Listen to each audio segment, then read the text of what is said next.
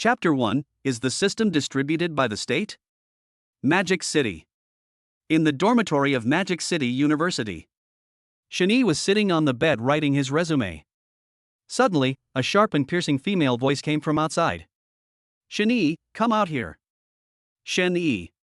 The woman held the horn and shouted at the top of her lungs, all her anxiety written on her face. Her name is Gu Yanan, and she is a senior student at Shanghai University. She came here today for her good sister. She didn't know Shani, she just heard the name of this scumbag from her best friend.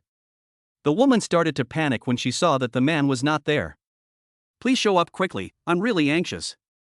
Xiao Chenfeng had just finished playing a game of King of Glory and was stretching his muscles when he heard someone outside calling Shani's name. Being close to the window, he was able to see downstairs from that angle. Brother E, there is a girl outside calling you, come over and take a look." As soon as these words were spoken, several people who were not involved in the incident immediately jumped off the bed. They wanted to see which girl was looking for Shani. After all, there are at least 99 girls who are related to Shani. Why does this person look familiar? Okay, brother, judging from the girl's attitude, she might have come all the way to pursue love. Brother E is a role model for our generation, a role model for our generation. Several roommates in Xinyi's dormitory complained and were filled with resentment. Why don't girls call them?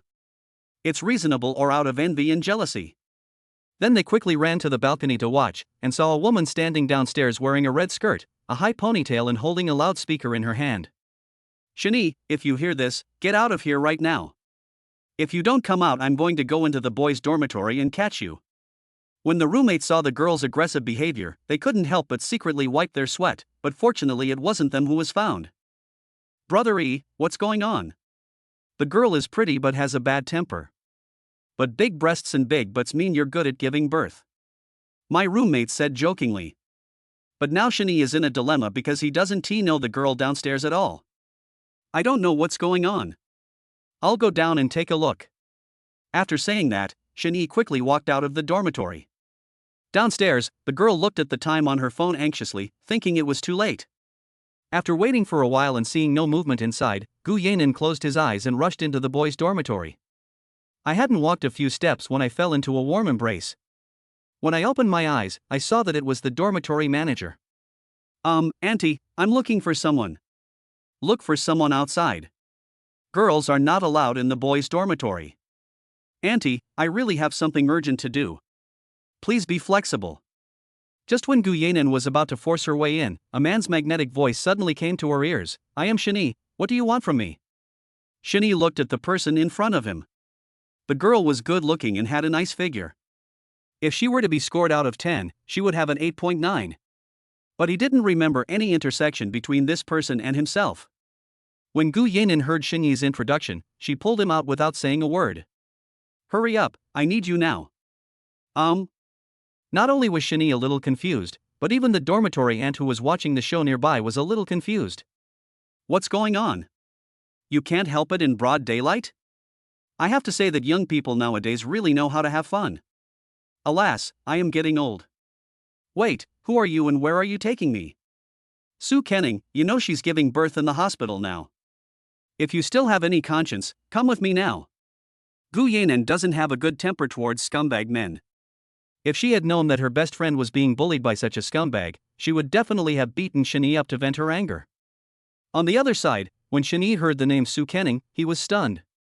Everyone in Shanghai University knows Su Kenning, because she is the most beautiful campus belle since the establishment of Shanghai University. She should be doing internship now. But he didn't remember any intersection between him and the other party, not to mention why the other party would look for him to give birth to a child. If she was going to look for someone, she should look for the child's father. Wait? The child's father? Could it be that I am the father? Time flies back to September. At that time, Xinyi's family had not yet gone bankrupt, and he was still living a life of luxury. He drank too much at the club party that night, and when he woke up the next day he found himself lying on a heart-shaped king-size bed in the hotel room. At the same time, there was a smear of dried plum blood on the white bed sheet. Now that I think about it, the person I spent the night with was actually Su Kenning? But this is not the point. The point is that Su Kenning is actually pregnant with his child? At the same time, a system prompt sound suddenly rang in Shinyi's mind. Ding! The system binding of the fertile and blessed dad is complete. Hint, please don't doubt it, Su Kening is pregnant with your child. Friendly reminder, it's quadruplets. At this moment, Shinyi's mind was confused. System? Quadruplets? I actually really like being a father? And just that one time, he hit 4 gold-eating beasts with one shot. With the awakening system and the joy of becoming a father, he didn't know whether to cry or laugh. If it was really his own child, he would definitely take full responsibility for it, but he was a little worried now. 5 months ago, he spent money without blinking an eye, and no one expected that his family would go bankrupt.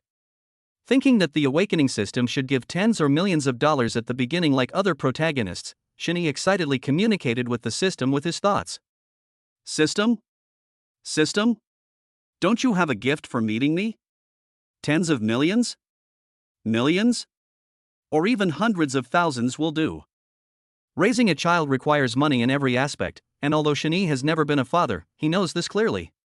The total amount of money he has now is less than 100 yuan. It is difficult for him to support himself with this little money, let alone support 4 money-eating beasts. No. However, the system will give rewards according to the host's performance. So please raise your baby well, pamper your wife, and have more babies. After listening to the introduction of the system, Shinyi couldn't help rolling his eyes. Wow, this nanny system relies on itself to achieve its performance. Having many children means more blessings. He even feels that this system is distributed by the state. After understanding the system, Shinyi couldn't help but ask, Su Kening, how is she now? The situation is not good. Hold on tight. I'm going to overtake. In order to bring Shinyi to the hospital as soon as possible, Gu Yanan made some operations and arrived at the destination in less than 15 minutes. Go in quickly, I'll find a place to park. Good. After saying that, Shinyi quickly ran to the operating room and decisively signed his name on the surgery notice. Nurse, I've signed it. How is she? Your wife, she's bleeding a little. As a husband, why didn't you come over earlier? Although the nurse had delivered so many babies, it was the first time she had seen such an unreliable husband, so she couldn't help but complain a few words. The situation in the operating room was very critical. Immediately afterwards, the nurse rolled her eyes and ran in with the surgery notice. Chapter 2 Caesarean section is good for future life. The waiting time outside the operating room was long. During this time, Gu Yanan parked the car and came to wait outside the operating room. Half an hour later, the red light in the operating room turned green and a system prompt sounded in Shinyi's mind. The system detects that the host's child is born, and a special reward of 4 million in child rearing funds is given. Host, please check. Funding for raising a child? 4 million? Looking at the many zeros displayed on the system panel, Shinyi counted and it was indeed 4 million. At the same time, a text message was received on the phone, 4 million funds have been received from your account 6,983, and the balance is 4 million and 3.85. Now that he has the funds to raise a child, Shinyi no longer has to worry about raising a child. Then the nurse came out of the operating room holding the babies, 1, 2, 3, 4. They are truly very rare quadruplets. Before Shinyi could say anything, the nurse smiled and said, Congratulations, you are pregnant with quadruplets. This is the first case of quadruplets in our hospital. Shinyi glanced at the baby in the nurse's arms. His skin was wrinkled and his little face was red. He was not as cute as the legends said. However, compared to the child, Shinyi wanted to know more about her. I'm happy for you. How's the kid's mother? Can I go in and see her? Sure, but the patient just gave birth and needs to rest. I'll take the babies for a checkup now. Well, thank you very much. Shinyi thanked him politely and walked towards the ward. During this period, Gu Yanan kept looking at Shinyi. She thought he would care about the child first, but she didn't expect him to care about the pregnant woman first. This made her look at him with admiration. Unconsciously, she seemed to dislike Shinyi less. In the ward, Su Kening lay weakly on the bed, her pale skin making her look even more cool and charming. Hearing the sound of the door being pushed open, she turned her head and asked, Nan, is he gone? Su Kening asked weakly, and that he was of course Shinyi, the child's father. Ever since her parents found out about her pregnancy, her relationship with her family has been bad. I came to the hospital to give birth today and wanted to ask my best friend to help me sign, but the hospital required the signature of the parents. In desperation, Su Kening told Gu Yanan who the father of the child was, and then the scene at the beginning happened. "Are you looking for me?" Shani stepped into the ward and spoke slowly, then he saw Su Kening lying on the hospital bed. She had messy hair and a thin figure, and although her face looked pale, she still looked as good as usual. Gu Yanan could see that the two had something to say, so he found an excuse to leave the ward. At that time, there were only Shani and Su Kening in the huge ward. The room was so quiet that one could hear their heartbeats. That. You go first? How about you speak first? At this time, the two of them had a tacit understanding. You speak first. Shani looked at Su Kening and said with a smile. Oh, thank you very much for coming to the hospital to sign today. As for giving birth to the child, it is my own decision and it has nothing to do with you. I can take care of the child by myself. Don't worry, we will never bother you in the future. Su Kening pursed her lips and said the words that she had already decided on. How come the child has nothing to do with me? I am the child's father. What if other children call them wild children when they grow up? Do you want to see our children being bullied by other kids?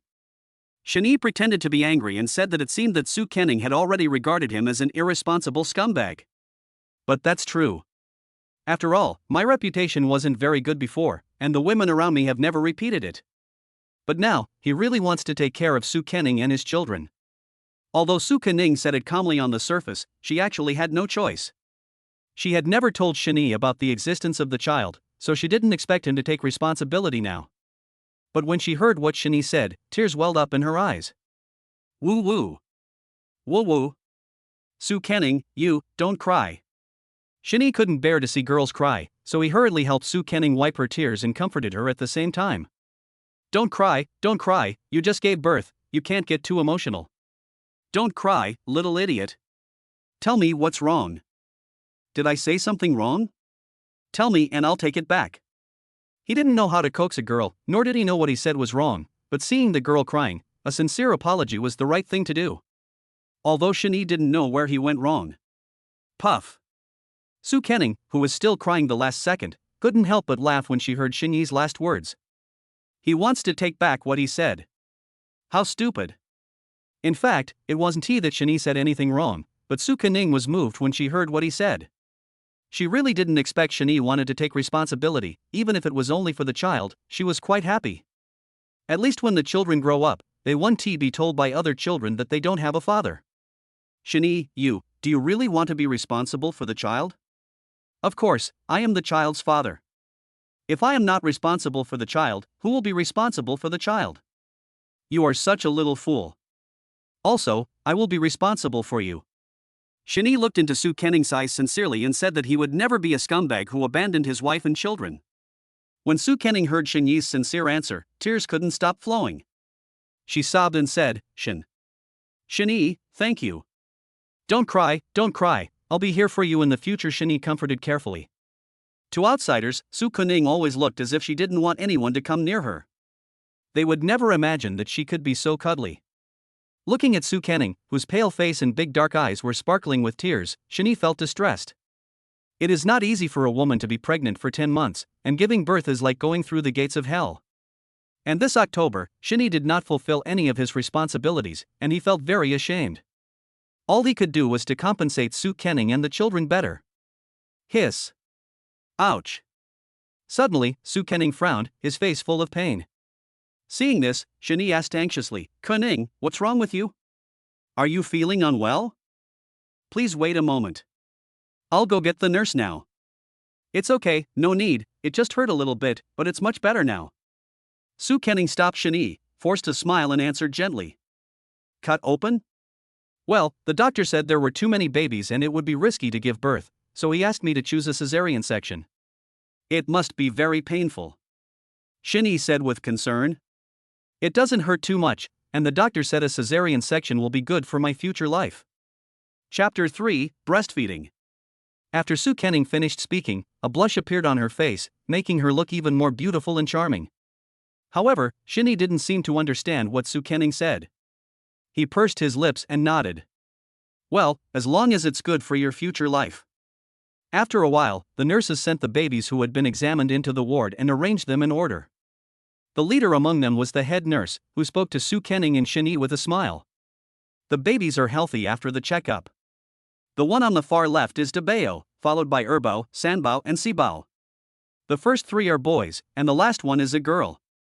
After the head nurse finished speaking, she couldn't help but look at Shinee next to her again, thinking to herself, "This guy is awesome, I wish my kid had half of his abilities.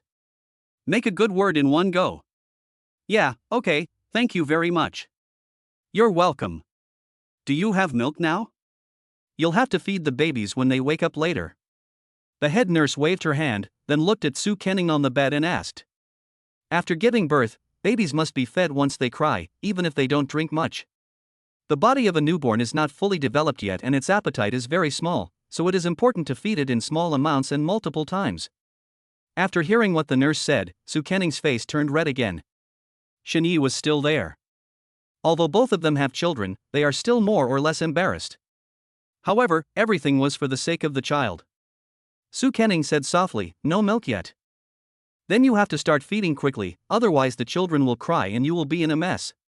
The head nurse was experienced in taking care of many newborn babies, so she immediately gave instructions to the two new wet nurses. What the head nurse said made sense, so Shinee asked politely, "Excuse me, how can I start breastfeeding?" It is most effective to stimulate milk secretion through sucking and massaging. Sucking the nipple can stimulate the hypothalamus to secrete higher levels of hormones, thereby promoting the secretion of prolactin, while massaging the breast can enhance the basal metabolism of the breast and keep the mammary ducts unobstructed, which will not block the transmission of milk and thus facilitate the rapid secretion of milk. "Oh, I see. Thank you very much." Upon hearing this, Shinee smiled awkwardly and thanked the head nurse. There was nothing to explain, so the nurses left. However, the two people in the ward felt a little uncomfortable. Especially when Su Kenning heard what the head nurse said about breastfeeding, she was so shy that she lowered her head. She didn't even dare to turn her head to look at Shinee. But when she looked up at the little guy next to her, the maternal love in her heart was completely aroused. What should I do if my child can't get milk in a while? At that time, Su Kenning was struggling internally. Should she ask Shinee for help or not? After struggling for a long time, she finally turned around and said to Shinee with a red face, "Well, just do as the nurse says. You help me to start breastfeeding. But don't think too much, I'm doing this for the children." She thought that she had given birth to a child for Shinee and had done everything she should do, so why was she still unable to let go of her face? After figuring this out, she felt much better. When Shinee looked at Su Kenning's expression, he knew that she had gone through a great struggle in her heart before agreeing. Then he answered happily, "Yeah, okay." In this way, the two new dad and mom began to get busy for the child's food. At the beginning, it's just a massage. If the massage works well, there is no need for sucking, and Su Kenning doesn't have to feel even more embarrassed. When Shinee's big hands touched such a soft place, Su Kenning was so embarrassed that water seemed to drip out of her eyes. It must be said that the school beauty Su Kenning has gained weight where it should, and has gained just a little bit where it shouldn't, so much so that Shinee can't even hold it with his hands. Of course, at this time he didn't have any crazy thoughts. He was only focused on providing food for his son and daughter. Finally, after his disdainful efforts, Su Kenning finally had milk. However, he seemed to have used too much force, and the water soaked Su Kenning's hospital gown. Then, Shinee quickly picked up the toilet paper and helped Su Kenning wipe it. As luck would have it, the door of the ward was suddenly pushed open, and then Gu Yanen's voice was heard. "Ningning, guess what delicious food I brought you?" Gu Yanen said with a smile and then saw Shinee's hand placed on Su Kenning's chest. The actions of both of them looked very ambiguous. She was stunned for a moment when she saw this, then quickly turned around and said embarrassedly, "Sorry, I didn't mean to do that." "Then you guys continue, I'll be out for a while." "No, Yanen, don't misunderstand. My clothes are wet and Shinee was just helping me wipe them. Don't think too much about it."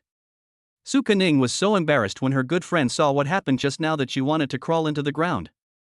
However, in order to avoid Gu Yanen's misunderstanding, she hurriedly explained. Of course, she didn't dare to tell Shinee about his lactation, as the misunderstanding would only get worse if she did. But in Gu Yanen's view, Su Kenning's explanation was just a cover-up, and the cover-up was the fact. She is an adult, she understands. Knowing that her best friend was shy, she immediately said with a smile, "Oh, I know, I didn't think much about it." At the same time, the sound of the system's machinery rang in Shinyee's mind. Ding! The nursing dad system has detected that the host has successfully started breastfeeding the baby's mother, and a special reward is the Mother and Baby Encyclopedia. Host, please pamper your wife and raise your baby well. As soon as the system finished speaking, a large amount of maternal and child knowledge flooded into Shinyi's mind. Without exaggerating, he is now more professional than senior maternity and infant care nurses. Shinyi was very satisfied with the random reward from the system. After all, this was a skill that could not be bought with money. Now, Shinyi couldn't help but give a thumbs up to the system. Wow wow. Wow wow. Before Shinyi could react, Dabeo on the bed started crying. It wasn't enough for one baby to cry alone. The second baby next to him was also woken up by the crying of the eldest baby and started crying too. Seeing this, new mother Su Kenning was a little flustered. She read a lot of knowledge about mothers and babies before giving birth, but now that she's about to start, she's confused and doesn't know where to start. At this moment, Shinyi supported Dabeo's neck with one hand and his hips with the other hand, picked up the baby with both hands, and let the baby's head rest on the crook of his arm. Be good, Dabeo, don't cry. After shaking him a few times, Dabeo stopped crying. The little guy stuck out his tongue and twisted his body. Then, Shinyi placed Dabeo on Su Kenning's chest. Ning Ning, you feed the baby. Oh oh. Su Kenning was stunned for a moment, then lifted up her clothes and put the rations into Dabeo's mouth. P.S. If you like this book, please add it to your bookshelf to support it. Chapter 4. Dabeo is not picky, anyone's embrace is fine. In her hurry, she even forgot that Shinyi was watching beside her, but she had no time to think about it now. Now that Dabeo stopped crying, Shinyi immediately held her bow in his arms. Gu Yanan, who didn't even have a boyfriend, just watched the two of them busying around. However, when she saw Shinyi hold the second baby in his arms and coax him a few times, the little guy miraculously stopped crying. This is amazing. Shinyi, you are so amazing. The baby is so well behaved in your arms. By the way, how did you hug me just now? You looked so skilled and relaxed. Gu Yanan blinked her big eyes and looked at Shinyi. She had to say that this man made her look at him with new eyes. If he was nice to his best friend Su Kenning and the children, she wouldn't teach him a lesson. Oh, I forgot to mention that she won the Magic City Taekwondo Championship. When Su Kenning heard Gu Yanan's question, she turned her head and secretly looked at Shinyi. To be honest, she was also quite curious. Shinyi looked more professional than her. I just checked outside the operating room, and I'm using it right now. Shinyi explained with a smile on his face. He couldn't say that he had just been rewarded with a maternal and child encyclopedia by the system. Fortunately, his explanation was convincing and both of them believed it. After feeding the eldest baby, I fed the second baby. The two little ones were so quiet that their younger sister was still sleeping soundly. After Dabeo finished feeding, he swayed from side to side, but the little guy didn't fall asleep immediately. Seeing the baby in Shinyi's arms so quiet and soft, Gu Yanan also wanted to hug him. After all, she was the child's godmother. Then, she poked Shinyi with her finger and said with a smile, Shinyi, can I hold Dabeo? Yes, of course. Shinyi could tell that Gu Yanan was Su Kenning's good friend, so he spoke enthusiastically. Then he taught her the correct way to hold the baby. Just as Gu Yanan carefully took Dabeo into her arms, she was extremely nervous, fearing that the little one would suddenly start crying. Fortunately, Dabeo is not picky and can be held in anyone's arms. Holding Dabeo, Gu Yanan dared not move, her body was stiff. Shinyi said in a low voice, you can walk slowly, swing as you walk, and then gently pat the little guy's butt. This way, the little one will fall asleep soon. Oh, I'll give it a try. Gu Yanan nodded. She was the only child in the family and had no brothers or sisters. If Shinyi hadn't taught her, she wouldn't know these secrets of coaxing a child. Later, after listening to Shinyi's advice, Dabeo soon fell asleep while being rocked by his godmother. Dabeo's breathing was steady, and he lay motionless in Gu Yanan's arms, looking very comfortable. She whispered to Su Kenning and Shinyi, is Dabeo asleep? Yeah, I fell asleep. I didn't expect you, Nan, to have a talent for coaxing children. Su Kenning said this with a smile, but this was undoubtedly like rubbing salt into her wounds. Her best friend has already given birth to a child, but she is still alone and has never even held a boy's hand since she was a child. Oh, so sad. God, please give me a man. The babies had already fallen asleep, and Gu Yanan only then remembered the lunch he had brought for Su Kenning. She quickly brought the packed food over, and then said with a smile, Ningning, guess what delicious food I brought you? What? You wanted to eat mauchwang some time ago, didn't you? I bought it for you. It's still hot. Come and eat it. Gu Yanan stayed by Su Kenning's side in the morning. She had not eaten before giving birth and was already hungry. It has to be said that Gu Yanan's performance as a best friend is impeccable, and their friendship is very strong, unlike those fake sisters out there. After her best friend asked, Su Kenning's stomach growled a few times. Now that Shani was still here, she covered her belly embarrassedly, trying to make her voice lower so that he couldn't hear it. Of course, my bestie is not an outsider, so if she heard it, she heard it. Before giving birth, Su Kenning wanted to eat some spicy food, but she had been enduring it for the sake of her child. Now she has finally endured it. Just as she put her chopsticks into the Mauchwang lunchbox, Shin Yi quickly took the box away. Ningning, you can't eat these. Shin Yi's tone was very gentle, making people want to continue listening. When Su Kenning realized that Shin Yi had changed his way of addressing her, her heart started beating like a thumping thump. Unconsciously, her heart was moved. Ah? Why? Su Kenning blinked her innocent big eyes and looked at Shin Yi, but her eyes were full of panic. All that filled her mind was the image of him calling her Ningning. You just gave birth, so you shouldn't eat these greasy and spicy foods. They're not good for your stomach. Besides, you had a cesarean section and haven't passed gas yet, so you can't eat now. Oh, okay. Su Kenning pursed her lips and nodded, while Gu Yanan looked at her best friend apologetically. Ningning, I didn't know you couldn't eat these after giving birth. I'm sorry. Since you can't eat it, I'm the only one who can enjoy it. You are so pitiful. You can only watch me eat. A second ago, Su Kenning was still thinking about comforting her best friend after hearing this, but when she heard the last two sentences, she rolled her eyes in annoyance. It turned out that best friends deserved a beating when they were not serious. Then, Gu Yanan started to eat in front of her bestie, and she ate so comfortably. At the same time, the sound of the system's machinery rang in Shin Yi's mind. Ding! The fertile and blessed daddy system detected that the baby's mother was envious and jealous, and rewarded the host with master-level cooking skills. Host, please use your skills well and pamper your wife and baby. As soon as the system finished speaking, many cooking skills flooded into Shin Yi's mind. He felt that his hands were as skilled as if they had been cooking for years. However, before preparing postpartum meals for Su Kenning, Shin Yi had to help her expel gas first. Ningning, try to turn over more often in bed. Don't lie still in the same position all the time. This will prevent your intestines from moving. Otherwise, the gas won't be discharged and you'll feel uncomfortable while eating. Oh, I see. I can do it myself. Su Kenning said firmly that she felt she could do it and didn't want to trouble Shin Yi. So she slowly turned over and moved slowly. Although the wound was a little painful, she could bear it. Puff. Puff. Then, the sound of exhaust filled the room, and even some noise could be heard in the corridor. Su Kenning felt a little embarrassed seeing this. Gu Yanan heard that it was okay, but she didn't want Shin Yi to hear it. It was over. In less than half a day, her image was shattered in front of Shin Yi. Chapter 5, Preparing Postpartum Meals for the Mother. Embarrassed, Su Kenning drove Shin Yi out of the ward and said, I can handle the exhaust myself. You still have your own things to do, right? Go do them first. Bye, see you later. Su Kenning blushed and waved her hands. She must not let anyone else see her embarrassing look except her best friends and family. After all, she still had the goddess filter. As soon as Shin Yi closed the door of the ward, he heard a strong and powerful exhaust sound in the room, which was a series of sounds. He also understood that Su Kenning felt a little embarrassed because of him.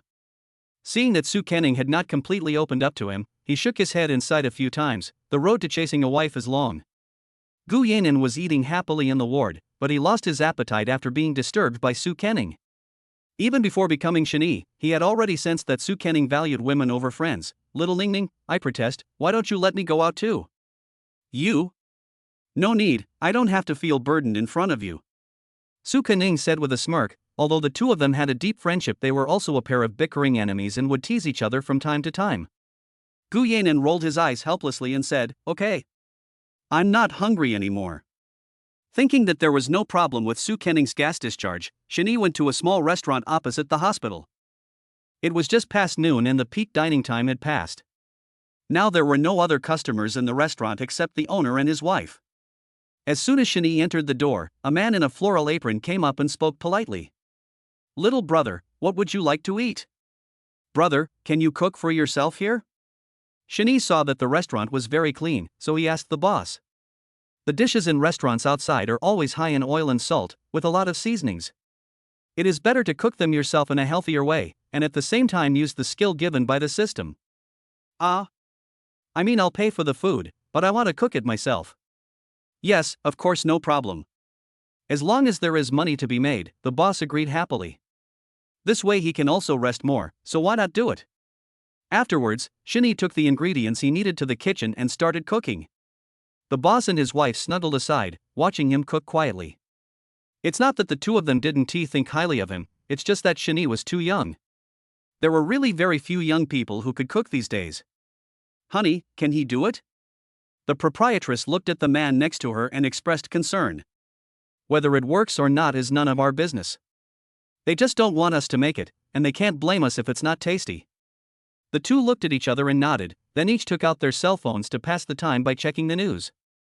After giving birth, the mother should eat light and easy to digest food, and it is best to supplement nutrition.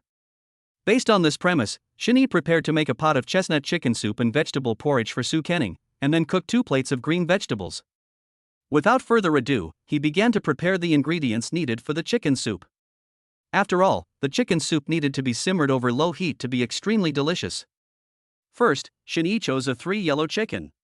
He cleaned the chicken, blanched it in boiling water, split it in half from the spine, chopped off the claws and wing tips, and used the back of a knife to break the chicken's neck bones, leg bones, wing bones, and spine bones, and then cut it into pieces. Then blanch them in boiling water for 5 minutes, remove the blood and set aside. Then boil the chestnuts in boiling water for 5 minutes, remove the shells and coating and set aside. Then add clean water to the pot, put the chicken pieces, chestnut kernels, scallion segments, ginger slices and cooking wine into the pot, simmer on low heat for 40 minutes, then add salt to taste. Shani did all this without any delay. After preparing the chicken soup, he immediately prepared other things. 20 minutes later, the aroma of the chicken soup spread, wafting throughout the entire restaurant. The proprietress sniffed and patted her man's shoulder. "Honey, do you smell a very nice fragrance? It seems to be coming from our kitchen." "Sniff, it seems so. What smells so good?" The two stood up and walked towards the kitchen, and then saw Shani busy at work. The boss usually cooks, and serving food and entertaining guests is the boss's wife's job. At this moment, the boss walked to Shani in confusion. "Little brother, what are you stewing? It smells so good." "Chicken soup with chestnuts." Shani poured the vegetables into the wok while answering the boss's questions. "I said it smelled different from ordinary chicken soup, it turns out that chestnuts were added." "How did you do this? Can you tell me?" The boss asked politely with a smile, and he couldn't help swallowing his saliva at the aroma of the chicken soup. But after all, it was made by someone else, so he was embarrassed to ask to taste it, so he asked about the recipe. Chestnut chicken soup was not a precious secret recipe, so he explained the recipe to the boss from beginning to end. Soon, 40 minutes were up and Shani packed all the chicken soup and chicken into a takeaway box. Also packed together were 2 plates of stir-fried dishes and a bowl of vegetable porridge. "Boss, how much?" "Including the takeout box, the total is $105. So, you just need to give $100. After learning someone else's recipe, one had to give some credit, so the boss removed the remaining portion. Shani smiled and nodded when he heard that. The boss is still a very particular person. After paying the money, he quickly walked towards the hospital ward. After Shani left, the lady boss next to him urged, "Husband, you also make me some chestnut chicken soup." When I smelled that fragrance, my mouth was watering. It was so fragrant. "Okay, I'll do it right away." In the ward, Su Kenning has been a little absent-minded since Shani left. She was a little worried that he would not come back. Gu Yanan, who was standing by, saw her best friend was in a daze, just like she was thinking about love, so she jokingly asked, "What's wrong? You thought about it right after your husband left?" "No." Su Kenning said stubbornly, but after realizing what her best friend said, her face was so shy that water could drip out of it. Nan, you are talking nonsense again, she is not my husband." TSK little Ning Ning, I don't know other people as well as I do you. Your heart has already flown to him. Besides, he's the father of your child. If you don't marry him, who else can you marry? Gu Yanin smacked her lips and said this. As an outsider, she could see clearly that her best friend was about to be kidnapped. Nan, if you keep talking nonsense, I will ignore you. Having her little thoughts exposed, Su Kuning puffed up her face and refused to admit it, and even turned over and turned away. She wasn't really angry, but she was afraid that her best friend would notice something. Lying on her side, Su Kuning shyly touched her hot cheek and murmured, "Is it really that obvious? But, is Xin-Yi willing?" At this moment, there were two little people in her mind. One little angel said yes and the other little devil said no, and they had already started to take action. At this moment, the door of the ward was pushed open. Chapter 6. No divorce, only widowhood. When Su Kenning heard the noise, she sat up suddenly. She wanted to see if the person who came in was the one she was thinking about. Perhaps because she moved too vigorously and stretched the cesarean section wound, her eyebrows were frowned and her face was full of pain. Hiss. Ning, what's wrong with you? Should I go see a doctor now? As soon as he entered the door, Xin-Yi saw the scene, then hurriedly put down the lunchbox in his hand and asked Su Kenning. Seeing this, Gu Yanin hurried forward to see what was going on, and then saw the two of them being intimate, and the air was filled with the sour smell of love. Well, her best friend doesn't need her as a light bulb now. Ning, I'll go get you some water. After saying that, Gu Yanin took the kettle and left. She felt relieved to have Xin-Yi taking care of Su Kenning. Seeing that Xin-Yi cared about her, Su Kenning felt a little proud, then she forced a smile and said, "No, I just touched the wound, just bear with it for a while." "Hey, what's on the table?" In order not to make Xin-Yi worry, she changed the subject. She didn't want Xin-Yi to take care of her out of pity. Xin-Yi saw that Su Kenning's expression had relaxed a lot and his worries were lessened. He then opened the package and the fragrance inside hit him in an instant. Su Kenning's quiet stomach also began to growl.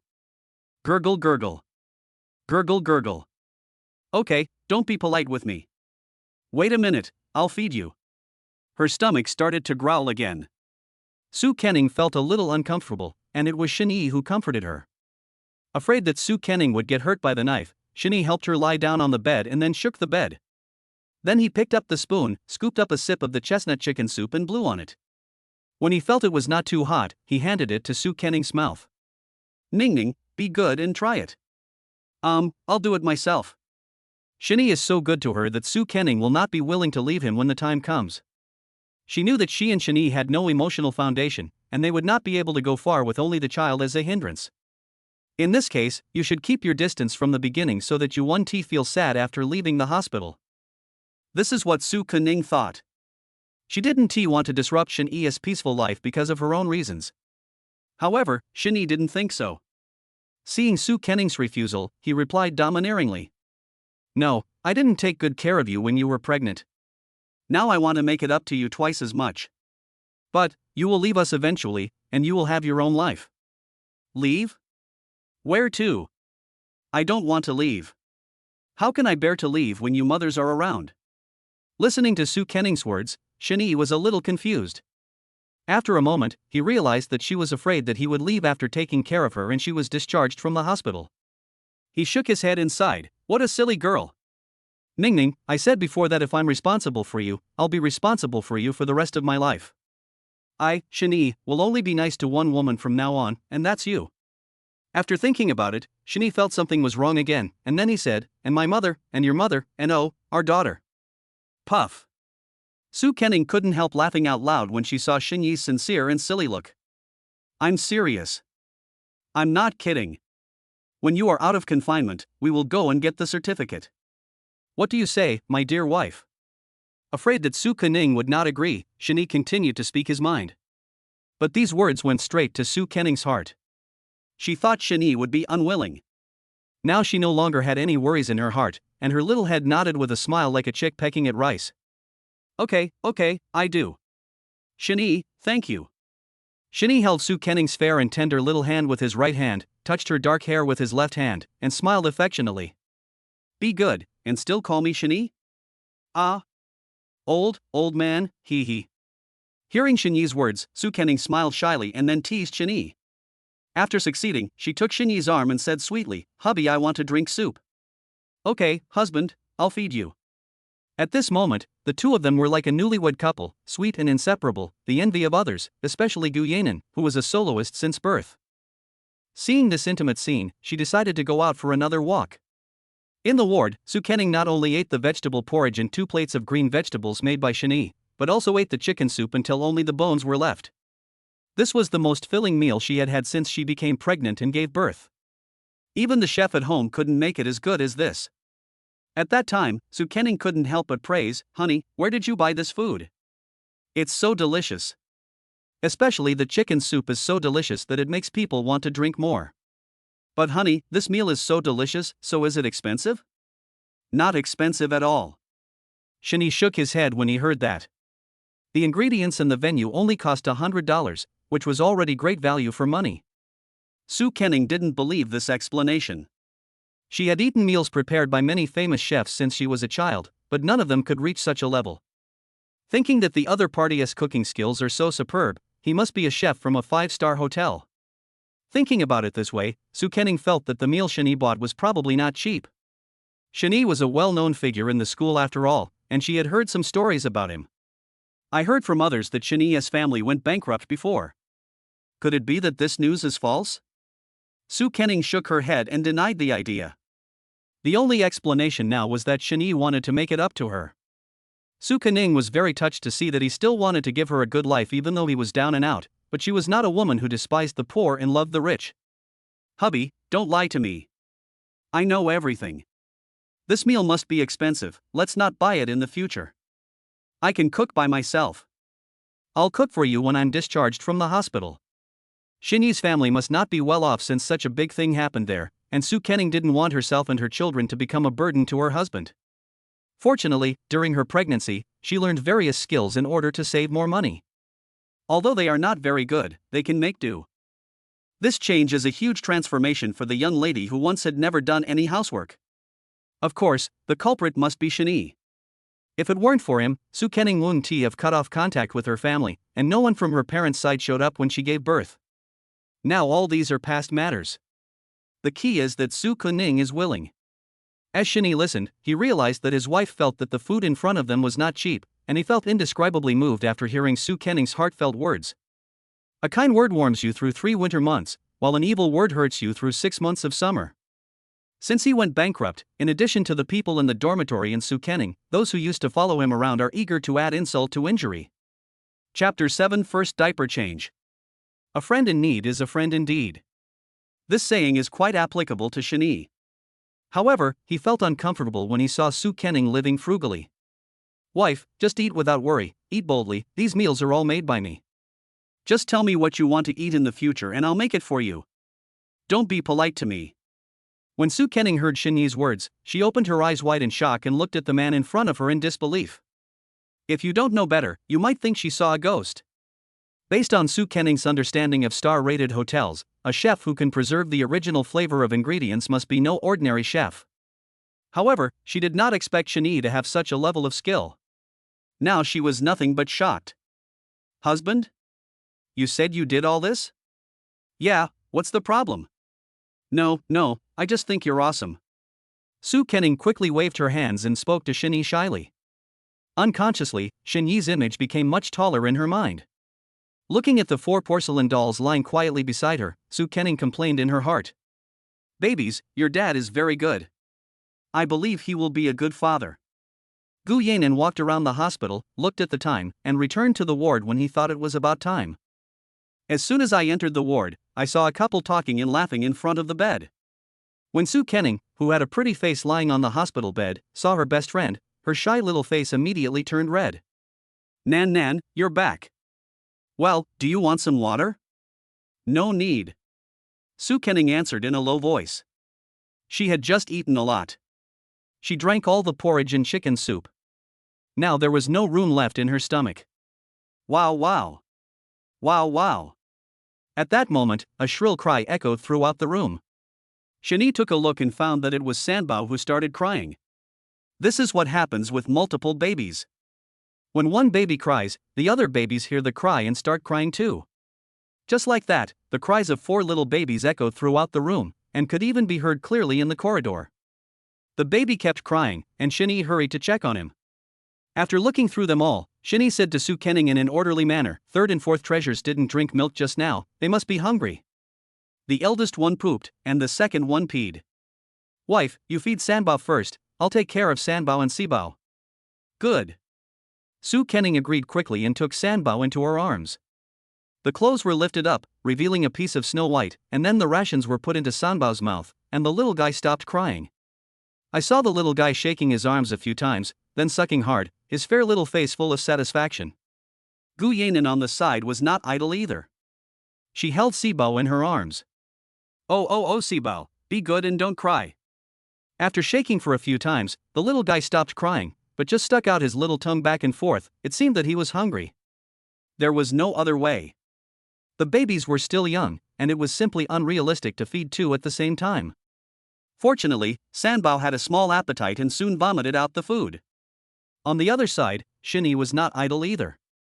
He took out 2 diapers from under the bed. Then placed the half with the waist sticker under the baby's dirty diaper, keeping the top of the new diaper at the baby's waist.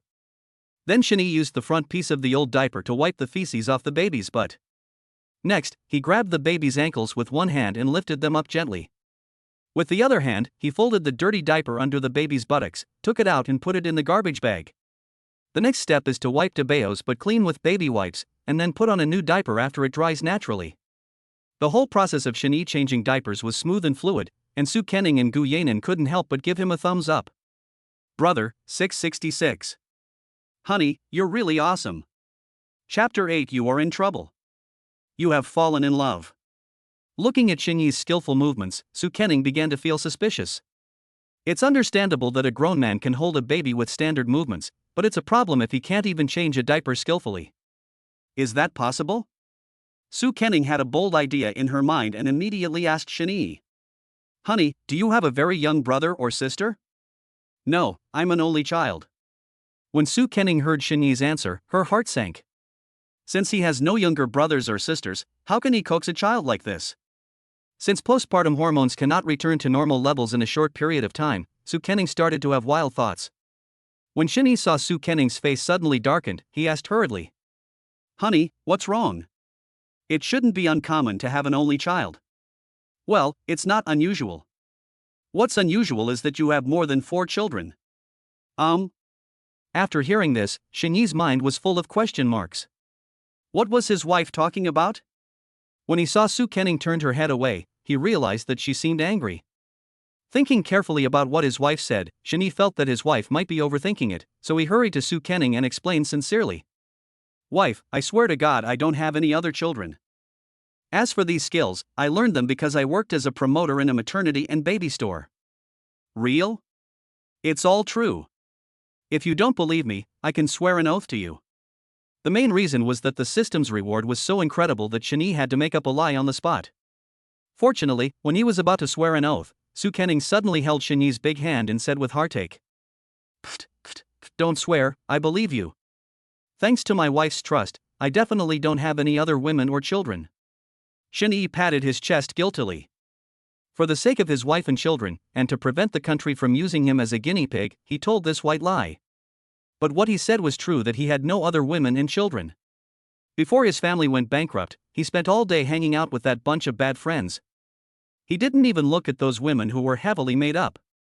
At the same time, a mechanical prompt sounded in Shinyi's mind.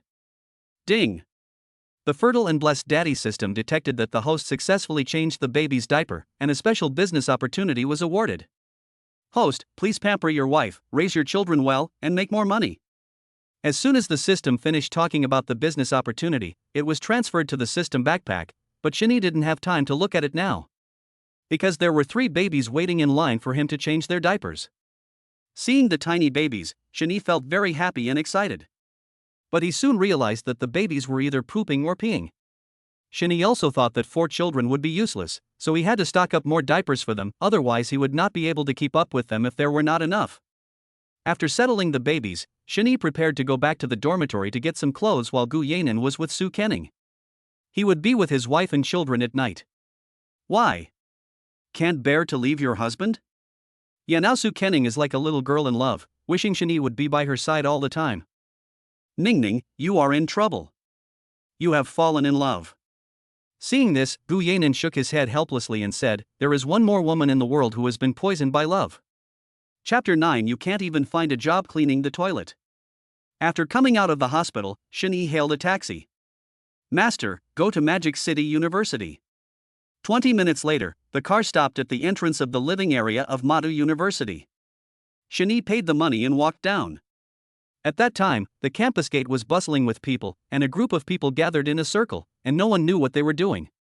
He was not interested and just wanted to return to the hospital as soon as possible to be with his wife and children. Just as he walked into the school gate, the man in the crowd noticed him.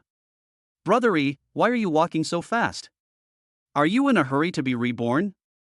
The man called out Shani loudly, then came out of the crowd. He came to Shani with his shiny slicked back hair and a heavily made up woman on his arm. Hearing the voice of the person coming, Shani snorted coldly. He was very familiar with this voice. It was Chen Jiahao, the little follower who followed behind him. What? Something wrong? Shani replied unhappily. I'm about to start my internship, so I'll do it for the sake of our brotherhood. I asked my dad to find you a job cleaning toilets in my company. 8,000 a month, food and lodging included. How about that, brother? I'm not bad to you, am I? Chen Jiahao looked at Shani and spoke sarcastically, and even the woman next to him followed suit. The key point is that Shani knows this woman. She is the class beauty and a typical gold digger. At the beginning, she chased Shani, but he ignored her. Since she didn't get the upper hand in the first place, she is now taking advantage of the situation. Shani, Brother Hao's company is worth 200 million. I asked you to clean the toilet, so you can be happy. If it weren't for our past friendship, Brother Hao wouldn't have given you this opportunity. You must thank Brother Hao very much. After that, the woman looked at Shani with contempt, then smiled and took Chen Jiahao's arm and said, Brother Hao is still loyal. It is my blessing to follow you. In order to get a long-term meal ticket, the woman tried her best to please Chen Jiahao, and of course he fell for it. Among them were students who were watching the fun and enjoying the show, and they were talking in low voices on the side. Didn't Chen Jiahao used to hang out with Shani? Now that he's bankrupt, he's asking him to clean toilets? This is too much. Money is such a bastard. When you have money, everyone will surround you. When you don't have money, they want to drown you with just a mouthful of spit. Some people couldn't stand it, while others were eager to lick Chen Jiahao's laurels.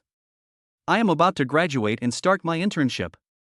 Chen Jiahao's company is considered mid-level in Shanghai. As a fresh graduate, there is still a lot of room for advancement if I can join a larger company. If you can make Chen Jiahao happy, and he arranges you to be a department manager, wouldn't that be a great honor? Seeing Chen Jiahao's sarcasm toward Shani, some lackeys said in a flattering manner. Shani, Master Chen has already spoken, why don't you thank him quickly? If you don't want this position, there are people waiting in line, right? You are no longer the rich young man who spent money lavishly. You need to face reality. If you follow Master Chen, maybe Master Chen will give you a raise of a few hundred if he's happy. Cleaning toilets makes 8,000 yuan a month, and you can't even find that with a lantern. Shani sneered at the flatterers in front of him. These people used to follow him around. It's really about playing with whoever has money. Not wanting to waste time talking to everyone, he grinned and said, I'll give you this opportunity, cherish it. After saying that, Shani waved his hand and left triumphantly. Shani is open-minded. If a dog bites you, you can't bite the dog back. Chapter 10, Divine Roommate. Chen Jiahao looked at Xin Yi's receding back and said with contempt, What a thing, you are so arrogant even though your family is bankrupt. Brother Hao, don't be angry. He doesn't have that blessing at all. You treat him as a brother but he doesn't appreciate it at all. Seeing this, the woman tenderly caressed Chen Jiahao's chest, leaned on him and talked to him. After all, this is a long-term meal ticket, and she can say whatever people like to hear.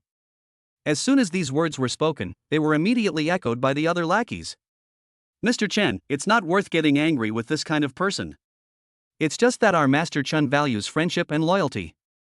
If it were someone else, they would have stayed away from him long ago. Yes, Mr. Chen, take a look at your father's company and see if there are any positions we are capable of doing. We want to follow you. The men agreed and looked at Chen Jiahao flatteringly and asked with a smile. These people are really good at stepping on others to get a job. No problem. My dad's company is short of people and I'm the general manager now. So, you guys can report directly tomorrow. Chen Jiahao just likes to see others flatter him, he really enjoys this feeling. 2 days ago, his father read out his personnel appointment in front of the company's senior management. Now he is the second in command of the company, so it is not difficult for him to recruit a few people into the company. So he waved his hand and recruited several people into the company. When a few fence sitters heard Chen Jiao's answer, they were so happy that they couldn't stop smiling and wanted to go up to him and kiss him twice. Really? Brother Chen, don't worry, we will do our best. In the future, you will have a good time with Brother Chen. If Shinyi doesn't follow you, let him regret it. Then Mr. Chen, we will report to the company tomorrow.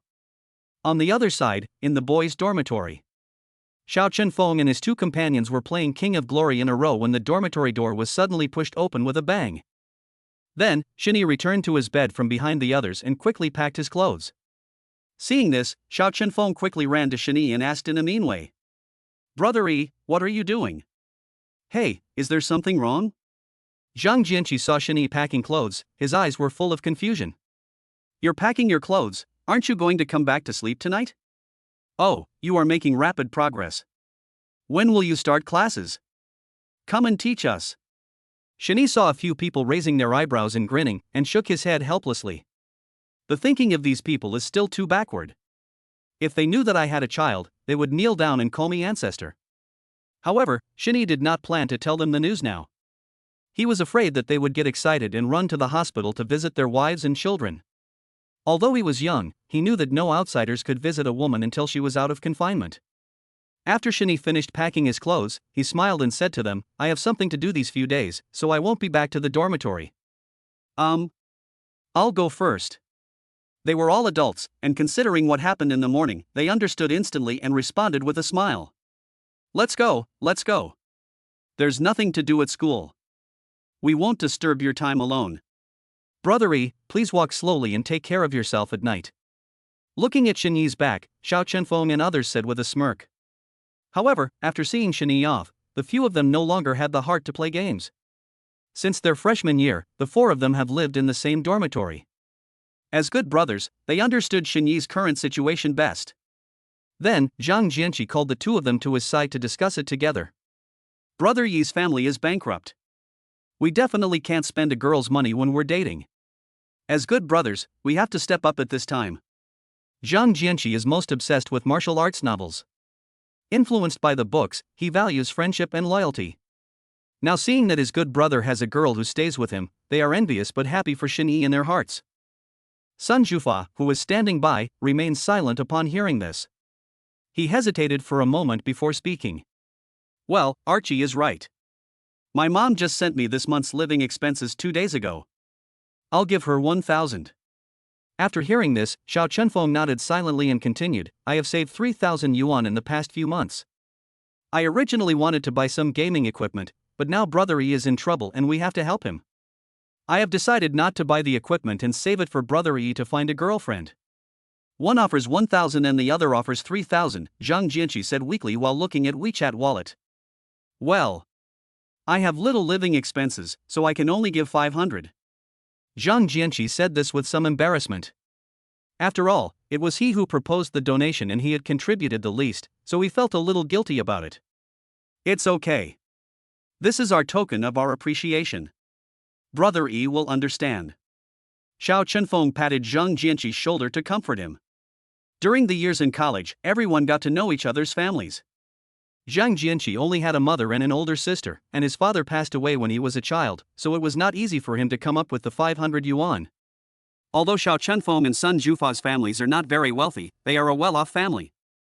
Their family gives them as much living expenses as possible, for fear that they will not be willing to spend money while their children are studying outside. Finally, the few people gave all the money to Xiao Chenfeng, who then sent it to Shinyi. At the same time, the cell phone in Shinyi's pocket buzzed. Chapter 11, Heaven-Defying Formula. At the same time, the cell phone in Shinyi's pocket buzzed. He thought it was a message from his beautiful wife Su Kenning, but when he opened it, he found out it was a red envelope transferred from his roommate. There was also a sentence added below, Brother Yi, we know you are a little short of money right now, so please take this money and don't think it is too little. If you have any problems, just tell us and the dads will definitely help you. I felt warm at the beginning, but my emotions instantly collapsed at the end. Why do these guys always want to be someone else's father? Shani appreciated his roommate's kindness, but his hands were also honest. After receiving the red envelope, he replied with a smile, "Thank you, sons, for your filial piety. Daddy appreciates it."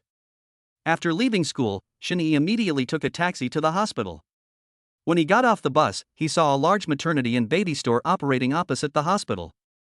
Remembering the scent of milk on Soo Kenning's confinement clothes when she started breastfeeding in the morning, he walked in without hesitation.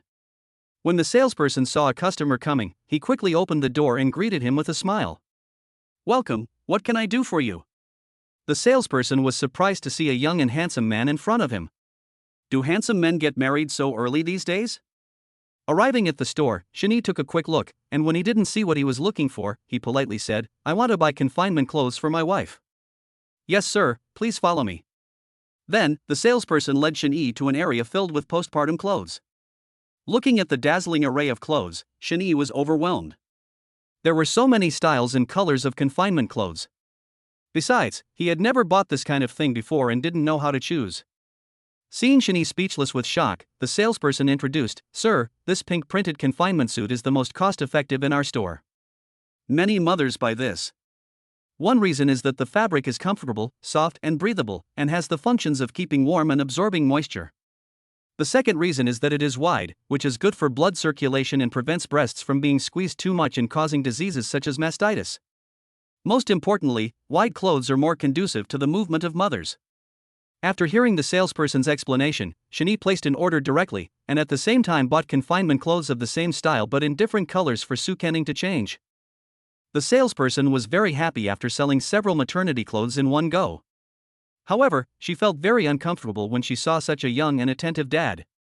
Why are all the good husbands from other people's families? After paying the bill, a mechanical voice sounded in Shani's head. Ding!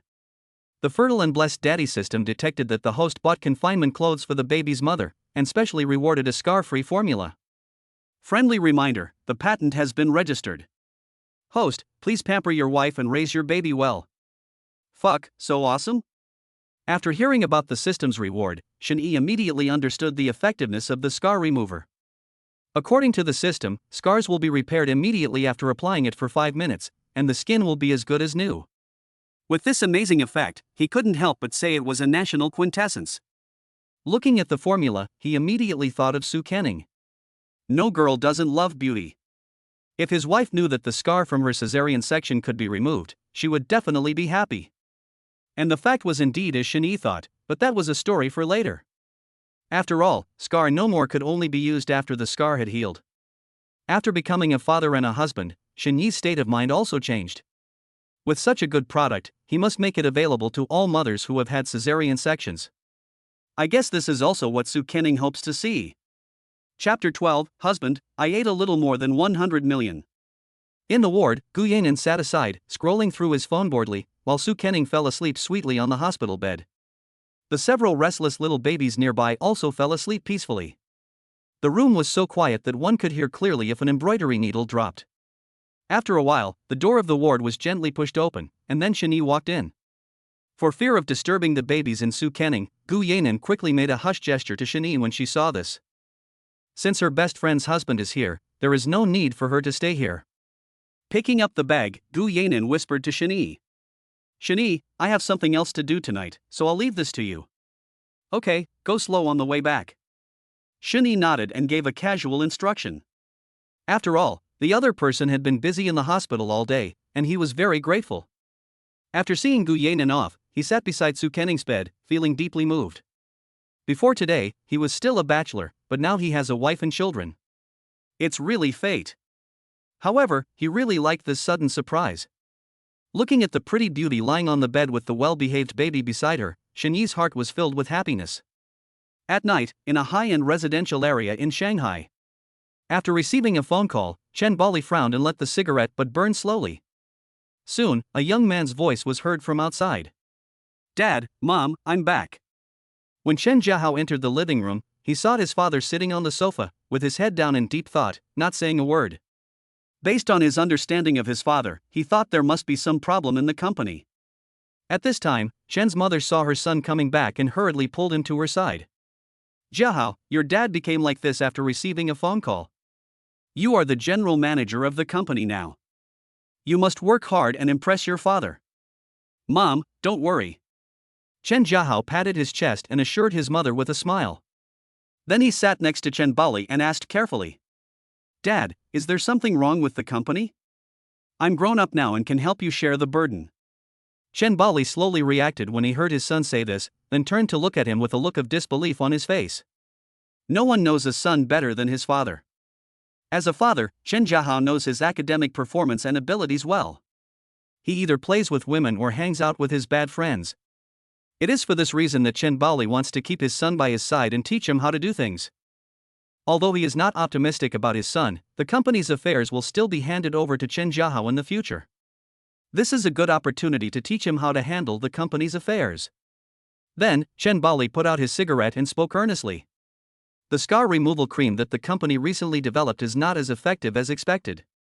Plus, customers have been complaining about redness and swelling, and even skin ulcers, with the old scar removal cream. If we can't develop better products, we will definitely be eliminated by the market. Chen Jiahao was also embarrassed when he heard this. He didn't expect that the company would be in such a big crisis. After all, in the skincare products market, whoever has the best products and the best effects is the king. At that moment, the scene of Xinyi's family going bankrupt flashed through his mind. When he thought about the people who surrounded him every day now taking advantage of his misfortune, Chen Jiahao couldn't help but shudder. If he had the same fate, he wouldn't want to live anymore.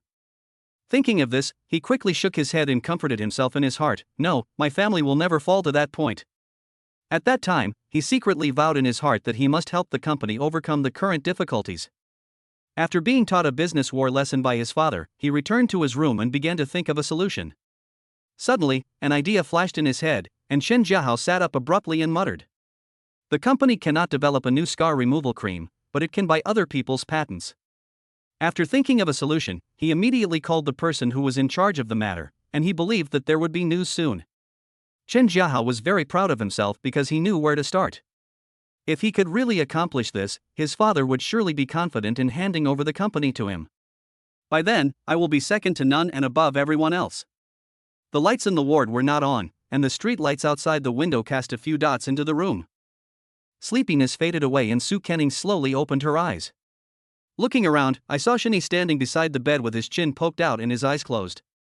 The smooth and fair face revealed a sharp and cold look, the dark and deep eyes shone with a charming luster, and the thick eyebrows and straight nose seemed to be carefully carved by God. Looking at the man in front of her, Su Kenning couldn't help but want to touch him. Just as my hand was about to touch that handsome face, his big black eyes suddenly blinked. Wife, you're awake. If you want something, I'll get it for you. Xinyi Kenning blushed when she heard that and shook her head shyly. She was feeling very nervous. Phew, that was close. Fortunately, we were not discovered. While their mother was asleep, Xinyi prepared dinner. After a while, he brought the meal he had cooked to Su Kenning. I made these dishes myself. Come and try them to see if they suit your taste. Xinyi smiled brightly, then opened all the takeaway boxes, and the fragrance immediately gushed out. When Su Kenning saw it, she greedily inhaled a few breaths of the aroma, then nodded her little head unwillingly, and couldn't help but exclaim in admiration. Wow, it smells so good, husband. You did all this, you are really amazing. The free compliments came one after another, and from now on, Su Kenning would have a good time. Eat slowly, little greedy cat, don't choke. Looking at Su Kenning eating the food with big mouthfuls, Xinyi spoke lovingly. But no one would have expected that the cool goddess in the eyes of outsiders was actually a foodie. Is it really true that the saying goes you can do anything, but eating is the most important thing? Soon, the rice and vegetables in the lunchbox were all gone, and in the end there was not even any soup left. After eating and drinking, Su Kenning put the bowl on the table contentedly, then looked at Xinyi somewhat embarrassedly. Hey, sorry to bother my husband. I ate a little too much. It's okay, not much, not even 100 million. Touching Su Kenning's little head, Xinyi said with a smile. Before cooking, he was afraid that his wife would not be full, so he made some extra food. It turns out that his worries were not unfounded. Now it seems that his wife is really generous. She just wants other girls to know that her wife can eat a lot without gaining weight. I wonder how many women will be envious of her. Chapter 13, 300 Rounds of Battle. Su Kenning had just put down her bowl and chopsticks when the babies nearby woke up after smelling the last scent. It seemed that they knew their mother had eaten her fill and had food, so they all howled at the top of their lungs. At first, only the third and fourth babies were crying, but in the end, the crying was so loud that it woke up the eldest and second babies as well. Wow wow. Woo woo. The four babies woke up at the same time, which made the young couple very worried. Husband, what should we do? The babies woke up at the same time, who should we take care of first? Looking at the crying babies, Su Kening felt both distressed and helpless. I feel distressed because the babies are crying so hard, and I feel helpless because I don't know where to start. Fortunately, Shin Yi reacted quickly. He quickly lifted up the babies' buttocks one by one and took a look. The eldest baby had a poop, the third baby had a pee, so only the second and fourth babies were left. Looking at the two little babies, Shin Yi held the four babies in Su Kening's arms without hesitation and said with a smile, "Wife, you feed my daughter her rations first, and I'll take care of the rest." The fourth baby is whiter than the other babies, and you can tell it at a glance. The most important thing is that Sibo is a girl and looks like Su Kening, which will surely make Shin Yi favor her even more. Yeah, okay. Su Kening nodded when she heard that, and then took Sibo into her arms. Looking at Shin Yi's busy figure, her heart was filled with happiness. After the fourth baby had a home, Shin Yi quickly patted the second baby's butt and said softly, "Second baby, be good. Your sister cries louder. Can you let your sister eat the food first? Our second child is the best. The fourth child must like the second brother the most." After hearing these words, the baby on the bed sobbed a few times and then stopped crying. The little guy blew bubbles obediently and looked at Shin Yi while shaking his little hands. It seemed that he was very happy after hearing what his father said. Seeing that his goal had been achieved, Shin Yi contentedly changed the baby's diapers first. On the other side, Su Kening couldn't help but chuckle when she saw Erbo being sold by Shin Yi and still counting money for him. "Hubby, you've been deceiving our son since he was young. Be careful, I'll report you when he grows up." No, if my son knew about this, he would definitely remove my oxygen tube when I get old." Upon hearing this, Shin Yi quickly waved his hand and spoke jokingly. I see. If you don't want me to tell my son, then it depends on your performance." Okay. There was no other way. Shin Yi had no choice but to obey his wife's threat. After changing the diaper, he sneaked up to her when Su Kening wasn't paying attention and gently bit her lips. Anyway, he understood that this was the kind of performance his wife wanted. After this bite, Su Kening stood there in a daze like a terracotta warrior. After a moment, a blush appeared on her pretty face, redder than a monkey's butt. You, why didn't you tell me in advance so that I could?" Su Kening covered her mouth in panic and spoke shyly, her mind beating loudly. If Shin Yi had told her in advance, it would be hard to tell who would bite whom. And the kiss just now was like a dragonfly touching the water, gone in an instant, so she didn't get to savor the taste of her first kiss. Yes, in all her life, except for that drunken sex incident, Su Kening has never truly experienced kissing. I can only say it's a pity.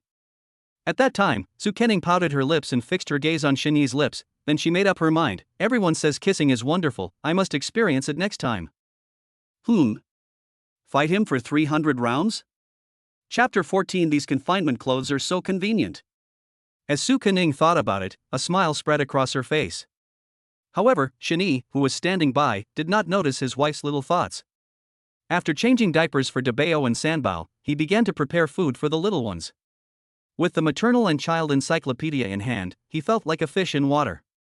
Soon, 3 bottles of milk with the right temperature and pleasant milk aroma were handed to the babies.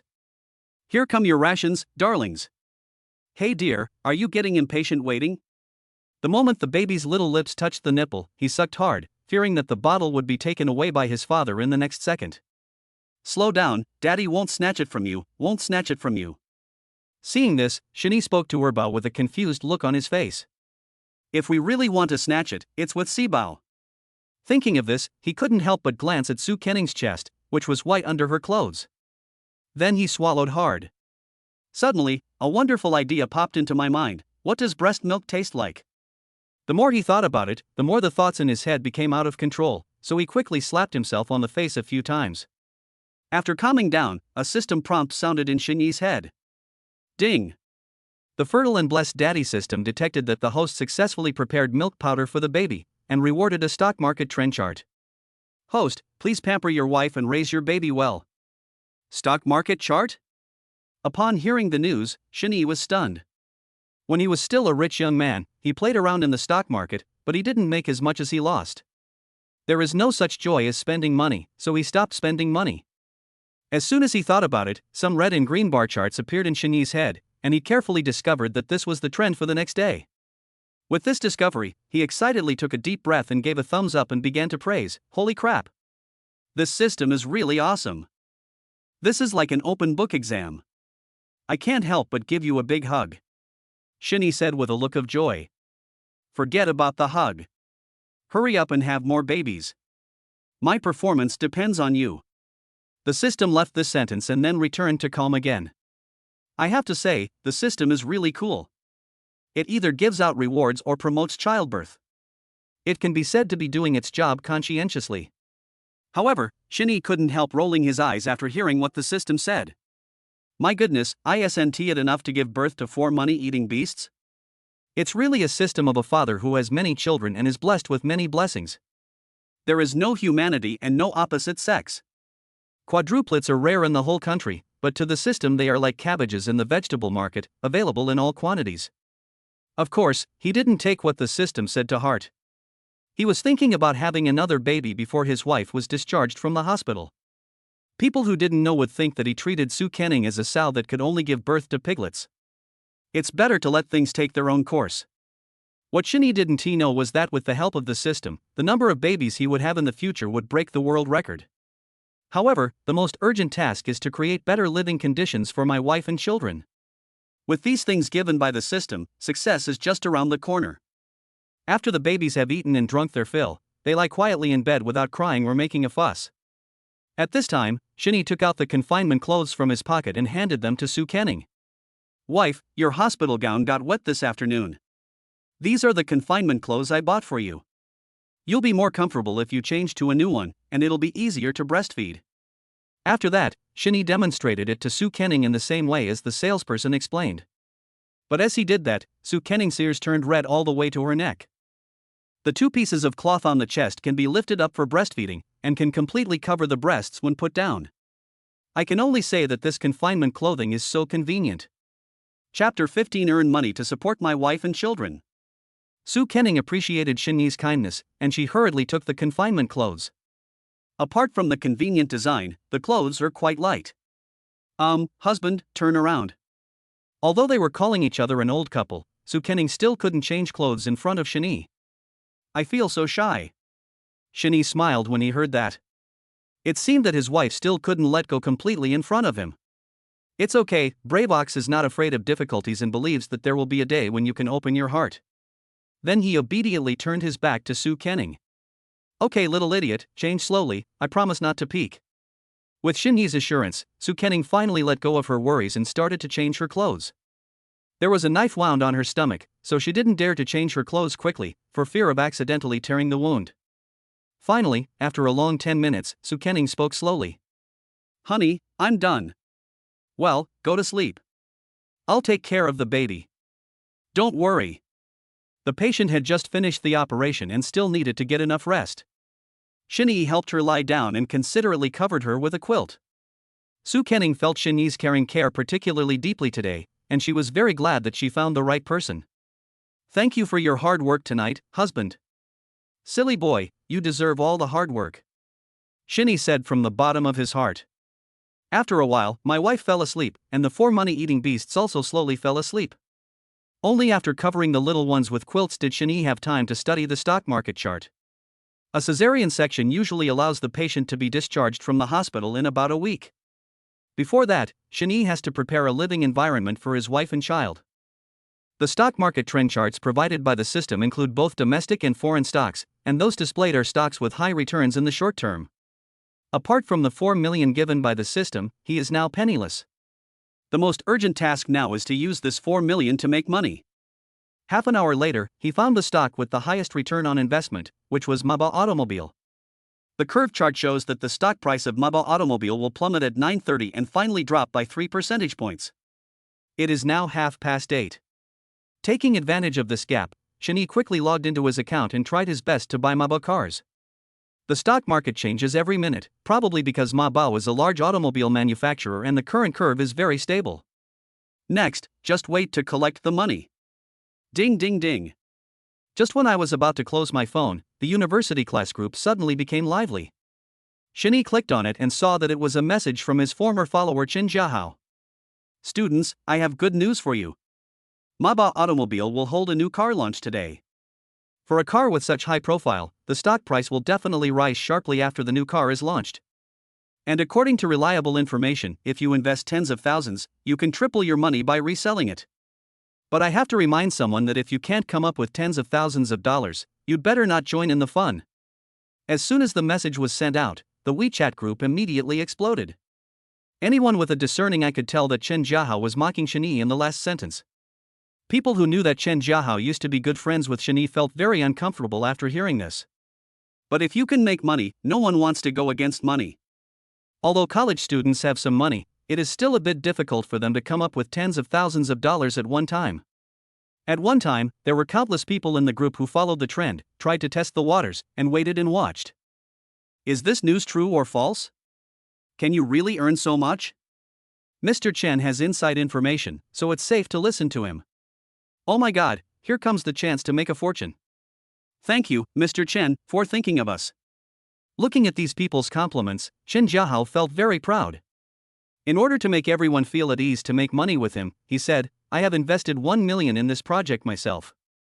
If you believe in me, you will make a lot of money. Chapter 16. It's hard to be a good person. Later, Chen Jiahao posted a screenshot of his payment, which was a real 1 million. As soon as the screenshot was sent, people in the group immediately started asking their relatives and friends for money. After reading the above news, Shani shook his head helplessly. With the stock market trend chart, he naturally knew that it was better to buy Mabo cars when the price was falling than to buy them when the price was rising, and he was afraid that those who invested in them would definitely lose all their money. During the 4 years of college, apart from being close to his roommates, at least he had been classmates with everyone, so Shani thought he would help as much as he could. He then sent a message to the group, simply advising them not to buy stocks. Bankruptcy can be seen from a person's heart. He doesn't have such bad intentions as to help others make money. My fellow students, you should not invest in Maba Automobile stock. You may end up losing everything you put in. After Shani sent this message, those students who were asking relatives and friends for money were stunned. For a moment, they didn't know whether to invest or not. After all, I have just started my internship after graduation and my salary is not much. If I really lose money, it will be even worse. If this is the case, it is better not to invest. You will neither lose nor gain, and you will feel more at ease. Of course, there are still those who want to get rich overnight, and they quickly tag Chen Jiahao to find peace of mind. Mr. Chen, can this stock make money? Why did Shani say it might lose money? If you don't have an accurate grasp, we won't dare to follow you. That's right, Mr. Chen, please give us a clear answer. Just now, after enjoying the flattery, Chen Jiahao is currently exploring the mysteries of life with the woman. While I was exerting force, the cell phone beside the bed kept ringing. For a moment he had no thoughts. Seeing this, the woman handed the phone to Chen Jiahao and leaned into his arms and said flatteringly, Brother Hao, the classmates in the group should be thanking you one after another, take a look quickly. When you finish your work, I'll be at your service, the woman said with a charming smile. This person is the class beauty Hu Xiaofeng. Living on a man, one understands his mind best, especially Chen Jiahao, who is particularly fond of Hu Xiaofeng's tricks. Then the man pinched the woman's chin and said with a smirk, Okay, let's do something exciting later, then you. When Chen Jiahao opened his phone, he saw that there were 99 unread messages in the group. After looking around, I finally understood what happened. Faced with these short-sighted people in the group, Chen Jiahao snorted coldly before replying. This is inside information, absolutely authentic. But Shani, don't say that this stock is not worth investing in just because you can't come up with tens of thousands of dollars. Maybe you just feel uncomfortable seeing us making a lot of money. If you also want to invest, since we were good brothers in the past, just call me Dad and I'll give you these tens of thousands of dollars as alms. Well, you won't lose money on this deal.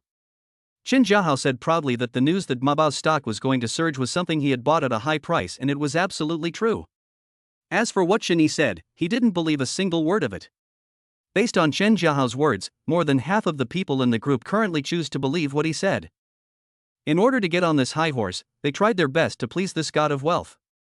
Shani, calling me Dad will earn you tens of thousands of dollars, this is a great thing. Since you can't make money, then don't talk nonsense and be jealous of us. Since Master Chen has said so, we will definitely follow you.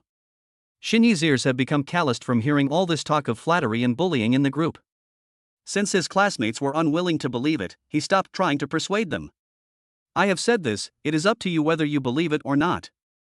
It's hard to be a good person, so he might as well be a bad guy. Chapter 17, Stealing a Chicken, Losing the Rice. After a busy day today, Xinyi was just about to lie down to rest when he heard a sobbing sound coming from the crib. Afraid of disturbing Su Kenning's rest, he quickly put on his shoes and came to the babies. I saw DeBeo grinning and whimpering with an aggrieved look on his face. Xinyi checked DeBeo's butt and the little guy didn't poop or pee. And it was less than an hour before feeding. In his opinion, DeBeo's choking was not physiological. There is only one reason: the babies are having nightmares. Looking at DeBeo's pitiful appearance, Xinyi's heart was melted with distress. Be good, DeBeo, don't be afraid, Daddy is here with you. Dad will help you beat the bad guy away. Oh, you can sleep peacefully with Daddy here. Xinyi patted the little guy's butt and comforted him. After a while, the little guy's frown relaxed and the choking sound disappeared. A few minutes later, DeBeo licked his little lips and fell asleep peacefully.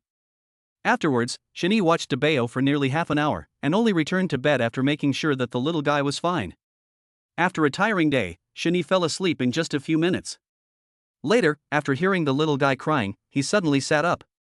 Looking at the time on his phone, if it weren't for the evidence, he would have felt like he had just fallen asleep. There are 4 little babies, and he will wake up either this time or next time. But Xinyi enjoyed it. The next day, it was Sibao's crying that woke Xinyi up. After preparing the milk powder for the little one, he couldn't wait to open the stock market. As the system said, the share price of Maba automobile plummeted, and Xinyi's account suddenly had more than 30 million yuan. After deducting the handling fee, there is currently 32 million on his card. Su Kening will be discharged from the hospital in a few days, so the most urgent thing is to buy a house. While Xinyi was making a lot of money, the people in the group were regretting it so much. Even after investing tens of thousands of dollars at once, some people are still worried and get up early in the morning to check whether their money is still there. When they clicked on it, all the money in their accounts was gone, not a penny was left. After hearing the news, people in the group opened their accounts in disbelief, only to find that they had lost a penny. They all wanted to make a lot of money, but ended up losing everything. They hated themselves for not listening to Xinyi. But it's too late to say these words now. Now people can only vent their anger on Chen Jiahao. So just as he was sleeping with the class beauty in his arms, the cell phone beside the bed kept buzzing. Xinyi had no interest in watching these attacks. He was annoyed by the group and simply quit it. In college, apart from the people in your dormitory who are closest to you, the others are just casual acquaintances, not to mention that Xinyi doesn't want to deal with them. It's not the quantity of friends that matters, but the quality of them. Later, Xinyi heard from his roommates that Chen Jiahao lost all the money of those who followed him to invest in stocks in the group, and he lost at least 2 million. In order to show off his ability, he ended up losing more than he gained. Of course, this is just a matter of afterthoughts. Husband?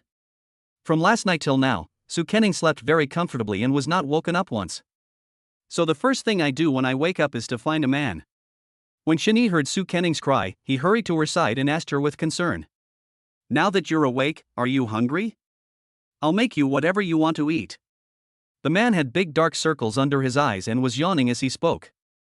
Chapter 18, Building a Love Nest. Look at Su Kening again, her face is rosy and she is full of energy. The two of them are completely different. She saw that Xinyi looked like he was still sleepy, and she took his hand with heartache and said to himself reproachfully. Hubby, it's all my fault for being too sleepy and leaving you alone to look after the baby. You can sleep peacefully tonight. I'll take care of the babies. At first, she vowed to Xinyi that she would take care of the baby herself, but she ended up sleeping until dawn. She felt that she was a very unqualified mother. Hearing this, Xinyi touched Su Kening's head warmly and smiled brightly. Why blame you? I'm the baby's father, and I should do all this. I didn't participate in your 10-month pregnancy, so let me make it up to you now. Don't say no, or I'll get angry. Xinyi felt that Su Kening was too distant with him, so he spoke in such a domineering manner.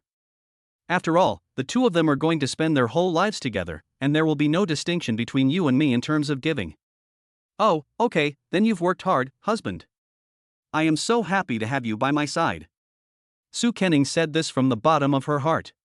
She hasn't felt such selfless love for a long time since her family discovered her pregnancy.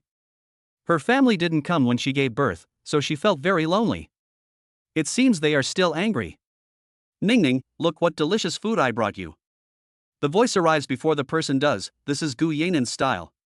She came to Su Kening with breakfast in her hand and showed it off. Seeing this, Su Kening said excitedly, yes, it's a steamed bun stuffed with braised eggplant. Wow Nan Nan, you were so nice to me. She opened her arms, snatched the bun from Gu Yanan's hand, and tasted it carefully. As expected, she is a good sister and knows her taste. This bun shop is the one in front of the school, and the ones with braised eggplant filling are the most popular. From this we can see that Gu Yanan must have gotten up very early. Ever since coming to this ward, Gu Yanan always felt that something was missing. After thinking for a while, I woke up and asked, where is the child's father? She was furious when she saw this. Yesterday, that boy swore that he would be responsible for them and their son. It's been less than a day and the true face has been revealed? At that time, Gu Yanan was so angry that she was ready to fight. She was thinking about bringing the other party back safe and sound in a while. Looking at the silly girl in front of her, she thought it would be better not to mention her sad story. Although she is not in a relationship yet, judging from Su Kening's attitude towards the child's father yesterday, she must be serious. Just as I was thinking this, the door of the ward was suddenly pushed open, and then I heard Shinyi's voice. Wife, I made you some vegetable porridge. Eat some liquid food and your stomach will feel better. When you get better, I'll make you whatever you want to eat. As Shinyi spoke, he placed the takeaway box next to Su Kening. After seeing Gu Yanan, he also greeted her warmly, Nan Nan, you're here. Have you eaten yet? Do you want to eat something? No, I'm full. Just now I thought he was an irresponsible scumbag, but now it seems that he is an extremely considerate and warm-hearted man. This is better, so I don't get beaten up. Now that his wife is accompanied by her best friend, Shinyi plans to focus on his business. Hubby, please be safe and come back soon. Yeah, okay. Shinyi waved his hand and left. Gu Yanan, who was standing aside, felt like she was air, watching the young couple being so affectionate. No, they called each other husband and wife in just one night? Did something happen last night that she shouldn't know about? As soon as Shinyi left, Gu Yanan snatched the bun from Su Kening's hand and said something threateningly. Ning Ning, what's going on? Your relationship is progressing too fast. I can't keep up with you guys. Tell me about it. Gu Yanan is full of gossip, and it seems like she won't give up until she gets any useful information out of him. Okay, I'll tell you. Actually, it's nothing. While the two young sisters were chatting loudly here, Shinyi also came to the sales office on the other side. As soon as I walked in, a staff member wearing a black business suit, a hip skirt and black stockings came over and greeted me with a smile. The woman was wearing heavy makeup. Those who knew her thought she was here to work, while those who didn't think she was here to pick up rich men. Hello, welcome, sir, which property would you like to see? The building over there. Shinyi heard this and pointed to a large flat building nearby. He had thought it through before he came. The large flat is open from north to south, with a wider view. In addition, there is more space and a larger area for sunlight, so the ventilation and lighting are better than those of ordinary tower buildings and prefabricated houses. Moreover, he has 4 babies at home, so when they grow up, they won't feel crowded when playing. Sir, are you serious? When the woman heard that the customer wanted a large flat, she was not surprised but suspicious. From the moment Shinyi came in, she looked him up and down. All the clothes he wore were from unknown brands, and estimated to cost no more than 200 yuan in total. The shoes on his feet were also canvas shoes that cost only a few dozen yuan. The most important thing was that the man didn't even have a watch that represented his status. To judge comprehensively, women think that men are just looking around and wasting their time on busy work. Now it seems that he can't even afford the down payment for an ordinary floor. For this reason, the woman stopped pretending and spoke bluntly. You want to see the large flat? You are kidding me. From the looks of you, you can't afford it. I advise you not to waste your time on this. If you can't afford a house, stop pretending to be so high and mighty. Hurry up and go. When the woman said this, she wanted to kick out Shinyi, who had no status, but was stopped by an intern nearby. Sister Sun, let me take care of this guest. Sir, please follow me. After that, the intern took Shani to the large flat and explained everything to him. The woman also looked at the two people with a sense of embarrassment and sneered in her heart, "You think you can afford a large flat? I won't believe it even if you kill me. Do you think these eyes of mine are for nothing?" As staff members of the sales office, these women are very shrewd. They can tell whether customers have money and can afford to buy a house just by looking at their appearance and clothing. Over time, you develop the habit of looking down on others. Before Shinyi's family went bankrupt, he was supported by everyone wherever he went. But now he truly feels how people treat him based on his class. However, there are still many good people in this world. "Sir, you want to see the large flats, right? All of our company's large flats are open from north to south. Some floors are ready for immediate move-in. The decoration style is the most popular minimalist style. If you want to see other properties, I can recommend them to you." The intern spoke eloquently and did not act perfunctorily at all because of Shinyi's attire. Chapter 19 Free Gift. Hearing this, Shinyi turned his head to look at the intern, and then said politely, "No need. You explained it very well, and very professionally. I want the apartment on the 16th floor." Hearing this, the other party was obviously stunned. It took me a while to react. "What? Sir, are you serious?" The intern looked at Shinyi in disbelief when he heard that. It's not that she looked down on him, it's just that she couldn't sell many large flats in a year. In addition, the houses there are expensive. A house on a low floor costs more than 20 million yuan. What's more, Shinyi chose a prime floor, so the price has risen sharply, reaching 30 million yuan per unit. Buying a house requires a lifetime of savings. Although the intern wanted to complete the deal, she still advised Shinyi to consider it carefully.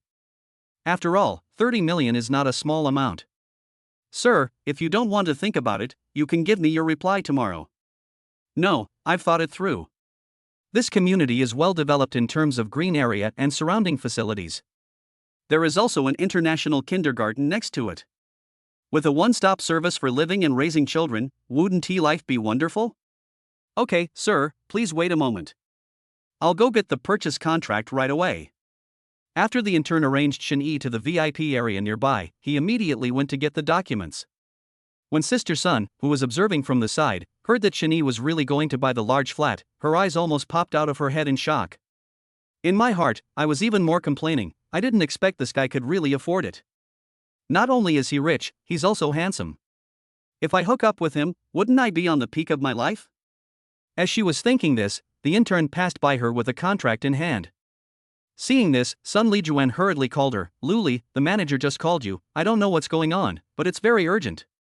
I'll help you deliver this contract." "Sister Sun, no need, I'll go." The intern held the house purchase contract tightly in his hand and spoke with a lack of confidence. They are all sales staff, and the commission issue is very clear. Whoever gets the contract will get the commission.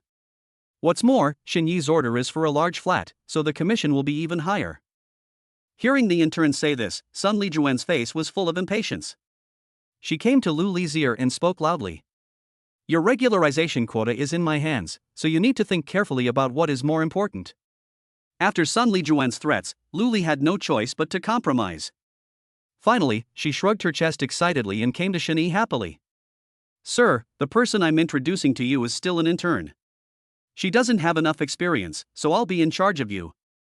It was really my fault just now. After you sign the contract, let's go have a drink at a place tonight. I will obey you no matter what you want to do." Sun Lijuan said this with her eyes as charming as silk. The key point was that she was touching Shinyi intentionally or unintentionally with her black silk legs while looking at him affectionately. Anyone with a discerning eye can see that this is naked seduction. Shinyi understood everything the woman said. Facing the woman who came to him on her own initiative, he remained indifferent. He even patted the place he had just touched with disgust. Even the chairs were moved aside. "It's okay. Everyone started out as an intern. I have plenty of time to spare." Snort. If an ordinary man faced Sun Lijuan's embrace, he would be so happy that he would be at a loss what to do. It's a pity that she picked the wrong person. Seeing that Shinyi didn't take the bait, Sun Lijuan could only leave in disappointment. Chapter 20 Losing both the wife and the army. "Thank you, Mr. Shen." After hearing what Shinyi said, Lu Li's eyes became moist with joy. This was the first time she had won such a large order, and the other party specifically asked her to sign the contract, which undoubtedly gave her great confidence. "You're welcome. You deserve it." Shinny waved his hand and smiled brightly. 10 minutes later, the contract was signed. There are only a few large flats in the building, and the manager will get the news as soon as there is any disturbance. After learning that a large flat on a prime floor had been sold, he ran out of the office excitedly. Every time an employee asked, "Where is the customer who bought the large flat?" After some questioning, manager Sun came to Shinny and said with a nod, "Mr. Shin, this is the key to your house. We are glad to have you as our resident. If you need anything in the future, just let me know." In manager Sun's opinion, anyone who can afford to buy a large apartment worth 30 million yuan in full is definitely not an ordinary person. And in front of such an important person, it would do him no harm to make himself familiar. "Don't hit a smiling person." Shinny nodded with a smile, and then said something in manager Sun's ear. Upon hearing this, the other party could only apologize continuously, and those with a good attitude could even offer Shinny as a sacrifice. After the contract was signed and the keys were obtained, Shinny left. But as soon as Shinny left, manager Sun's face suddenly turned dark, and then he called Sun Lijuan to his office. "Do you know that you almost offended a big client? I heard that you judge people by their appearance. If they are well dressed, you serve them well. If they are not well dressed, you serve them with a stern face? I don't think our company can accommodate a big Buddha like you." Manager Sun slammed the table and spoke righteously. The most important thing was that he heard these words from a big customer, and his words showed his extreme dissatisfaction with Sun Lijuan's behavior. When it comes to work-related issues, Sun Lijuan immediately panics. She only has an elementary school diploma, and she paid a lot of money to join this real estate company. If she fails to catch any fish, she will lose her job. How can she live? Moreover, the minimum requirement for finding a job now is a college diploma, and as a primary school graduate, she didn't even have the chance to get an interview. "Manager Sun, please give me another chance. I promise I'll change it. Pack your things and leave quickly." Manager Sun remained indifferent to Sun Lijuan's crying. "We almost lost a VIP customer, which was a big mistake. What's more, Sun Lijuan often uses her own name to steal other people's orders. This behavior must be stopped." The situation was decided, and Sun Lijuan could only take her things and leave. When she left the sales office lobby, those who had been persecuted by her before were talking in low voices. "You know, she's not a relative of manager Sun at all." "Ah. Really?" The post on her moments about visiting Uncle Sun's house turned out to be fake. "Oh my god. This kind of person is so good at making up stories. Why doesn't she just say that she is the boss's relative? Hey, let's stay away from this kind of people." Now she has become a rat crossing the street, and everyone is shouting and beating her. At that time, she wanted to escape from this hellhole as soon as possible. But in her heart, she was still thinking viciously, "It's a crappy job, I don't even want to do it, let's wait and see." A loving double room in Shanghai. Chen Jiahao was woken up by phone calls early in the morning, all of which were asking him for compensation. "You bastards, you all fawned over me in the beginning, and now that the project has lost money, you're asking me for compensation. There's no such good thing in the world. Mr. Chen, don't be angry. If you get angry and ruin your health, no one can replace you." The class beauty Hu Xiaofeng stroked Chen Jiahao's chest and said softly. However, now Chen Jiahao didn't listen to her advice at all. Instead, he pushed her aside and said angrily, "It's all because of you, bitch. If you hadn't forced me to post the news in the university group, I wouldn't have to pay so much. You loser woman. Get out of here." The person Chen Jiahao least wanted to see now was her. He roughly calculated the amount of compensation, and it was at least around 2 million. Although his family is quite wealthy, his parents control his living expenses very strictly. 2 million is his living expenses for 4 months. Seeing that Chen Jiahao was very angry, Hu Xiaofeng could only put on her clothes and leave in shame.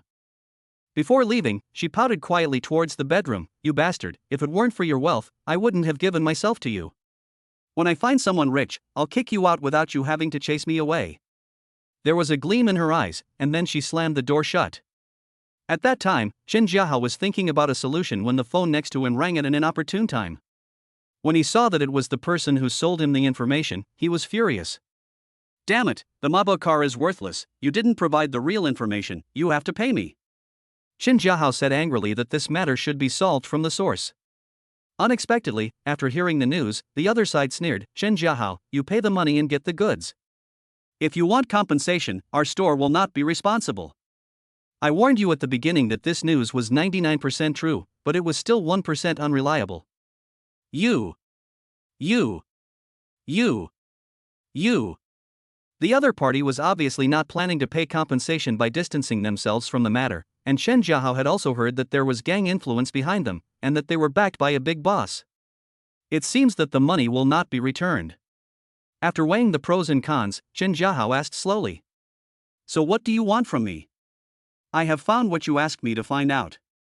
After hanging up the phone, Chen Jiahao's face was full of surprise. If he can solve this big problem, his dad will be so happy that he will definitely give him a lot of money. By then, these millions will be nothing. Looking at the mobile phone number found by the gossiper, Chen Jiahao immediately dialed it, and the other party answered the call. "Hello, I am the general manager of Jinmei Group. Are you the owner of the scar-free patent?" "I am. What do you want?" The person on the other end of the phone responded. Realizing that it was the real person who answered the phone, Chen Jiahao continued, "What's your name?" "River." "Mr. Jiang, my company is interested in purchasing your formula. Can we meet and discuss it when you have time?" "Some other time, not today." "Then I'll wait for your news." As long as the other party does not refuse, it proves that the patent transaction is worth discussing. He was just about to pick up the phone to tell his father Chen Baoli the good news, but then he changed his mind and thought that it would make him happier if he told him after the matter was done. "Then my father and the entire company's senior management will look at me with admiration." Now Chen Jiahao has begun to imagine the glory he will feel after making this deal. Chapter 21. Is the baby sick? After hanging up the phone, Shen looked at the number on the caller ID and felt it was very familiar, but he couldn't remember who it was. He got a new cell phone number after his family went bankrupt. Except for his roommates, family, and some close friends, no one else knows his new number. Unable to remember, Shen simply stopped thinking about it. Besides, there is no patent for the SCAR product. Although he has the formula, he does not have a factory, publicity, and sales channels. Given Shen's current situation, it is not unprofitable for him to produce and sell the products by himself. The initial investment is too large and the payback is slow. Besides, he only has 2 million left, which is not enough to support such a large industrial chain. No matter what, the final decision still requires both parties to meet and discuss in detail. As he was thinking, Shen had already arrived in front of the ward. As soon as I pushed the door open, I saw Su Kenning and Gu Yanan looking flustered. Then I heard Su Kenning shouting anxiously, Nan, go call a doctor quickly." "Honey, what happened? What's wrong with the baby?" Shen's face was full of worry when he heard this, and he hurried forward to check on the babies. Sanbao's whole body was lemon-colored, and his skin color was very obvious compared to his other brothers and sisters. With the maternal and child encyclopedia, Shen quickly determined the cause of the baby's illness. He quickly comforted Su Kenning beside him, "Wife, don't worry, Sanbao has jaundice. Looking at the color, it shouldn't be serious. Just get some more sun." After hearing what Shen said, Su Kenning was a little skeptical. It's not that she doesn't trust him, it's just that from a professional perspective she trusts the doctor more. Babies are more delicate, so it's better to be conservative. Besides, she remembered that Shen didn't seem to be studying medicine, so he should only have a superficial understanding of these things. At this time, Gu Yanan also brought a doctor to the ward. After examining the baby's condition, the doctor pushed his glasses and said, "Don't worry, it's jaundice, which is normal for newborns. Your baby's jaundice is not serious. He doesn't need to be exposed to blue light. Just let him get more sun and the jaundice will go away." "Okay, thank you for your help." Shen nodded, thanked him, and then sent the doctor out. After hearing the doctor's appraisal, Su Kenning finally felt relieved. But my heart was still beating wildly, fearing that something might happen to the baby. When she turned her head to look at Shen, his image suddenly became much taller in her mind. "Ningning, the doctor said Sanbao's condition isn't serious, don't worry. Now that Shen is with you, I'll leave first." Gu Yanan raised his eyebrows with a wicked smile, then left with his bag. She doesn't want to be the most conspicuous light bulb. Following the doctor's instructions, Shen pushed Sanbao to a place where the sun could shine. Then he found a bib and covered the baby's eyes. Although newborn babies need to get more sunlight, they should avoid getting sunlight into their eyes to prevent eye damage. After doing all this, Sanbao twisted his little body and shook his little hands as if he was trying to remove the things from his eyes. But his little arms were too short to reach it. Seeing this, Shinny patted the little guy's body gently and said softly, "Be good, Sanbao, don't touch anything on your eyes. Let's get some sun, and we'll be well again soon. Don't be afraid, Daddy is by your side." Strangely enough, Sanbao, who had been twisting his body around just now, suddenly became quiet. After a while, I could hear the little guys even breathing. It seemed that Sanbao had adapted and fell asleep comfortably. "Honey, how is it? Is Sanbao good?" Seeing that Shani had finished his work, Su Kening asked worriedly. As the saying goes, toothache is not a serious illness, but it is really painful when it happens, let alone a newborn baby suffering from jaundice. Although she couldn't be there in person, she was sure that Sanbao must be feeling uncomfortable. "Sanbao is asleep, don't worry."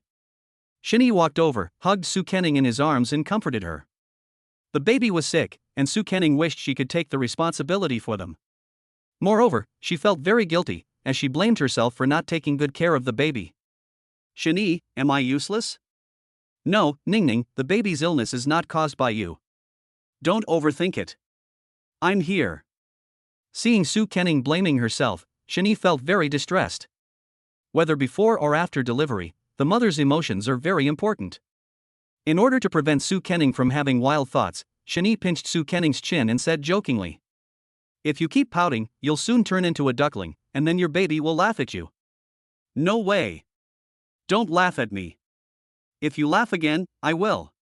I will ignore you." At the same time, in the private villa of Madhu. After the man answered the call from the hospital, his face was full of worry. The woman next to her, who looked 70% like Su Kening, could only sneer helplessly when she saw this.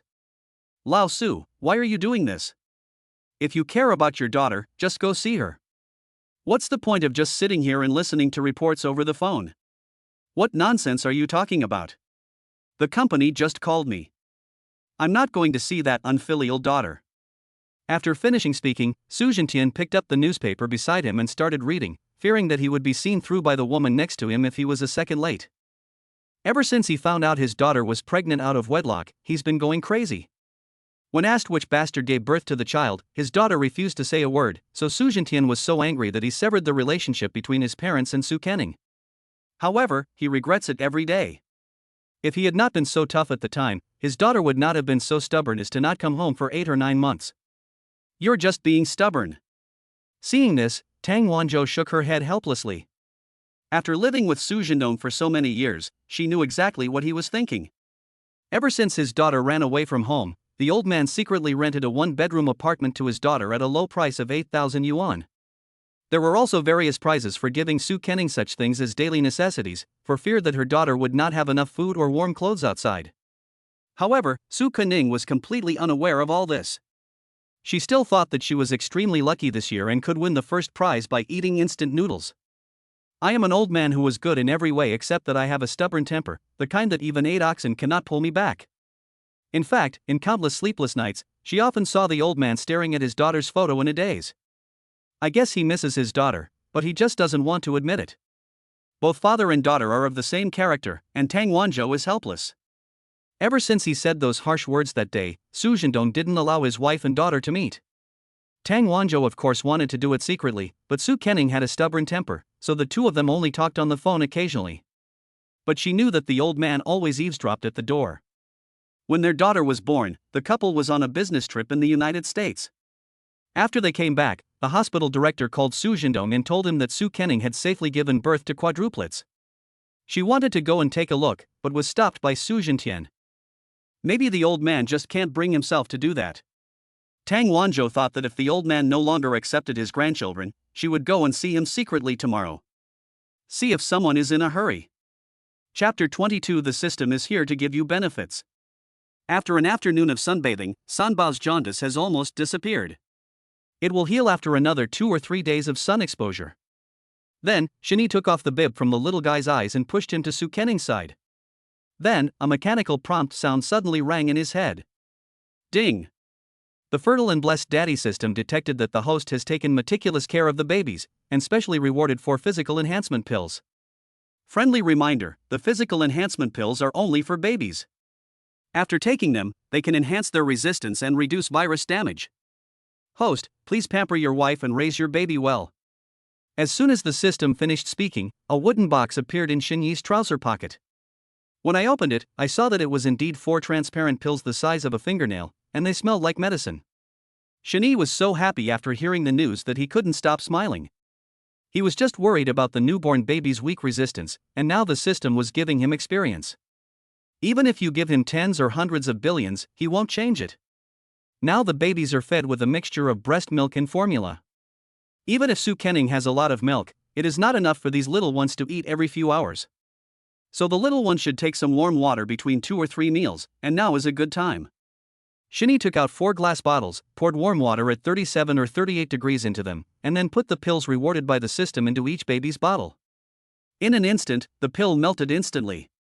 Xinyi smelled it and found no smell at all, so the babies shouldn't be disgusted by it. Now I have to say that the system is very thoughtful. Good kids, drink some water. Gurgle gurgle. As soon as the pacifier entered their mouths, the babies sucked it with great gulps, as usual without any discomfort. After a while, the potion in the bottle was gone.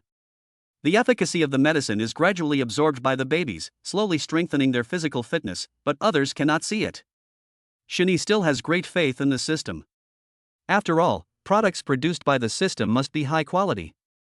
The babies were full and drank their fill, and after playing for a while they fell asleep again. Anyway, newborn babies sleep about 20 hours a day. It can be said that they are either sleeping or on the way to sleep.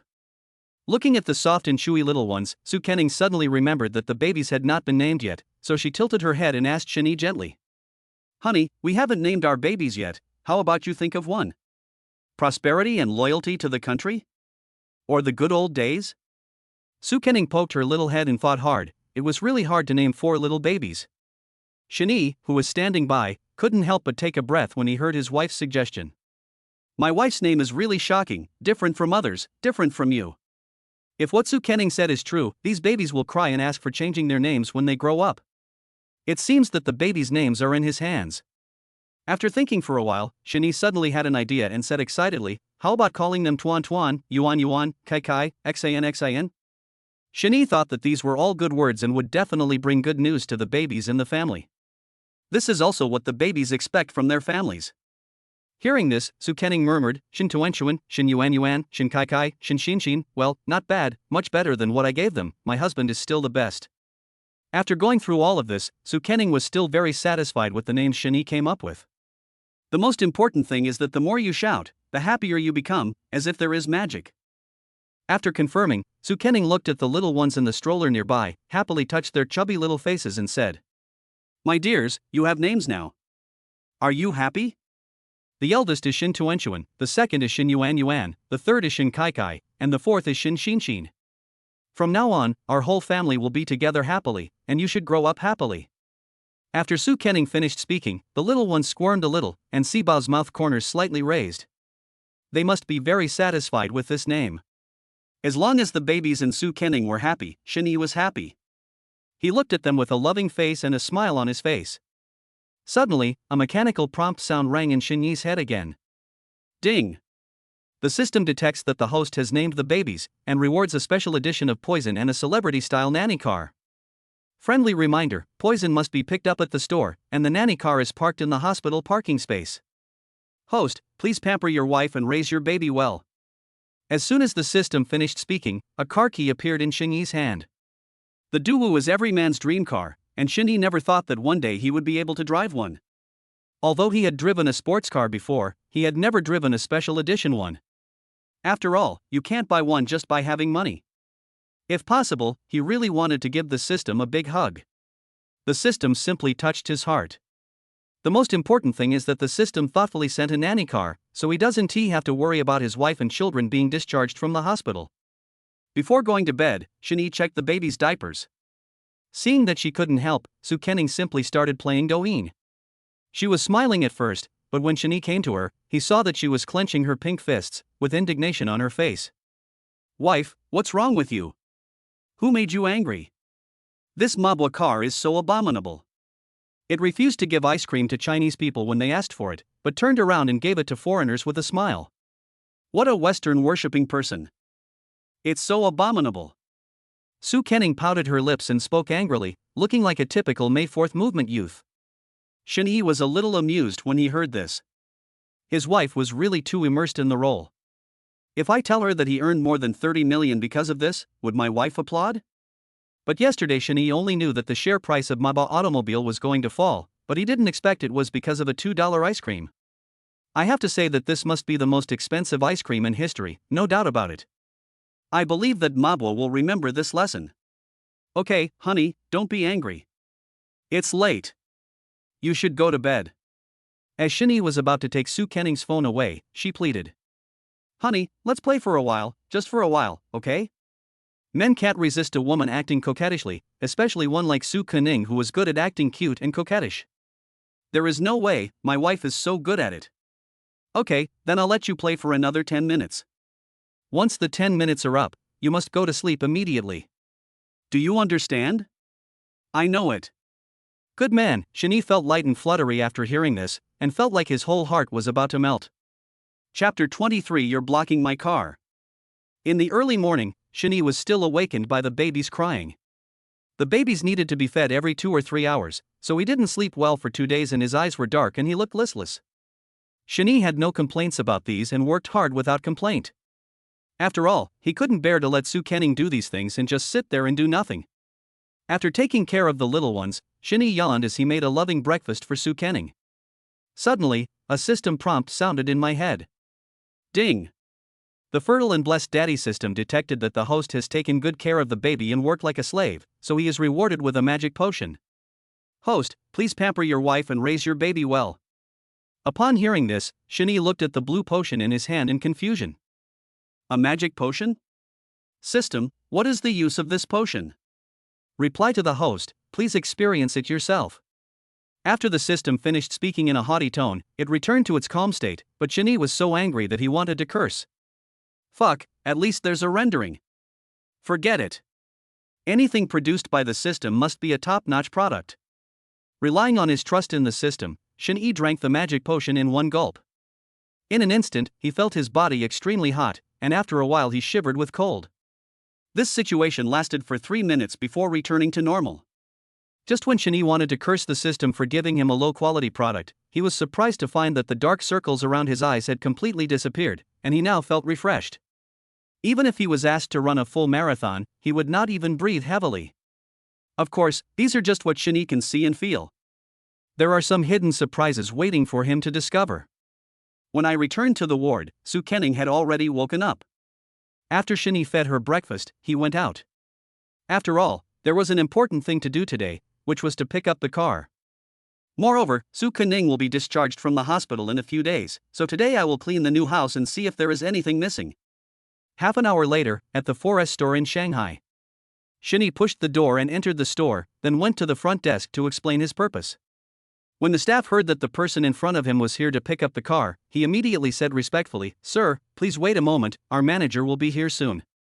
They received a notice yesterday saying that a big customer would come to pick up the customized poison today.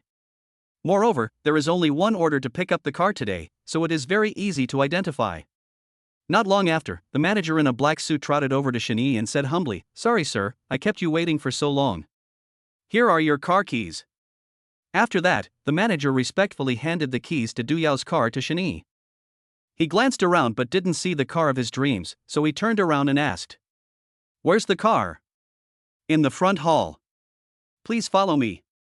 Immediately afterwards, the manager took Shen Yi to pick up the car. As soon as the two arrived at the front hall, they were disturbed by the chattering sounds, and then they saw a group of women gathered in front of a sports car and taking photos and checking in. That sports car is undoubtedly Shen Yi's poison. Seeing this, the manager wanted to step forward and drive them away, but was stopped by Shen Yi. "Go and get busy. There's nothing for you to do here."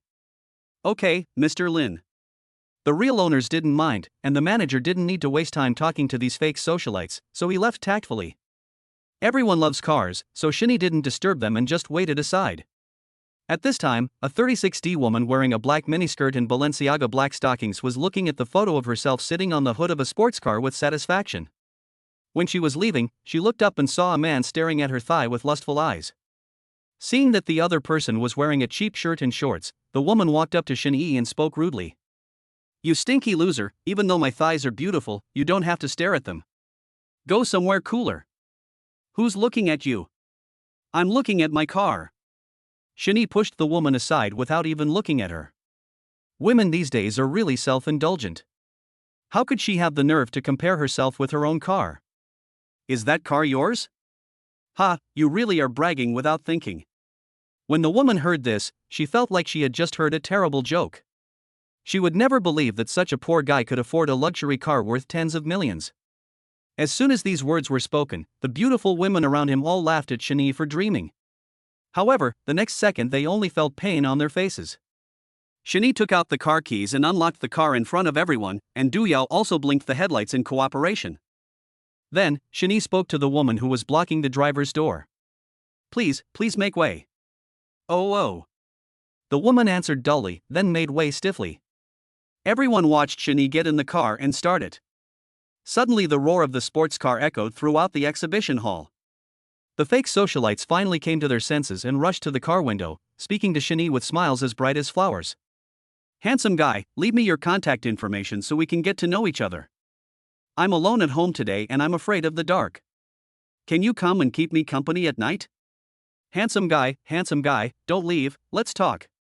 Faced with these ferocious women, Shin Yi was so scared that he quickly rolled up the car window. Sometimes women are just horrible.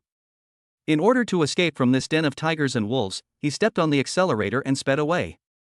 Finally, there was only a sigh left in the exhibition hall. The car is done, now all that's left is the house. Shin Yi was thinking about the large flat he had just bought, which had a construction area of more than 300 square meters. It was too tiring to clean it by himself, so now was the time to use them.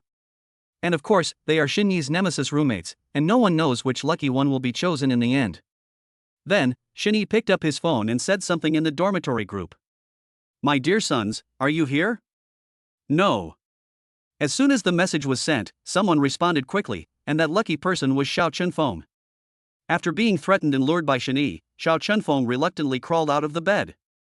After a while, Shin Yi's sports car stopped at the school gate. Seeing that Xiao Chunfeng had not come out yet, he thought of moving all his things in the dormitory to his new home. This will save me the trouble of making another trip when I am no longer allowed to live on campus. After locking the car, Shin Yi walked towards the dormitory door. As soon as he left, many students gathered around the sports car. After all, they had never seen such a cool car before. "Wow, this car is so cool, it must be worth millions. This car is parked in front of our school. Could it be a student of our school? Oh my god, it won't be another heir to some family. Mr. Chen, you are the only one with broad knowledge. Do you recognize this car? Please introduce it to us." A little follower wearing glasses saw Hu Xiaofeng and Chen Jiahao coming out of the school gate and spoke loudly. "Can." Chen Jiahao took a look at the car. He happened to be familiar with this model, so he agreed readily. After all, he didn't want to miss the opportunity to show off. Chapter 24. I'm happy to become a dad. He had seen the car in front of him in a car magazine, and this was the first time he saw the real thing. Chen Jiahao's eyes lit up and he touched the car body in admiration. Ahem, this car is a custom version of the Lamborghini Veneno. The conservative price is 70 million. The most important thing is that there are only 5 of these cars in the world, and not everyone with money can afford them. TSK, this smooth feel, this gorgeous color, it would be worth it if I could drive it once in my lifetime. Faced with a man's dream car, Chen Jiahao couldn't help but love it. When the people around heard Chen Jiahao's introduction, their jaws dropped, especially when they heard the number of 70 million, their reactions were even more enthusiastic.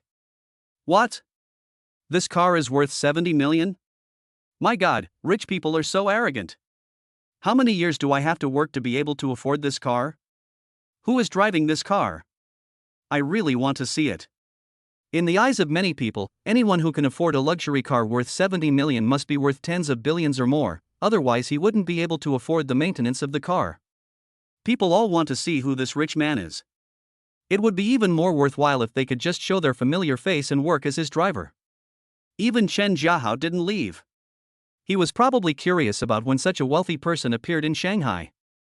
In the dormitory, Shin Yi packed all his belongings. Except for the quilt and mattress, the rest of the things could fit into a suitcase. Xiao Chunfeng looked at Shani in confusion. Brother E, are you really hooking up with a rich woman?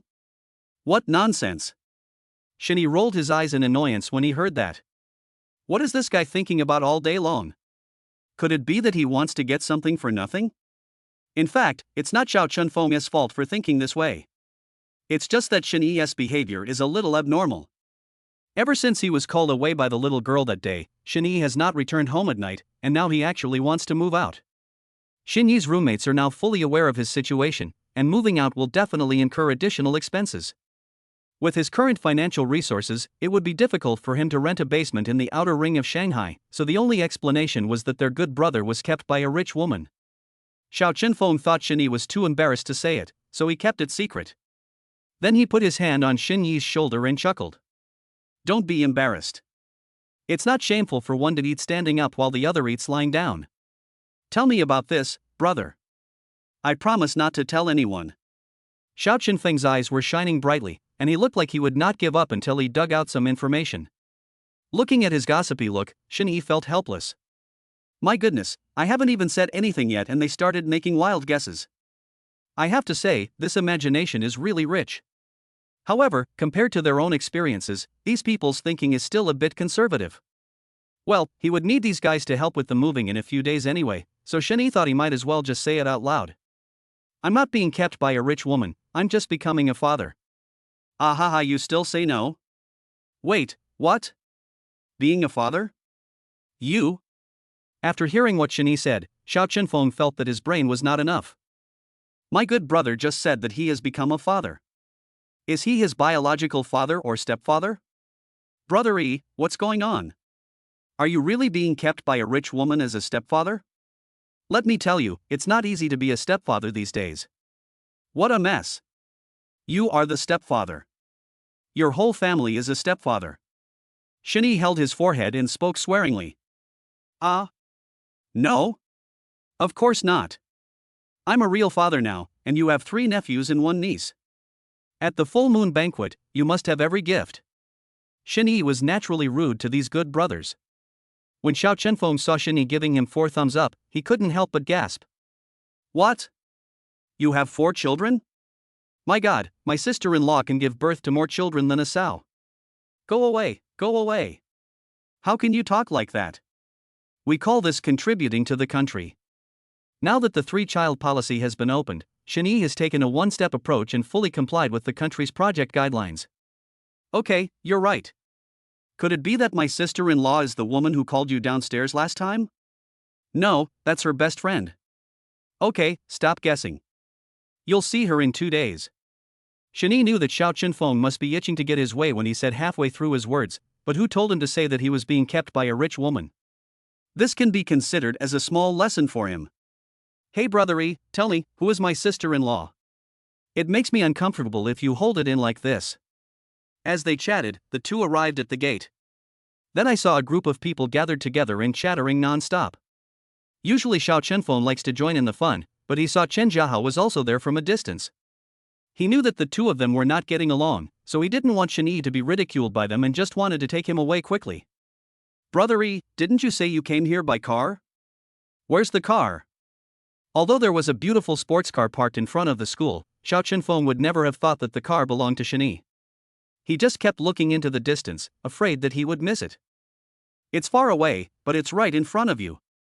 Shani looked at Xiao Chunfeng's anxious expression, chuckled, and pointed at the sports car in the crowd.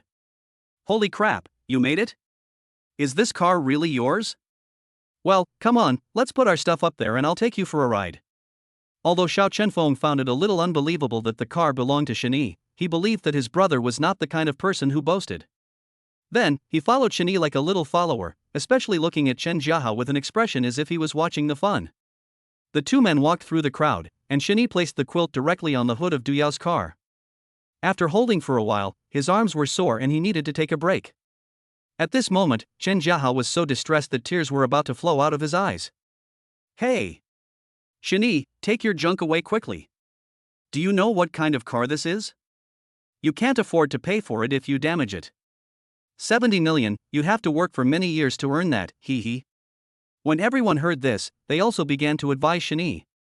Shani, take your things away quickly, or you'll have a hard time explaining to the owner of the car if he comes out.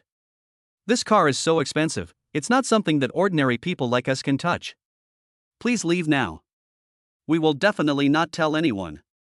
In response to the kind-hearted person's advice, Shani smiled brightly and continued. This car isn't made of foam, so I can put something on it and it won't break. Thank you for your kindness. Then everyone saw Shani take out a car key with a Lamborghini logo. He put his stuff in the glove box under the hood of the car after the headlights came on. Then he turned to Xiao Chenfeng and said, Old Xiao, you drive this car. Chapter 25 Babies, I am your grandma. To be honest, Xiao Chenfeng really wanted to drive such an expensive car, but he shook his head when he thought that the car was worth 70 million yuan. If it gets bumped or scratched, I won't be able to afford the compensation even if I sell it. He thought it would be better to just sit in the passenger seat and feel it. Seeing Xiao Chenfeng insisted, Shani did not force him, and they both got in the car. At this time, the people around came to their senses and spoke in surprise. Damn, the 70 million luxury car actually belongs to Shani, eh? Didn't his family go bankrupt? Oh my god, Shani is so handsome. Hey, do you still need a girlfriend? Do you think I can do it? I had high hopes for Shani before, and he really didn't disappoint me.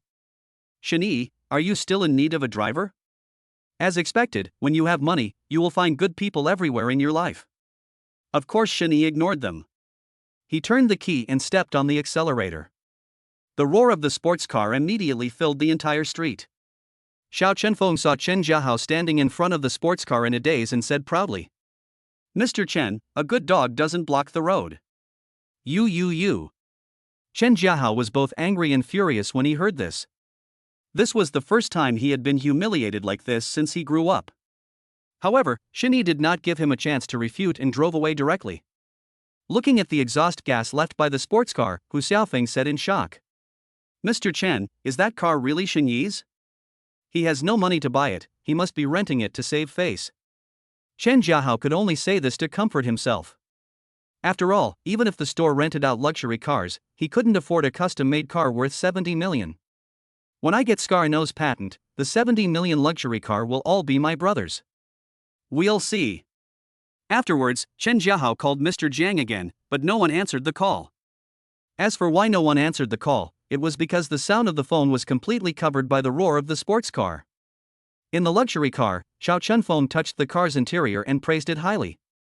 Brothery, it's really worth it for me to be able to ride in this luxury car in my lifetime. If you have anything to say, just talk to me later. I have no choice but to accept your request, hee. Don't be so joking. You will definitely be needed in the future.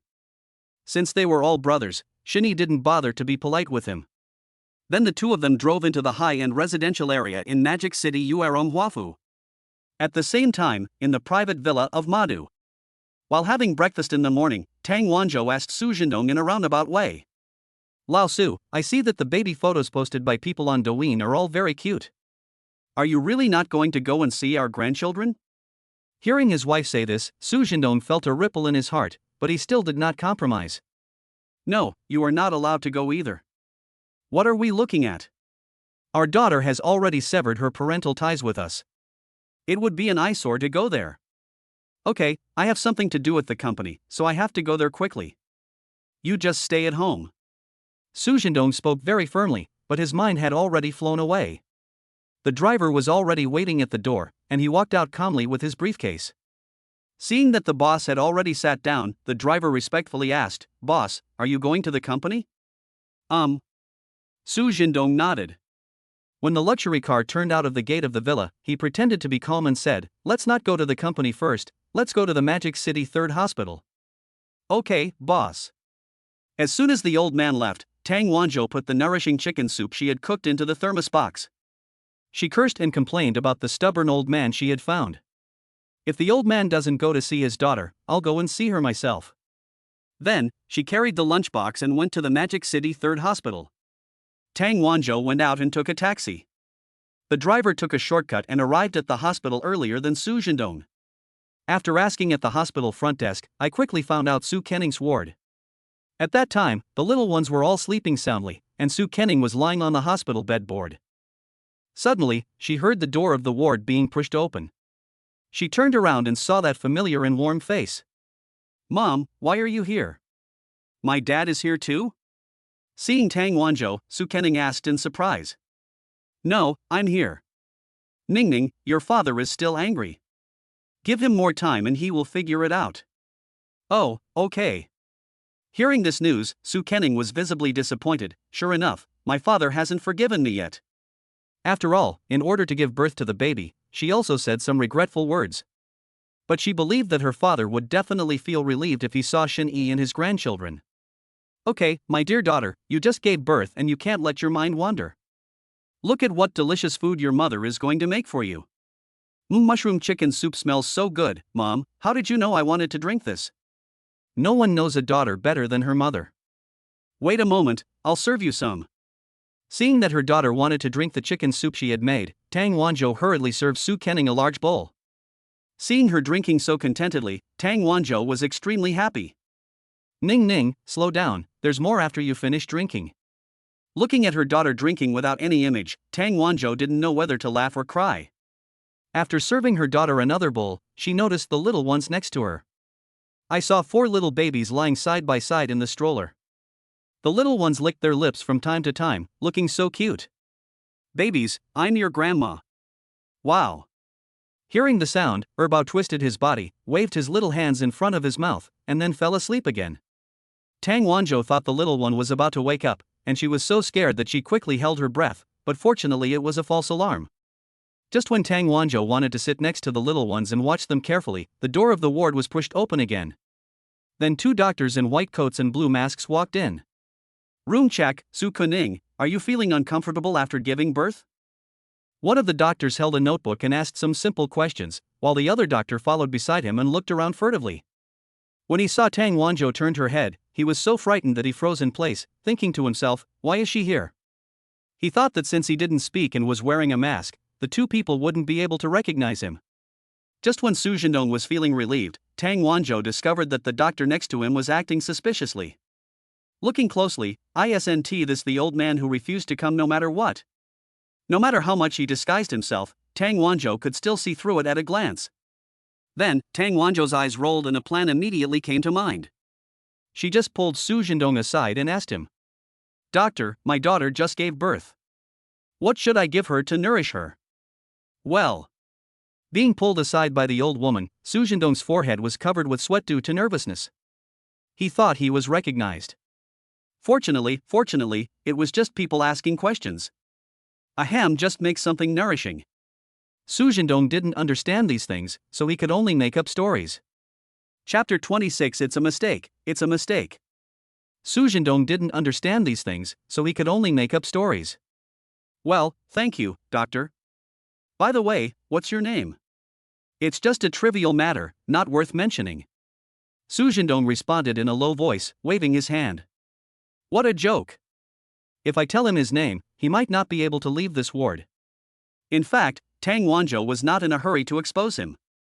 She pointed at the baby carriage beside her and said, "Doctor, look at our babies, aren't they adorable? They are quadruplets, a rare breed in the country." "Yes, that's right." "Very good."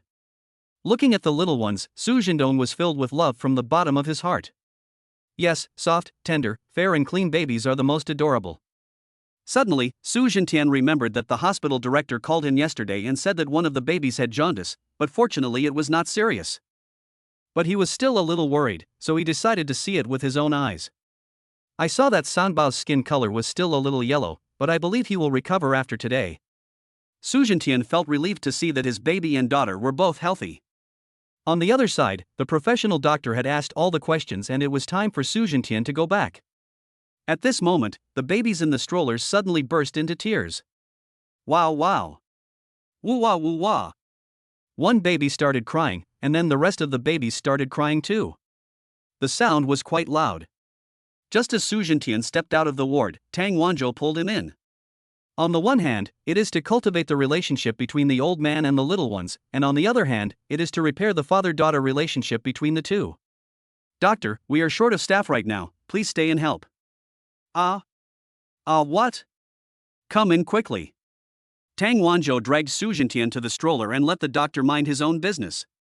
Su Kenning, who was standing by, was too embarrassed to say anything when she saw her mother pulling a strange doctor into the ward. Then, she took the hungry baby into her arms and started feeding him. As for Tang Wanzhou, she hurriedly prepared food for the other babies.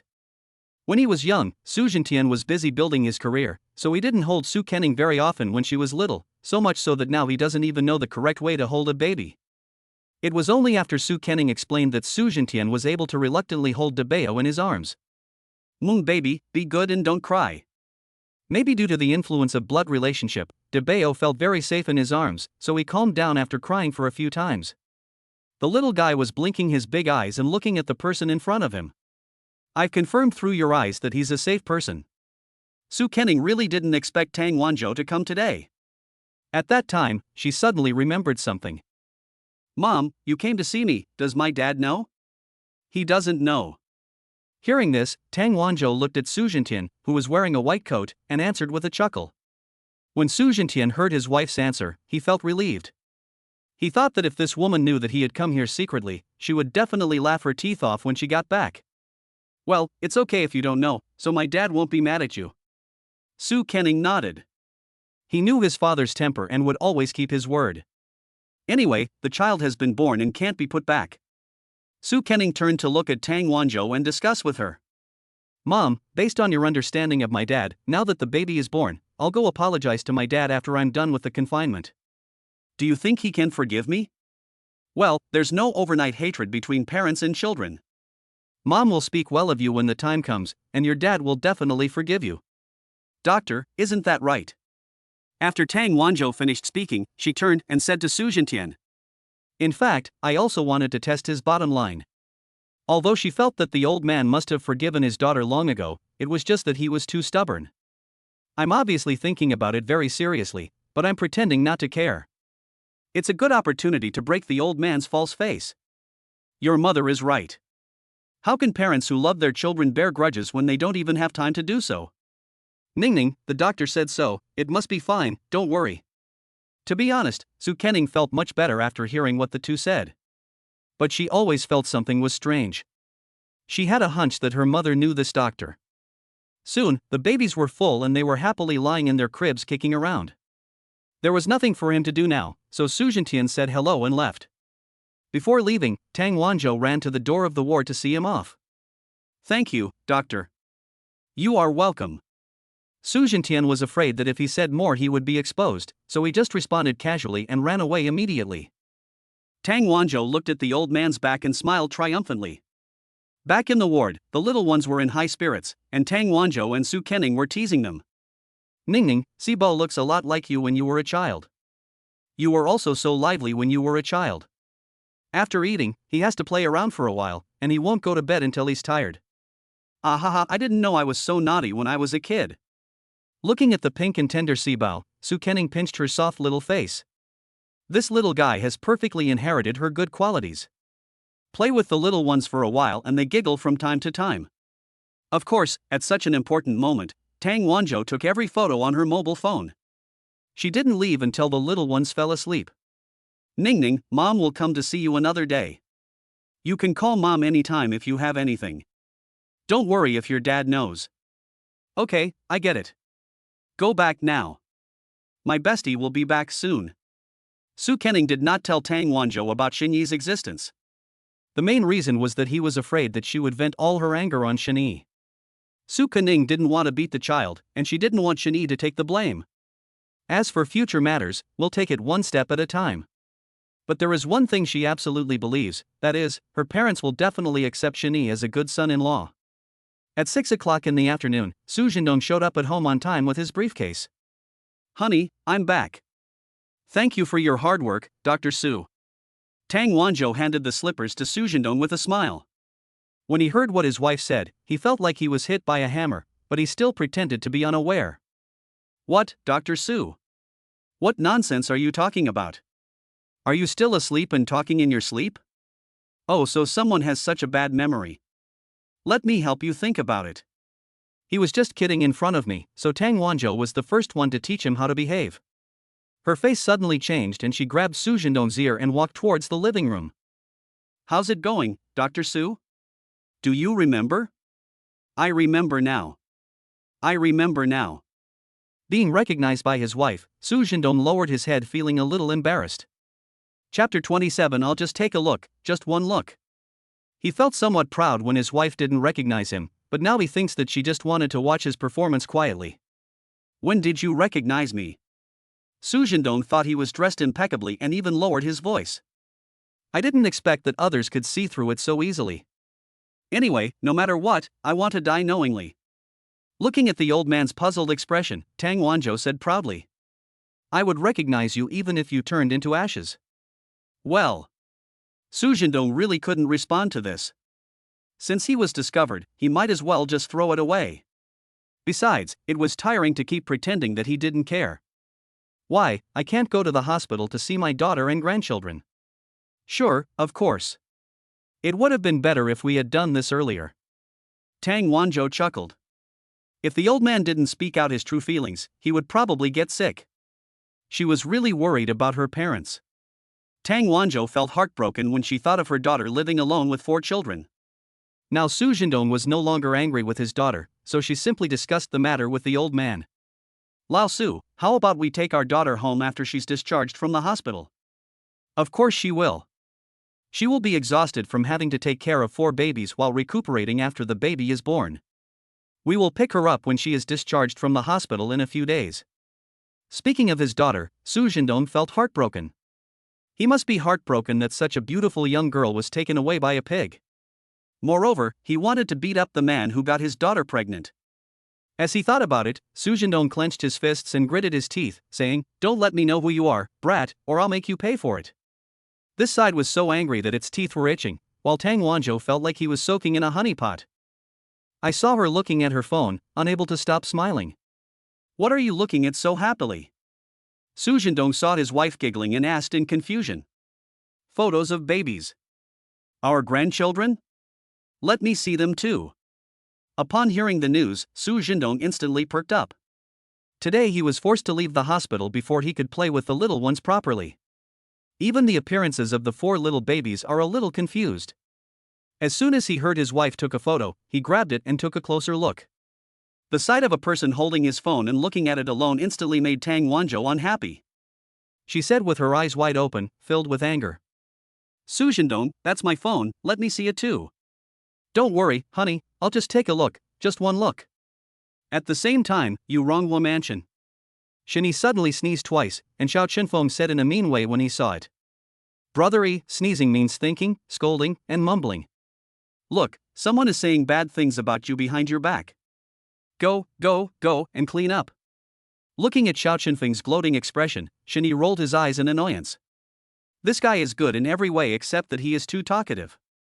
However, strangely enough, ever since he sneezed, he always felt a cool breeze on his back. Someone must have said something bad about him. But he didn't know that the person who was saying bad things about him was his future father-in-law. At 6 o'clock in the afternoon, after several hours of cleaning, the large flat looked brand new. At that time, Xiao Chenfeng was so tired that he sat down on the ground. He spoke blankly with dull eyes. But I'm done cleaning now. I'm exhausted. Brother, I'm not saying anything bad about you, but why did you buy such a big house for no reason? Thank you for your hard work, brother. I have to suffer with you. Now Xiao Chenfeng really regretted coming here with Shani. Although he experienced the 70 million sports car, he actually put in several hours of labor and did not cheat at all in the process. Do you think this is a good fate or a good fate? Chapter 28. Damn, why is it him? Gurgle gurgle. After working non-stop for several hours, Xiao Chenfeng was already starving. He spoke very rudely to Shani, the man who ordered him around. You're treating me tonight, I want to eat heady lao, and I want to eat lots of meat. Okay, absolutely no problem, but not today. Shani felt that it was well worth it to get a few $100s in exchange for Xiao Chenfeng's afternoon's work. But he has been out for a long time, and I'm afraid Su Kening has already become a husband waiting stone. Between a woman and a brother, of course Shani chose the woman. This is a fact that can be figured out with your toes. I just feel pity for Xiao Chenfeng. However, he instantly became dissatisfied when he heard Shenyi's words. He was so tired today that he just wanted to eat meat right now, but you asked me to wait? He said to Shini angrily, I shouldn't have come out with you, a man who values women over friends. How about you ask Sun Jufa and the others to go with you? I'll treat you. Looking at Xiao Qinfeng's appearance, Shini felt that he was really exhausted. As a brother, he is somewhat reluctant, haha. It seems that I will have to call him for such good things in the future. Okay, you can treat us. I'll ask them to go to the hot pot restaurant opposite the school and wait for me. After hearing what Shini said, Xiao Qinfeng smiled happily. In fact, he didn't really need Shini to accompany him. As long as there was meat and wine to eat and someone paid the bill, it would be fine.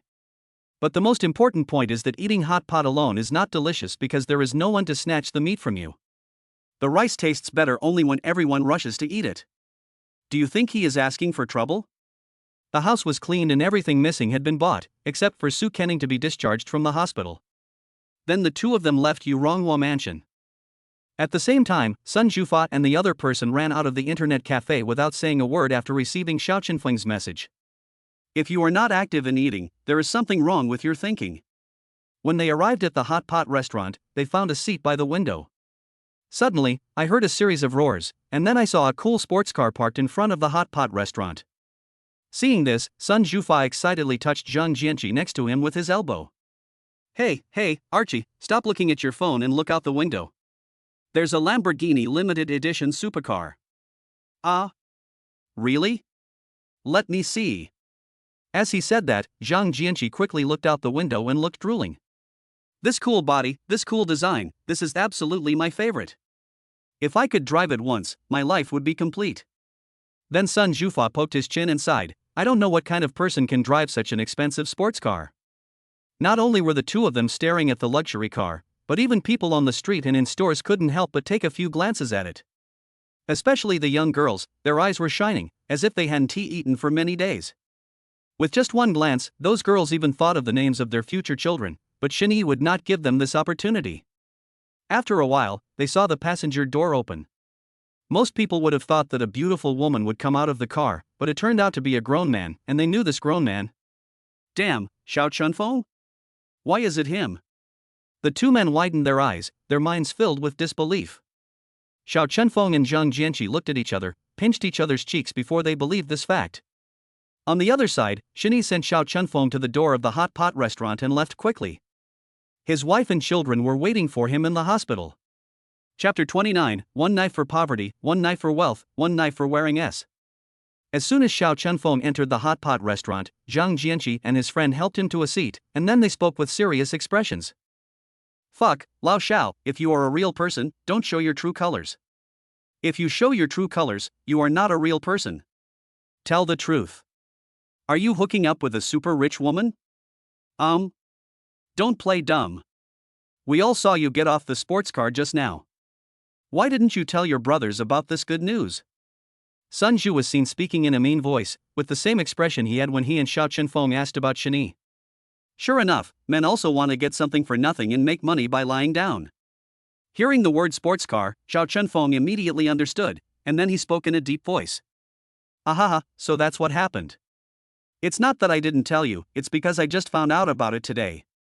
By the way, do you know who sent me back? Nonsense, if you know the two of us, we definitely won't ask you.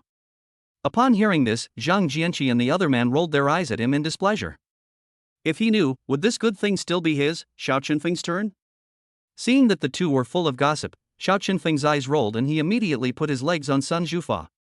Then he said proudly, my legs are a little sore today, and my arms are a little painful. By the way, what was that person's name? Okay, you're so cruel. Sun Jufa and Zhang Jianqi gritted their teeth and reluctantly started to serve as massage assistants. After a while, Xiao Qinfeng was satisfied and started chatting about gossip with the two of them. The man driving the sports car is our roommate Shini. Are you surprised? Are you surprised? I'm telling you, this is nothing. The most amazing thing is him. Here, Shini had just arrived at the hospital when his nose felt sore and he kept sneezing. He didn't smell anything strange, he just kept sneezing. Although he couldn't figure out the exact cause, he thought it must have something to do with Xiao Qinfeng. Wife, I'm back. Only after he stopped sneezing did Shini walk into the ward. You're back. Su Kenning was delighted to see Shini. Although she was accompanied by her parents in the morning and her best friend in the afternoon, she felt more at ease with her husband by her side. In fact, Sue Kenning herself didn't know that she had begun to rely on Shani. Well, were the babies well behaved today? Were they very noisy? No, they are all very obedient. Speaking of the little ones, Sue Kenning felt warm in her heart. Maybe they knew that their dad was busy and their mom needed a good rest, so they sleep after eating and eat after waking up. Okay, that's fine. Shani was very pleased that the babies were so obedient. It seemed that these little guys were here to repay their gratitude. Thinking about the arrangements after being discharged from the hospital, he took Sue Kenning's hand and said seriously, "I cleaned the house today. When you are discharged from the hospital, come back to my place. Let me take care of you and your mother from now on." Ah, that's not good. Sue Kenning was extremely delighted to hear about Shani's arrangements for them after they were discharged from the hospital, but would it seem too reserved if she agreed to it? Moreover, having watched so many TV dramas, they all involve women being too proactive, which causes men to not cherish them. So she thought about it and answered reluctantly. "You are my wife, I am your husband, there is nothing wrong with us living together, that's it." In response to Sue Kenning's hesitation, Shani spoke domineeringly. "Oh, okay then." Sue Kenning pouted and nodded, but she was very happy in her heart. Although Shani brought Sue Kenning to Urongwa Mansion in order to take better care of him, he thought that the other party's hesitation might be because he had no name or status. In order to reassure Sue Kenning, Shani wanted to give her a reassurance. "Ningning, I, Shani, will only marry you in this life. Let's get the marriage certificate after you are out of confinement, okay?" Okay. Hearing this, Sue Kenning's eyes welled up with tears and she nodded repeatedly. Screw his reserve, a good man has to strike first, and Sue Kenning also wants to follow his inner desire and take a gamble for himself. She wiped away her tears and said with a smile, "Then it's a deal, we'll be together forever. If you dare to cheat, I will kill you with a knife." "Okay, but I won't give you a chance." Shani answered with a smile. His wife's idea was really cruel, but he would do what he said and would never regret it. At the same time, a mechanical prompt sound suddenly rang in Shani's mind. Ding! The system of the fertile and blessed dad has detected the unswerving love between the host and the hostess, and has specially awarded auction rebates. Rules of use: if you bid on the final collection, Heart of Eternity, you will receive a triple rebate. Host, please pamper your wife and raise your baby well. As soon as the system finished speaking, an invitation to an auction appeared in Shini's pocket. The date was tomorrow night at 8 o'clock at Nanquan Villa. He didn't plan to tell Sue Kenning about this news so that he could give her a surprise later. Shani was busy cleaning in the afternoon and had no time to look at his phone. When I opened it in the evening, I found that there were 99 missed calls. When I looked at the contact person, it turned out to be the person who wanted to purchase the scar-free patent. Thinking that the other party must be very anxious since he had called him so many times, Shani quickly sent a text message to the other party. The general message is to invite the other party to discuss patent transaction matters at Nanquan Villa tomorrow. At the same time, Chin Jiahao was so happy after receiving the news that he couldn't stop smiling. He would soon become a great contributor to the Chen family. Then, he politely replied, "Okay, Mr. Lin, see you tomorrow." After taking a look at the reply, Shani put down his phone.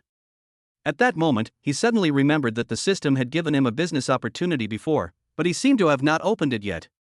The next second, he opened the system control panel and opened the business opportunities in his backpack.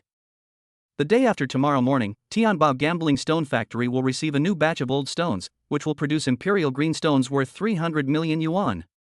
300 million? Imperial green? Wow, it's worthy of being a system product. It's a big deal when it comes out. Shani had heard of gambling on jadeite. It refers to the fact that when jadeite is mined, it is covered with a layer of weathered skin, making it impossible to know the quality of the inside. Only after cutting can you know whether there is jadeite inside. Jadeite produced by old factories all have skin, but waterstone jadeite produced in riverbeds is also old factory jade, which has very thin skin or no skin. Most of the jade produced in new factories have no skin, but those produced in the slope accumulation layer have skin. The thickness of the skin mainly depends on the degree of weathering. The higher the degree of weathering, the thicker the skin. However, experts in gambling on stones are still willing to buy stones produced by old factories. Besides, the stones produced by old factories may not necessarily produce high-quality green stones. A piece of raw jade may have colored surface and a very good surface. Green may be visible when the first cut is made, but the green may disappear when the second cut is made. This is also a common occurrence. This is also what is called one knife makes you poor, one knife makes you rich, and one knife makes you wear linen. Chapter 30, Stinky Baby, Dad and Mom are talking about love. Without the system, Shinny would definitely not go gambling on stones, but now that he has the help of the system, he doesn't have to worry about making mistakes. The next day, the nurse came to the ward early with the medical records to notify the patient. Su Kuning, right? You're starting to get out of bed and walk around today. It will be a little painful at first, but that's normal. After the nurse finished speaking, she turned her head and looked at Shinny. You are his husband, right? When the time comes, stay with the woman in labor and let her walk a little longer. Yes, I will. Shinny nodded and sent the nurse out. When he came back, he saw Su Kuning looking at him pitifully, as if she was about to cry in the next second. Hubby, can you please not get out of bed? The wound hurts when I turn over. No, Shinny rejected his wife verbally, and then said earnestly. 24 hours after a cesarean section, the blood has already coagulated, so you must get out of bed and walk around to do some proper activities, which will help promote blood circulation and discharge the lochia in the uterine cavity. Moreover, moderate activity can reduce adhesion between various tissues, which is conducive to faster recovery of the body. So honey, you're a few days late and now you have to get out of bed and move around, but don't worry, I'll be here with you. To be honest, Shinny didn't want Su Kening to suffer, but for the sake of her health he could only let his wife endure it. After hearing what her husband said, Su Kening nodded obediently, okay. After a while, Su Kening had put on a thin coat and a confinement hat, and all preparations were completed. The babies are taken care of by the hospital nurses, so Shinny can focus all his attention on his wife. Su Kening frowned, slowly moved his body, and then walked down from the bed with difficulty. Whenever she moved, she would feel a dull pain at the wound. Before leaving the ward, Su Kening's forehead was covered with sweat. Then she turned her head to look at Shinny, pouting her lips and saying aggrievedly, "Husband, I can't walk anymore. I'm so tired now. Can you get out of bed and move around tomorrow?" Wife, hold on, walk a little longer. Looking at the painful expression on Su Kening's face, Shinny felt pain in his heart. However, for the sake of his wife's health, he had to endure it. Shinny was thinking, his wife has no motivation to walk now, would it be better if he gave her some motivation? After a while, he ran to the hospital front desk as quickly as possible to exchange some 100 yuan cash. I believe that with the motivation of money, Su Kening's explosive power will be amazing. In the hospital corridor, Shinny held a stack of $100 bills and said to Su Kening with a smile. Wife, every step you take, this red bill is yours. How much you can get depends on your actions. When Su Kening heard Shinny talking about the rules of the game, her eyes widened. Ever since she ran away from home, she had been trying to spend every dollar in half, but now she just feels like her husband is getting a free gift. Su Kening looked fierce and said confidently, "Okay, I'm going to win everything from you." After she finished speaking harshly, she slowly moved forward, with more and more red bills in her hand. The key point is that Su Kening said proudly while walking, "I have enough money for a can of milk powder. I have diapers. The car is here." In a short while, Su Kening had won a lot of things. Su Kening was not the only pregnant woman giving birth in the hospital. Other pregnant women were also told by nurses to get out of bed and walk today. They also moved step by step in great pain, but their husbands were not as attentive and caring as Shinny was to their wives. Some husbands sit on a chair nearby and play games, some husbands just let their minds go blank as if nothing had happened, and some are even worse, only focusing on taking care of the baby and have no time to care about the pregnant woman at all. Looking at other people's good husbands, these women are filled with hatred. Big sister, your husband is so considerate to you. We are so envious. For a woman, marrying a husband is like being reborn a second time. For a girl like you, you must be the one who married well. When women get together, they talk endlessly. However, a pregnant woman asked curiously, "Did you train your husband to be so caring? Do you have any tricks to control him?" As soon as these words were spoken, they instantly aroused the curiosity of all the women in labor. Who doesn't love an obedient, caring, considerate and generous husband? This. Looking at other people's expectant eyes, Su Kening was speechless for a moment. Because he has been like this ever since the baby's father came to the hospital. She did everything herself, and even when she wanted to help Shinny share the burden, she was rejected outright. So she didn't have any good advice at all. "Sorry, my husband was like this when I met him." "You are lucky, girl. Let's be born into a good family in the next life and marry a good man. The other women felt bitter when they heard this, and they were also wondering, why can't I meet such a good man? Afterwards, the women chatted for a while before each taking their disappointing husbands home. When Su Kenning returned, Shin-Yi had already prepared a cup of warm water. She thought her wife would be thirsty after walking for so long. Looking at Shin-Yi's meticulous care for her and the envious tones of those mothers, Su Kenning was very glad that she had met such a good man, and she would definitely cherish him. Then, she took Shin-Yi's arm affectionately and whispered, leaning on her strong arm. "Honey, I'm glad to have you by my side." "Little fool, why are you suddenly saying this? People just say it when they think of it." "Okay, I will definitely stay with you from now on. Wherever you and the babies are, I will be there." Shin-Yi gently stroked Su Kenning's little head and said seriously that this was the will he would uphold in the rest of his life. After a period of exercise in the morning, the pain at the wound of Su Kenning was greatly relieved. When she exercises again tomorrow, she will feel much more relaxed. Wow wow. Wow wow. When the two were being affectionate, an untimely voice broke this happy moment. I saw De Bao pouting his lips and crying loudly in grievance. Seeing this, Shin-Yi quickly ran to his side, held the little guy in his arms, comforted him softly, and then complained in a low voice. "Stinky baby, daddy and mommy are just talking about love, why are you so tactless?" Hua cluck. At first the little guy was ready to sing loudly, but after hearing his father's complaints, he actually laughed out loud. Do you think he did it on purpose or intentionally? Chapter 31 Participating in the Auction. At 7:30 in the evening, Shin-Yi had already arrived at Nanquan Villa. The auction starts at 8 o'clock, and before that he wants to talk about the Scar-Free project. As a result, as soon as I stepped into the venue, I heard someone's puzzled voice behind me. Shin-Yi? Shin-Yi didn't expect to meet an acquaintance here. He turned his head to see who called him, and saw the face he hated. Shin Jiahao, wearing a black Armani suit and walking at a fast pace, came to Shin-Yi and laughed at him. Not everyone can enter Nanquan Villa. Get out of here before the security guard finds you. If you really don't want to leave, then kneel down and beg me. I might take you to the auction if I'm happy. You better take care of yourself. Shin-Yi answered with a wry smile. As far as he knew, names were engraved on the invitations to the auction to prevent those who wanted to take advantage of the situation from getting in. If you want to enter by face recognition, you will be kicked out by the security guard. Shin-Yi didn't have the energy to pay attention to this clown who only knew how to rely on his father.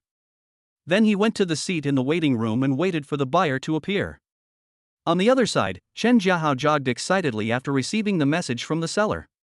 When he arrived at the waiting room, he saw Shin-Yi sitting there. For some reason, Chen Jiahao had a bad feeling in his heart. Could it be that Shin-Yi is the mysterious seller? No, definitely not. How can a poor rich second generation like him have such skills? At that time, Chen Jiahao kept comforting himself in his heart. Then he called the mysterious seller, and as expected, it was Shin-Yi who answered the call. At the same time, Shin-Yi, who was sitting on a chair, also noticed Chen Jiahao holding a mobile phone and making a call. Now he understood why he felt that the number seemed to have been seen somewhere before. It turned out to be from the previous circle. For Shin-Yi, after seeing the buyer's face, he felt that there was no need for negotiation at all. He would not sell the formula to a mean person who only flatters the powerful and bullies the weak and plays with whoever has money. Moreover, he believed that his formula was so amazing that it would definitely sell well. So whether from a selfish or public perspective, Chen Jiahao would definitely not be able to get this order. But Chen Jiahao didn't think so. He was so naive that he thought Shin-Yi was an ordinary graduate who was worried about money. He sat opposite Shin-Yi with full confidence and spoke straight to the point. Shin-Yi, our company is willing to buy your Scar formula for 30 million. 30 million for one formula is worth it. Hearing this number, Shin-Yi said calmly, not for sale. According to his market research, this Scar eliminating formula can be sold for at least 50 million, mainly because its effect is so amazing and the production materials are cheap. The price offered by Chen Jiahao was completely taking advantage of the situation. Since the other party was so insincere, and Shin-Yi would not sell it to him even if they offered 50 million, he sneered and left. But Chen Jiahao would not let the fat sheep in his hands fly away. He said anxiously beside Shin-Yi, how about 35 million? As long as you agree, our company will transfer the money immediately. Not for sale. Shin-Yi, don't refuse my toast and drink the wine for punishment. At that time, Chen Jiahao was really a little furious. Facing Shani, he completely forgot that he was the one who was asking to sell. So what if I just eat it? Those who are barefoot are not afraid of those who wear shoes, and Shani doesn't have to worry about money now. A patent is just a formula and has no maintenance costs at all. He can just take the time to find a suitable buyer. However, he is not a man who is indecisive, so Shani took this opportunity to reveal his cards. I will not sell you the patent for Scarless, so forget it. If someone respects me 1 inch, I will respect him 1 yard. Shani is such a person. After saying that, he strode towards the entrance of the auction. There were 2 burly men at the door. Shani handed them the invitation and the passage opened.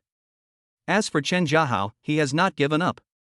After all, he has heard from his father that the company is now at a stage of life and death. Either the product upgrade is successful or they will go bankrupt and delist. So he had to make the deal no matter what. Seeing Shani entering the venue, Chen Jiahao followed him hurriedly. Shani, let's discuss this carefully. If you have any requests, just tell me. As he said that, Chen Jiahao tried to break into the museum, but was stopped by the bodyguard nearby. The bodyguards politely reminded him, "Sir, please show us your invitation." What invitation? Didn't that person just go in? You can't enter without an invitation. The bodyguard waved his arm and ruthlessly blocked Chen Jiahao outside the venue. Seeing that forcing his way in didn't work, Chen Jiahao shouted, Shani, Shani, come out here. Sir, if you continue to act like this, don't blame us for kicking you out. Chen Jiahao ignored the bodyguard's reminder and continued shouting as he pleased. Those who came to attend the auction today were all well-known figures from various industries. The bodyguards had already been ordered that if anyone broke into the scene without an invitation, no matter who he was, he would be kicked out. Finally, one of the bodyguards took off his socks and stuffed them into Chen Jiahao's mouth, then grabbed his hands and carried him on his shoulders and threw him to the gate of Nanquan Villa. Then he instructed the staff at the door not to let him in. Just like that, Chen Jiahao lost face in public. Faced with other people's pointing and criticizing, he could only leave tactfully. However, Chen Jiahao blamed Shani for everything that happened to him. Shani, I will definitely avenge today's humiliation. Inside the venue, without Chen Jiahao nagging around, Shani felt a lot quieter. Then he sat down according to the seat indicated in the invitation. 10 minutes later, the lights in the venue went out, the lights on the stage came on, and then an auctioneer wearing a cheongsam and a hairpin walked up slowly. Hello, distinguished leaders and guests. I am today's auctioneer Jiang Xinhan. There are 3 lots for auction today. Please allow me to introduce the first lot. After the auctioneer began his introduction, the collection appeared in the public eye through a lifting platform, and then people around him began to bid in turn. Shani was not interested in this collection.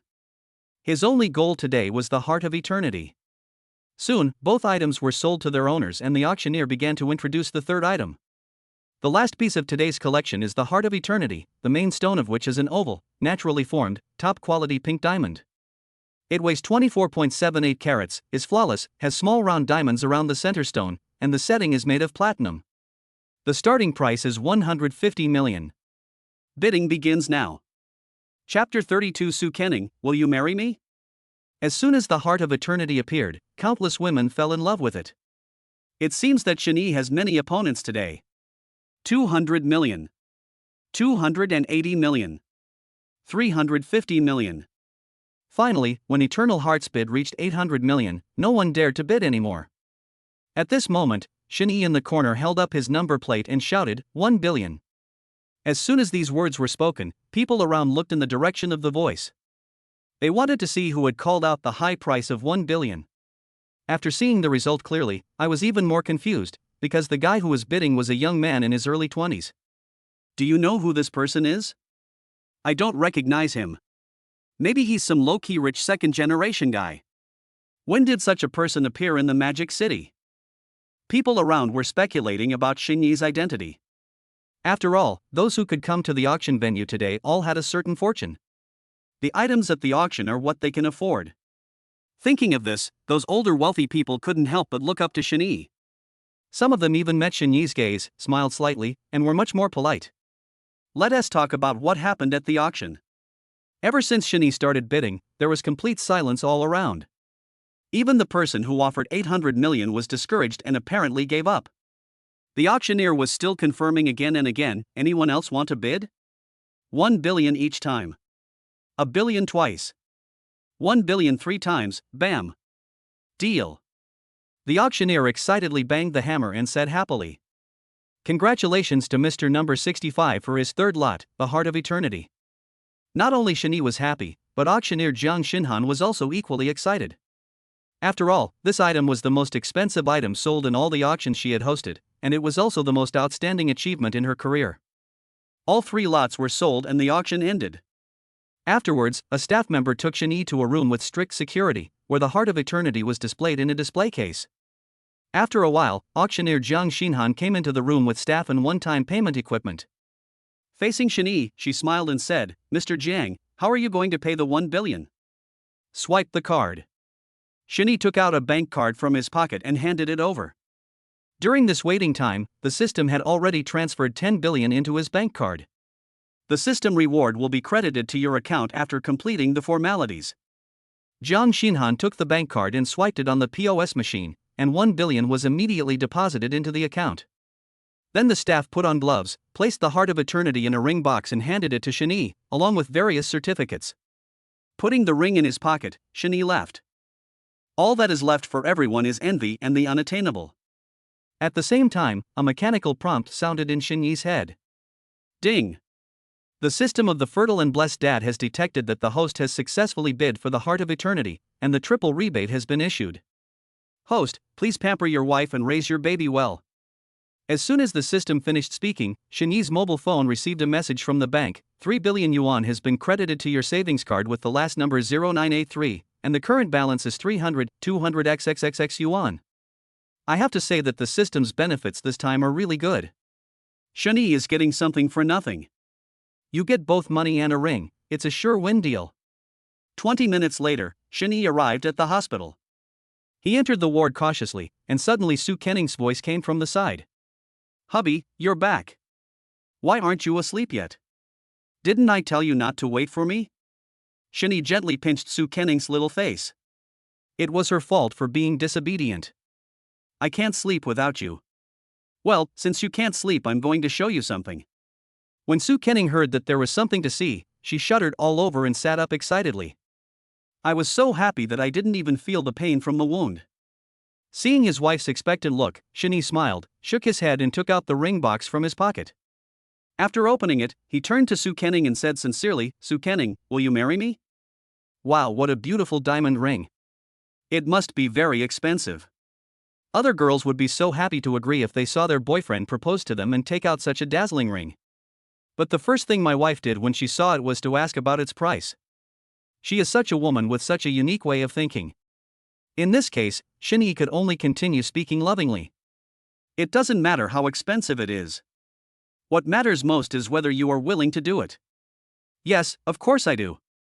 Su Kenning said excitedly, with tears of emotion streaming down her eyes. She is willing, of course she is willing. Then, Shani put the Heart of Eternity on Su Kenning's ring finger, and then left a kiss on her forehead. Ning Ning, you can only be my woman in this life. Well, you can only be my man. Su Kenning wiped away her tears and smiled. Now she no longer has to worry about Shani running away. After being happy for a moment, Su Kenning suddenly remembered that she was still in confinement after giving birth. She quickly found a piece of cloth to cover her face and said shyly, "Oh my, her hair is greasy and her face is pale, she must look ugly in the video." "Hubby, it's all your fault. You didn't even tell me that you proposed to me so I could dress up and put on some makeup." Many years later, when Su Kenning recalled how Shani proposed to her, all she saw was herself looking sloppy. If babies see this, they will definitely speak up for their dads. However, Shani doesn't care. To love someone is to tolerate everything about her. In his eyes, no matter whether Su Kenning is wearing makeup or without makeup, he thinks she is the most beautiful one, unrivaled. He just peeled off the cloth in front of Su Kenning and spoke gently. "You are not ugly at all. If you don't know me, you might think you are a fairy from heaven." You said I was so lucky to marry a fairy. Hey, then I'll believe you this time. Su Kenning smiled foolishly and leaned on Shinyi's shoulder. Looking at the huge diamond ring on her hand, she asked, "Honey, this ring is so beautiful, does it have a name?" "It's called the Eternal Heart, which means my feelings for you will never change." "Oh, then my feelings for you remain unchanged." After Su Kenning finished speaking, she happily took Shinyi's hand, lay in his arms, and fell asleep after a while. In a daze, she saw Shinyi wearing a white suit and riding a white horse to marry her. There were 4 little babies wearing cute overalls and smiling, "Daddy, kiss mommy." He. Shinyi was about to put Su Kenning on the bed when he saw her smiling face full of intoxication. He couldn't help but wonder, what sweet dream did my wife have? Chapter 33 Tianbao Gambling Stone Factory. In the morning, the top management of Jinmei Company held an emergency meeting. After everyone arrived, he asked his secretary to distribute the company's latest research and development report to several people. Then Chen Boli said seriously, the new scar removal cream developed by the company has failed. Not only is the effect not outstanding, but it also caused facial damage during clinical trials. At that time, a man with thinning hair and a somewhat wretched appearance pushed up his glasses and said, "Mr. Chen, is there any solution? It's not a good idea to invest a lot of money. The key is that the RD team is useless. The money is just a waste." Right. That's exactly what it is. In my opinion, this research and development team should be disbanded right here. As soon as this was said, other senior executives also echoed it. Many of the RD personnel were poached by Chen Boli from other companies, and their salaries are even higher than some senior executives. If this continues, it is inevitable that some people will feel unbalanced. As the leader of the RD team, Qin Yuhan really has nothing to say about the failure to develop a new scar removal cream. But RD is not what they think, that a project in mind will be successful as long as it is started, so she had to defend herself. RD is a long-term and investment-intensive project. Our RD team has only been established for a month. It is impossible to develop an effective scar removal cream. The bald man heard this and said sarcastically, "I think you are incompetent and just take the money but do nothing. Boss Liu, please don't slander me. If you can do it, go ahead and research it.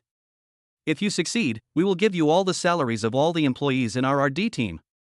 At this time, there was constant quarreling in the conference room. Chen Bali slammed the table in anger after listening to the two people's arguments. "Shut up, everyone. I called you here today to discuss and solve the problem, not to argue about who is right or wrong. Since none of you have a good solution, let's adjourn the meeting.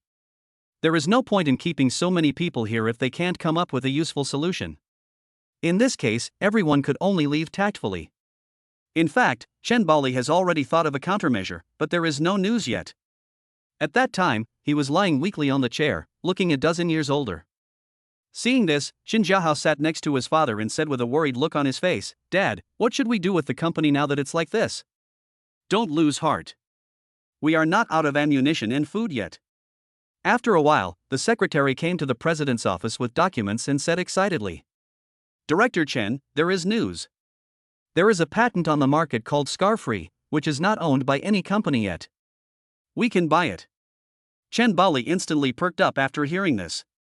He turned around and warned Xin Jiahao, "Look, this is a sudden turn of events. Okay, you can go out now. I'll handle this myself. After all, it is a major matter concerning the company and we must not be careless." However, Xin Jiahao felt very disappointed when he came out of the office. He knew what was going on even though his father didn't. That patent belonged to Shinyi, and he could still remember clearly what Shinyi said yesterday, "Scar Wuwa will never sell it to you, so give up on it." And Shinyi already knew that the company he worked for was Jinmei Group. Now he just hopes that his father can buy the patent after the negotiations. If it doesn't work, then you can still. On the other side, Shinyi has arrived at the Tianbao Gambling Stone Factory. In order to prevent others from buying the stones produced in the old mine, he came here as soon as the business opened. In fact, the Tianbao Gambling Stone Factory is not a large factory. Its first floor sells various gold, stone, jade, and jadeite, while the underground floor is where the gambling stones are placed. When he reached the basement level, Shinyi saw a table filled with stones of various sizes, with a price in front of each stone. The quality, color, and origin of each stone are different, so the prices vary greatly. Shinyi came here with a purpose, and then he turned around and asked the staff, "Where are the new batch of stones from the old mine that you received this morning?" "Sir, you are really well informed. We received a batch of stones from the old mine this morning, but they have not yet been put on the shelves. If you want to choose, I'll get it for you right away." "Okay, go ahead." Shin-Yi nodded. He had plenty of time. The most important thing was that the stones from the old mine had not been picked yet. At that time, he had already seen the imperial green worth 300 million waving at him. Since he was just waiting anyway, Shinee was bored, so he just walked around. At this time, a loud shout was heard from afar, "Boss Wang is going to open the stone." Having never seen such a scene before, Shinee also walked over. I saw a piece of green stone being placed on the cutting machine, and then the cutting master asked as usual, "Boss Wang, are you sure you want to cut the stone? Once you shoot, there's no turning back." "Yes, Boss Wang, please think about it. How about you sell this stone to me for 700,000 yuan, and you can still earn 50,000 yuan. Stop talking, I've made up my mind, go ahead." Boss Wang's eyes were determined and no one could persuade him. The factory is not doing well now and is in urgent need of a large amount of funds for turnover. In order to save the factory, he had no choice but to use all his fortune to buy this lifeline. I hope to produce better jade and sell it at a good price. Seeing Boss Wang's resolute look, the cutting master had no choice but to take action. After the harsh sound of the machine operating, the first cut was made. Most of the green color is exposed on the stone, and the water quality is very good. If it is sold without any cuts, it can be sold for 1.5 million. However, Boss Wang has confidence in this stone. He firmly believes that the value of this stone is higher than 1.5 million. Soon, the second knife fell, leaving it all white without a trace of green. The crowd who had been noisily bidding to buy the first piece of stone just now suddenly fell silent. In their opinion, this piece of stone is basically useless, and such beautiful greenery is wasted. It's already very good if this stone can be sold for 100,000 yuan now. However, Boss Wang still insisted on making the third cut, and as expected, it was all white. When he saw the third stone being cut, his brain went blank and he murmured, "It's over, it's all over." Then Boss Wang began to spit blood and then fell down. The staff nearby were already used to this situation, so they skillfully took out a stretcher and sent Boss Wang to the hospital. Shinee was also quite emotional when he saw this scene. It's true that one knife makes you poor, one knife makes you rich, and one knife makes you wear sackcloth. Soon, the staff member placed all the stones from the old mine on the table, and then she came to Shinee and spoke.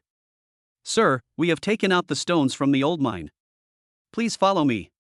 Shinee nodded and followed the staff. Chapter 34, Imperial Green. Under the guidance of the staff, Shinee soon saw a pile of stones placed messily on the shelves. And the price list clearly states, 1,000. To be honest, in his eyes, there is no difference between this stone that costs 1,000 yuan and the stone that costs hundreds of thousands of yuan. However, the price difference is too big. Shin-Yi couldn't help but wonder, can an imperial green jade worth 300 million really be found here? Then he looked at the staff and asked, "Are all the stones from the old pit here?"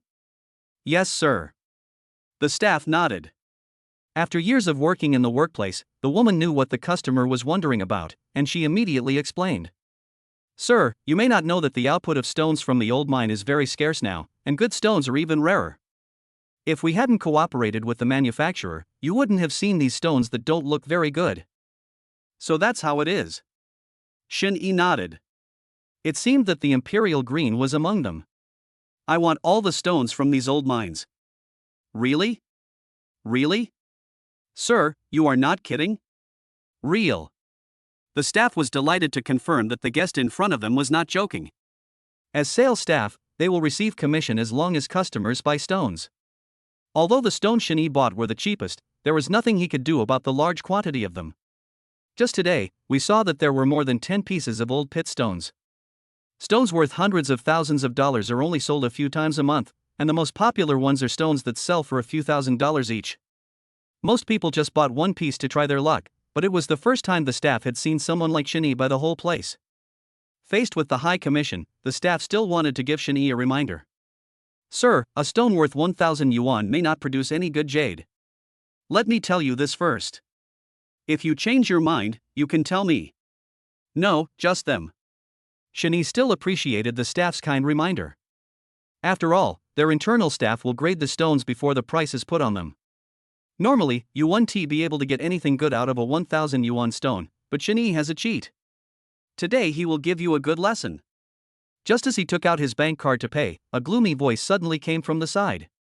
"Little brother, as someone who has been through this, I want to warn you that all the money you spend will probably go down the drain. It doesn't matter. I did it on a whim. I spent money to buy some experience, and I can afford the consequences." "Haha, okay. The old man leaned on his crutches, then left with a smile, and at the same time he couldn't help but say to the people around him, "I haven't seen such a bold and daring young man for a long time. I am really old." "Mr. Su, you are in such good health, you don't look old at all." Watching the backs of the people leaving, Shani asked the staff around him, "Who was that person just now?" "He is Mr. Su, a big customer of ours." "Oh." Shani nodded and didn't take it seriously, then handed over the bank card in his pocket.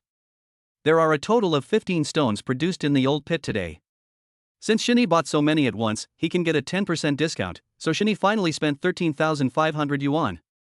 After paying the money, the staff pushed the cart and followed Shani to the stone cutting site. There were already many spectators around by then, and they loved watching this kind of thrilling segment the most. I saw the stone cutter holding the stone in his hand, just looking at it and then skillfully drawing lines on the stone. Then, the machine cuts the stone along the scored lines. The first cut did not show any green, and the second and third cuts were the same. Soon, the first 14 were all cut out, and without exception they were all waste rocks, not worth a penny. Finally, even Master Kaisher couldn't stand it anymore and he kindly advised, "Young man, since you are so young, you might as well not cut the last stone. You will definitely not get any good material. Why waste your money? Of course, what good material can you get from a stone that costs 1,000 yuan? I think you should just go home and have a rest." One of the burly middle-aged men snorted coldly. Ever since he knew that those stones were 1,000 yuan each, he had been very pessimistic about Shani, so he spoke in a sarcastic tone. At the same time, people around also echoed. However, Shani was not shaken at all by these people's ideas. Just because he believes in the system. Seeing that Shani was determined to do so, the stone cutter made the first cut. Only a large part of the green was exposed, and this green was the kind that seemed to be dripping out. Someone who knows the business took one look and immediately exclaimed, "Oh my god, it turned out to be imperial green." Everyone who comes here knows about imperial green. It is the best and most valuable green color of all jades, also called emerald green. This green appears as a calm lake green in sunlight, lake blue at first glance, emerald green under strong light, and yellow green under flashlight, so it is extremely expensive. As soon as Emperor Green's words came out, Shani instantly became a hot commodity. The burly middle-aged man came up to him and said with a smile, "Little brother, I'll give you 10 million if you sell this stone to me." "Old Wu, do you have any shame? You only give me 10 million? Pa!" During the scuffle, a middle-aged man with glasses spit at Old Wu with contempt. Then he said to Shani with a smile, "Little brother, I will give you 30 million. You will definitely not lose money if you sell it to me." It was sold for 30 million after only one cut. This price is absolutely fair. But Shani knew the true value of this stone, so he waved his hand to decline everyone's kindness. Then he said to the stone cutter, "Keep going." With the shrill sound of the machine, the second cut fell, still with that lush green color. The price of this stone can now quadruple. Everyone also understood that no matter how much the price was, no one would give this stone to anyone. Then the most tense third cut began. The imperial green could be seen just after a little bit of cutting. When the third knife fell, a piece of imperial green appeared in front of everyone. The spectators around were extremely regretful at this moment. Of course, what they regretted was not laughing at Shani, but they regretted why they were not the ones who bought all the stones worth 1,000 yuan. Of course, there is no use regretting.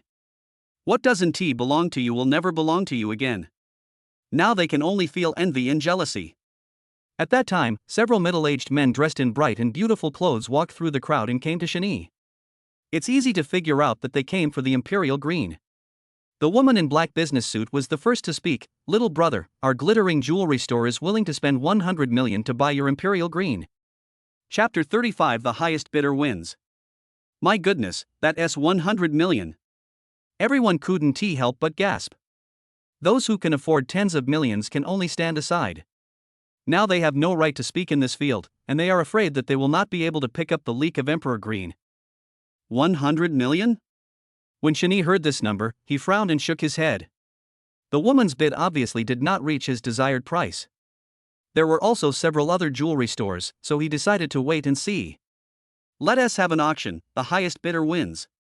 Without waiting for Shani to ask, one of the fat men in a suit and tie put his arm around Shani's shoulder and said with a smile, "Hey, little brother, let's talk. Our True Love jewelry store is willing to pay 150 million. This is the highest price we can offer." Would you consider it? Not for sale.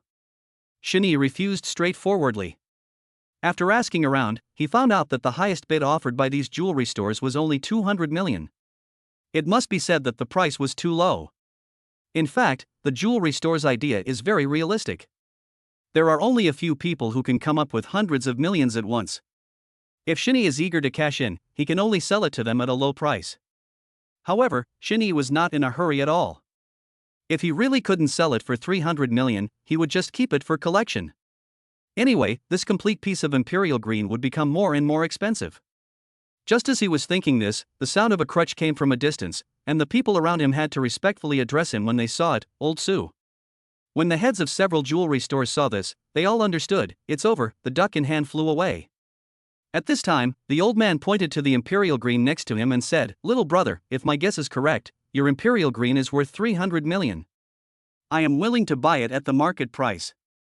Upon hearing this, Shinny couldn't help but secretly praise the old man for his sharp vision. The system said that an imperial green jade worth 300 million would be unearthed here, which was exactly what the old man said. Since the other party was willing to pay according to the market price, Shinny readily agreed. After the buyer and seller had agreed on the price, 300 million yuan was quickly deposited into Shinny's bank card. After receiving the money, he left. Looking at Shinny's back, Su Lao suddenly smiled and murmured, "This guy is a good match for my granddaughter. I wonder if he has a girlfriend, haha." "Mr. Su, the young lady is still studying abroad and won't be back for a year." "That's right. As an old antique, I won't get involved in the affairs of young people like them." Old Su laughed, then left with his walking stick. After the big shots left, there were fewer people watching the fun. Ever since they saw Shinny use a 1,000 yuan stone to open an imperial green jadeite, they all ran to the stall that sold stones for 1,000 yuan each, dreaming of also being able to open top-quality jadeite at the same low price as Shinny. As there were not many stones, some people even started fighting over them, but they were finally stopped in time by the staff. In less than a few minutes, all 50 or so stones were swept away. This was the first time that the staff had encountered buyers scrambling to pay. After placing the order, everyone happily carried the stones to be cut. Even the stone-cutting master was shocked to see a group of people rushing over. When he learned that they all bought stones worth 1,000, he quickly told his apprentice, "Go, buy one for the master as well." He has been mining stones for so many years but has never bought a single piece himself, so he decided to try his luck today. If you are lucky, you can quit your job and go home to retire. If you are unlucky, you can continue to work and earn money. After a while, the apprentice came back, panting and saying, "Master, those stones are all sold out, not a single one is left." "Oh." Master Kaisher answered calmly, but the expression on his face looked like he had missed out on 100 million. P.S. If you like this book and find it okay, please give it a 5-star rating. The author would like to thank everyone here. New book please support. Chapter 36, Beat Your Butt. With the sound of machine cutting, all the stones everyone bought were cut out in a short while. As expected, there was not a single piece of good jade material. They used their blood and tears to tell everyone that except for the chosen ones, cheap things are never good. After coming out of the gambling stone factory and getting into the car, Shinyi's cell phone in his pocket suddenly rang. Seeing that the number didn't seem like a scam, he pressed the answer button. Then a polite voice came from the other end, "Hello, I am Chen Boli, chairman of the Jinmei Group. I am calling you to discuss the sale of Scar No Patent. Do you have time now? Let's find a place to have a good chat." This attitude can be said to be very humble, but no matter how humble it is, it cannot overcome Shinyi's dislike for Chen Jiahao. After listening to his self-introduction, Shinyi felt that he was Chen Jiahao's father. Since the other party was very polite, he thought he had to make him understand how this business was really done. Then, Shinyi rolled his eyes and replied, "I have discussed this matter with your son. After negotiation, I do not intend to sell the patent to your company." You can ask him for the specifics. That's it. Shinyi didn't intend to waste words with someone who couldn't be his friend. He started the car and drove towards the hospital. On the other side, hearing the beeping sound of the phone, Chen Bali became increasingly angry. "Jiahao? Does this have anything to do with him?" The other party sounded very determined, which made it difficult to deal with. Chen Bali always had a bad feeling. However, he thought that he had to chew this tough bone no matter how difficult it was, otherwise the company would only end up going bankrupt. Now that we know the whole story, we can prescribe the right medicine, so Chen Bali asked his secretary to call Chen Jiahao over.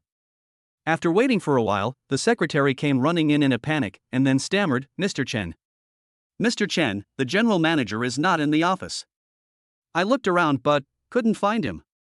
"I understand. You can go out now." Chen Boli said something, and the secretary saw that the atmosphere was not right and quickly ran out. No one knows a son better than his father. Since Chen Jiahao was a child, he would hide away whenever he got into trouble, and it is still the same now. He pounded his fist on the desk and said angrily, "This bastard is more likely to cause trouble than to help.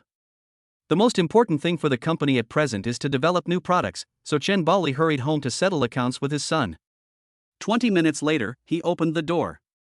The woman came over in a panic and said with a flattering smile on her face, "Why did you come back so early today? Where is that brat? Get him out right now." Chen Bali ignored the woman's words and just sat on the sofa and spoke condescendingly. Looking at the old man's unquestionable words, the woman wiped her forehead and answered with a wry smile. "Son, isn't he at the company? He went home a long time ago."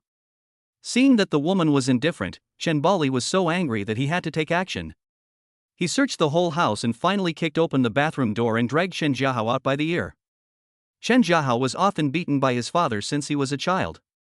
Seeing this, he could only ask the woman for help, Mom. To be honest, Chen Bali has the final say in this family. Even if the woman wants to help Chen Jiahao, she is powerless and can only wipe her tears in the end. There was no one to turn to for help now. Chen Bali pulled out his belt and said viciously, "Why didn't you tell me about the patent? Did you offend them?" "Dad, I didn't know the owner of the scar-free patent was a classmate I didn't have a good relationship with. If I knew, I would definitely not." Chen Jiahao's voice became lower and lower, and he felt more and more guilty, for fear that something he said would displease Chen Bali. "Didn't I tell you before not to bully others? If you want to teach someone a lesson, don't let him catch you by the hair. But you haven't inherited any of my good qualities." Chen Boli sighed helplessly. How could he give birth to such a stupid son? Finally, he beat Chen Jiahao's butt to pieces, and the anger in his heart subsided a lot. Chapter 37 Discharge. Looking at the bloodstains on the pants, Chen's mother helped Chen Jiahao back to the room with heartache. In the room, she tried to mediate because she was afraid that her son would hate her father. "Jiahao, your father can't tolerate any sand in his eyes, so don't blame him for being cruel." "Mom, I know. I was wrong this time. I deserve to be beaten." To be honest, Chen Jiahao was still a little angry. Chen Bali was really too cruel. In his condition, he would have to lie in bed for a few days before he could recover. Tell me, whose father is as cruel as his? If it weren't for Shen Yi, he wouldn't have been beaten. Chen Jiahao still blamed Shen Yi for everything. However, after being beaten this time, Chen Jiahao finally understood a truth: bad things cannot be exposed to the light of day. At this moment, he had a ruthless plan in mind. Su Kenning recovered well during the days in the hospital, and the nurse told her that she could be discharged early. Su Kenning was extremely happy that she finally didn't have to lie in bed. She was so happy that she wanted to go home immediately, and go back to Shen Yi's home. She still felt a little excited when she thought about living with her husband in the future. At that time, a question suddenly popped up in Su Kenning's mind: should they live in the same house or separately after returning home? That's a good question. After packing the luggage, Shen Yi carried the babies into the nanny car one by one. I have to say that the system is very thoughtful. There are 4 safety seats installed in the nanny car, so you don't have to worry about the baby's safety anymore. Sitting in the car and looking at everything inside, Su Kenning seemed to be hesitant to speak. Seeing this, Shen Yi asked with a smile, "Wife, what's wrong? What's the problem?" Su Kenning touched the car and said distressfully, "You don't have to rent such an expensive car just to be discharged from the hospital. It's such a waste." Now, Su Kenning's understanding of Shen Yi is still that his family is bankrupt. She knew that her husband was under a lot of pressure and now had 4 children, so she didn't want to add burden to Shen Yi. Some money can be saved if possible, and Su Kenning was also thinking that after she was out of confinement, she would help Shen Yi share the pressure of raising a baby. Shen Yi had no idea about Su Kenning's thoughts, otherwise he would definitely think that he must have saved the galaxy in his previous life, which is why he was able to meet such a good woman in this life. Listening to Su Kenning's complaints, Shen Yi rubbed her little head and said, "Little fool, this car belongs to us, it's not a waste at all. It will be very convenient for us to travel with our baby in the future. Su Kenning was a little surprised when she heard this. Your family didn't go bankrupt? Could it be that the news I heard before was all false? She couldn't help but feel confused. The news that the TV station reported about the Shin Group's bankruptcy should be true, so what was going on now? Afraid of triggering Shinyi's bad memories, Su Kenning quickly apologized. I'm sorry, I didn't mean to bring it up. It's okay, it's all true, there's nothing I can't say. Shinyi smiled calmly, looking very open-minded. The bankruptcy was a big blow to him at the time, but now he has come out of it and has new goals in life. He will definitely get better and better in the future. Ningning, I am now able to take good care of you and the child, so you can rest assured. I will definitely give you a better life. Well, I believe. Su Kenning nodded. She absolutely trusted the man next to her. Soon, the nanny car stopped at the gate of a very high-end residential area, and the security guard quickly opened the door upon seeing it. Chapter 38, Raising a Baby, Getting Rid of the Waking Up. As the car slowly drove in, the group seemed to have entered a natural oxygen bar. The scenery of the community was also designed in a staggered manner, worthy of being a high-end community. After a while, Shinyi slowly parked the car in the parking space. The babies in the car were sleeping soundly, so he could only move them into the house carefully. Soon, the 4 money-eating beasts were lying neatly on the big bed in the master bedroom. There was a liftable fence beside the bed, so there was no need to worry about the babies falling down. Finally, Shinyi was afraid that Su Kenning would catch a cold, so he wrapped her in a blanket and carried her upstairs carefully. Okay, husband, put me down quickly. There's really no need to be so overly cautious. Listen to me, you still have to pay more attention during the confinement period. Oh. Unable to defend herself against her husband, Su Kenning could only pout and agree. After entering the house, Shinyi gently put Su Kenning on the sofa. You take a rest first, I'll make breakfast for you. Su Kenning nodded and began to tour the house. Needless to say, the decoration style here is exactly the simple style she likes, and the house is big enough so that the baby will not feel crowded when he grows up. The house is so good, the price must be expensive, but she believes that Shinyi has the ability to do so now. After getting to know each other over the past few days, Su Kenning believed that her husband would not fight a battle without preparation, so if her husband didn't say anything, she wouldn't ask. In short, she believed that Shinyi must have paid a lot to provide such a good living environment for her and her mother. Just as I stood in front of the balcony and admired the view outside the window, I heard a murmuring sound from the bedroom. Upon hearing this, Su Kenning quickly ran into the house and saw Sanbao twisting his body and crying loudly. Woo woo. Woo woo. Shinyi said that when a baby moves around, it means he has either pooped or peed. Then she quickly checked Sanbao's diaper and found a yellow spot. Then, Su Kenning wiped the baby's butt and said lovingly, Did Sanbao know that we moved to a new house and sent gold to daddy and mommy? You little bad boy. She poked the baby's fair and tender face and said with a smile. Seeing this, Sanbao laughed out loud to show his respect. After laughing for a while, the baby began to look around the strange house, his eyes moving around, full of curiosity. Maybe the little guy was not used to the new environment, and Sanbao started to murmur. Newborn babies tend to lack a sense of security, so Su Kenning held him in her arms to comfort him. It took a long time before the little guy fell asleep.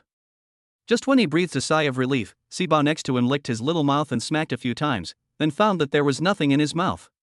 The little guy started crying anxiously. The crying of the 4th baby was obviously different from that of the 3rd baby. The little guy was crying milk, milk. The crying of babies represents different needs, which Shinyi told Su Kenning. So, she quickly concluded that Sanbao was hungry.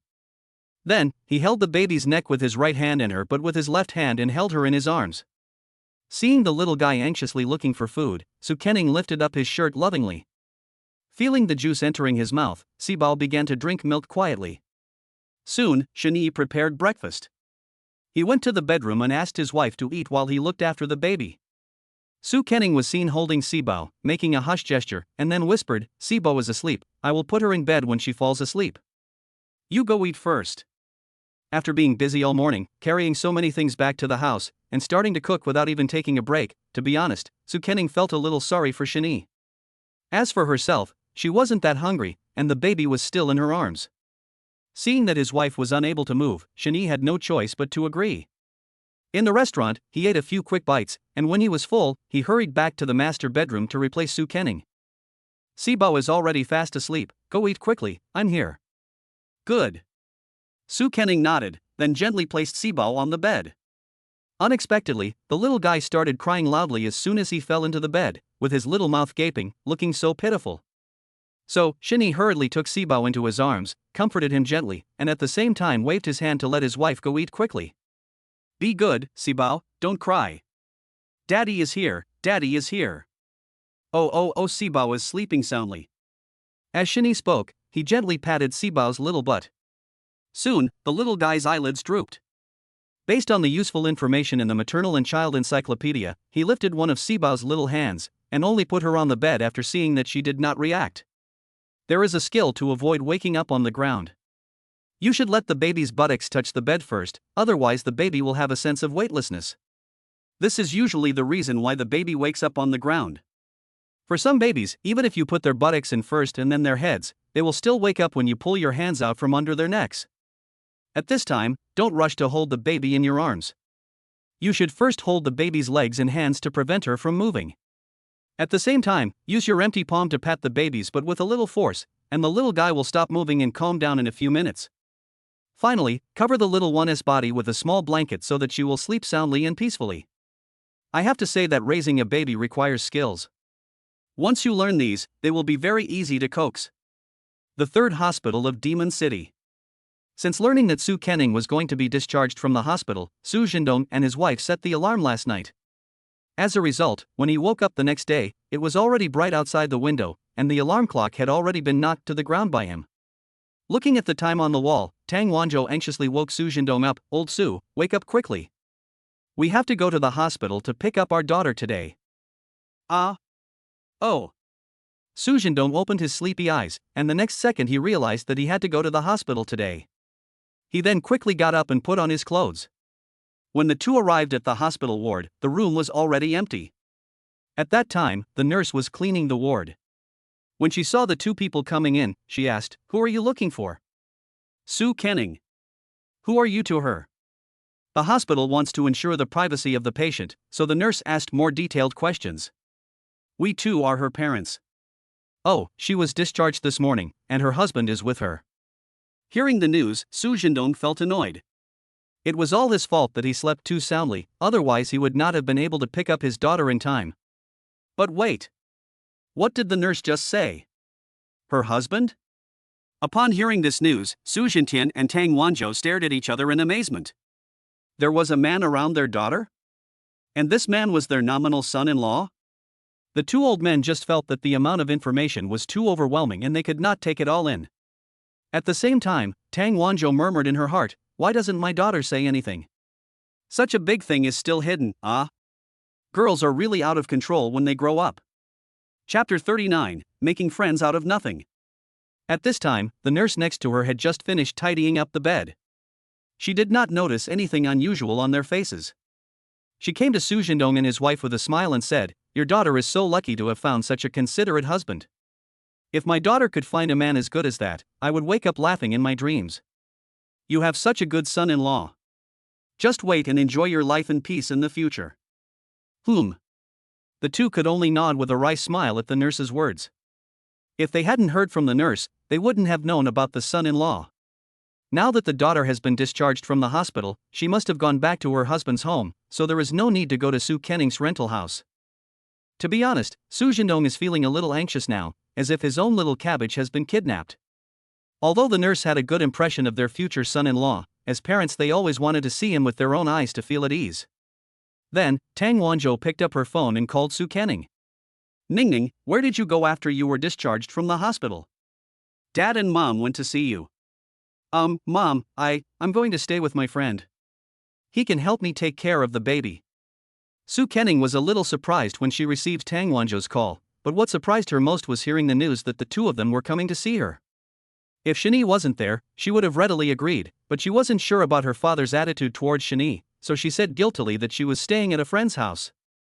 If they had not been to the hospital, they might have believed Su Kening's words, but now they both knew it clearly. Tang Wanzhou said mercilessly, "Your friend is a man, right?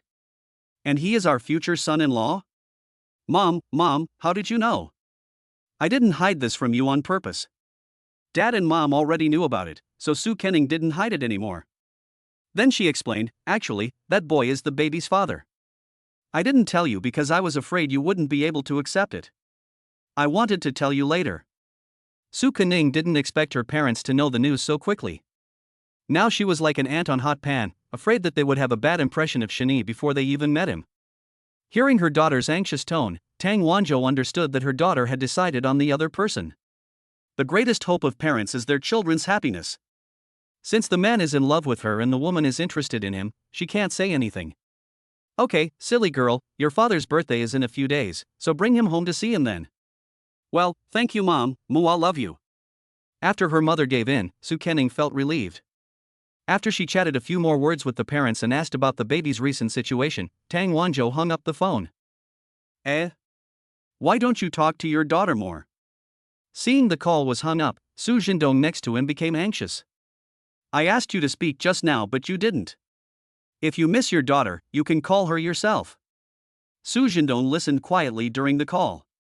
Tang Wanzhou wanted to give him the phone so that she could talk to her daughter, but this old man just wouldn't say anything, which made her angry, but there was nothing she could do. This time he became anxious after the phone call was hung up. Of course, Tang Wanzhou didn't tolerate his bad temper and directly scolded him.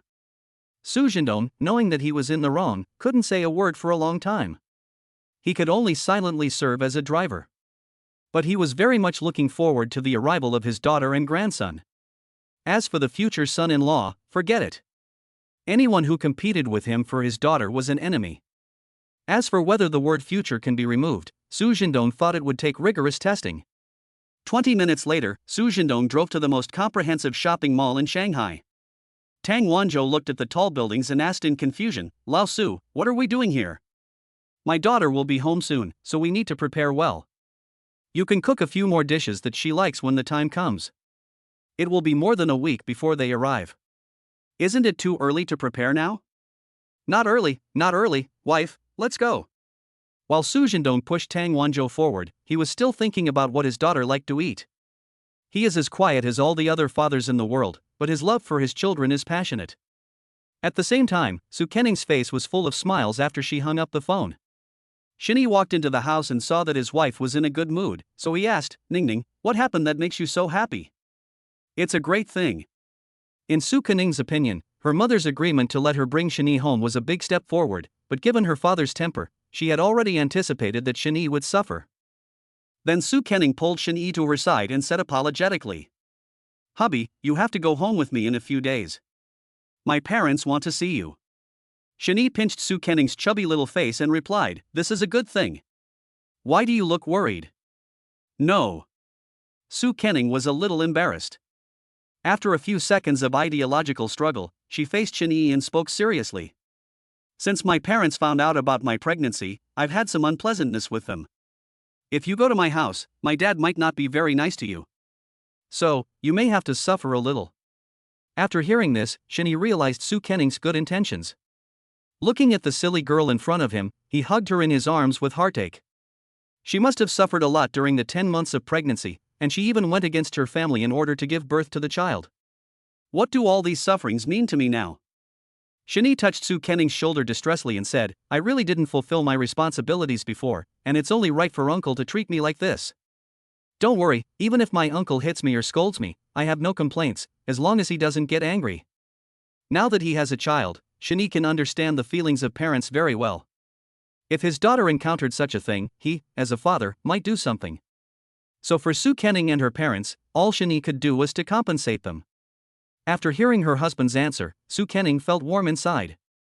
Shani, thank you, but don't worry, if my dad beats you, I will ignore him. She pouted her lips and said proudly that only she could bully her man, no one else could bully him.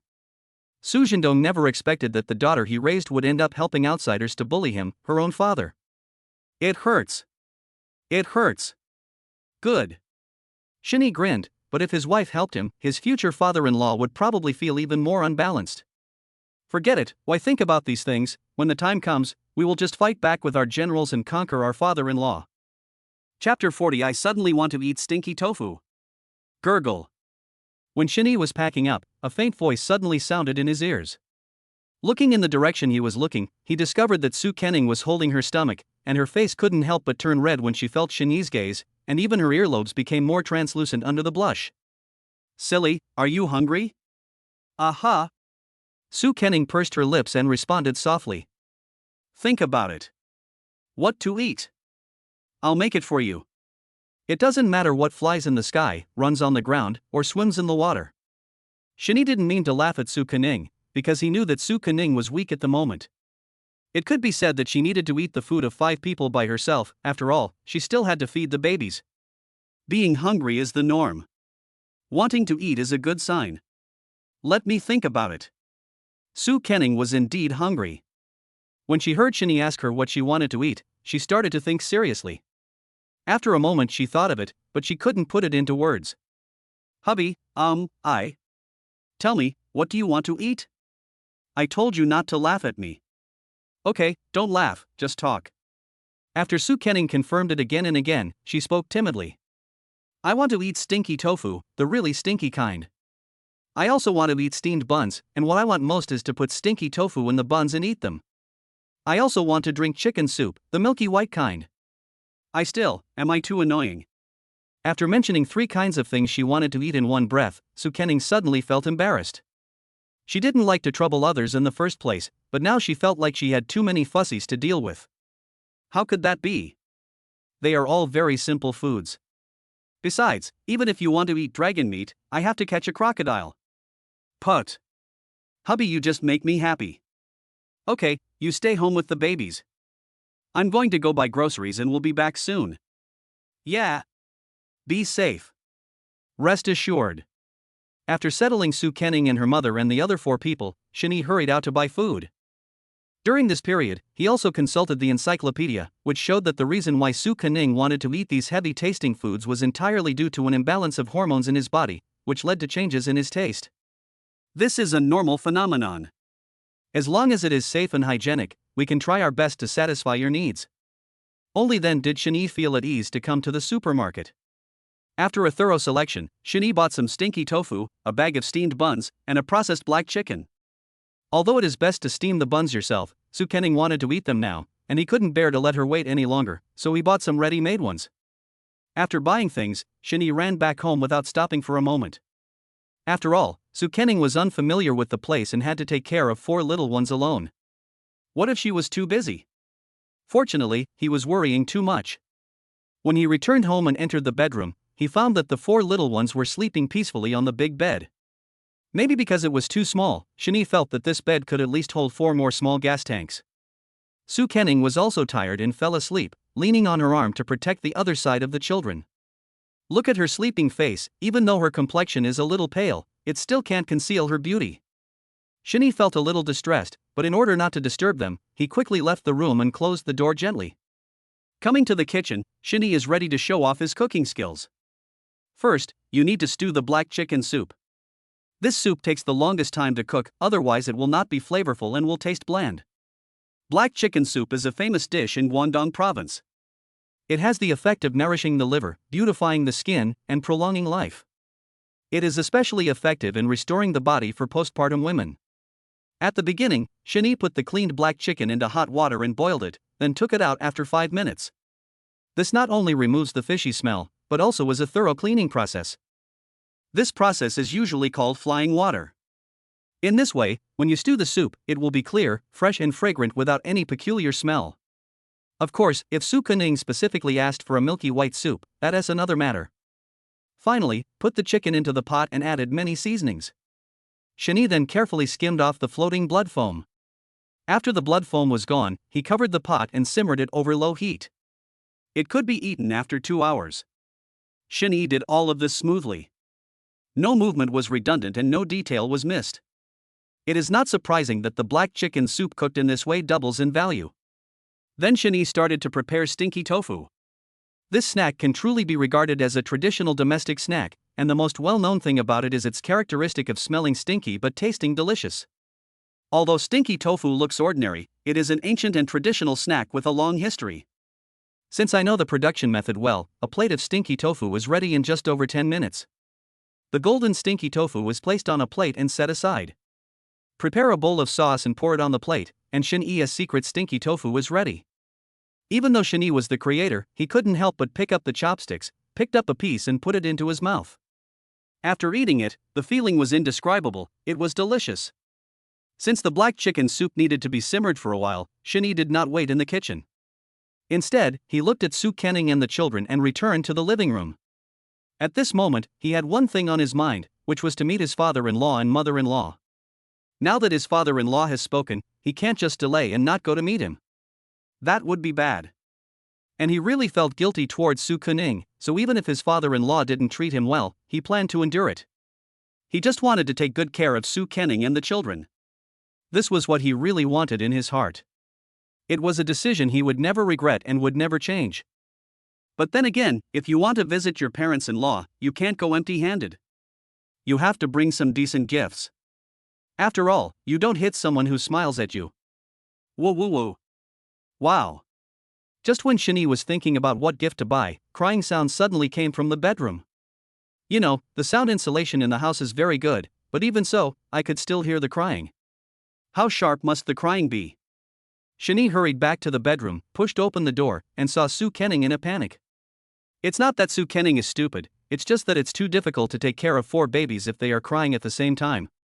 Anyone would be overwhelmed. Don't worry, I'm here. Shani walked to the bedside and saw at a glance that it was Debeo and Erbo who were crying. The 2 little rascals had also learned that they had to have a companion when they were making trouble?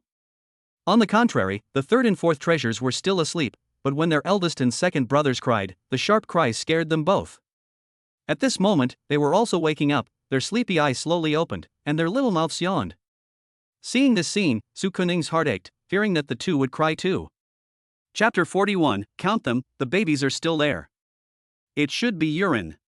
Shani, who had already summed up his experience, reached out tentatively to touch it, and sure enough, the urine rings used by Debeo and Erbo were already soaked with a big pee. After a while, Shani changed the diaper pads for the 2 little ones. Sure enough, after drying himself, he felt comfortable and stopped crying. You can even put it directly on the bed and the 2 little ones won't be unhappy. Shani, I'm glad I have you. Su Kenning said with a pursed mouth.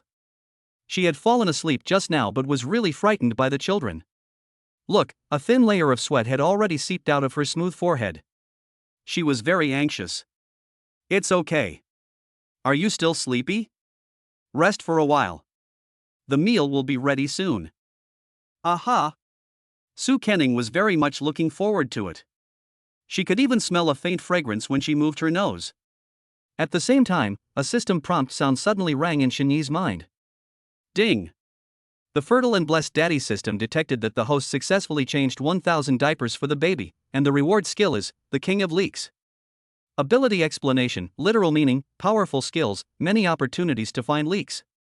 Host, please take good care of your wife and children and strive to get more rewards. Hearing the system's prompt, Shani couldn't help but raise his eyebrows, because when he heard that the new reward was called King of Bargains, a place subconsciously emerged in his mind, that is, Antique Street. After all, it is better to find a bargain there than anywhere else. You know, in peacetime, the collection value of antiques is much higher than that of gold. He had seen related information on the internet many times before. A farmer found a large ceramic jar at a bargain price. After it was authenticated as authentic, he sold it for tens of millions.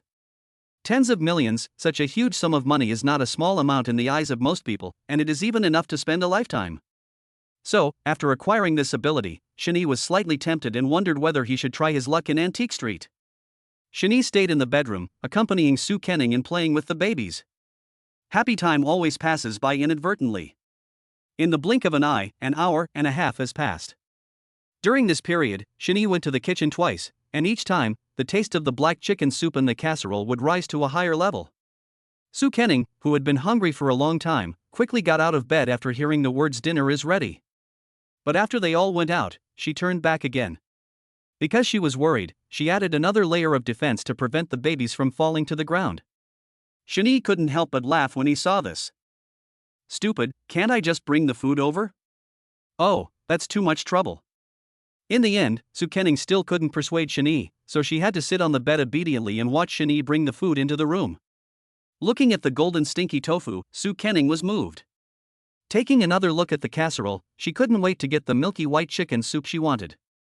Fortunately, she still has some ladylike heart, otherwise, she might really grab the stinky tofu. After a while, Shani brought in all the food. There are quite a variety of dishes. In addition to the chicken soup and stinky tofu that Su Kening specifically requested, he also thoughtfully prepared some light stir-fried dishes. After all, it's not a big deal to swallow dry steamed buns. Come, have a bowl of soup first. A bowl of fragrant black chicken soup was served to Su Kening. Su Kening took it and took a sip.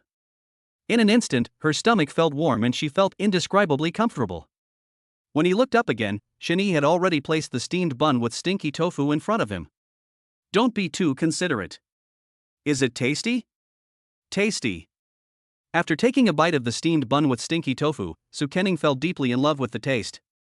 The reason is simple: the crispness, rich fragrance, and many complex flavors are perfectly coordinated, especially the sauce on the stinky tofu, which enhances the overall taste many times. It is no exaggeration to say that it is very memorable. It's so delicious. I wish I could eat this every day. No problem, if you want to eat, I can make it for you anytime. Shani smiled, and at the same time reached out to help Su Kening wipe the residue from the corner of her mouth. Su Kening ate with great relish and felt very satisfied.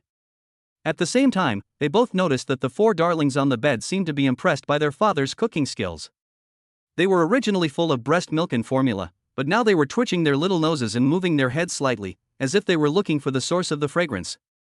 Sibo was even more exaggerated, with his pink tongue sticking out and drool already flowing down the corners of his mouth. Looking at her expression, it seems that she would eat the steamed bun as long as you hand it to her.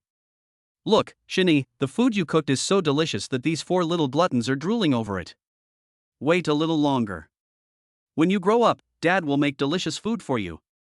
Shani was also quite happy, and had even secretly made up his mind that it was time to prepare and check the information related to complementary foods. After all, there are four treasures in the family, and complementary food cannot be sloppy. You need to be attentive and careful. After dinner, the family of six played around on the big bed. In the evening, Su Kening received a call from her best friend Gu Yanan. After finishing her private lessons, she originally wanted to go to the hospital to see Su Kening and the babies, but she came back empty-handed. She immediately became nervous, so she quickly called. Hey! Ning Ning! Are you okay? Are the babies okay? Su Kening was stunned. With a delayed brain circuit, she checked it before answering. No, it's okay. What's wrong? Where did you go? Why were you discharged from the hospital? I went to see you and found that the ward was empty. Ah, you mean this: we are discharged from the hospital and returned to Shani's house. Are you ready to be discharged from the hospital? Shani didn't do anything to you, did he? Count, are the babies still here? The volume of Su Kening's phone was quite loud, so even though Shani was sitting next to her, he could hear their conversation clearly. But what made him depressed was, what was wrong with me? Why did Gu Yanan sound like he was a human trafficker who would steal children? You have to be careful. Don't let Shani sell the babies secretly. Children are very valuable nowadays. Oh, by the way, Shani isn't around, right? She asked as if something suddenly occurred to her. He's by my pillow, and he's listening to everything you say. Okay, Nan, don't worry, don't let your imagination run wild. Shani and I love our babies so much, how could we do such wicked things? Only then did Gu Yanan on the other end of the phone feel relieved. Then she explained her purpose. Ning Ning, I want to visit your house tomorrow. Darlings, is that okay? Forget it. I'm an outsider, so I won't go to your house casually. I'll talk about it after I'm out of confinement. It can be seen that Gu Yanan likes the babies very much. Although she was usually a very calm person, she felt that it was inappropriate to go at this time. Chapter 42, Confinement, Two Things Are Not Allowed. Gu Yanan himself rejected his own proposal. Su Kening subconsciously looked at Shani, and it was obvious that she didn't care much. Come on, it's nothing. In the past people were superstitious. Now as long as you keep warm and don't catch a cold, you'll be fine. Shani explained with a smile. Besides, he was also grateful to Gu Yanan. After all, she had helped Su Kening a lot. Really? Thank you, Shani. When Gu Yanan on the other end of the phone heard Shani's agreement, she immediately thanked him loudly. It seems that she is the same person as Gu Yanan who thought Shani would sell the child not long ago. After chatting for a while, Su Kening hung up the phone. As the sky outside gradually darkened, she couldn't help but yawn. Perhaps because giving birth to a child has exhausted her energy, she now feels tired and sleepy easily. Are you sleepy? Go wash up and come back to sleep.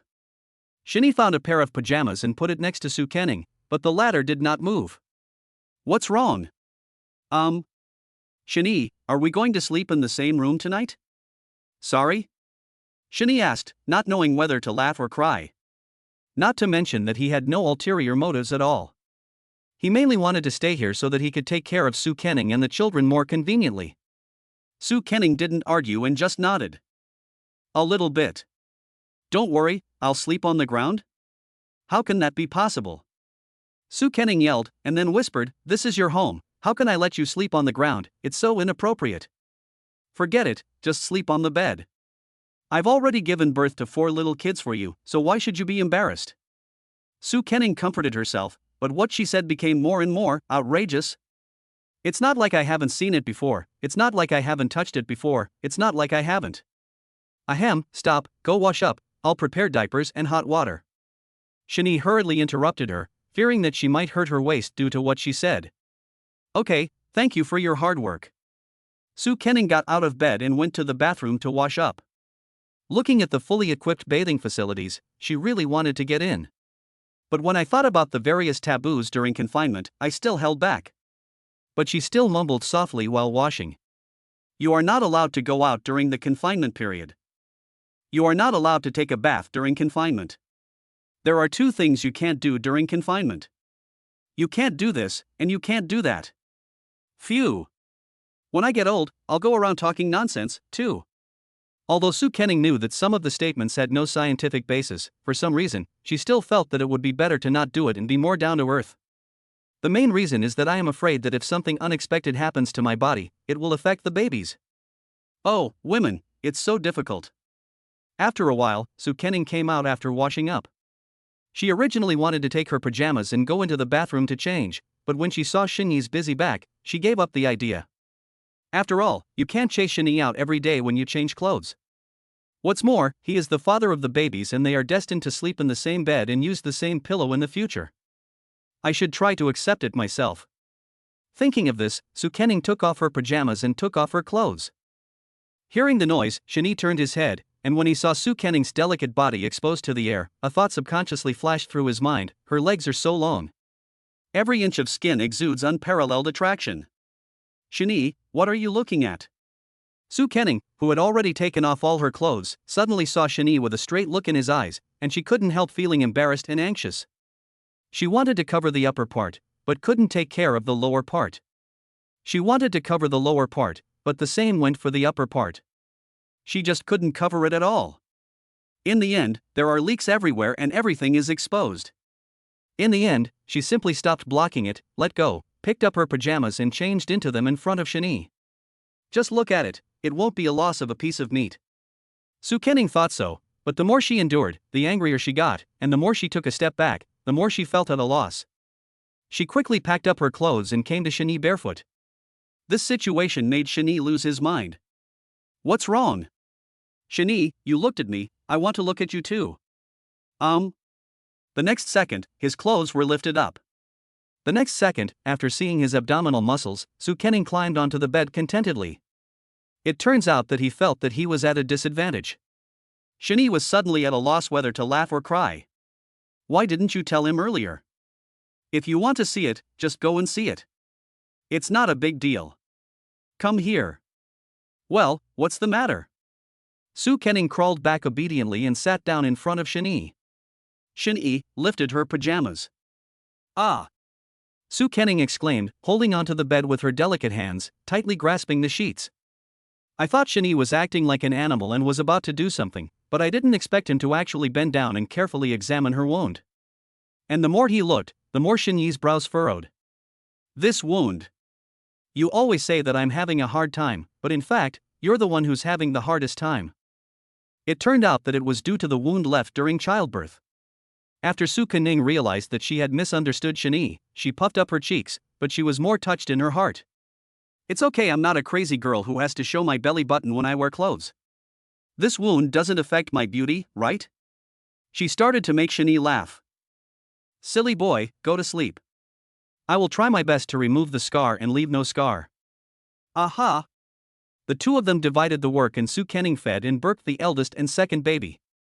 Shani was responsible for matters related to the 3 treasures and the 4 treasures. The eldest, the second and the third are relatively well behaved and obedient. After eating and drinking, they stare at the ceiling for a while, then feel sleepy and fall asleep in a daze. But the little cotton padded jacket is not like that. After eating and drinking, she will still stare with her big dark eyes and play for a while. Even until Su Kenning and Sibao's brothers fell asleep, she was still full of energy and had no intention of sleeping at all. Instead, after hearing the even breathing of his brothers and mother, he would scream hua or hua intentionally or unintentionally. He is really a little bad boy. Finally, around midnight, the little girl fell asleep, and Shani finally had the right to lie down and sleep. That night, the family of 6 slept soundly. In his sleep, Shani seemed to dream that he was pulling radishes, but the radishes in the dream were a little smooth and tender, and felt very nice to the touch. He could even say that he couldn't let go of them. Similarly, Su Kenning also had a dream, but she dreamed of Shani. In the dream, Shani laughed and pulled out her leg hair. Early in the morning, Su Kenning woke up first. When she looked down, she realized that she had come behind Shani without knowing when. And her hands were tightly around Shani, with her legs resting on his body. That posture is simply indescribable, too ambiguous. Chapter 43, does it feel good? Luckily, my thighs are white, long, and smooth, otherwise Shani would have plucked them clean. Su Kenning muttered softly, but did not dare to make any unnecessary movements, fearing that if she pulled away she would wake Shani up. In this way, in order to make Shani sleep comfortably, she kept maintaining the same posture. Even though Shani held her thigh, she did not pull it out. Finally, when Su Kenning's thigh was about to become numb, Shani woke up. When he woke up, he was startled and looked over. When he saw that the babies were sleeping quietly, without missing a single one, he breathed a sigh of relief. But then I became nervous again. Ning ning? I'm here, I'm here. It turned out that Shani didn't see Su Kenning, and he immediately became anxious. It was only when Su Kenning, who was lying behind him, spoke that he reacted. Phew, I thought it fell to the ground. Seeing that she was fine, Shani breathed a sigh of relief. Su Kenning frowned, puffed up her cheeks and said fiercely, I'm not a child, how could I fall to the ground? 2. Does it feel good? It's okay, eh? How does it feel? Shani suddenly felt something and looked down, and saw that his hands were still on Su Kenning's smooth white legs. Well, I was wondering why I couldn't let it go even in my dreams. As soon as these words were spoken, Su Kenning's little face suddenly turned red. When a layer of light pink spread over the bases of her ears, the whole person looked like a peach on earth, extremely tempting and delicious. Shani couldn't help it either. He turned over and gently kissed Su Kenning's delicate lips. This made Su Kenning even more embarrassed. Hate. She just whispered I hate it but didn't stop it. Instead, she felt a little sweet in her heart. Unfortunately, my stomach wasn't very strong and it growled at a very inopportune moment. Hungry? I want to eat wontons, the kind with big fillings and thin skin, and sprinkled with dried shrimps and cilantro. Early in the morning, Su Kenning started ordering food. Seeing that she seemed to have a good appetite, Shani got up and prepared to make breakfast. Shani. What? Your buttons are unbuttoned. Su Kenning muttered softly. Shani didn't take it seriously and thought that the buttons of his shirt were unbuttoned. He was still thinking, it's just abdominal muscles, just look at it. Unexpectedly, when he looked down, he found that the door was open. Ahem, I'm going to cook. Shani slipped away with a dry cough. Seeing him running away in a hurry, Su Kenning on the bed laughed her head off. Well, Shani, he's quite cute. For Shani, whose cooking skills have improved a lot, making breakfast and wontons are not a problem at all. With a flick of the knife, the meat filling was chopped and then an egg white was added. Shani seemed to have seen the scene of taking a bite and the soup overflowing in his mouth. Sprinkle in chopped green onions and seasoning, stir well and set aside to let it rise. Take advantage of this time to hand roll some wonton wrappers, so that they are distributed just right. In the bedroom, Su Kenning was bored, so after making sure the babies would not wake up, she gently turned over, got out of bed and ran out. I came to the outside of the kitchen, climbed on the doorframe, and saw Shani who was making wontons at a glance. His hands are so fast and skillful that he seems like a senior chef. There is even a rhythm in it, which makes making wontons no longer so monotonous and boring. What an amazing look. Su Kenning stared at Shin-Yi for a long time, especially the latter's slender and flexible fingers, which made her like him even more. So much so that an idea suddenly popped into my head: lick it. In order to dispel this idea, Su Kenning shook her head vigorously and hurried back to the bedroom. Shin-Yi, who had noticed her a long time ago, couldn't help but laugh, and slowed down his wonton making process. After all, no one is watching, so why pretend? But to be honest, the wontons he made completely met Su Kenning's requirements. They had large fillings and thin skins. When you bite into them, the meat filling is chewy and the soup will overflow. If you put it outside, 10 yuan a bowl is not expensive. After cooking the wontons, Shin-Yi took them back to the bedroom. I thought the babies were still asleep, but they were all awake. Unlike in the past, the 4 little gas tanks did not cry, but lined up, eagerly waiting for their mother to feed them. When Su Kenning saw Shin-Yi carrying a bowl of wontons towards her, she couldn't help but saliva overflowing from her mouth and she couldn't wait to take a bite. But I have a baby in my arms, so I have to focus on my work first. Seeing that her eyes never left the bowl in his hand, Shin-Yi sat aside, not knowing whether to laugh or cry. He picked up a wonton with a spoon, blew it cool, and brought it to Su Kenning. Open your mouth and I'll feed you. Hee, how do you know I want to eat? Shin-Yi did not answer. After all, judging from Su Kenning's expression just now, anyone who was not a fool could see that she was extremely greedy. Eat, I'll feed you. Aha! Su Kenning obediently ate the wonton. Just one was enough for her to praise it. At the same time, the taste was also imprinted in her mind. Is it tasty? Delicious. Delicious. So delicious. Su Kenning gave it very high praise, and for a moment she even wanted to eat this wonton every day. I want some soup. I'll feed you. Shin-Yi scooped up a spoonful of soup, blew it cool and passed it to Su Kenning, who pouted and drank it. The warm feeling made his stomach feel very tight. For a moment he couldn't tell whether it was the temperature of the soup or the temperature of care. Soon, a bowl of 10 wontons was finished by Su Kenning. Just as she was about to have another bowl, the doorbell rang. Shin-Yi and Su Kenning couldn't help but look at each other. They couldn't believe who had come to their house so early in the morning. Could it be Nan Nan? She said she would come today. Shin-Yi walked out of the living room and took a look, and found that it was indeed her. Shall I open the door? Yeah, okay. Without time to change clothes, Shin-Yi opened the door, and the person who appeared in front of him was Gu Yanin carrying large and small bags. Shin-Yi. Wow, your family actually lives here. I was too loud before, please bear with me. Gu Yanin bowed as if it was a serious matter, and Shin-Yi was suddenly at a loss whether to laugh or cry. Okay, come in quickly, come on, why are you buying so many things? I bought it for Ningning. Shin-Yi was speechless. He was just being polite. How could this woman be so unromantic? Where's Ningning? Where are the babies? In the bedroom. Oh.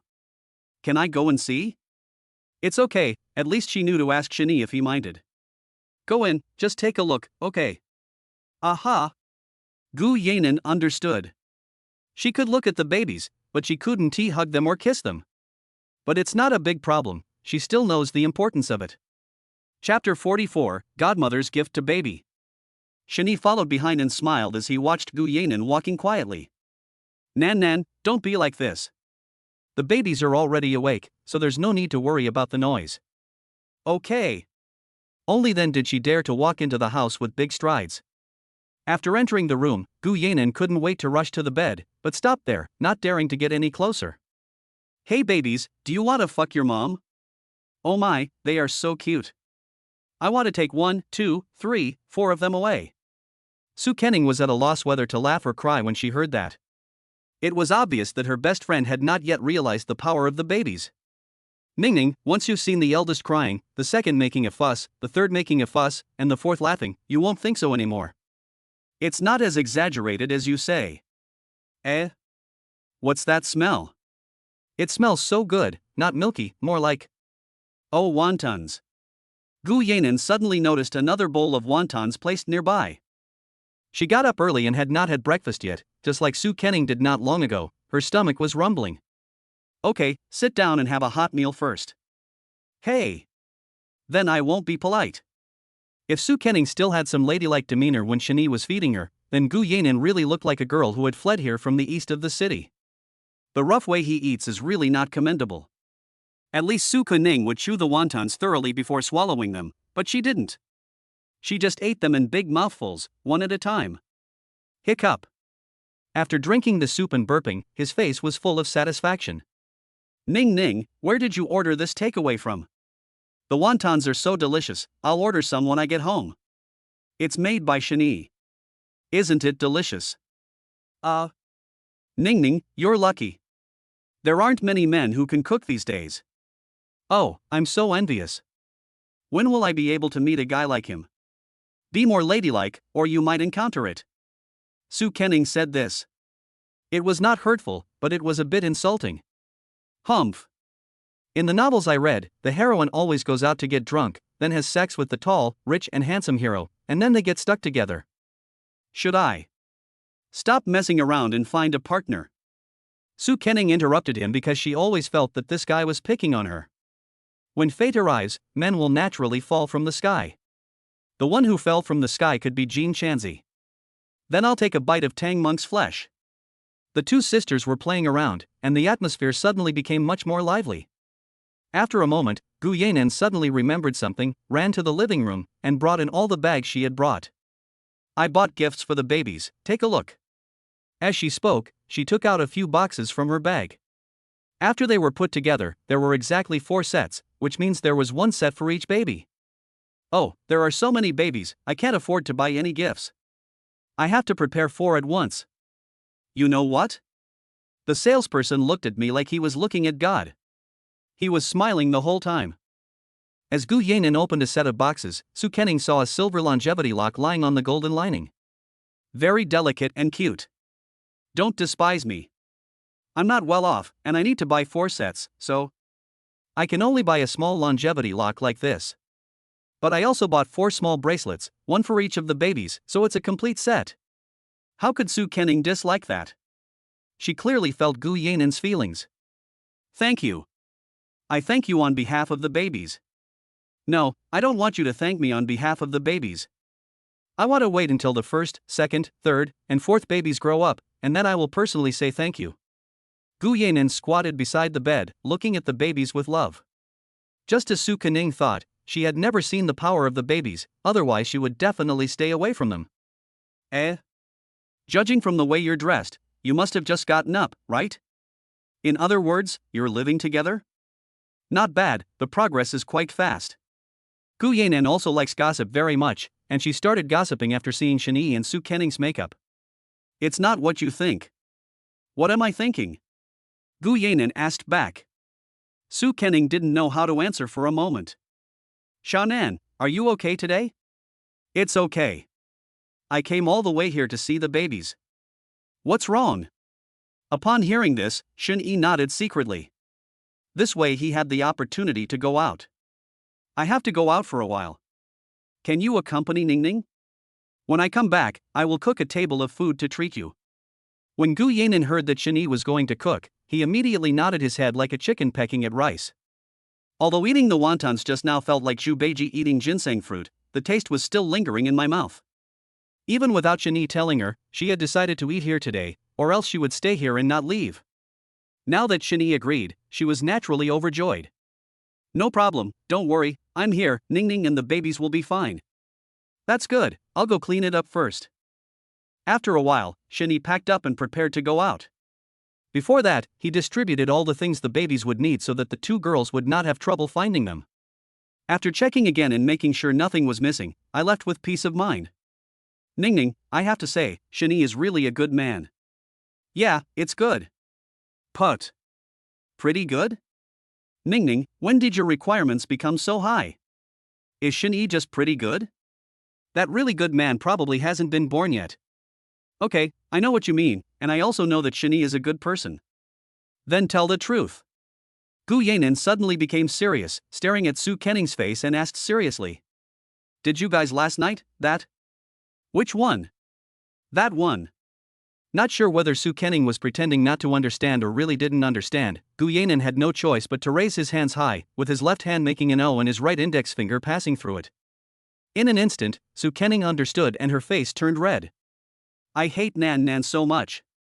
What are you talking about? We haven't. Is it misaligned? Or is it a mismatched model? Just squeeze them together. I really wish I understood it in the advanced math class. Su Kenning was so embarrassed that she wanted to bite someone. Gu Yanan kept asking. It took her a while to realize that she couldn't have sex after giving birth. Oops, I forgot. You didn't forget, you only have Liu Bei in your head. Liu Bei? What do you mean? Uncle Book. The two girls were playing and laughing, while the babies were lying on the side as if they were idiots. Shinny drove to the antique street in the west of the city. When he walked into it, it was as if he had entered another world. The pace of life here is slow. Looking around, people are everywhere, carrying bird cages, holding teapots, and looking around every few steps. It's comfortable. It's so comfortable. Chapter 45. Did I pay too high a price? In the antique street, sellers can be roughly divided into three categories. First, there are shops lining both sides of the street, and the items inside are displayed in an orderly manner, but it is rare to find a bargain. After all, the shop owners are insiders in the industry, and any treasures would have been put away by them long ago. The second type is the small stalls set up on both sides of the road. They just use a torn oilcloth that has been used for half a lifetime, sprinkle some strange things on it, and they can open a business. Whether they can get a bargain or not depends on both luck and strength. The third group is naturally the retail traders. Most of them have no stores or stalls, but only a pair of hands. They walk around on foot, persuading buyers to stop and take a look. In other words, if you want to find a bargain here, you still have to rely on luck and strength. Of course, this rule doesn't apply to Shinny, because he is a real cheater. Stepping into the street, Shinny began to look around. This was the disadvantage of his new ability, Bargain Hunter. He had to scan and look at everything one by one, and he had to be careful, otherwise he would miss out on good stuff. But at the same time, it's tiring. People may even regard them as mentally ill. But don't be too proud of yourself. You are really lucky to have such an ability. Huh? When passing by a small stall, Shinny suddenly stopped. The same layout, old oilcloth, plus some small items, is the general outline of this stall. Hey, boss, do you know what's good? Come and see, everything I have here is real. The stall owner was a man in his 30s. When he saw Shinny, a hint of joy flashed in his eyes. It was not because someone was eyeing his goods, but because he treated Shinny as a sucker. It's like this here. If you make a mistake, you can only admit your loss. After all, risks and opportunities coexist here. Well, let's take a look. Shinny squatted down and looked at the gadgets on the stall, but did not touch them. After all, there is a mixed crowd here, and there might be some guys with bad intentions.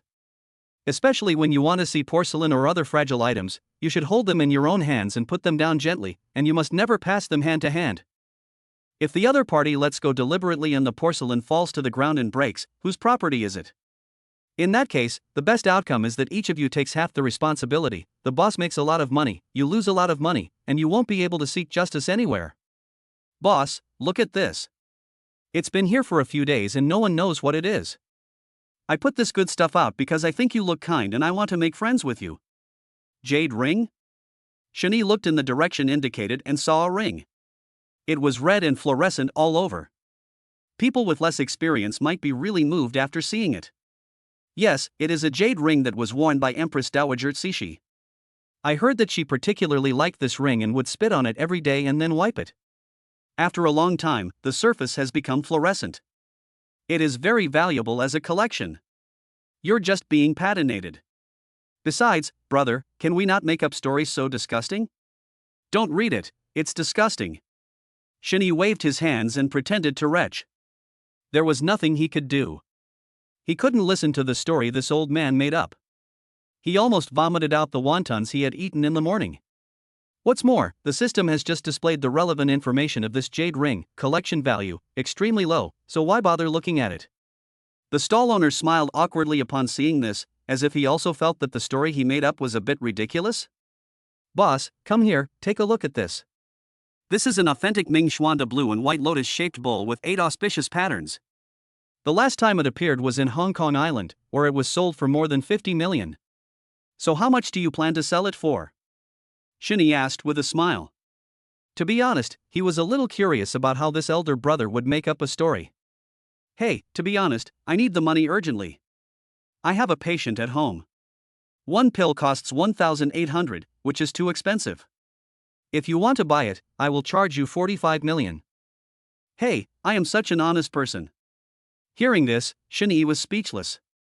The story was slightly improved, but if he remembered correctly, he could see this brother picking his toes comfortably from a distance, and when he walked in, he found that he was watching a live broadcast of a beautiful woman.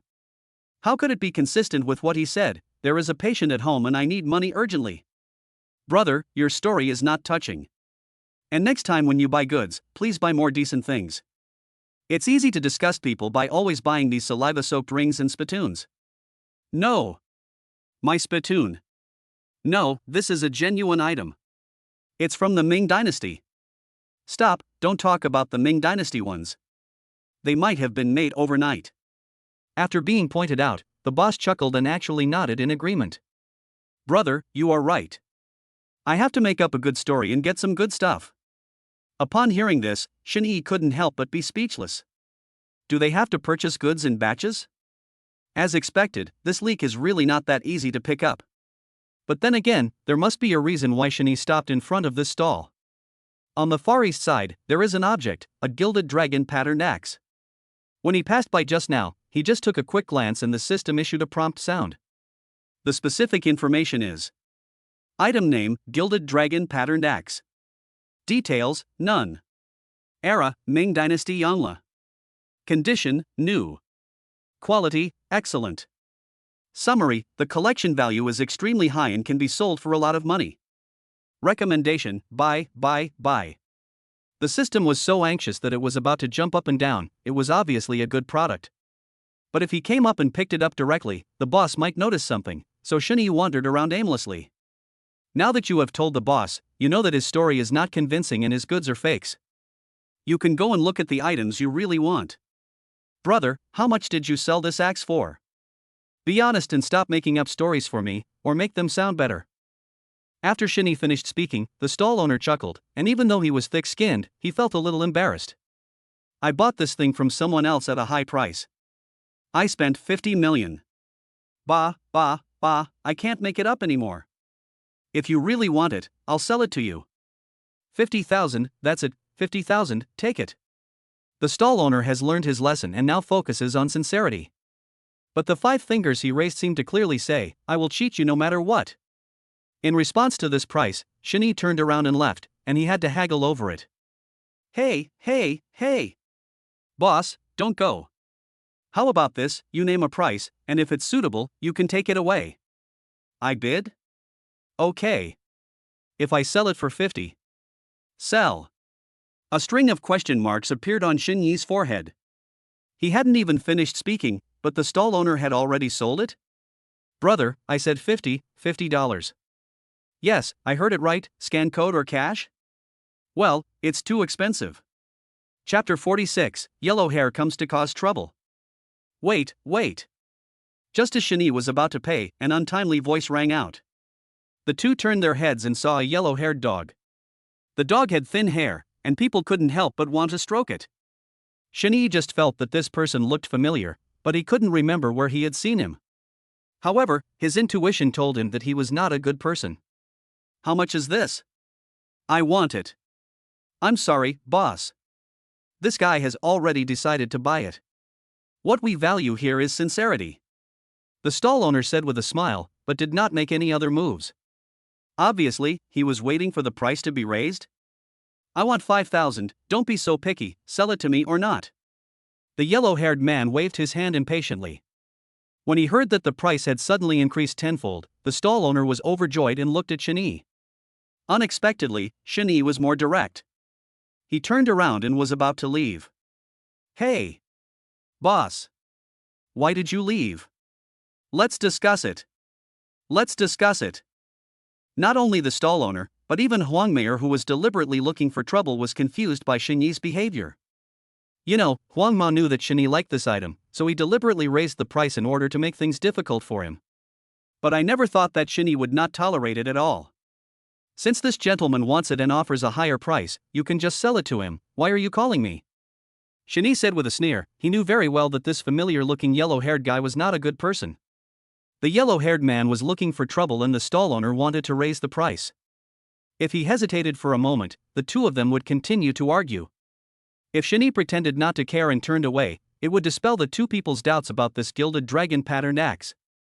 Hee, if you don't buy it, there's no point in me buying it. The yellow-haired man muttered, looking embarrassed. The stall owner was immediately furious when he saw this. Did the yellow-haired guy come here to cause trouble and not intend to buy anything? He thought he was getting a bargain. Ugh. Boss.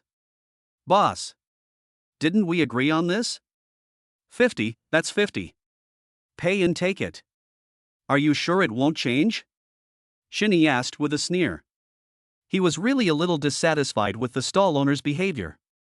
Not long ago he had decided to take the other party to pick up some bargains to compensate for his gilded dragon-patterned axe. Now it seems that it's a no-brainer. It won't change. It definitely won't change.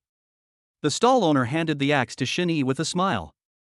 The thing that is most lacking in this antique street is people selling goods. Many people cannot sell a single item in a day, and he has also experienced this. $1 is money, $50 is also worth selling. If you can sell one, it's one, not to mention that you can make 40 by selling $50. The money has been paid. Slow down, boss.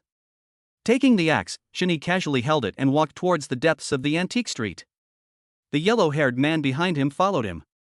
It was obvious that he was still determined to trick Shani. However, Shani was trying to recall the identity of the yellow-haired man while he was on the road. He still looked familiar, but he still couldn't remember it. Huang Ma was still following Shani until he entered a 3-story, ancient-style shop called Gufang.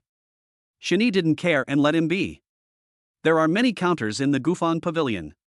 Each counter is divided into 9 layers, and each layer is divided into 9 grids, which means that there are 81 antiques on each counter. True and false, false and true, it all depends on who has stronger ability. After entering, Shani went straight to the front desk. Looking at him holding a hatchet, the receptionist shuddered suddenly, and at the same time prayed that Shani was not here to cause trouble. After all, if the axe smashes down, all the antiques on the counter will be destroyed. Even if I sell my job, I won't be able to afford the compensation. Sir, what are you doing? Oh, that's right. I want to find an appraiser from your store to appraise this axe. As he spoke, Shani gently placed the axe on the counter and displayed it. Huang Mao couldn't help but burst out laughing when he saw this. Ha. Shen Yi. You still want to make money by reselling this axe that you bought for 50? You must be dreaming. There are not so many bargains for you to pick up. I bought the axe for 50, and the appraisal fee is 5,000. Isn't this more risky than gambling? The other party called out his name, but Shani still couldn't remember his identity. However, he became more certain that this guy had bad intentions. In response, Shani just smiled slightly and didn't take it seriously. Please identify it. Okay, sir, please wait a moment. After the clerk called another clerk to look after the store, he ran into the second floor. After a while, an old man wearing glasses and dressed in linen came down from upstairs. He came to the counter, looked at the axe, and then looked at Shani. Young man, do you want to authenticate this item? I need to tell you that no matter whether it is real or fake, I will charge an authentication fee. After all, nothing is done in vain. Of course, old sir, please. Huang Ma was making sarcastic remarks and wondering why Shani ignored him. The old man was obviously famous, and when they heard that he was going to identify treasures, many customers who were selecting items in the room came over to watch the fun and see who was being taken advantage of. Dragon-patterned axe? This item should be from the stall in front. I see it every day when I pass by. Did you buy it today? Yes, that is where I bought it. Shani did not hide it either. The yellow-haired man continued to sneer. I wanted to pay 5,000 for it, but it's not even worth 50? Shani, why are you wasting your energy? No matter how good-tempered Shani was, he felt a little angry at this moment, especially because he couldn't remember the yellow-haired man's name or who he was, which made him feel a little uncomfortable. But the most important thing is to do the right thing, try to find a few bargains, and go home early to be with Su Kuning and the children. Look, sir. The handle of this axe is a 5-column Vajra, and the lower part is Capricorn and the axe blade that comes out of its mouth. This combination is a typical ritual implement of Tibetan Buddhism. Shen had relevant tips and advice in front of him. He just had to read them. Whether outsiders knew about them or not depended on their perception. Yes, that's right, young man, it is indeed a Tibetan Buddhist instrument. Then what? In the Ming dynasty, in the 6th year of Yanla, a bright light descended from the sky in the western regions. When the light faded, an axe appeared. The record of that axe is exactly this combination in front of us. Is there such a thing? Sir, please wait a moment. Everyone, please wait a moment. When the old man heard Shenyi's words, he immediately climbed up to the 2nd floor, probably to verify something. The people present were shocked when they saw this. They obviously didn't expect that Shenyi's words could scare away the owner of Gufang Pavilion. It must be fake. How can this axe have such a history? I think it must be a replica. True or false, false or true? If it's true, you'll make a fortune, young man. It'll be worth more than 10 million, right?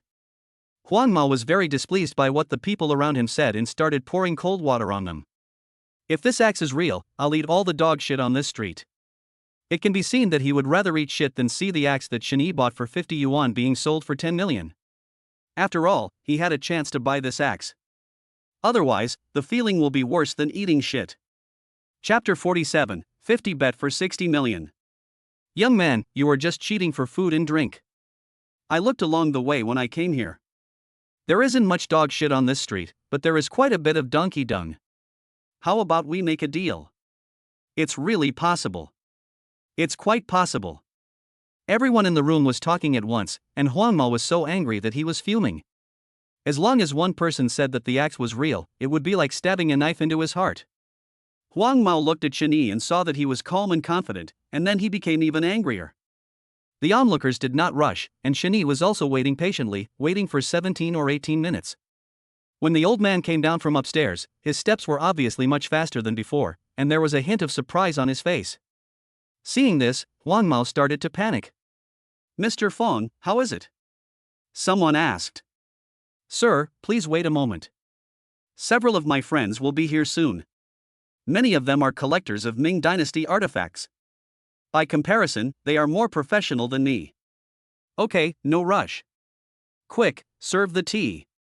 The old man waved his hand, and the clerk behind him hurried to the back hall to make tea. When Shenyi was invited to take his seat, the people who were watching the fun became more interested. They stood aside and waited for the professionals to arrive with Shenyi. Looking at Huang Mao again, he was already regretting his decision to death. If possible, he really wanted to kick his past self. It was only 5,000 yuan, why not buy it? Thinking of this, when he looked at Shenyi again, besides anger, he was more speechless. He originally wanted to make things difficult for Shenyi, but he never thought that the other party was so scheming and deceived him. Feeling his resentful look, Shenyi turned his head to look at him and grinned, but there was a hint of teasing in that smile.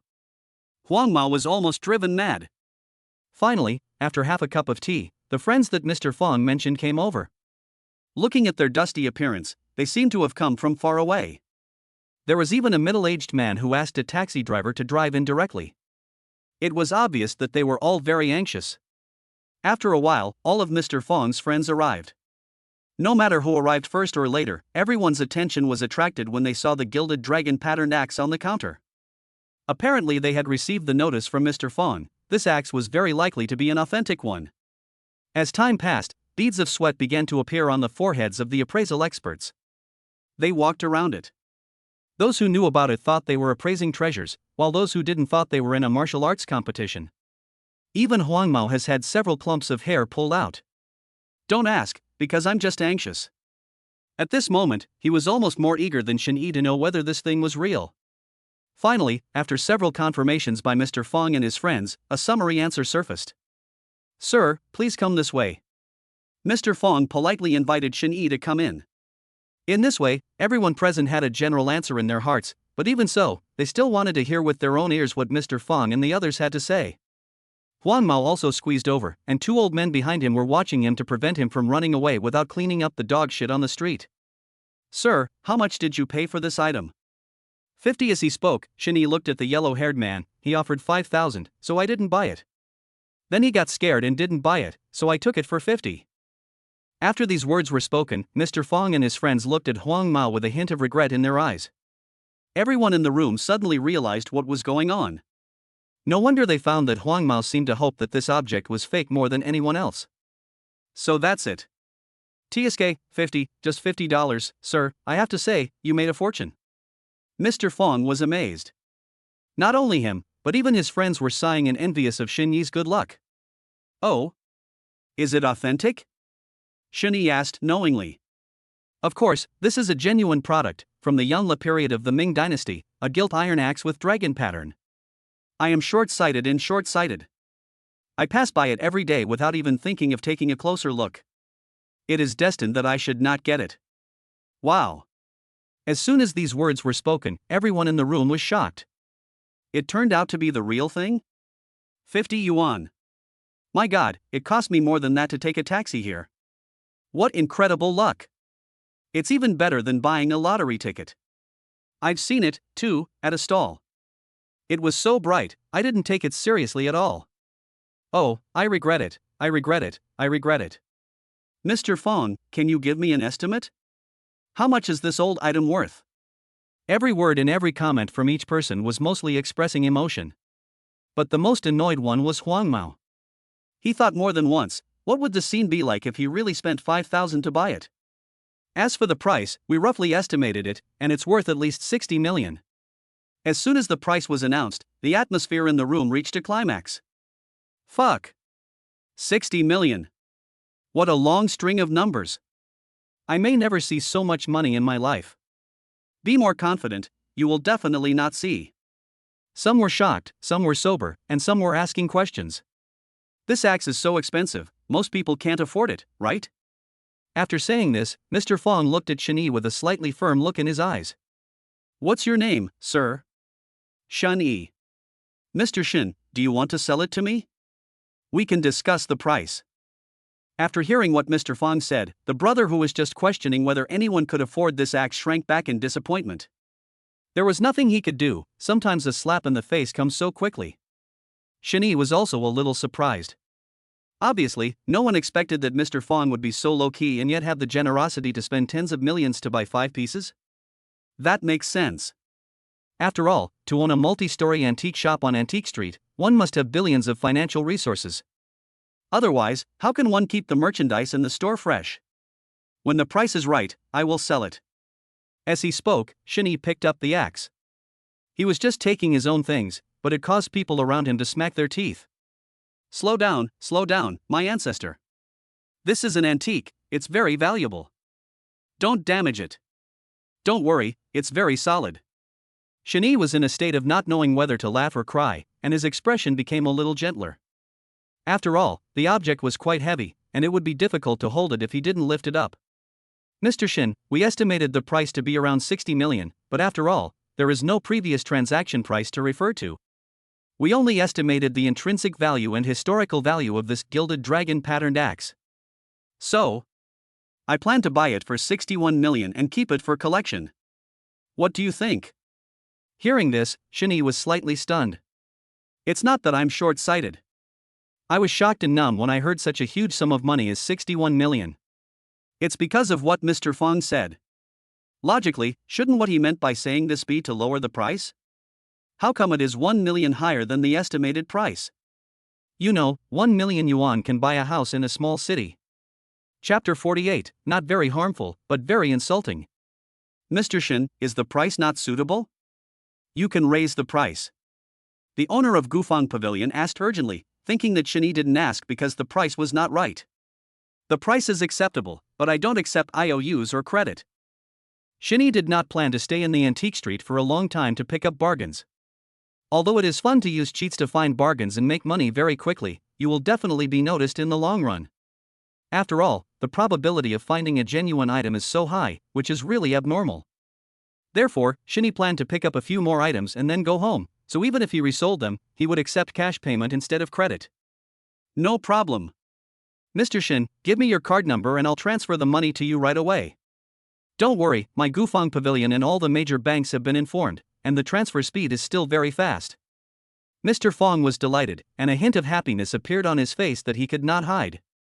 It seemed as if this huge sum of 60 million did not come from his hands at all, and it seemed as if, in his eyes, the money was just a string of numbers.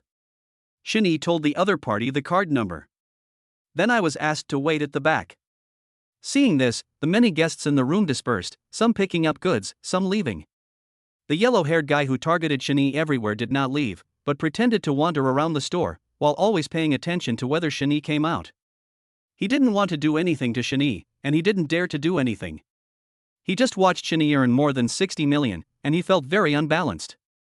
Huang Mao's real name is Chen Shirhan.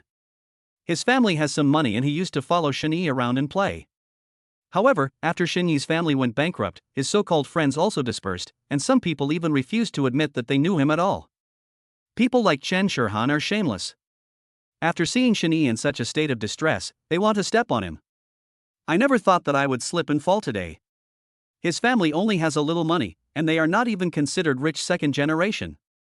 How could they have seen such a huge sum of 60 million? He originally planned to leave after seeing Shinny come out, but for some reason, his hands and feet walked over uncontrollably. Goodbye, Mr. Fong. Goodbye, Mr. Shin, I look forward to our next cooperation. Okay, stay. Shinny, who had already received the remittance, smiled, waved his hand, and turned to leave. Suddenly he saw the yellow-haired guy who looked familiar, but he couldn't remember who he was. Why hadn't he left yet? Ha! You haven't left yet, hiss. I think you look very familiar, but I just can't remember who you are. What's your name? Do we know each other? Forget it, I won't ask anymore, bye. Shinny walked out of Gufang Pavilion. The yellow-haired man, who was hesitant to speak, almost vomited blood. He was about to say his name, but Shinny was not interested in listening at all. This is not very harmful, but it is too insulting. Brother Shen. Brother Shen. I'm Xiao Chen, Chen is the Chen of Han. At the beginning, when Chen Shirhan saw Shinny, he wanted to step on him a few times to satisfy his desire. After all, before Shinyi's family fell into poverty, he was extremely glorious and popular. He was jealous and envious. But after following Shinyi for a while, he realized one thing: a lean camel is bigger than a horse. Just by picking up this bargain, he made tens of millions. How many people can do it? Huang Mao Chen Shirhan was completely convinced. At this moment, even if they were given the courage, they would not dare to mock Shinyi again. Why are you following me? Are you going to make some sarcastic remarks to me later? No. Brother Shin, I don't dare. Shinny grinned and turned to leave, but the moment he turned around, his expression changed immediately and there was a sneer at the corner of his mouth. He just couldn't remember the man's name for the moment and forgot where he had seen him. It wasn't that he was a fool. How could he not bear a grudge after being ridiculed? But I'm just too lazy to pay attention to him. Chen Shirhan originally wanted to follow him and become Shinyi's younger brother again. But when he saw the sneer on Shinyi's lips, he became scared and realized that he could never fit into the circle of noblemen. The yellow-haired Chen Shirhan dodged. He didn't want to disappear inexplicably and be unable to be found by his family. He believed that with Shinyi's strength, he could definitely. If Shinyi knew what he was thinking, he would be speechless. Did this kid read too many novels? We live in a society ruled by law now. The antique street covers a very large area. Even though he caused quite a stir in the West, the North was not affected at all. Things were as they should be. So Shinyi also used the traditional method to scan the goods on the stalls on both sides, just like he did at the beginning. Like Shito, there are all kinds of items on the stalls, both real and fake. There was a blue and white porcelain glaze bowl worth 5 yuan. Shinyi didn't know where the stall owner got the goods from. He definitely couldn't sell it here, but if he went outside and sold it as a bowl for making a living, there would definitely be a lot of people buying it at 5 yuan each. There were also copper coins worth tens of thousands of yuan. Shinyi adjusted the price a bit and bought 100 of them at 15 yuan each. He turned around and went into a store and sold them for more than 800,000 yuan. Anyway, he only came here this once, so Shinyi picked up any items worth picking up, and considered it as saving money for milk powder for the babies. After all, he has 4 babies at home, that is, for 4-legged money-eating beasts, and they consume a lot of milk powder in a week. Shinee originally planned to pick up another bargain and keep it as a gift for his future father-in-law. Unexpectedly, a beautiful object came into his sight, and the following relevant information emerged. Item name: blue and white dragon patterned elephant ear vase from the Zhejiang Yuan dynasty. Details: none. Era: Yuan dynasty. Condition: new. Quality: excellent. Summary: the collection value is extremely high and can be sold for a lot of money. Recommendation: buy. Immediately afterwards, other relevant information flooded into Shinee's mind, and after a moment he learned the true origin of this Zhejiang bottle. This vase is 63.6 centimeters tall, with bright green, blue and white color. It is painted with 9 layers of different patterns from top to bottom, from the mouth of the vase to the foot, almost covering all the elements painted on Yuan blue and white porcelain except for figures, such as dragons and phoenixes, seawater, banana leaves, flat chrysanthemums, twine branches, cloud patterns, and miscellaneous treasures. It is a most typical Yuan blue and white porcelain art style, and its appearance also makes up for the regret that there was no blue and white porcelain in the Yuan dynasty. Likewise, its value is immeasurable. After carefully reading the relevant information, Shinee was a little dazed and a little angry at the same time. I was distracted by the beauty and value of this large blue and white vase, and also angry about another one that is currently in a museum in the UK. While wondering when the cultural relics lost overseas will be able to return to China, he was ready to take the one in front of him home. Chapter 49: The Two Worried Women. Boss, do you like it? If you like it, just buy it. The stall owner saw that Shinee's eyes were almost straight and smiled. Okay, I'll buy it. You name the price. This time Shinee didn't pretend and directly asked the boss to name the price himself. The stall owner, who had seen many buyers, could tell at a glance that Shinee was probably just asking casually and would not buy, let alone asking for a price of hundreds of thousands or even millions. So he asked tentatively, 500? I'll help you move out of this street, including the moving fee. There is also physical strength bonus. It is obvious that the stall owner is afraid that Shinee will not buy it. Okay, the money has been paid. Hey. Got it. Did you take a taxi or drive here? I'll help you move out. No need, just give it to me. Shinee picked up the large blue and white jar from the ground, turned around and left without any hesitation. Looking at his departing back, the stall owner suddenly felt guilty. After all, he bought this big jar from someone else for 200 yuan. In the antique street, anyone with a little common sense can recognize the origin of this vase, an imitation of a blue and white dragon patterned elephant ear vase. More people know that the original is in the British Museum, so this one must be a fake. The reason why the stall owner spent 200 yuan to buy it was that he liked the text on it and felt that his stall needed a big guy to stabilize the place. I never thought that it would be sold out just a few hours after being put on display. Looks like I need to go get a few more big ones, they're useful. After making a profit of 300 yuan, the stall owner felt that he had made a fortune. Shinee felt that it was worth it as he only spent 500 yuan to bring this priceless treasure home. Anyway, the result was pretty good and the stall owner didn't feel like he was at a disadvantage. Poor stall owner who sold Shinee the gilded dragon pattern axe. He will soon find out that the item he sold for only 50 yuan was sold for 60 million yuan. Back in the car, Shinee drove home. He was very careful along the way, fearing that he would bump into the blue and white porcelain vase. Finally, he came downstairs and carefully carried the blue and white porcelain vase home. All the way he was thinking about what to do with the vase. After all, this treasure is priceless and of extraordinary significance. If it is kept at home, it will inevitably be covered in dust. If I give it to my father-in-law, I'm afraid he won't be able to tell the value of it. If it gets broken, it would be a huge loss. While thinking, he returned home. Just as I put the big vase away, I heard a sharp cry coming from the bedroom. Looking at Su Kenning and Gu Yanan who were busy in the bedroom, he was glad that he could come back early. I'm afraid that I'll come back late. What a headache the two girls will have then. Shinee, you're back.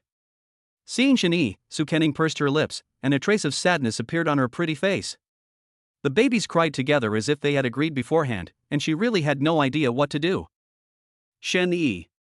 Please come and comfort me, I really have no other choice. Do you remember that Gu Yanan also wanted to steal the babies back home?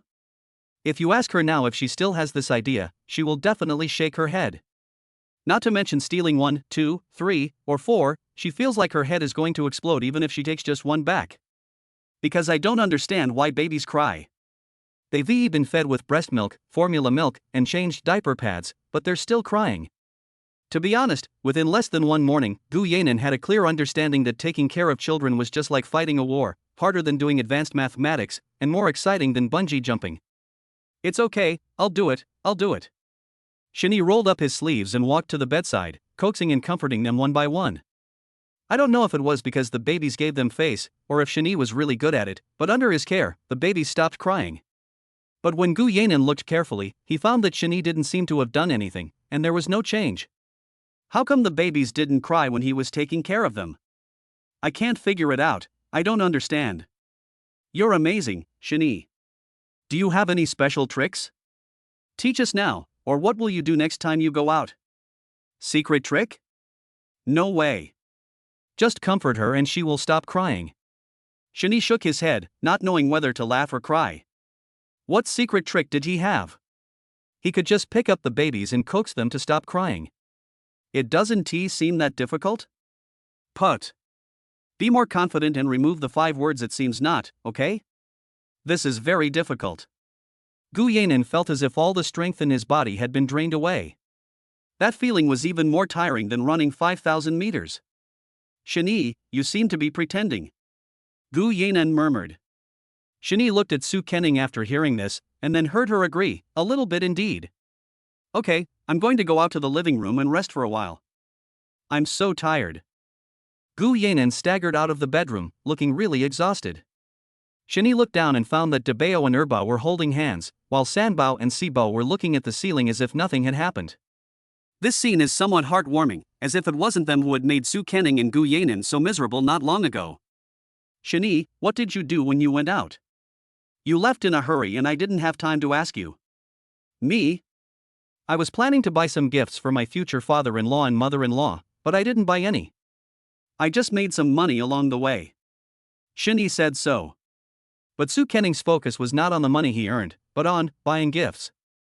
You went to buy gifts for my parents, really? You can wait until I can go out, and we can go together. Okay, you should just stay at home and rest quietly. I'll take care of these things. Yeah, okay. To be honest, Su Kenning felt warm inside. Just as Shani was about to tell Su Kenning about what happened today to help her relieve her boredom, Gu Yanan's voice came from the living room. Shani, what did you buy this vase for? Can I take a look? Vase? Su Kenning also turned over and got out of bed in confusion, wanting to see what Shani bought. Shani also hurriedly followed, feeling a little worried. After all, the vase that Gu Yanan mentioned could be sold for 1 to several small amounts. If she really got bumped by accident, then Gu Yanan might have to stay and be a wet nurse for the babies. It looks quite expensive. Yeah, but it looks very nice. For flower arrangement? No, it's too small. It can only be placed aside as a decoration. Su Kenning was thinking about the purpose of the blue and white porcelain vase, but felt that nothing was suitable for it, so she was a little confused and didn't understand why Shani bought it. This is a genuine item. I bought it for collection, but donating it to the country seems to have greater significance. Shani was telling the truth. If this is donated to the country, then the Zhejiang Yuan blue and white dragon patterned elephant ear vase in the British Museum across the ocean may be able to return to the motherland. The reason is simple: it is much easier to ask for it since it is not a unique product. What's more, our motherland is becoming stronger and stronger. This morning, God 16 successfully headed for the Sea of Stars. Chapter 50: The ugly daughter-in-law meets her parents-in-law. Now that Su Kenning has been discharged from the hospital and everything has been arranged, Shani thought it was time to tell his parents the good news. Then he dialed the familiar number, and after a few seconds of beeping, the call was connected. Wu Xiaomei looked at the number and excitedly turned on the receiver, allowing Shenbaogua, who was standing next to her, to hear the voice on the other end. Then she said with a smile, "Son, do you miss your mother? Your father and I will be back soon. How are you these days? If you run out of money, tell Mom and I'll transfer the money to you." Mom, I'm an adult now, how can I still ask you for money? Don't worry, I have the money. Shani said this with a mixture of tears and laughter, and it turned out that he was just a child who had not grown up in front of his parents. After chatting about some family matters for a while, Shani suddenly said seriously, "Dad, Mom, I have great news to tell you." What's the good news? Did you get a girlfriend? Wu Xiaomei smiled as she heard this and said that as a woman, she had a sixth sense that her son might be in love. However, Shinyi waved his hand and said proudly, "I found a daughter-in-law for you. Also, congratulations on becoming a grandpa and grandma." As parents, they were very happy to hear that their son had found his other half. As it turned out, there was an even bigger surprise waiting for them. Being a grandpa or a grandma? Shinbagua, who was standing by, was no longer calm. He grabbed the phone and asked uncertainly, "Is this true? How many months has my daughter-in-law been pregnant?" At this time, Wu Xiaomei even leaned closer to the phone and warned her son very seriously. "You have to take good care of her. If you treat her badly, I'll break your legs." He didn't know if it was Shinyi's illusion, but he felt that he seemed less important since his parents knew they had a grandson-granddaughter. This is damn intergenerational kinship. Due to Shinyi's mistaken expression, Wu Xiaomei has begun to pass on her pregnancy experience to her son. Mom told you that the first 3 months of a woman's pregnancy are very important. You have to take good care of her and not bully her. Pregnant women tend to feel sleepy and have no appetite at this time, so you should make more delicious food. Don't put pressure on her, and don't make her angry. During the time Wu Xiaomei was talking about, Shinyi couldn't get a word in at all. 5 minutes later, she asked Shinyi seriously, "Did you remember all this?" "I've made a note of it, but what you said is useless now. The baby is already out." "What?" The son's surprises come one after another, and now the old couple feels like they can't keep up with his pace. "When did it happen? Why didn't you tell me earlier?" Shinyi curled his lips when he heard this, and complained in his heart, "I did want to, but I only knew it a few days earlier than you." Seeing that things had come to this, Wu Xiaomei didn't care anymore. She waved her hand and continued. Forget it, forget it.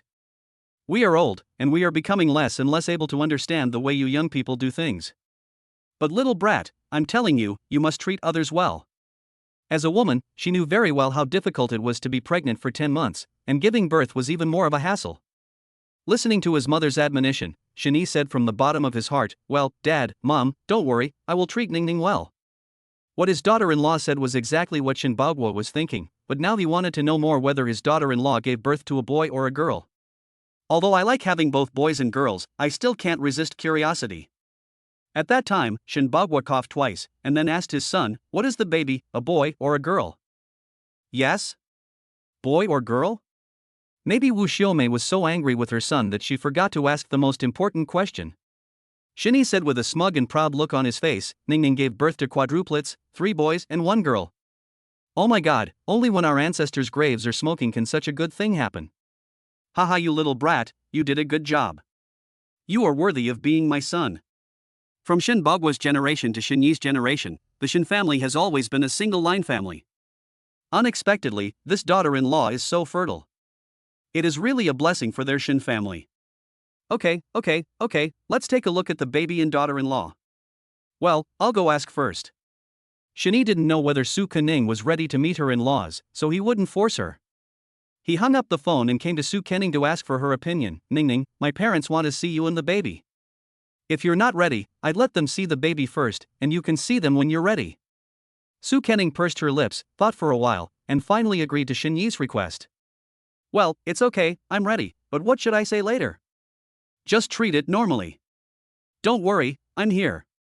Shinyi touched Su Kening's head and spoke lovingly. This was settled, and he was just about to take out his cell phone to make a video call to his mother when Su Kening suddenly grabbed Shinyi's arm. "Wait, honey, I look pale. How about I put on some simple makeup?" "Oh, your hair is greasy too, it's really ugly. Also, will my uncle and aunt dislike me when they see me?" It takes nearly 10 days after a cesarean section before you can wash your hair, so Su Kening has been enduring it. However, Shinyi felt that his wife was just nervous and her palms were sweating, so he patiently persuaded her. "Well, an ugly wife has to meet her parents-in-law. Besides, my wife is extremely pretty." "Oh, okay, if uncle and aunt don't have a good impression of me, I'll blame you." "Don't worry, I won't." Shinyi dared to guarantee that they would be extremely satisfied and would never show the faces of the evil mothers-in-law and evil fathers-in-law as seen on TV. After a while, the international video call was connected. Shinyi looked at the camera and said, "Dad, Mom, Ningning is right next to me. I'll let her talk to you." Then, Shinyi handed the phone to Su Kening. She, who was nervous the previous second, greeted him gracefully the next second. "Hello, Uncle and Auntie, I'm Su Kenning." Hey, okay, Ning, if Shoei bullies you, tell us, Uncle and Aunt will definitely take care of it for you. Seeing their daughter-in-law who looked like a beautiful flower, the two old people couldn't stop smiling. "This brat has a pretty good eye." "Well, thank you Uncle and Aunt, Shoei is very nice to me," Su Kenning said, her ears turning red. Wu Shomei noticed that she was secretly looking at her son beside her, her dark eyes full of love. "Haha, that's good, that's good." Seeing the young couple so affectionate and loving, they, as parents, feel much more relieved. Chapter 51 Babies, I'm your grandma. Thinking about how much the two elderly people missed their children, Su Kenning said with a smile. "Uncle, Aunt, the babies are sleeping next to us. I'll point the phone at them." "Hey, okay." Hearing that the baby was still asleep, Wu Shomei couldn't help but answer in a low voice. Soon the camera turned, and the old couple saw 4 babies lying neatly on the bed. They are all fair-skinned and so cute that Shinbagwo wishes he could reach through the screen and pinch their chubby little faces. "My dears, I am your grandma." "Hey, I'm Grandpa." The old couple were smiling from ear to ear, and introduced themselves happily in a low voice. Although the babies were asleep and couldn't be seen, their enthusiasm could not be stopped. It was not until the cell phones were running out of battery that the two old people reluctantly hung up the phone. In the United States, Wu Shomei charged her cell phone which had automatically shut down. Thinking back to the expressions of the babies when they were sleeping, she just missed them so much, and then she came to the old man and said, "Aguo, how long will we have to stay in the United States? Have you heard from the boss who wants to invest in you?" "Not yet. I'll go ask later. The fastest is a week, and the slowest is half a month." It has been more than half a month since he went abroad. Ever since his family went bankrupt, Shinbagwa has been looking for ways to make a comeback, and now he has come to the United States to look for opportunities to make money. If he hadn't had his wife and son supporting him, he might have given up. "Fortunately, I am broad-minded, otherwise I wouldn't be able to see my cute grandchildren today." Of course, Shinbagwa also knew that his wife was looking forward to going home, and so was he. But thinking about his current poor family situation, he had to find a way out for his son and grandson. After hanging up the phone, Shinny took the phone. During this period of time, he had no say at all, and his family status really plummeted. Since he couldn't say anything, he immediately edited a message to his father. "Dad, Mom, please come back in the next 2 days. Your son is now able to help our family get back on track." In the message, Shinny was not in a position to tell the two about what had happened in the past few days. He was afraid that if he told them, they would think he was talking nonsense. "So let us talk about everything in detail after the two of them return home." Shinbagwa on the other end smiled with satisfaction after seeing the message, and also sighed, "My son has grown up." However, he didn't believe that a college graduate could have any connections. So Shinbagwa still wanted to finish the things in the United States before going home. Then he replied to Shinny, "My things are not finished yet. Dad will inform you before I go back." After saying that, he was busy contacting bosses who wanted to invest in him. Shinny was not surprised to see the message sent by his father. Once he made a decision, no one could persuade him. In this case, he could only give up. At 2 o'clock in the afternoon, the temperature outside in Shanghai had reached 37 degrees, and it was a bit hot inside the house as well. When the weather is hot, babies tend to sweat easily. Shinny hurriedly smelled the little guy's scent. I didn't smell anything other than the scent of milk. But the little ones sweated a lot on their foreheads and bodies, so the babies tossed and turned and couldn't sleep well. Even Su Kening, who had just woken up from a nap, pouted and complained impatiently, "Honey, why is it suddenly so hot today? I really want to eat something cold." Su Kening pulled Shinyi's arm and looked at him pitifully. Under normal circumstances, Shinyi would have agreed without hesitation, but now is a special period, and mothers should avoid coldness the most. He refused very seriously, "No, I'll do it for you after you're out of confinement, okay?"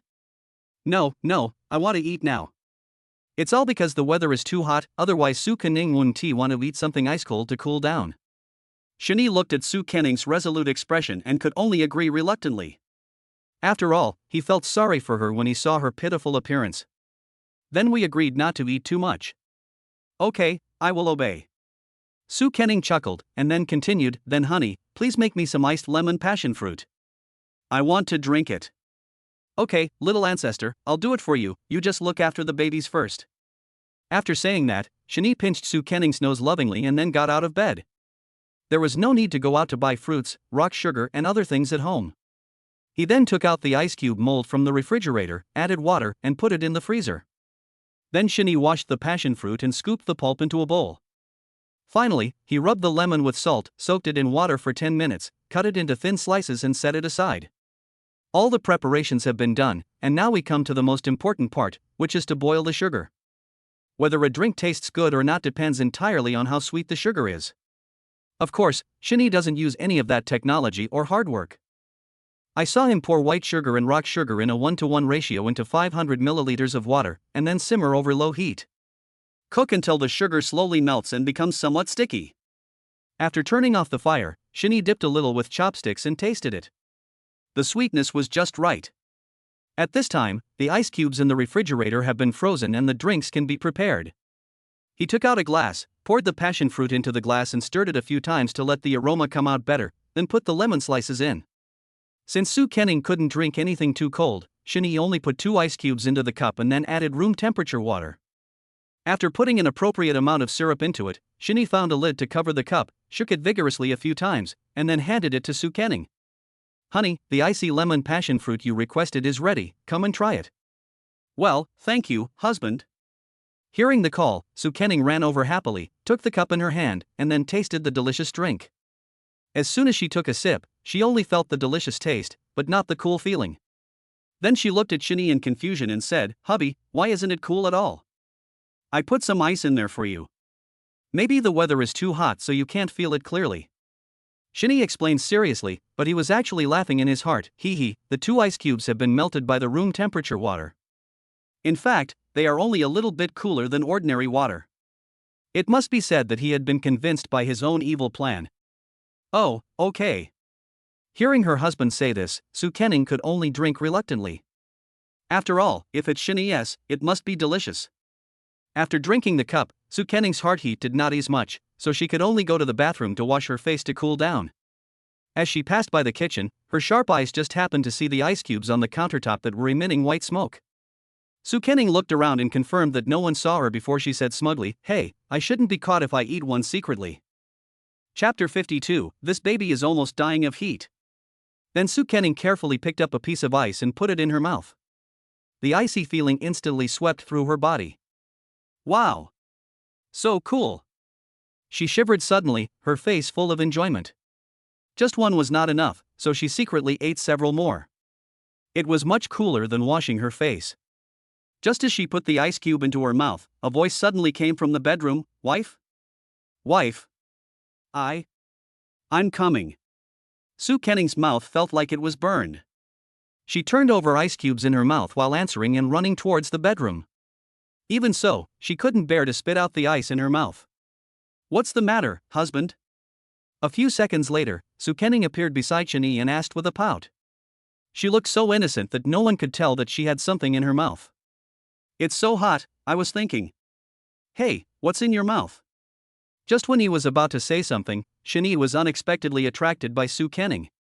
The man's sixth sense told him that his wife must have done something wrong. Thinking of this, he suddenly remembered that the ice cubes in the kitchen were not put into the refrigerator, so his wife must have eaten them secretly. "I didn't want to put too much ice in Su Kenning's drink because I was worried that her health wouldn't recover well, but who would have thought that she would secretly eat outside?" Shinny thought that if he didn't call her, she might not have the self-control to come back.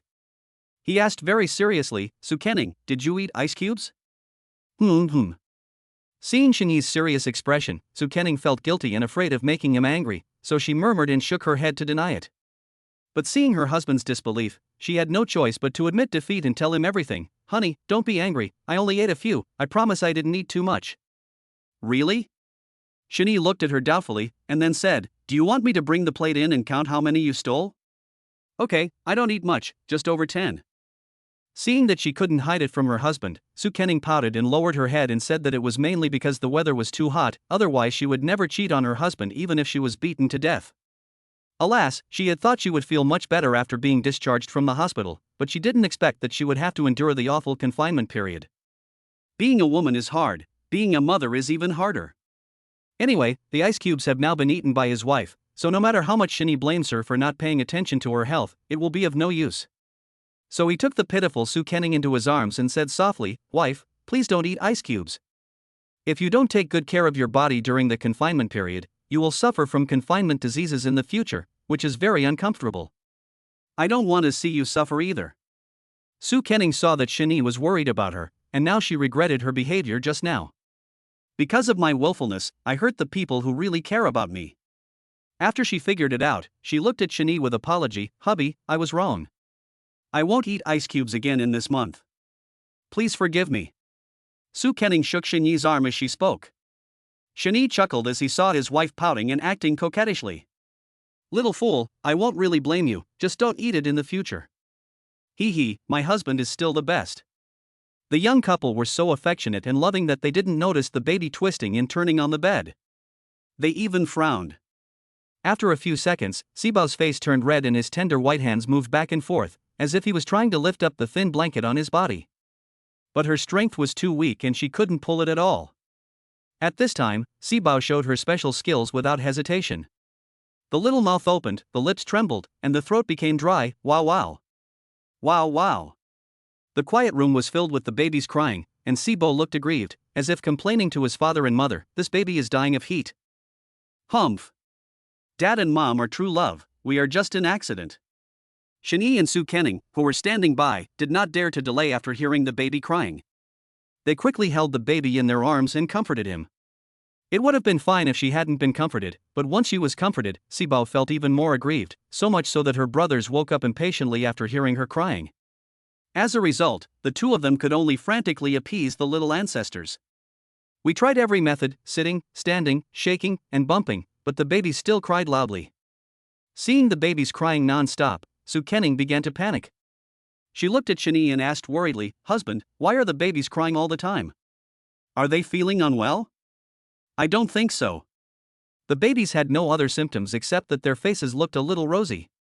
Just as he was thinking this, Shani suddenly remembered a problem that he had overlooked. The babies might be hot, so they are so impatient. Perhaps sensing his father's thoughts, Sibao's crying instantly subsided, and the little guy finally breathed a sigh of relief, as if saying, "Dad, you finally got the answer right."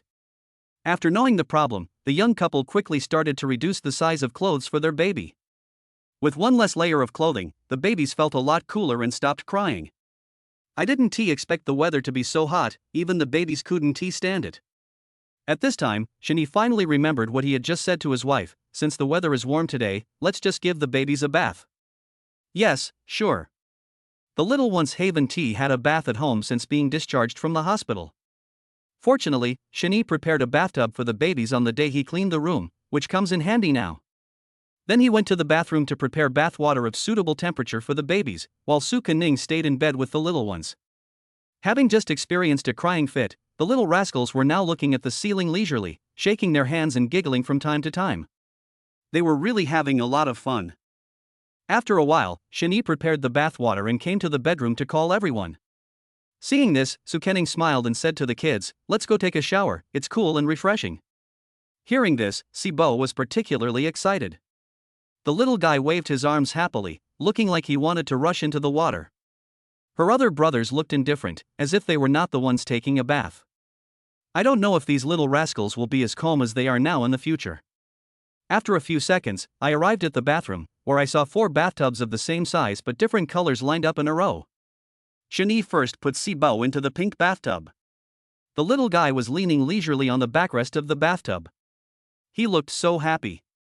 Afraid that the little guy would catch a cold, he found a clean towel and covered Sibao's belly so that the little guy would not feel cold.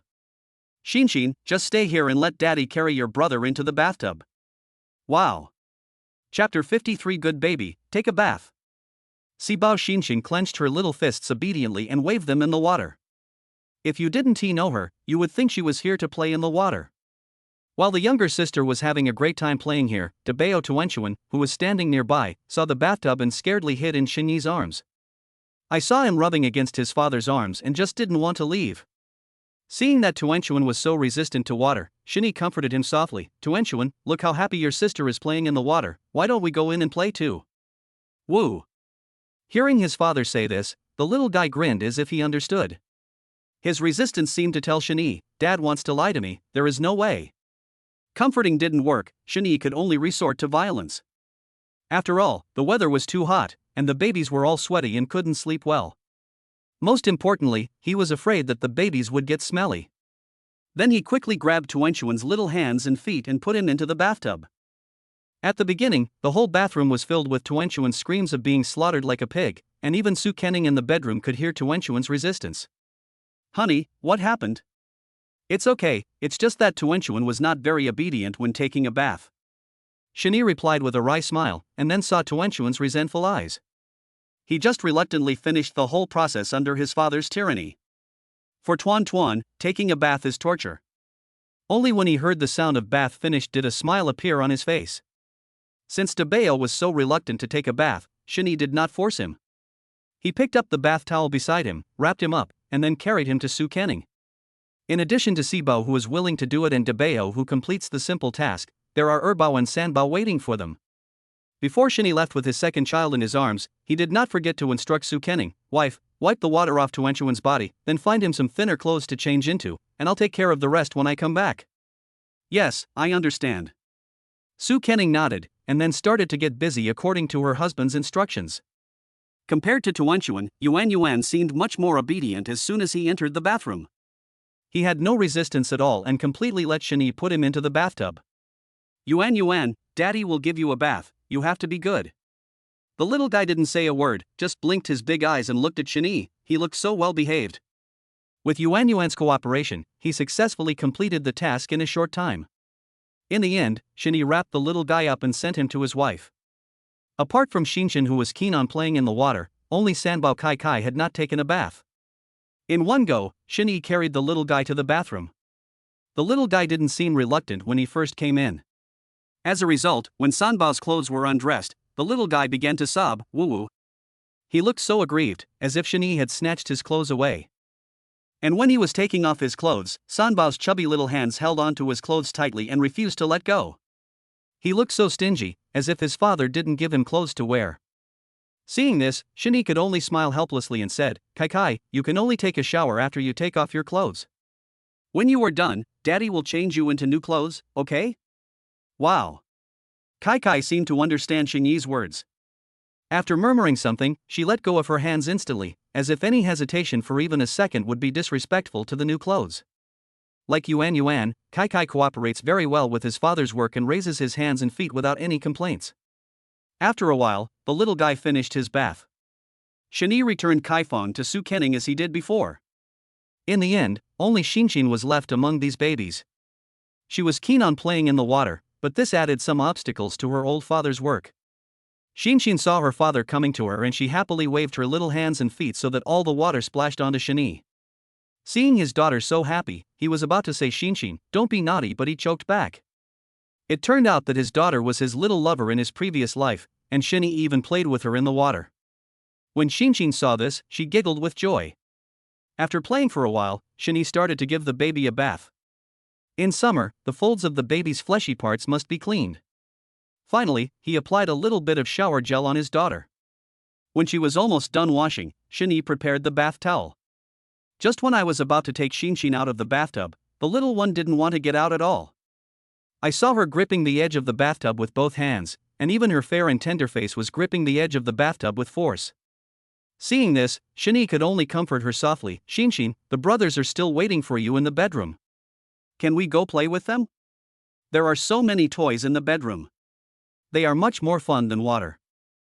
Of course, such a young child couldn't understand what her father was saying, but after such a wonderful communication, Xinshin let go of her little hand and obediently followed Shani back to the house.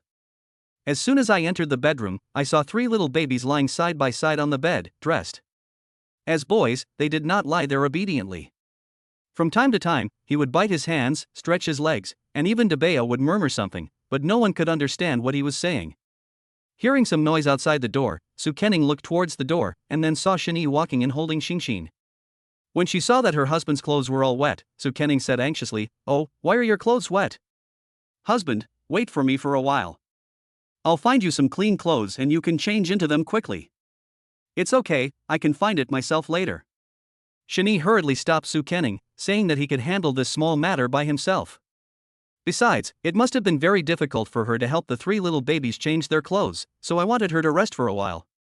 Because of this little thing, the two started an extreme argument, one wanted to go and the other didn't want to go.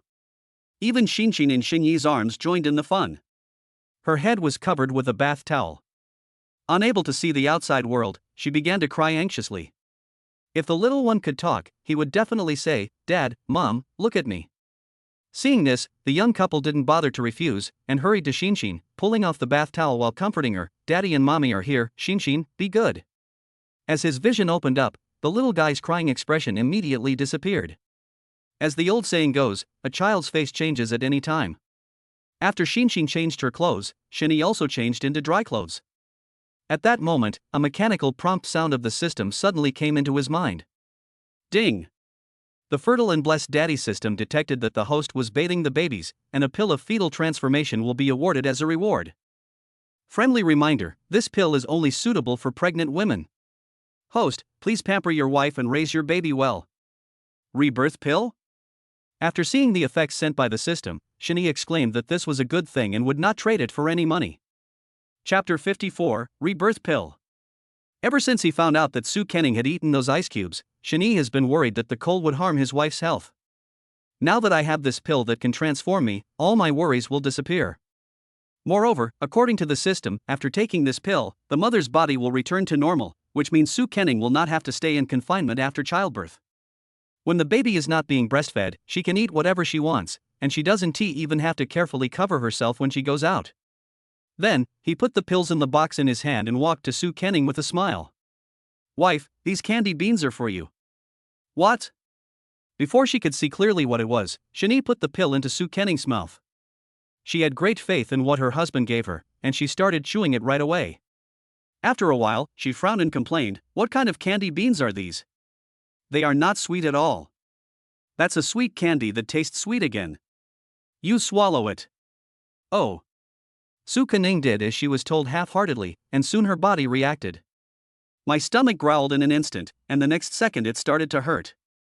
Without having the chance to talk to Shinny, she ran into the bathroom, holding her stomach. Looking at Su Kenning's appearance, Shinny nodded with satisfaction. Although the effect of the rebirth pill is incredible, it also comes with a lot of requirements. First of all, the pill doesn't look very good. It is completely black and no one would think it has anything to do with colorful jelly beans. Secondly, this pill must be chewed and swallowed by the mother. Please note that it must be chewed. Swallowing it will not have any effect. After swallowing it, Su Kenning had this reaction. As for the stomachache, it was because she was trying to expel the dirt from her body. As it was estimated that Su Kenning would not be able to come out for a while, Shinny simply applied something to the babies. Since babies are soaked in amniotic fluid before birth, their skin is prone to dehydration after birth. At this time, you need to apply some moisturizing lotion to them frequently. The first to be affected was Debeo. Shinny was seen applying lotion on the little guy's arms and thighs. Then Shinny used his gentle techniques to massage the lotion onto the baby's skin. Wow! Maybe Tuan Tuan felt very comfortable. The little guy stuck out his tongue and enjoyed himself leisurely. This contented look is completely different from the pig slaughtering scream before. Even when Shinny was busy massaging the next little one, Tuan Tuan simply grabbed his father's hand and wouldn't let him leave. Oh! At that time, Tuan Tuan said a lot of gibberish, but Shinny didn't understand a word of it. However, after watching Tuan Tuan's actions, he roughly understood that the little guy was looking for free labor and would not let him leave. Of course, Shinny was also very happy, as this showed that his craftsmanship was recognized. After massaging Tuan Tuan until he fell asleep, he moved on to the next baby. As expected, the little guy seemed to enjoy it when applying lotion to Yuan Yuan. After a while, Shinny had completed all the daily work for the babies after taking a bath. Looking at the little one sleeping soundly, he felt that he was fine again. Now he has mastered a new skill, massage hypnosis. Shinny plans to force the little guy to shut down next time he disobeys. He really nice. At the same time, another reminder sounded in Shinyi's mind. Ding! The Fertile and Blessed Daddy system detected that the host applied lotion to the baby, and a special business opportunity is awarded. Host, please pamper your wife and raise your baby well. As soon as the system finished the prompt, Shinny murmured in surprise, "Is this reward another business opportunity? I guess we can make a lot of money again." After Shinny finished speaking, he excitedly checked the business opportunity content and saw on the system panel, Huatang Investment Company has broken its capital chain, and the boss wants to sell it at a low price. As more than half of the company's projects have been completed, the host only needs to complete the remaining projects to get huge returns, and the final transaction price of this company is 600 million. 600 million is not too expensive. He poked his chin and muttered, already thinking about signing the contract tomorrow. Half an hour later, Su Kening frowned and limped into the bedroom. Seeing this, Shinny hurried to her side and wanted to carry his wife to bed. Su Kening, who saw through her husband's thoughts, refused repeatedly, and then hurriedly stopped him. No, don't move. My legs are numb. Oh, I thought you were feeling unwell. Shinny was a little amused when he heard this. It was really unbelievable that his legs would become numb from squatting just to go to the bathroom. Then, he didn't touch Su Kening and let her move slowly to the bed. After a while, Shinny asked, "How is my wife? Is she feeling better?" Yeah, much better. Su Kening smiled awkwardly, muttering in her heart, my husband saw my embarrassing appearance, how embarrassing. It was time to go to bed again. This time, Su Kening took the initiative to move into the bed, and then called Shinny with a smile, "Hubby, come and sleep." Hearing this shout, Shinny's mind was confused. Did he hear it right? Was his wife calling him? You were obviously not so proactive yesterday, what happened tonight? Seeing Shinny standing there motionless, Su Kening simply got out of bed and pulled him to her side. She pursed her lips and tilted her head and said, "Husband, why don't you move when I call you? You don't want to sleep in the same bed with me?" Upon hearing this, Shinny quickly waved his hands. No, absolutely not. He just wanted to sleep, how could he possibly dislike it? However, Su Kening couldn't do any strenuous exercise because she had just given birth, and he didn't dare to think too much, so he could only feel the pain and happiness every night. Just as he was thinking this, he suddenly remembered the rebirth pill given by the system, and he didn't know if there were any changes in his wife's body. "Wife, how do you feel now? Is there anything wrong with your body?" "No, I think it's great." "Have you felt any changes in your body?" "Well, I feel my breasts are a little bigger after going to the bathroom." After saying that, Su Kening turned her head away shyly. Strangely enough, after coming out she only felt her bra was a little tighter. She didn't think much of it at first, but now she thinks it was just too big. Shinny scratched his head in confusion when he heard this. Could the rebirth pill have such an effect? At this moment, he couldn't help but look down. It would be even more perfect if the system could add a few centimeters to a certain part of his body. Looking at Shinny's silly smile, Su Kening had already adjusted her sleeping position. She was seen with her left hand on Shinny's chest and her legs wrapped around his lower limbs. There was no trace of the shyness she had yesterday in that posture. "Mua, good night, husband." Oh. Listening to his wife's tingling voice, Shinny felt as if his whole body was electrocuted, and a certain part of him became hard. Chapter 55 Signing into the new company. The next day. After settling Su Kening and the babies, Shinny went out.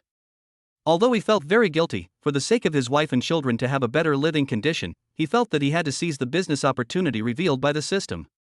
After driving to a shopping mall and parking the car, Shinny walked in and took the elevator directly to the 18th floor where Huatang Investment was located. Huatang's boss Zhu Junming was sitting in his office anxiously, waiting for the arrival of the kind-hearted person who suddenly contacted him last night and wanted to acquire his company. Huatang Company was built up by him and is a veritable investment company. However, due to improper operation, it is about to be dragged down by the several existing projects. Every project is ongoing and requires a large amount of funds, so I have no time to take care of it. It would be great if I could pause a few projects and focus on one of them, but it's impossible. I simply can't stop. This also means that no matter how much money Zhu Junming has, it is not enough to invest in it. What's more, he is paying out of his own pocket, which no one would be happy about. He even had the idea of running away with his sister-in-law. Fortunately, there is always a way out. Last night, a magical Mr. Shin contacted him. Of course, this Mr. Shin is not the artilleryman in a certain 91 software, but the system borrowed the name of Shinny. Upon hearing that Shinny was planning to acquire Huatang, Zhu Junming almost jumped off the building out of joy. Although it's a little immoral, Mr. Shin, you are really my savior. Zhu Junming's heart was excited and his hands were trembling as he thought to himself. After all, acquiring the entire company means that all the projects in the company will be transferred to Shinny's name. In Zhu Junming's opinion, it was just a scapegoat. It's so cool that I don't have to run away with my sister-in-law and I can still get a large sum of money. Finally, after Zhu Juanming's patient waiting, the door of the general manager's office was pushed open. Then, the mysterious Mr. Shen appeared. Mr. Shen? Mr. Zhu. Shen has already learned about the system's actions, so naturally he has to behave in this way. Mr. Shen, please sit down. I'll make you some coffee. After all, he was Shen's savior, so Zhu Junjie was willing to be his younger brother and serve Shen. Mr. Zhu, let me make a long story short. I have a wife and children at home, and I don't have much time. Let's get straight to the point, how about it? Sure.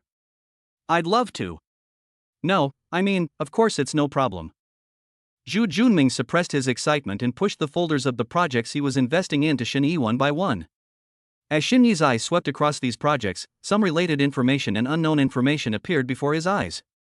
Of course, there is also the rate of return marked in red.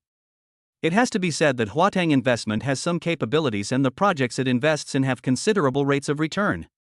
Now they are in a hurry to sell the company. I guess there is a problem with their capital chain. For Zhu Junming, continuing to invest would be a waste of money, so he was eager to pass on the blame and distance himself from the matter in order to protect his own interests.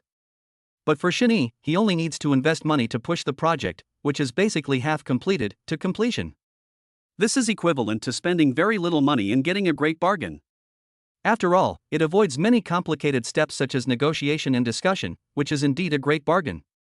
Of course, if Zhu Junming knew what he was thinking at this moment, he would definitely curse. What is small money? That's all pure silver. Mr. Shen, this is the detailed information of the company's employees. Please take a look. Good. When Shen went to see the nearly 100 employees in the company, he quickly understood why the company's operations were getting worse and worse. Combining the relevant information on the project list, it is not difficult to see that many employees in the company are related, that is, relatives. Especially the third in command of the company, there are 27 of her relatives in the company alone. Considering what this person did, even Shen couldn't help but sigh. He really is wholeheartedly seeking benefits for his relatives. Because of the existence of the system, Shen saw more inner phenomena. Seeking benefits for relatives, promoting relatives out of turn, and ostracizing other colleagues.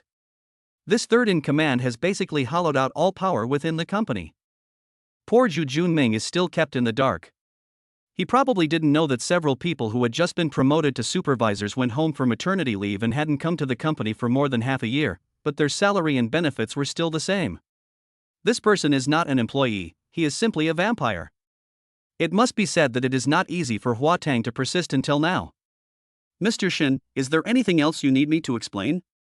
As time went by, Zhu Junming's mood became better and better. After all, he was about to get out of the pit, how could he be in a bad mood? On the contrary, he felt a little guilty towards Shen, but then again, people die for money and birds die for food, and his own interests are the most important. So Zhu Junming planned to help Shen clarify his doubts as much as possible.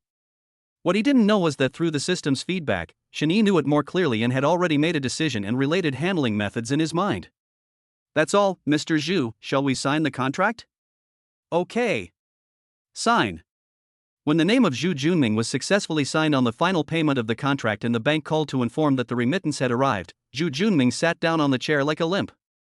After recovering a little, he jumped up and ran out like crazy. Boss Shen.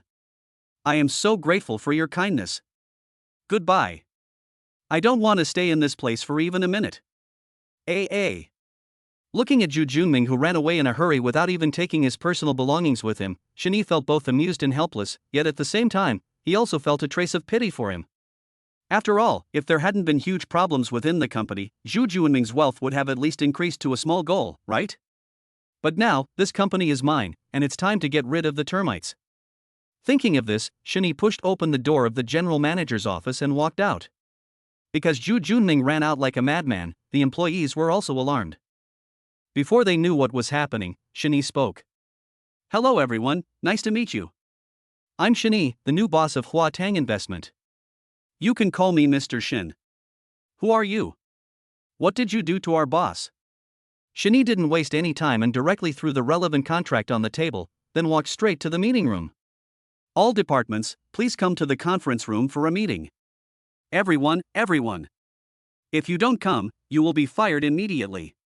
When these words came out, the employees in the room were stunned.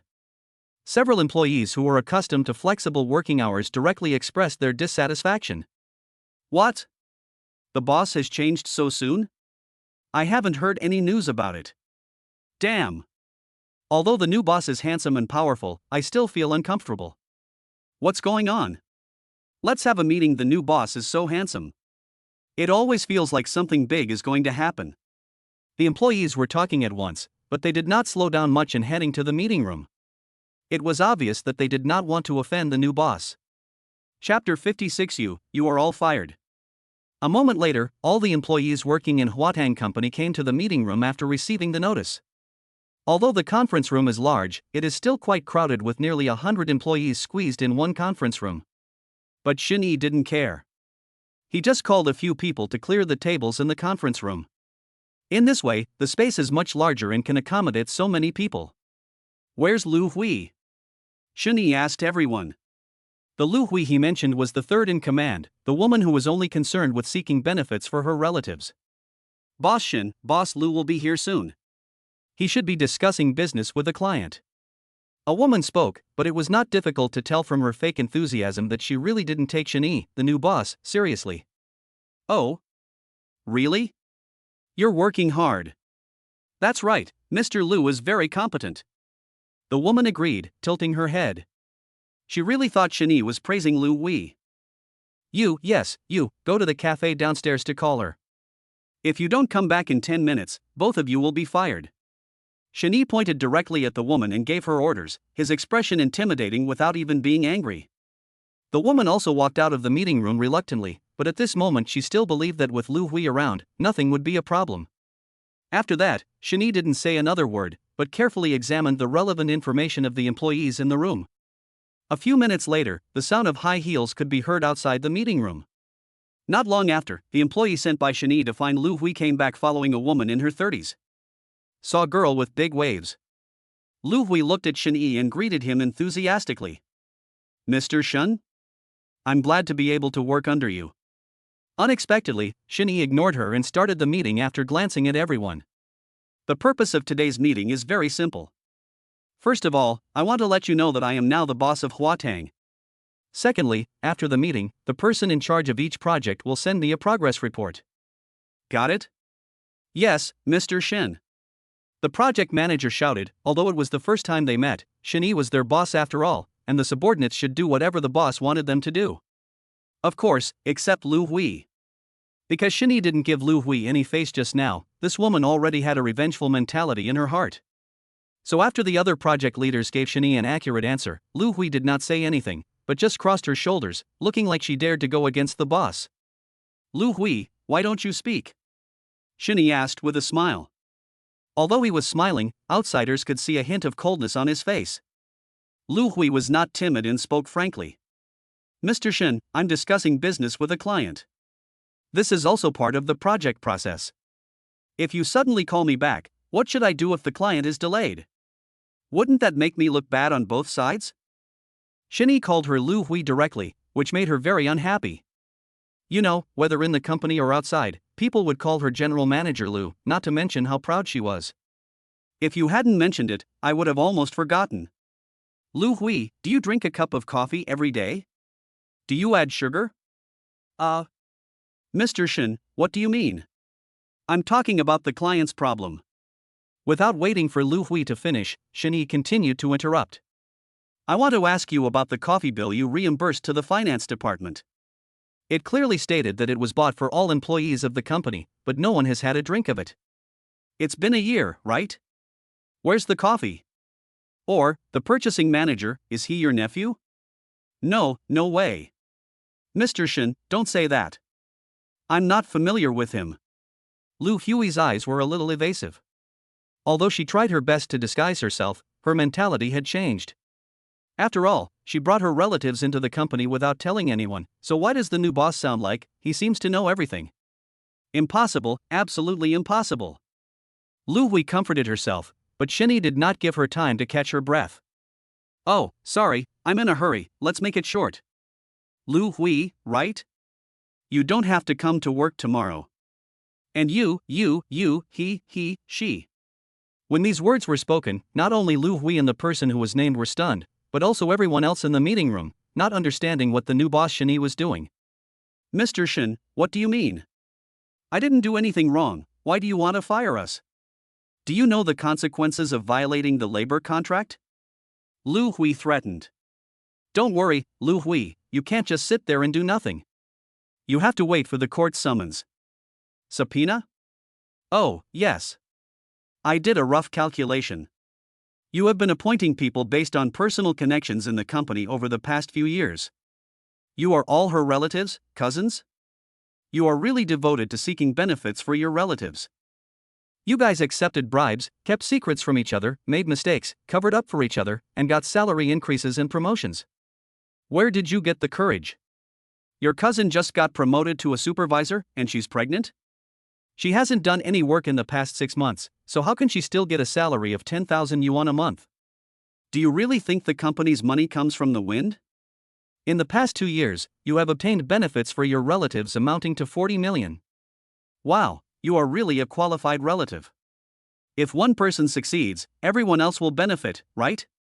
Shani just tore off the record and revealed everything Lu Hui had done. The other people in the project team work so hard, like cattle and horses, and have to take the blame from time to time, while you just sit back and enjoy the fruits of their labor. How can you be so shameless? If you have no shame, throw it into the trash can. I'll tell you again, Lu Hui. I have all the evidence in my possession and will hand it over to the relevant authorities in a moment. You guys, better not leave the Magic City, otherwise you will be summoned back. How much trouble is that? The reason why the company's projects are delayed and cannot be completed is due to your contribution, Lu Hui. When the project owner comes to settle accounts with you, you should think carefully. Shani revealed some evidence he had to her from time to time.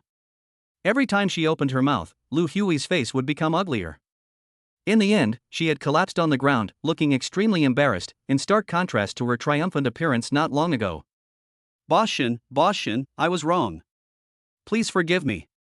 I won't dare to do it again. Well, if a simple I won't dare to do it anymore can solve the problem, what are the courts and prison warden for? Oh, by the way, one more thing. You actually choose your favorite celebrity as the spokesperson for the top quality products. Aren't you a jerk? You even deliberately raised the other party's price. The original price was 2 million, but you raised it to 10 million. Are you itching to do it? Are you curious about why I know this? I know more. You, get ready to go in. Chapter 57, Kill the enemy company's fortune tree with hot water. After Shani finished speaking in a cold voice, Lu Hui was completely speechless. Including her relatives, they also started to turn against her at this time. Boss, I don't know her well, not well, I'll report her. Is it okay for me to report her? Boss Shun, I'm not her relative. I'm just her lover, and I also have other information. Boss, The meeting room suddenly became lively. All kinds of reports and betrayals can be described as dog bites dog.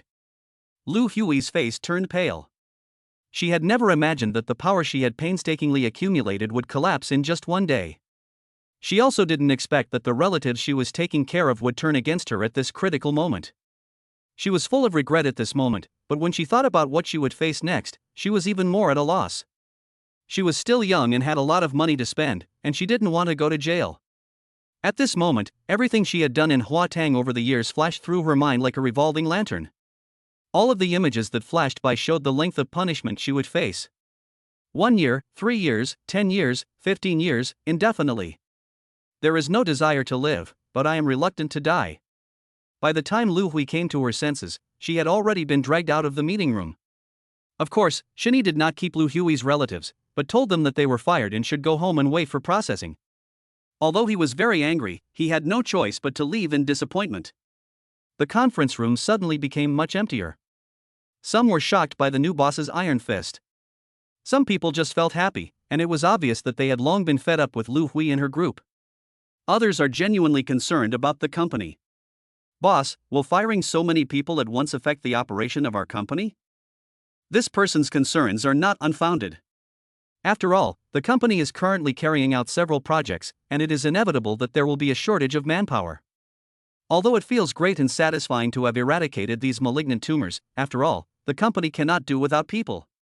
Unexpectedly, Shin-yi just shook his head and didn't care. Don't worry, without these parasites, the company will run more smoothly. Next, I will make some adjustments to the relevant personnel. Following the system's prompts, Shin-yi transferred employees to positions that were more suitable for them without affecting the progress of the project. Some were promoted, some were transferred horizontally, but without exception, they all felt Shin-yi's professionalism. When Lu Hui was in power, she was domineering and many employees with real talents and skills were targeted. Now Shin-yi's behavior is tantamount to vindicating them. For a time, many employees actually had some Bo Lu and his thousandly horse feelings towards Shin-yi. You know, if it weren't for the arrival of the new boss Shin-yi, they would have been squeezed out by Lu Hui sooner or later, and their days would have been too hard to endure. Then I will announce the company's benefits. Simply put, we should have what others have, and we should also have what others don't have. It's just money. I have plenty of it. And it's just making money. It's very simple. Secondly, I'll add some benefits, and you guys are good to go. Shin-yi spoke proudly for more than 10 minutes. The generous benefits he mentioned made the employees think they had heard it wrong and they scratched their ears more than once. Fortunately, it was not a misunderstanding, but the truth. For a moment, everyone present felt that Shin-yi was their father, their real father. Wang Quan, right? Do you have anything to say? Suddenly, Shin-yi's gaze passed through the crowd and directly fell on a fat boy standing at the back. Although he was wearing glasses, it was not difficult to see that he was avoiding Shin-yi's gaze. Boss, I don't have anything to say? Are you sure? Shin-yi asked back. Wang Quan suddenly became nervous, his body was shaking slightly, obviously he was hiding something? Finally, when he recalled what Shin-yi said not long ago, I have enough evidence, his psychological defenses were completely broken. Boss. I know I was wrong. I shouldn't have contacted the top executives of a rival company without permission. But I really didn't promise them anything. I didn't reveal any of the company's strategic information. Please believe me. Wang Quan confessed everything. After hearing this, Shin-yi nodded with satisfaction. He saw that Wang Quan was a talented person, but he had this kind of problem, so he deliberately did not make any adjustments to him. Now that Wang Quan dared to admit these things in front of his colleagues, Shin-yi began to look at him with admiration. What about next? I won't dare to do that again, boss. The way Shin-yi dealt with Lu Hui served as a warning to others, and Wang Quan was already frightened at this time. It is precisely because of this that as long as Shin-yi gives him a little sweetness, he will use it completely for his own benefit. Well, you are also a veteran of the company. I believe you will be loyal to Hua Tang in the future. Yes, boss. I will definitely work hard. I won't have any second thoughts. Wang Quan was completely convinced when he heard Shin-yi's words that he had no intention of dealing with him. When he raised his head, the boss Shin-yi was already standing in front of him. Boss, Well, since the other party is restless, wouldn't it be too cowardly for us not to fight back? Well, let's use their trick. You go undercover in their company with a piece of intelligence. When you finish the second task, you come back and I'll give you a raise and a promotion. What's the matter? Just tell me, boss. Wang Quan has become Shin-yi's little fan, the kind of person who will do whatever he is asked to do. Even the other people nearby came over curiously, wanting to see how the new boss would deal with the rival company. There is a piece of land in the east of the city that I want to sell for investment, but I don't really want to buy it. But you need to tell the other party that I will definitely take over that piece of land, with a budget of 300 million. The reason why Shin-yi did this was very simple. Since the other party was always trying to bring down his Hua Tang, he had to find a way to drag them down and reduce the strength of the hostile company in order to win development space for himself. The reason why Shin-yi dared to speak about this matter in front of all the employees present was because the system had already marked it, and their loyalty to him was such that they would never betray him. It can be said that the method of hitting the date with a stick is very effective. Nowadays, Hua Tang's welfare far exceeds that of its peers. Therefore, in order to maintain the welfare, employees will do their best to safeguard the interests of the company. This is Shin-yi's goal. A person alone can never go far, but a smart person who becomes a boss can take his employees with him to go far. Yes, boss, I understand. I'll be there in a minute. Slow down, no rush, there is another thing. The second thing is, it's both easy and difficult. That is, when you lurk on the other side. You must find a way to kill the money tree across the street by pouring hot water on it. Can you do it? This. Boss, why? When these words were spoken, everyone in the room was stunned. Why would they water the other person's money tree to death? Why? Because I believe in feng shui. Just water it to death and that's it. Oh. Many employees stumbled to the bottom in silence. The reason was so simple and clear? Chapter 58 Wife, I'm really good at scrubbing baths. The next day, there was nothing to do at the company, so Shani simply stayed at home with his wife and children. More than a week has passed since the child was born. Today, Su Kenning finally got to take a bath as she wished. She originally wanted to take a bath, but after Shani said that mothers who had just given birth should take a running bath, she decisively gave up the idea. She listens to advice, eats her fill, and believes in her husband's words. After a while, Su Kenning's voice came from the bathroom. Husband, I forgot to bring the bath towel, can you bring it to me? Okay, wait a minute. Shani, who was watching videos out of boredom, his eyes lit up when he heard the news. He immediately stood up, grabbed a bath towel and rushed to the bedroom. The sound of running water could be heard through the door, so he knocked on the door and spoke loudly. Ning Ning, I brought you a bath towel. How do I give it to you? Honey, wait a moment. The savior came. Su Kenning turned off the shower and turned the bathroom door lock to the right. Then she hid behind the door, stretched out a white arm and began to grope. Seeing this, Shani could only take the initiative to go to the door. He was about to say something, but the next second the bathroom door was slammed shut, followed by the sound of the door being locked. He just felt very upset. Was his wife on guard against him? Actually, that's not the case. When Su Kenning lived alone outside, she only felt safe when she locked the door and took a shower. After a while, she developed the habit. Shani didn't take it seriously, and then he asked cheerfully through the door, Ning Ning, do you need me to rub your back? I'm an expert. Shani dared to swear to heaven that he had no improper intentions at all. Ever since he experienced the bathing culture of Northeast China, he has been deeply addicted to it and wants to promote it to anyone he sees taking a bath. He himself felt very dirty if he didn't take a shower for 3 days, not to mention Su Kenning who hadn't washed for more than a week. Scrub? You can do it? Well, it's just so-so. Oh, okay. Su Kenning always felt itchy on her back recently. Since her husband knew how to scrub her back, she simply agreed. Otherwise, she would be the one to suffer. Shani didn't expect his wife to agree so quickly. He thought she was going to refuse. Just when he was thinking about how to get some benefits for himself, the bathroom door suddenly opened and he was dragged in by Su Kenning. The bathroom was steaming hot, and then he saw 2 white lumps walking towards him. Hubby, let's get started. Oh. Shani was stunned for a moment, then nodded repeatedly, and began to scrub his body vigorously, but the scene just now kept lingering in his mind.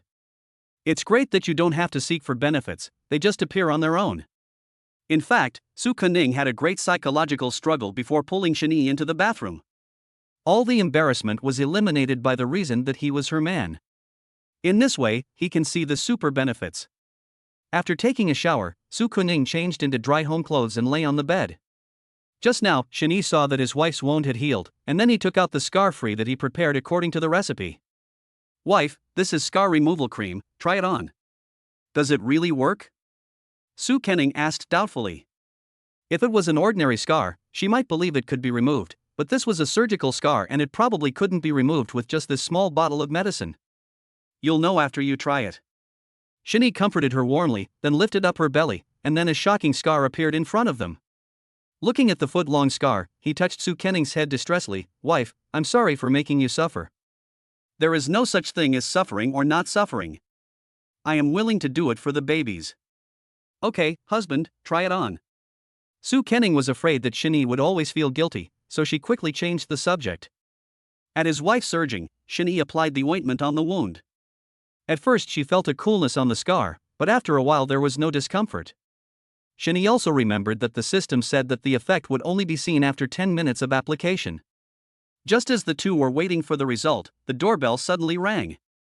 At this time, Su Kenning suddenly remembered, oh, it should be Nan Nan. Husband, go open the door quickly.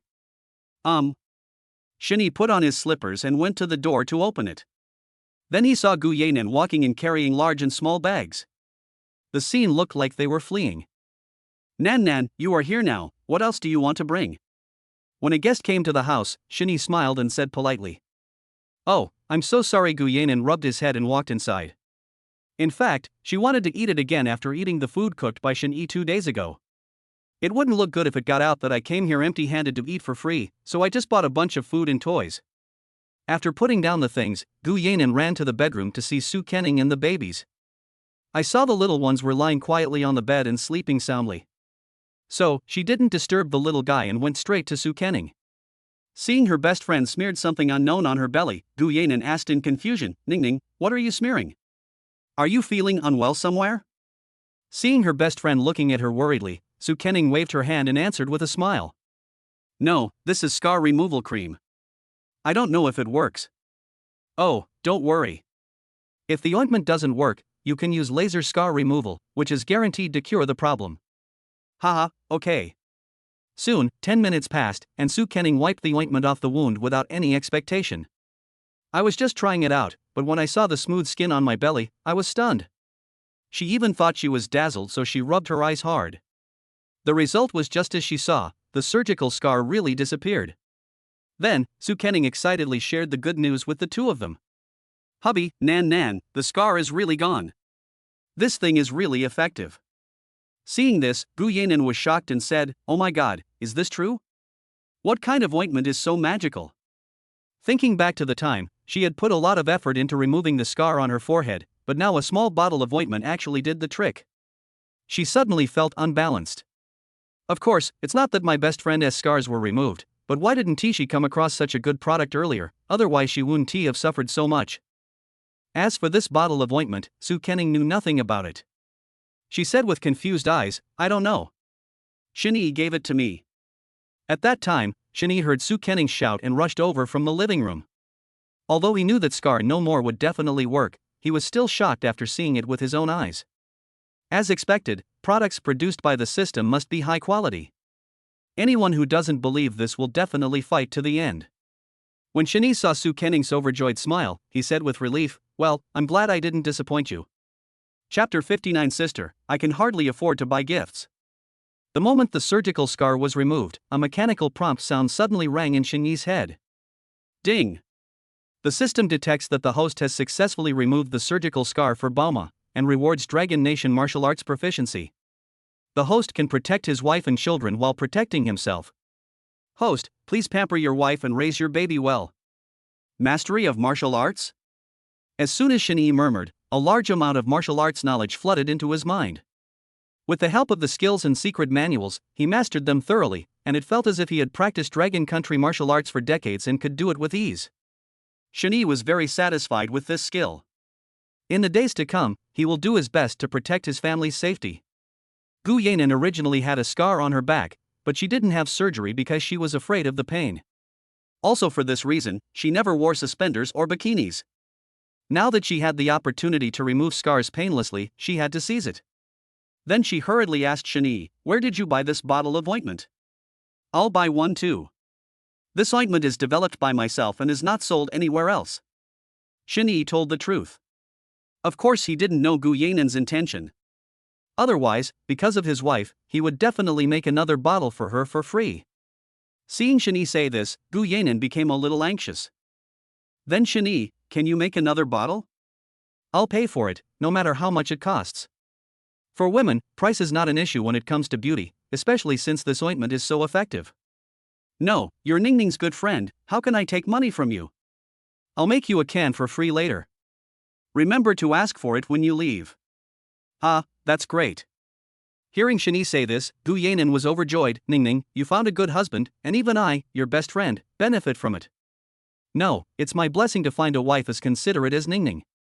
Shin-Yi said this with a smile, but his words came from his heart. Gu Yanin, a single man standing nearby, was fed a mouthful of dog food when he saw the affectionate look on the couple's face. If she hadn't come here for Shin-Yi's cooking skills, she would have long since given up on being a conspicuous lightbulb here. As noon approached, he began to prepare lunch. When he left the bedroom, he asked the two, "What do you want to eat for lunch?" "I'll make it for you." Su Kening was the first to blurt out, "Honey, I want to eat braised hairtail fish." "Okay, little greedy cat, I'll make it for you." The best friend was the guest, and Su Kening, as the host, said to her in a friendly manner, "Nan Nan, just tell my husband what you want to eat. He can cook anything, and it's delicious." Hearing Ning Ning's words, Gu Yanin felt a little guilty. She thought to herself, "I know your man's cooking is delicious, otherwise I wouldn't come to your house for a meal." Of course, she only wanted to eat, she didn't have any other extravagant thoughts, and there was no such thing as the cliched plot in TV dramas where the woman tried to steal her best friend's husband. Since her best friend had spoken, Gu Yanin decided to obey. "Well, I don't want to eat much, just braised pork and chicken stewed with mushrooms." "Okay, you two chat, I'll go make dinner." After confirming the menu for today's lunch, Shani left the room to let the two women talk in private. He didn't know if it was an illusion, but he always felt that Gu Yanin came to his house just to eat, and she came at mealtime, which showed that it was premeditated. On this side, Gu Yanin showed Su Kening the toys she bought for the babies, including screaming chickens, zong mumu bears, rattles and a lot of other things. And she was extremely thoughtful, buying 4 of each item to prevent the babies from fighting. Looking at her flat purse, Gu Yanin held Su Kening's hand and complained, "Ning Ning, if you have quadruplets next time, I won't be able to afford to buy you gifts." Judging from Xingyi's cooking skills, she thought that he would come to visit her best friend often in the future, and gifts would be indispensable. As the godmother of 4 babies, she has to pay for their birthdays, ordinary holidays, New Year's lucky money, and some money to pay for the baby's cuteness. If there are 4 more, it would be the end of her life. Even though she was still a wealthy woman who spent money lavishly, she was about to be drained dry by the babies. How could she support a handsome man with fair skin? Seeing her best friend's embarrassing look, she covered her hands and laughed. After she had laughed enough, she retorted, "How is it possible? My quadruplets are a rare case. If I give birth to 4 more, I will become an old sow. It's impossible, absolutely impossible." At that time, Su Kening was still thinking in her heart, "This is only a 1 in a billion chance, it will never happen." Gu Yanin grinned, "Maybe God doesn't have eyes." "Oh, stop talking, you naughty Nan Nan. Watch out for your crow's mouth. If I give birth to quadruplets, all your little treasury will be spent." "Pft, pft, I was just kidding, I'm slapping you." For the sake of the man, Gu Yanin slapped her lips a few times and decided that she must never say these words out loud again, otherwise they would come true. Regardless of what they say, Gu Yanin's family is well off. In addition to having rich parents, the baby's godmother is also the heir to the family. In the future, the 4 babies will be able to walk sideways. Soon, Shani had prepared lunch. In addition to the dishes ordered by the 2 girls, he also added 3 vegetables. There are 6 plates on the table, symbolizing good luck. Then, he called out to the 2 of them, "Wife, Nan Nan, come out for dinner." "Here we are." Hearing the sound of dinner being served, the 2 of them ran out one after the other, showing quite an enthusiastic attitude. "You guys eat first, I'll go check on the baby." "Well, okay, husband, you have worked hard. The baby cannot be left alone in the room. If an emergency occurs and is not discovered in time, the regret it brings may be a lifelong regret, so Su Kening usually eats first and then Shani." Back in the room, Shani felt extremely happy as he looked at the baby lying quietly on the bed. At that time, when Gu Yanin saw everything Ning Ning's husband did for her, she exclaimed that she was overwhelmed, and that real couples are so sweet. "Ning Ning, your husband treats you so well. I'm so envious of him." Su Kening said happily, "Then you should find a man as soon as possible." "Forget about my husband. He is already mine." "Oh, I know, you don't need me to tell you, I already know that your husband has a famous flower like you."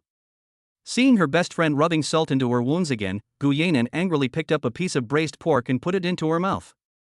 Now only delicious food could soothe her wounded little heart. Since she couldn't compete with her husband, she could only compete with her appetite. Soon, most of the braised hairtail fish was eaten by Gu Yanin. "Stinky Nan Nan, leave some for me." "Okay, all for you, all for you." Gu Yanin was satisfied that Su Kening was worried. She knew her bestie was in confinement after childbirth, so she would not compete with her for these nutrients. After all, she was Longwa's bestie. Chapter 60. Another successful meal. Hiccup. After a while, Gu Yanin stroked her stomach with satisfaction. The lunch she had today was really delicious. Every dish made by Shani is as good as that made by her chef, and the braised pork even surpasses the chef's skills. Moreover, the braised pork is soft and tasty, fat but not greasy, and the mellow broth sprinkled on the rice looks even more appetizing. If her stomach was full, Gu Yanin would have had another bowl of rice. "Ning Ning, the meal your husband cooked is simply delicious. It's comparable to a 5-star meal. When Shani opens a restaurant, I will go there every day to show my support. Of course, my husband is definitely the best, no one can surpass him, hiccup. Sue Kenning was so happy to hear her best friend praising Shani. She felt even happier than hearing these words praising herself. Of course, because the food her husband cooked was delicious, she burped contentedly. After Shani finished his meal, Gu Yanan helped clean up. After all, you still have to help when you come to someone else's house for a meal. After staying for a while, Gu Yanan couldn't wait to go home and wipe off the scar. Soon, she drove her Panamera into an upscale residential area. At that time, an old man wearing reading glasses was discussing something with someone in the living room. Gu Yanan also knew those people. They were employees of his family's company. Seeing them discussing something, she tiptoed to her room. She hated this kind of meeting the most and always felt overwhelmed listening to it. As she stepped onto the stairs, the old man glanced at her and said with a shudder, Nan, you're back just in time. Come and listen to what's going on at the company. Yes, Grandpa. Hearing this, Gu Yanan could only sit beside them and listen reluctantly. As the only girl in the family, she will take over the Gu group in the future. But she had no interest in these businesses, so she always nodded perfunctorily. At this time, the interrupted meeting resumed, and Gu Yanan always listened with one ear in one ear. But when she heard that Gu was going to buy pharmaceutical cosmetics, she became alert. Because the company's executives said that the pharmaceutical cosmetics industry has high profits and low costs, and if a good product is developed, it can make a lot of money. In contrast, the initial investment in the research and development of cosmeceuticals is huge, and it is very likely that a lot of money will be spent without seeing any results. That's how business works, high risk means high reward. Listening to his subordinate's suggestions, Mr. Gu held his teacup and carefully considered the pros and cons. Gu Yanan, who was standing by, said nonchalantly, this is very risky. I have a good idea. Nan, what's your opinion? Tell me about it. When Mr. Gu heard his beloved granddaughter's insightful opinion, the smile on his face was so wide that wrinkles appeared on his face. She raised her granddaughter herself and knew that she was unwilling to take over the family business. But who else could he entrust his care to if not her? Now that he sees his granddaughter is interested in business, Mr. Gu was very excited. She handed the medicine bottle that Shani had given her to everyone and said, I can guarantee that no matter how much manpower and material resources we put into it, we can't develop a better product than this. Looking at the white jar on the table, Mr. Gu asked doubtfully, Nan, what is this and where did it come from? My friend developed a scar removal cream that is incredibly effective. Since we want to make cosmeceuticals, we can buy the formula. And I can guarantee that this paste will have a huge market and will also make our brand famous. It's definitely a sure win business. Gu Yanan said this proudly. What she was confident about was not her own opinion but her absolute belief in Xinyi's scar removal cream. After seeing the effects with her own eyes, she believes that many girls out there have the same problems as her. While making money, it also helps women solve their worries. After hearing Gu Qianjin praise the product to the skies, an employee nearby began to question, is this thing really that easy to use? Since he had never seen it, his eyes were full of contempt. If you don't believe me, try it yourself. There are always people who are frogs in the well and short-sighted. Seeing this, Gu Yanan shook his head helplessly. Upon hearing this, the employee silently acted as a guinea pig. He rolled up his sleeves and applied the ointment on the scar on his arm. Afraid that others might complain because they didn't see the effect, Gu Yanan immediately said, the effect of this ointment will only be seen after 10 minutes, so please wait patiently. During these long 10 minutes, Mr. Gu could not suppress his doubts and asked his precious granddaughter in a low voice, Nan, is the friend who gave you the ointment a man or a woman? How old is he? Where does he live? How many brothers and sisters does he have?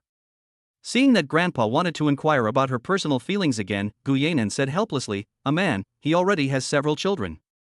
Elder Gu was speechless after hearing this, but he did not forget to instruct his precious granddaughter, our Gu family has a clean family background, so you should keep your distance when you interact with others.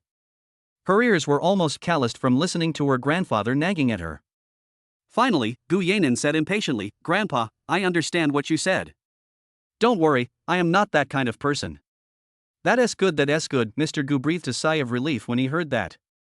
Today's society is too impetuous, and he has seen too many cases where young girls would interfere with other people's feelings for the so-called love. Especially in the circle of wealthy people, 9 out of 10 wives are mistresses.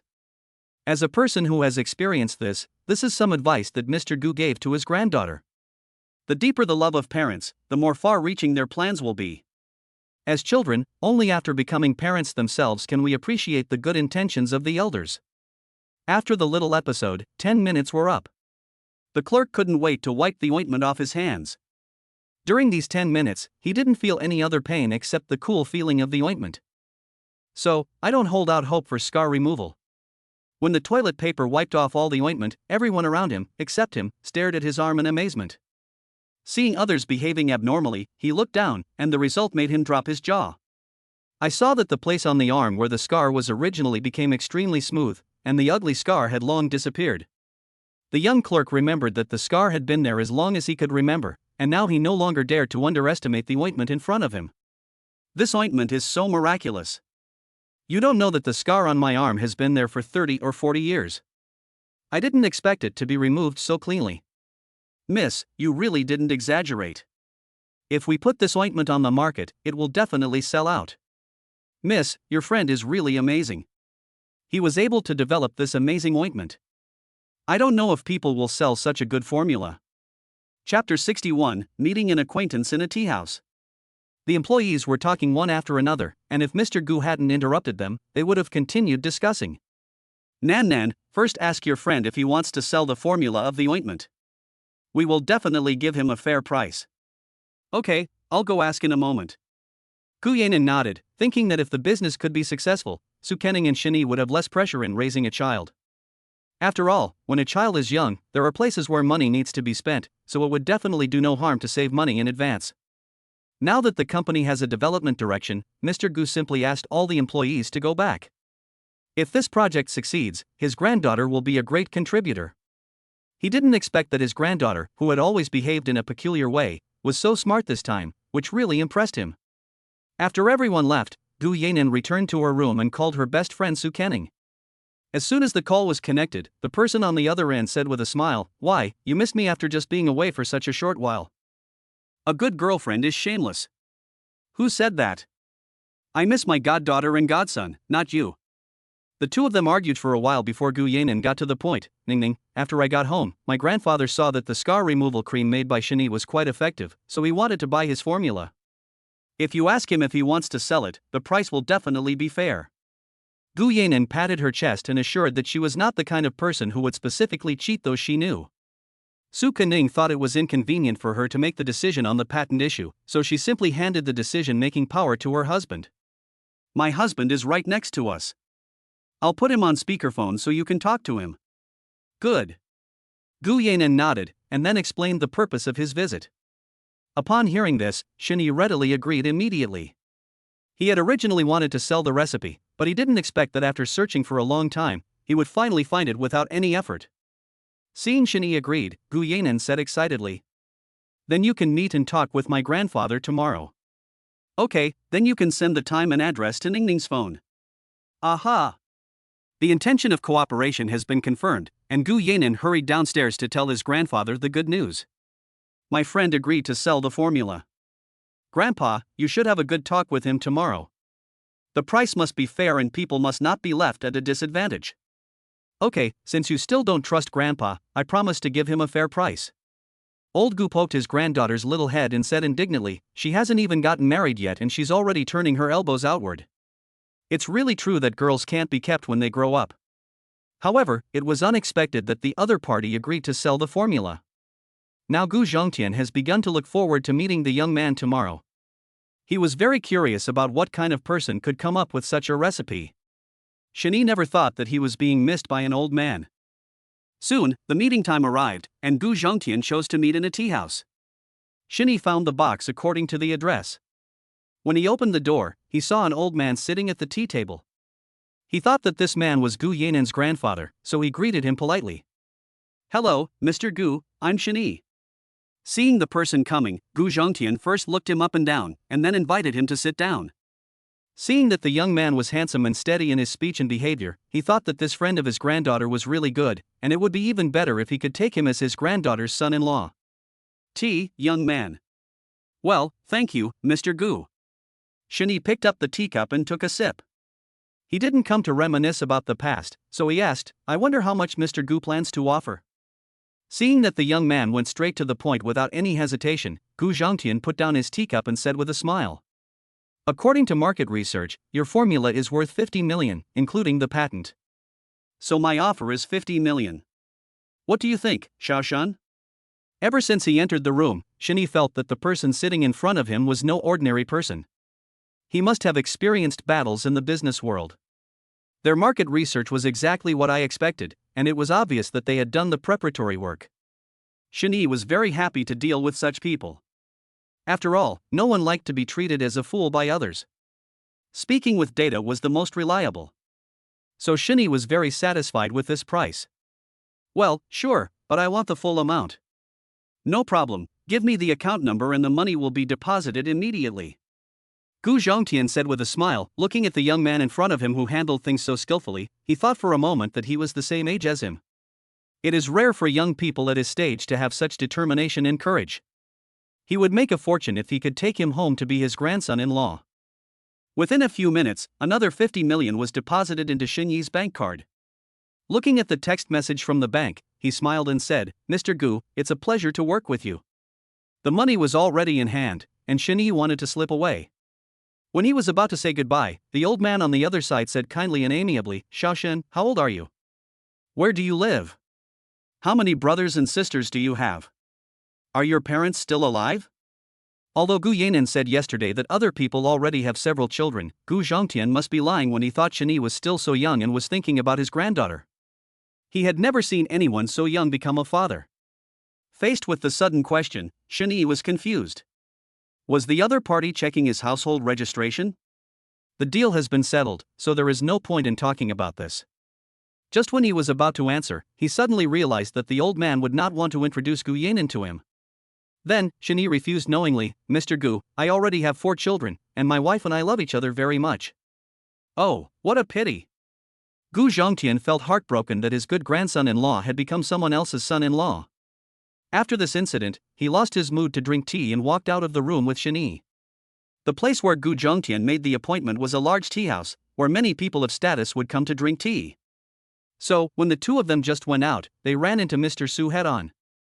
Shinyi had a deep impression of this Mr. Su, because it was he who spent 300 million to buy his imperial green jade. He thought that the other party, a big shot, didn't care about a small fry like him, but he didn't expect that the other party would take the initiative to greet him. Young man, I didn't expect to meet you in this place. What? You know this old guy? Old Su said, pointing at Gu Zhongtian standing aside. Well, I just had something to discuss with Mr. Gu, and now we've finished it. Shinyi said without hiding anything, but Gu Zhongtian was quite surprised and said, Su Tianba, do you also know this little guy? Well, I spent 300 million from him. As soon as Su Tianba finished speaking, he pulled Shinyi to his side and asked, Young man, do you have time to accompany me for a cup of tea? Seeing that the two of them didn't seem to get along, Shinyi declined politely. If not now, when would he escape? He just smiled and said, Well, I have some urgent matters at home. I'm sorry, Mr. Gu and Mr. Su, but next time I have a chance, I will host you and have tea with you too. After saying that, Shinyi left quickly. Watching him fleeing, Su Tianba took Gu Zhongtian's shoulder and said with a smile, Then let's catch up and talk about what you discussed. Okay, tell me more about your 300 million. Haha, okay. Chapter 62. Shinyi was surrounded when he returned home. The two old men supported each other as they walked towards the tea room. When Su Tianba heard Gu Zhongtian describe the scar removal cream created by Shinyi, his wrinkled face was filled with shock. If the last time the Imperial Green was opened was luck, then this is obvious strength. He didn't expect that when they met again, Shinyi would give him such a big surprise. Then Su Tianba also told about what happened at the Tianbao gambling stone factory that day. Although Gu Zhongtian was envious, he was happy thinking that old Su had spent 300 million on the young man. In an instant, he felt that the 50 million he spent today was worth it. I think this young man has a bright future and he's handsome. I wanted to introduce him to Nan Nan, but he already has a wife. Oh? Really? That's a pity. Su Tianba felt a little disappointed when he heard this. After all, he and the old guy had the same idea. It seemed that his granddaughter and he had no fate. Okay, let's not talk about him, let's drink tea. Haha, okay. By the way, When will Ningning come back from abroad? It should be soon. On the other side, Shani came out of the tea house and drove his Lamborghini Veneno home in a panic. Recalling the scene just now, he was a little scared. Fortunately, he reacted quickly, otherwise he might not be able to leave. As he was driving home, several vans suddenly appeared. He has been following him all the way since he got on the car, and it would be difficult for Shin-yi to notice him even if he didn't want to. The tea house that Gu Zhongtian had arranged to meet at was in the suburbs of Shanghai. When Shin-yi drove onto the avenue, there were very few cars around. At that time, several vans suddenly accelerated and rushed directly in front of his car and forced Shin-yi to stop. Then I saw a group of tall and strong men with many tattoos on their arms and backs walking down from the car holding steel pipes. Just by looking at their attire and hair, you can tell they are gangsters. However, Shin-yi couldn't understand why these people would come after him, and there was no need for him to get to this point since he had no grudges against them. Before he could think carefully, people outside the car began to shout, "Get out of the car, hurry up! Hurry up, don't let us do it!" One of the men had a long scar on his face. He slapped the steel pipe and said viciously, "Don't dawdle. Don't even think about leaving today without my order." It can be seen that this person is their boss. If he doesn't get out of the car, the other party will definitely vent his anger on his beloved car. If he didn't feel bad, Shin-yi wouldn't have compromised. Then he opened the car door and got out, then he leaned against the car leisurely and said, "Who asked you to come?" "It's me." Hearing the sound, the fierce men moved away and saw Qin Jiahao, who was 1.75 meters tall. He said viciously, "Shin-yi, you didn't expect it to be me, right? You must keep the patent of Scarless today, otherwise you can forget about leaving." To be honest, Shin-yi didn't expect that it was him who was picking on him, and he probably didn't take him seriously. Then, he said frivolously, "I sold the patent. I really didn't lie to you. You are too late. Shin-yi, don't be shameless. Think clearly about whether money or life is more important." Chen Jiahao didn't believe Shin-yi's answer, even if it was true. In his opinion, Shin-yi just didn't want to hand it over. He had said all the nice things he could, and the other party still didn't appreciate his kindness, so Chen Jiahao talked to the people around him. Teach him a lesson and see if he still keeps his stubborn attitude. Good. Chen Jiahao was the one who paid to hire them, and at the order from the financier, the younger brothers around him rushed forward waving steel pipes. The man with the scar sat in the front of the car and watched the show. After all, in his opinion, a thin man like Shin-yi deserved to be beaten. Just when the two were feeling proud, Shin-yi knocked the person who rushed towards him to the ground as if by reflex. A left hook, a right kick, and then a light step knocked everyone to the ground. The whole process took no more than a minute. Seeing this, Chen Jiahao timidly hid behind the scarred man. He was frightened by Shin-yi's decisive and ruthless look. Having followed Shin-yi for several years, Chen Jiahao actually didn't know that Shin-yi had such skills. Now he is extremely scared. He trembled and threatened behind Scar's back, "Shin-yi, the man in front of me is the leader of the Golden Dragon Gang. Countless people have died at his hands. If you dare come over here, I'll let him kill you." "Oh, really?" Upon hearing this, Shin-yi looked at the scarred man with great interest. He saw him preparing for a fight, but unexpectedly he was knocked down by Shin-yi's punch the next second. Now Qin Jiahao had no one to rely on, and after seeing the scene just now, he collapsed to the ground. At this time, Shin-yi took him to a place where the surveillance camera couldn't see him and gave him a good education. When he appeared again, Qin Jiahao was beaten with a swollen face. Even his biological father or mother might not recognize him. In order to prevent the evildoer from harming others, Shin-yi immediately called Yaoling. After the call was connected, he said with a wronged look on his face, "Uncle Police, so many people beat me up, please come quickly." After hearing the alarm message, the operator said angrily, "It is abominable that there are criminals committing crimes in broad daylight. Little brother, hold on, we will be there soon." In less than 10 minutes, police from the nearest police station rushed to the scene, only to see more than a dozen grown men lying on the ground screaming ouch ouch. At this time, Shin-yi came out of the luxury car unscathed and said with a smile, "Uncle Police, you are here just in time, quickly arrest these bad guys.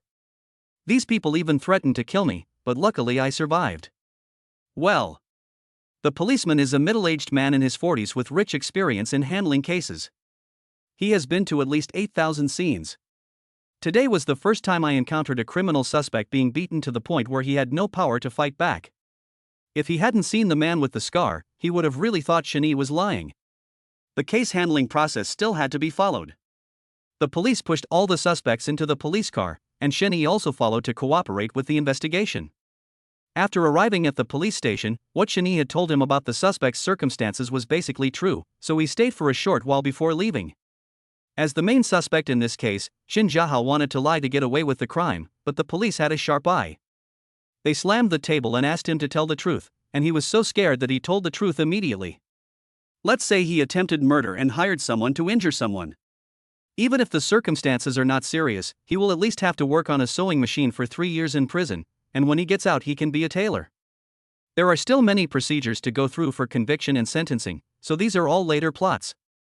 Regarding what Shin Jiahao did, Shen-yi thought, "Nozwa no die." After leaving the police station, Shen-yi drove his beloved car home. His wife and children must be waiting anxiously. Chapter 63 Husband, your son bullies me. Yu Ronghua Mansion. After Shen-yi finished talking with Mr. Gu Yanan told her the news. Before going home, her husband also sent her a message telling her that he would be home soon. As a result, 3 hours passed and there was still no movement at the door, and she couldn't get through to her husband on the phone. Su Kenning was almost dying of anxiety. At that time, she was sitting in the living room, with 4 babies lying quietly on the sofa beside her, so that Su Kenning could be the first to know when Shen-yi came home. Just as she was daydreaming, she heard the sound of the security door being unlocked. Then Shen-yi appeared in front of her. The moment she saw her husband, Su Kenning's tense nerves relaxed, and she rushed into Shen-yi's arms with red eyes. She punched his chest with her little fist and said, "Honey, why are you back so late? I couldn't get through to your phone. I was scared to death." Su Kenning said this while crying. Her pretty little face was covered with tears. When Shen-yi saw this, he thought his wife was bullied by others, but now it seems that he was the one who made her cry. Then he hugged Su Kenning and comforted her. "Ning, be good. I'm standing in front of you. Don't cry.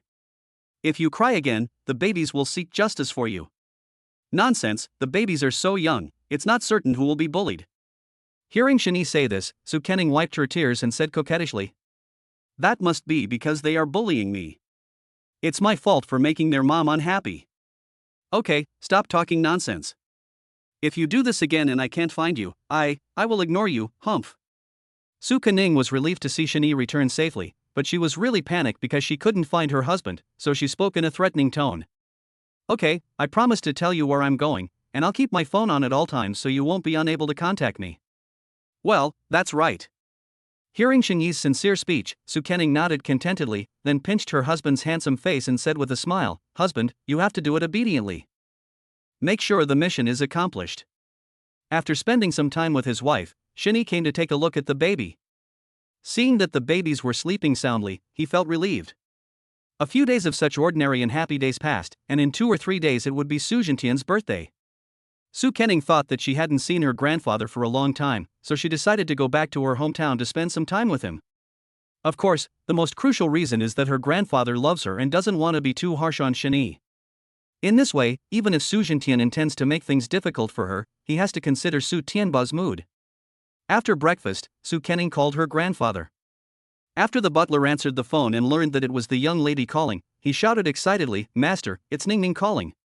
Su Kenning was also raised by the housekeeper since she was a child, so she is very kind to her.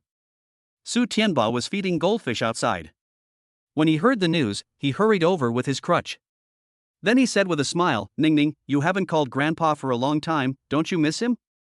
"How could that be? I think about you when I eat and sleep, and even dream about you." "Haha, I said this granddaughter is not loved in vain." Hearing Su Kenning say this, Su Tianba couldn't stop laughing. After asking about her grandfather's recent situation, Su Kenning got down to business. "Grandpa, my dad's birthday is in 2 days, and we plan to go back to the old house to celebrate." "Then you will be able to see me, your precious granddaughter. How happy are you?" "I'm happy. Grandpa is looking forward to it. When you come, I'll ask the chef to make you something delicious." Su Tianba was overjoyed after hearing the news. His old house was quiet, and it would be lively when the whole family was together. Moreover, he was still talking about his granddaughter a few days ago, but he didn't expect that she would come back 2 days later. At that time, Su Tianba was thinking about letting his granddaughter stay here with him for a few more days. "Okay, Grandpa is really good to Ning. When we get back, your granddaughter will give you a big surprise. You'll never guess." Su Kenning said something vaguely. She thought that although her grandfather felt sorry for her, he would definitely accept the child in Shani. Okay, then Grandpa will look forward to it. When Su Tianba heard what his granddaughter said, he felt very emotional. Ningning has grown up and knows how to prepare surprises for Grandpa. She is really a good granddaughter. After saying this, the grandfather and grandson chatted for a while before he reluctantly hung up the phone. Thinking that his granddaughter would be back in 2 days, he immediately asked the housekeeper to prepare things. At the same time, I was looking forward to the surprise my granddaughter had prepared. After Su Kenning hung up the phone, DeBeo started crying without any warning. The little guy twisted his body as if trying to seek comfort. Seeing Tuanchuan looking aggrieved, Su Kenning hugged DeBeo in her arms and comforted him. Don't cry, look at what this is. Dong dong dong. She picked up the rattle that Gu Yanan had given her and shook it in front of DeBeo. The little guy stopped crying after seeing it. The chubby little hands wanted to reach out, but when their arms were too short, they couldn't reach it, so Tuanchuan frowned and looked impatient. Wow oh wow. Without being touched, DeBeo's pink little mouth seemed to express dissatisfaction. Then, the strong little hands flapped around randomly, and instead of catching the rattle, they grabbed Su Kenning's hair and refused to let go. DeBeo may have vaguely felt that there was something in his hand, and then he raised his little arm with force. Although the thing was not found, Su Kenning's wailing echoed throughout the room. Just now, she felt as if her scalp was about to be torn off, and the piercing pain made her eyes red.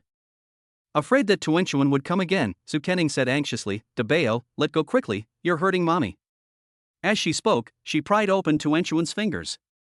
It's no wonder that Tuanchuan is not very strong, otherwise how could he be the roundest one among his brothers and sisters? At that time, Shani, who was busy outside, heard his wife scream and hurried into the bedroom. Then I saw Su Kenning's eyes were wet, she must have suffered some injustice. Seeing this, Shani asked distressfully, wife, what's wrong with you? Who bullied you? Your son. Su Kenning pouted her lips aggrievedly and pointed at the culprit in her arms. Then he told her exactly how Tuanchuan had used all the force and how he had hurt her. So it's you, this stinky baby. Shani finally understood the whole story after hearing this. Then, he said righteously, wife, don't worry, I will help you teach him a lesson. Immediately afterwards, Shani took Tuan into his arms. The little guy in front of him was not aware of the danger at all. I saw him babbling and giggling when he saw his father holding him. Shani was unmoved by this, and then he said seriously, Tuan, how could you pull mama's hair? Chapter 64. If you want to catch someone, catch dad. Wow, hey. When Tuanchuan heard this, he thought his father was teasing him, and his little red face instantly lit up. After he smiled, the little guy saw that something was wrong with Shani's stern face, and then he became quiet, his dark and bright eyes still looking around. At this time, Shani continued to teach him, if you hurt mommy, daddy will be distressed. If you pull mama's hair again, daddy will spank your little butt. I mean it. He said this with a serious face, and did not forget to show his broad palm. He himself was reluctant to bully his wife, but he didn't expect that his little darling would take action against her. This situation must be stopped. Even though Tuanchuan didn't understand what was going on, seeing Shani speaking so seriously, the little guy seemed to understand that his father was talking about him. Then, Tuanchuan's eyes turned red and his pink lips began to tremble. He was speechless in refutation of what his father said. After all, it was all facts. Finally, Tuanchuan burst into tears and her voice was trembling. Shani wanted to say something, but Su Kenning on the side couldn't stand it anymore. My husband is such a fool. How can he explain things clearly to a baby who was only a dozen days old? She quickly held DeBeo in her arms and comforted him. Okay, Tuanchuan, be good. Don't pull mama's hair in the future, and daddy won't spank your little butt. Oh, my poor little one, don't cry, don't cry. Wife, you can't spoil your son. You have to take action when it's time. Shani, who was standing by, saw his wife's distressed look and quickly said that you can bully him but you can't bully his wife. Okay, I know my husband is standing up for me, but can the babies understand what you are saying? It doesn't matter whether they understand or not. What matters is that I teach them and let them know that their mommy is the most important in their daddy's heart. After listening to what Shani said, Su Kenning felt warm in her heart. It was really worthwhile to find this husband. I just feel sorry for the little ones. They must think their parents are true love and they are just an accident. With Su Kenning's comfort, Tuanchuan stopped crying after a while and fell into a deep sleep soon after. When the husband came back, they moved the babies into the bedroom. The babies were lying side by side on the big bed, sleeping obediently, while Shani was muttering beside them, "Today, your big brother grabbed mom's hair, and dad has already severely punished him. From now on, you guys should take this as a warning and never grab your mother's head, okay? If you really want to catch someone, then catch daddy's. Daddy will feel bad if you catch mommy." Su Kenning burst out laughing when she saw Shani preaching. The babies couldn't escape being preached even when they were sleeping. They could only pull Shinyi's hair helplessly in their dreams. Maybe he was reciting a nursery rhyme while pulling the radishes. Pull, pull, pull the radishes. Time passed quickly, and in the blink of an eye it was Su Jintian's birthday. Shani got up early, loaded the prepared gifts into the car, and then went back to the house to settle the babies. As soon as he stepped into the room, he heard the crying of babies in the bedroom. He guessed that the little ones were woken up by hunger. Then Shani held Sanbao in his arms to comfort him, and then carried him to the milk powder table to prepare milk powder. First pour constant temperature water into the bottle, then add an appropriate amount of milk powder, shake it horizontally left and right, and the milk powder will be ready in a short while. Looking at his own rations, Sanbao was already sticking out his tongue greedily, and even his body was slightly strained. "Kai Kai, don't move. Daddy will put you on the bed and eat your milk." "Wow. My dear, here comes." Shani put the pacifier into the open mouth, and the little guy drank contentedly. "Just after I finished taking care of the 3 treasures, the remaining ones woke up one after another, undoubtedly because they were awakened by hunger." In this way, Shani could only repeat the operation to make the little guys satisfied. After the little ones had eaten and drunk their fill, Su Kenning woke up, stretching and opening her mouth. She was delighted to see the little babies being so well behaved. "Wife, wake up and pack up quickly. I'm going back to your house today." "Oh, I almost forgot. I'll get up right now." After putting on slippers, Su Kenning ran into the bathroom to wash up. After his wife finished cleaning up, Shani also washed the babies' faces and buttocks. "Come on, babies, let's start applying perfume." I have to say that the babies were taken care of very well by Shani. Since they had just been separated from the amniotic fluid, he used massage oil, body lotion, butt cream and saliva cream. He was a very qualified father. It takes at least an hour to complete this set of exercises for all the babies. When Su Kenning finished dressing them up, the babies were already wearing their new clothes and lying beautifully in bed waiting for their mothers. "Wow, whose child is this? This child is so well behaved and cute. Wow. Hey. Wow." The little babies opened their cherry mouths and cried. "Let's go to great-grandfather's house today, and you can see grandma and grandpa. Our baby is so cute, they will definitely like it." Su Kenning pinched the little ones' chubby little faces and said, "Okay, let's go out." As his wife spoke, Shani put them in the special stroller like pulling carrots. The babies seemed to feel that they were going out, so they were very excited. Even the eldest baby, who was a little sleepy, didn't want to close his eyes. The remaining few energetic little ones were lying in the strollers, looking around, but they could only see the stroller canopy. After all, you have to be careful not to catch a cold when you go out for the first time. Of course, Su Kuning didn't need to be so cautious. After taking the rebirth pill, she was no different from ordinary people. After taking the elevator to the first floor, Shani immediately drove the nanny car in front of his wife. After putting the babies in safety seats, Shani drove away. Not knowing where Su Kenning's hometown was, he asked, "Wife, what is the name of the place we are going to today?" "A Su-style manor on the outskirts of Magic City." "Oh, okay." With a destination in mind, Shani clicked on the navigation and drove there.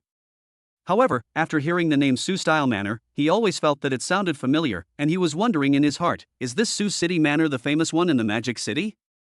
He just had a question but didn't think about it too much, and then focused all his attention on driving. Because he had his wife and children in the car, he drove very steadily, and a journey that usually took an hour took him 2 hours. During this process, Su Kenning and the children were rocked to sleep by him. After seeing the huge door plate, Shani woke up his wife softly. "Wife, are we at your house yet?" Chapter 65. The mother-in-law likes her son-in-law more and more. After hearing the shouting, Su Kenning opened her eyes, looked at the door in front of her and said excitedly, "Yes, we're home. Go ring the doorbell and someone will come to open the door." "Good." The gate of Su's manor was still closed. Shani got out of the car and rang the doorbell. After a while, the gate was slowly opened. The door was some distance away from the center, so he drove the car in. 10 minutes later, I saw a square house with a pair of lions at the door to protect it. At that time, Su Genoa and Tang Wanzhou also heard the noise in the yard, and the woman said, "Old Su, let's go out and take a look. Maybe my daughter is back." "You go if you want to go, I won't go." Su Zhentian sat on the sofa with a stern face. If his daughter came by herself, he would be very happy, but when he thought of the man his daughter brought, he refused without a second thought. "Those who snatched my daughter away are bad people, and they actually want me to take the initiative to meet them. Don't even think about it." Seeing Su Genoa's reaction, Tang Wanzhou said helplessly, "You can go or not, I will go by myself." Then she came to the yard and saw Shinyi busying around. Su Kening saw her mother coming out and hurriedly introduced her with a smile. "Mom, he is the one I told you about, his name is Shinyi." Since the other party was his mother-in-law, Shinyi greeted her with a smile. "Auntie, hello, just call me Xiaoyi." "Hey, okay, I'll help you." Tang Wanzhou was very satisfied to see such a young and handsome guy being so polite. Before, she was worried that her daughter would be entrusted to the wrong person, but now it seems that she doesn't have to worry about it anymore. Anyway, the matter has been settled now, and since her daughter is happy with it, she, as a mother, naturally agrees with it. Su Kening didn't see her father, so she asked secretly, "Mom, where is my dad? Why can't I see him? He's sitting in the house." Tang Wanzhou glanced at the living room and said. When she saw that her daughter looked a little worried, she patted her hand and comforted her. "Your grandfather went to catch fish for you. He will be back soon. He loves you so much that he will definitely not be willing to say anything to you. Even if your dad is dissatisfied, he won't be able to say anything." "Oh, okay." In that case, Su Kening nodded and said that this was the only way. At that time, Su Zhendong in the living room was watching what was happening outside through the crack in the door. When he saw a group of people about to come in, he quickly ran to the sofa and pretended to read the newspaper. After entering the house, Su Kening said with a smile, "Dad, happy birthday." Hearing his daughter calling him, Su Zhentian happily took down the newspaper that was in his way. Then he saw his daughter standing in front of him with a rosy face. He said in a pretentious manner, "Well, now you're here, sit down and take a rest." Su Kening was a little at a loss when she heard that. Her father didn't cue Shinyi at all, and it seemed that he must be dissatisfied. Shinyi could also see that his father-in-law had some complaints about him, but that was reasonable since it was him who stole his precious daughter away. The host didn't say anything, and as a guest he could only stand by. Seeing this, Su Kening could only look at her mother and ask her to help her husband. Tang Wanzhou instantly understood her daughter's distress signal. She sat next to Su Zhendong and spoke with a smile. "Xiaoyi, this is your Uncle Su. Don't be surprised if he is addicted, taciturn, and cold." "Auntie, it's okay." Shinyi replied with a smile, and then politely said to Su Zhendong, "Uncle, I learned that today is your birthday, so I prepared some gifts for you. I hope you don't mind." Su Zhendong replied indifferently, and then looked at Tang Wanzhou beside him with a resentful look. When did he become silent? When did he become cold? He was talking nonsense. Tang Wanzhou was very proud of the old man's complaints. "Who told you not to be nice to your son-in-law?" At that time, Tang Wanzhou was very satisfied watching Shinyi's conversation and running around for her daughter. The more she looked at her, the happier she became. Is this what they call the mother-in-law liking her son-in-law more the more she looked at him? The atmosphere became cold, and Su Kening started to smooth things over. She held Tang Wanzhou's hand and said with a smile, "Mom, Shinyi also brought gifts for you and Grandpa. I'll take you to see them. I guarantee you'll like them." "Okay, then I'll have to take a good look at her. Lao Su, you have to take good care of her." Before leaving, Tang Wanzhou couldn't help but threaten the old man. Her eyes seemed to say, "They are well behaved, so we should be polite too." After the two women left, Su Zhentian reluctantly poured a cup of tea for Shinyi. "Have some tea." "Thank you, uncle." Shinyi picked up the teacup and thanked politely. Since his daughter had chosen the man, Su Zhendong simply asked, "Where are you from? How many people are there in your family? What do your parents do for a living? How much do you make a month?" As parents, they have to consider practical issues, and when a woman marries, she is not marrying him alone but his entire family. It would be best if the parents are gentle and easy to talk to. If they are difficult, sarcastic, and mean, then the daughter will definitely suffer. And love alone is not enough. Now there are two of them living together and they have 4 children. Without a solid material foundation, it is impossible to support the whole family. Of course, all Su Jindong thought of was entirely for the good of his daughter, and Shen Yi knew very well what the other party was worried about, so he did not feel unhappy. Then he answered generously, I am the only child in my family. My parents run a small business. My hometown is Shanghai. As for me, I am now running an investment company with a guaranteed income, which will definitely give Ningning and the babies a better life. Su Jindong nodded when he heard this, and his unhappiness was much lessened. It seemed that his daughter would at least not suffer after marrying him. But this is just a simple inquiry. External conditions are only one aspect, and the most important thing is the inner self, so he still needs to test him. At the same time, Tang Wanzhou happily came over holding an antique vase. He said excitedly, Old Su, look at this, it looks like it's authentic. Can I see it? When talking about ceramics, Su Jindong's eyes light up. While managing his family business, he likes to study these porcelains the most, and he has quite a few collections at home. Moreover, I am a minor expert in this area. At that time, he took out the magnifying glass he carried with him, put on the glasses and observed carefully. He looked at it and talked about its details. After a careful observation, he exclaimed, This is actually blue and white porcelain from the Yuan dynasty? Ning, where did you get it? Su Jindong asked excitedly. Yuan dynasty blue and white porcelain is very scarce, and even he doesn't have a single piece in his collection. The exquisite porcelain he saw today opened his eyes. Chapter 66 Great-grandfather, we are here. The piece of porcelain that Su Jindong couldn't let go of was the last treasure that Shen Yi found before leaving Antique Street. Its scientific name is Zhejiang Yuan Blue and White Dragon Pattern Elephant Ear Vase. The bottle is 63.6 centimeters high. There are not only figures carved on the bottle, but also other backgrounds as a backdrop. This was exactly what Shen Yi bought for Su Jindong. Seeing that his future father-in-law loved porcelain so much, he didn't expect that he would get the upper hand by accident. When Su Kening heard her father's question, she was a little confused. She didn't know where Shen Yi got these porcelains. Then she pushed her husband in front of her father and said with a smile, You should ask Shen Yi about this. I don't know the details.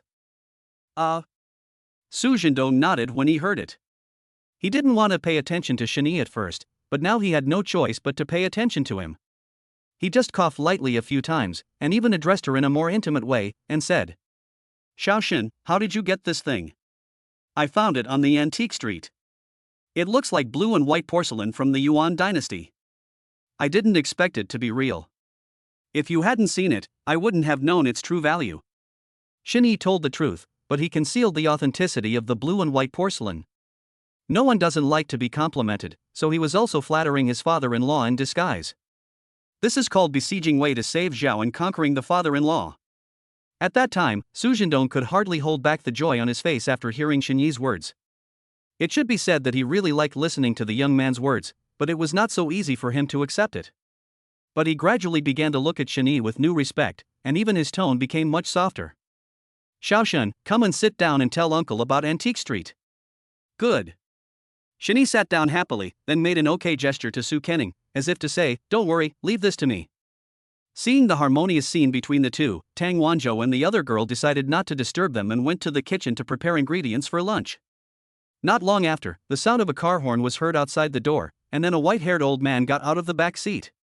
He smiled and told the person next to him, Lao Lu, take the fish caught in the trunk to the kitchen and let the chef start cooking. Okay, I'll go right away.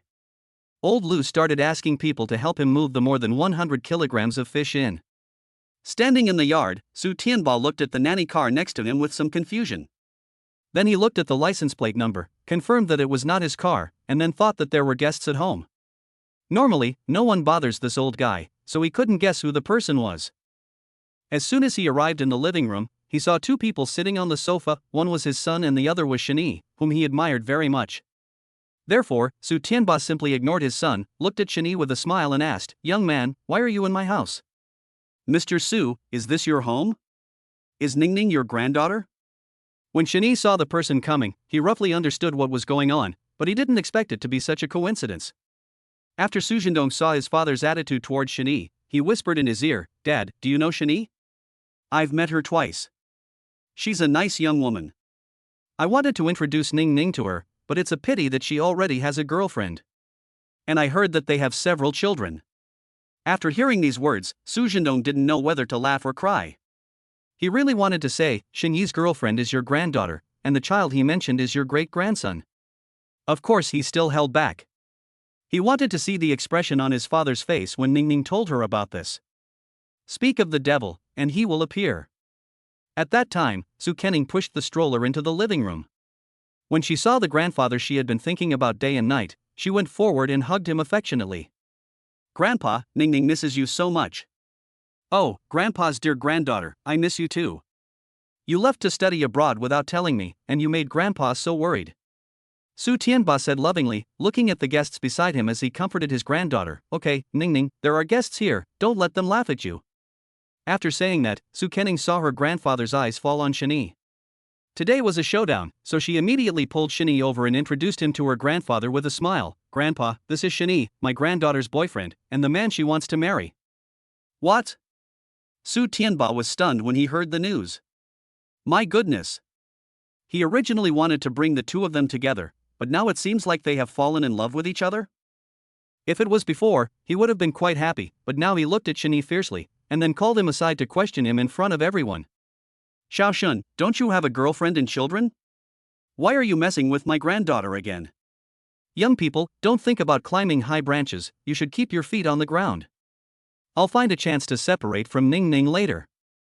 Listening to what Mr. Su said, Shani was confused. What was going on? It took him a moment to realize that Mr. Su thought he had abandoned his wife and children to seduce Ning Ning. So, he didn't know whether to laugh or cry, and quickly explained, Mr. Su, you misunderstood. The girlfriend I was talking about is Su Kening. As for the children, they are the 4 little babies Ning Ning and I gave birth to. To be honest, when Ning Ning said she was going abroad to study, she was secretly looking for a place to take care of her pregnancy. I didn't tell you the truth because I was afraid you would be sad, but these are all my faults. I will definitely make it up to them in the future. After listening to Shani's words, Su Tianba finally realized that these people were hiding something from him. It's useless to pursue those things now. The most important thing is that her granddaughter can be happy. Seeing that Su Tianba was sincere to his granddaughter, he felt relieved and then threatened. Shani, if you dare to treat Ning Ning badly in the future, I will punish you even if I have to sacrifice my old bones. Mr. Su, don't worry. Ning Ning is the apple of my eye. I'm always nice to her and I definitely won't bully her. These words came from Shani's heart, not lies he told to show his loyalty.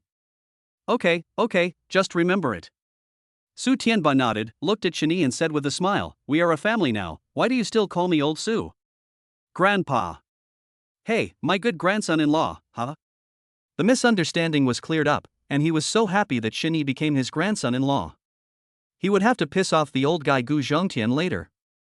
At the same time, Su Zhentian and the other two who were waiting on the side never took their eyes off Shani and the other two. At first, the two were at loggerheads, but then they started laughing, which really confused everyone. A moment later, Su Tianba brought Shani to the front of the group and said with a smile, where is my great-grandson? Just now he only noticed his granddaughter and didn't notice the baby carriage next to him. The little guy in the stroller seemed to hear someone calling him, and then he opened his voice and said, Grandpa, we are here. Chapter 67 My father-in-law asked me to become sworn brothers? Before Su Kening could answer, the crying of babies could be heard in the distance. Upon hearing this, everyone hurried forward and saw Sibao startled and then started crying loudly in grievance. Su Tianba, who was 2 generations apart, felt so heartbroken when he saw Xinxin crying. He quickly took his great-granddaughter into his arms and comforted her. Good baby, don't cry, great-grandfather is here, just go to sleep peacefully. Wow. Xinxin felt the warm embrace, hummed a few times, and then fell asleep. After the little guy fell asleep, Su Tianba couldn't let go of him and kept holding him in his arms to comfort him. Looking at the soft and chewy little guy, he seemed to see Ningning when she was a child. I remember that Ningning was very well behaved at that time, and she loved sleeping in his arms the most. Unconsciously, Su Tianba felt a lot younger, as if he had returned to his prime. Su Tianba didn't feel tired while holding his great-grandson, but Su Zhendong said so because he was afraid that he would tire the old man out. Dad, take a rest for a while. The little guy is fast asleep. Why don't you put him in the stroller? Okay. Su Tianba nodded. He had to admit his age. He felt his arms a little sore after holding the little guy for a while. For the safety of the little guy, he agreed. After putting the baby in the stroller, he moved the stroller in front of himself. He wanted to take good care of it. Su Jindong and Tang Wanzhou also watched from the side. Looking at so many people surrounding the baby, Su Kenning was a little amused and said to Shani, "Honey, I feel like we are liberated. There are so many people helping us take care of the baby." Hearing this, Shani touched Su Kenning's little head and said, "It's because the baby you gave birth to was so cute that everyone can't bear to look away." Hearing her husband's praise, Su Kenning nodded with a smile, "Hee, that's true. With so many people looking after the baby, there was no need for two people to be around." Then Su Kenning pulled Shani to the back garden. She was very confused about the change in Grandpa's expression just now. "What did you just say to my grandpa?" "Actually, he didn't say much, but the old man seemed very satisfied with me." Shani said this confidently, but in Su Kenning's opinion, her husband must be bragging because he didn't want her to worry. In order to make his wife believe him, he told her everything about his meeting with Mr. Su, and only then did Su Kenning believe it. She thought that since her grandfather was very satisfied with Shani, it would be of no use even if her father disagreed. Now Su Tianba has the final say in the Su family. Thinking of this, Su Kenning finally felt relieved, and she should be able to spend the day in peace. After a while, Lao Lu came to the back garden and called the two of them. "Ning, dinner is ready in the front hall. Your grandfather asked me to call you over." "Okay, Grandpa Lu, we'll be right there." After replying, Su Kenning took Xinyi's hand and went to the front hall together. The people at the table were very pleased to see the two of them going out together, especially Su Tianba, whose wrinkles deepened as he smiled. Tang Wanzhou was also very happy to see the handsome and energetic son-in-law her daughter had found. The worst one is Su Jindong. Today is his birthday, but he just can't be happy.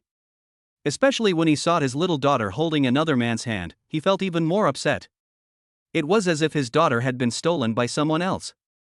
"Shall we, Ning, come and sit down? Begin serving the food." After Su Tianba finished speaking, a series of sumptuous dishes were served on the table. Of course, Su Kenning's favorite braised fish was definitely one of them. As the only child in the family, Su Kenning is the apple of everyone's eye. Then Su Tianba picked up a piece of fish and put it in her bowl, while also admonishing, "Ning, eat more, your face looks thinner." "Yeah." Su Kenning nodded awkwardly. No matter how fat she was skinny in her grandfather's eyes. In fact, since she left the hospital, she has gained several pounds thanks to Xinyi's food tips. "I was thinking about losing weight, but it seems like there is no hope for me to lose weight." With delicious food in front of her, Su Kenning thought that only if she was full would she have the energy to lose weight. Well, that's it.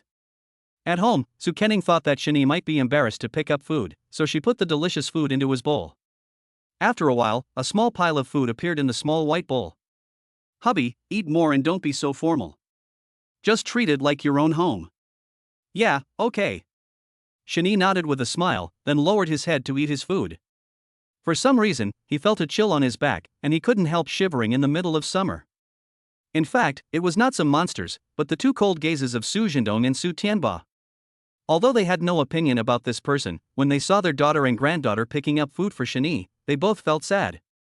Why doesn't Ning pick up some food for herself? She's not happy. After feeling someone's gaze, Xinyi looked up and saw Su Tianba looking at him. Then he put on a friendly smile and greeted, "Shall we, you're welcome. Take whatever you want to eat." "Yeah." Xinyi nodded politely. Since today is his future father-in-law's birthday, Xinyi raised his glass and said to Su Jindong, "Uncle, happy birthday. I wish you a long life and good health. I'll drink this cup, please do as you please." After finishing his words, Xinyi drank the liquor in the glass. "Ha, thank you for your blessing," Su Jindong said with a smile and started drinking the white wine. There were no men in the family and the women didn't drink, so Su Jindong, who loved white wine, had no drinking companion. Seeing that Xinyi could drink, he simply asked him to accompany him. When everyone else had finished eating, the two were still clinking glasses. Soon, the 2 bottles of liquor on the table were finished by the two of them. Su Jindong said with a red face and a dazed look in his eyes, "It's really fun to drink with you today." "Ha, I haven't had such a good time drinking for a long time." "Uncle, as long as you enjoy yourself," Xinyi replied with a red face and neck.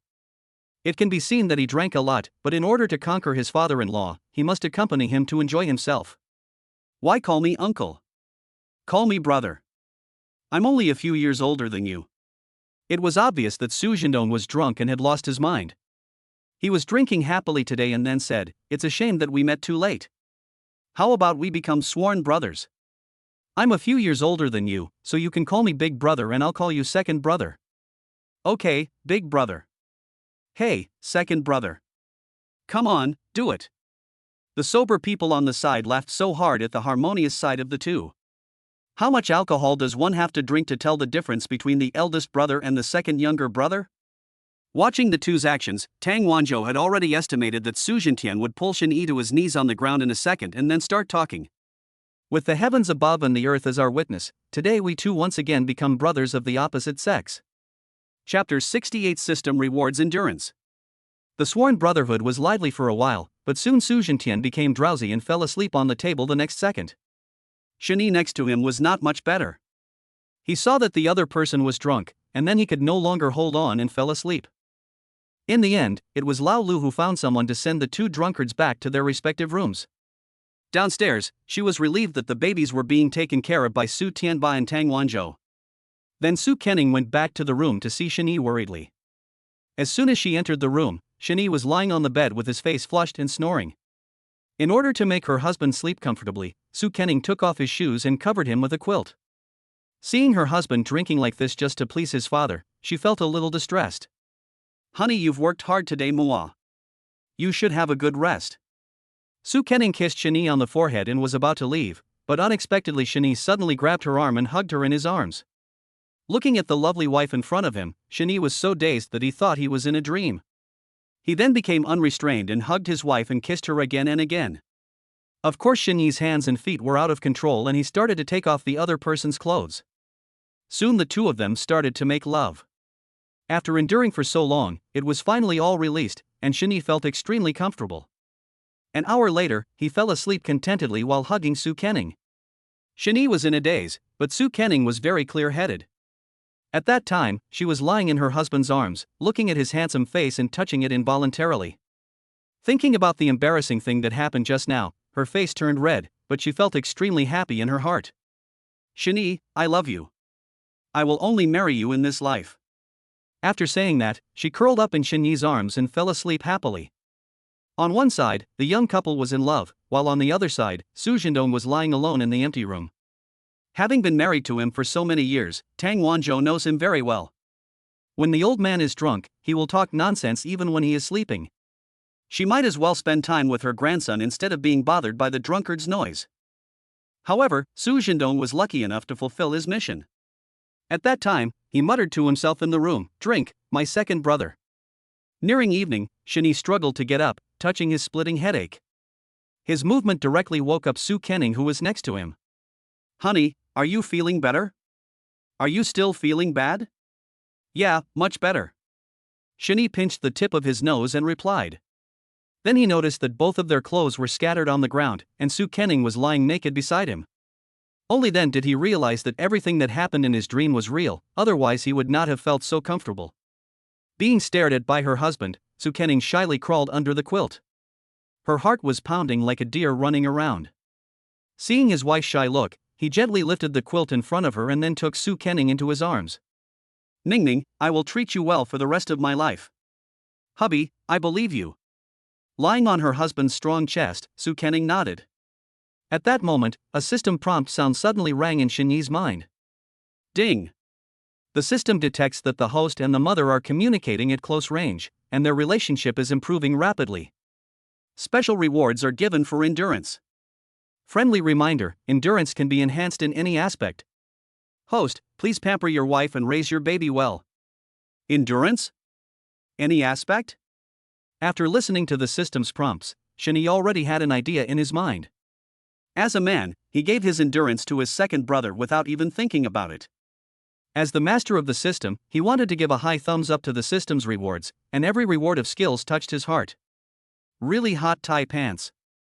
After a moment, the system prompted Shen Yi that his skills had been activated, but he didn't feel anything. However, he believed very much in the system's capabilities. The effect is good or not, you will know after trying it. Of course, the premise is that he would not joke about his wife's health, so he asked, Ning Ning, are you feeling well anywhere? No, I'm fine. Su Kenning understood that Shen Yi was worried that she would do strenuous exercise before her body had fully recovered from giving birth. However, she did not feel uncomfortable, but felt very good. Shani was relieved to see that his wife was really not feeling unwell. Then their passionate eyes met, like dry wood and raging fire, which was out of control. By the time the two finished, it was already 8 o'clock in the evening and it was completely dark outside. Shani looked at the time and secretly admired, the system's skills are amazing. Not long after, the two of them put on their clothes and went downstairs. At that time, Su Tianba and Tang Wanzhou were teasing the little ones. They had just finished drinking the milk powder and now they had no idea where to use all their energy. I saw Debao flapping his legs and hands and looking very happy. Erbo and Sanbao were relatively quiet. Their beautiful dark eyes were fixed on Su Tianba and Tang Wanzhou. Maybe because they don't see each other often, the little ones are a little wary.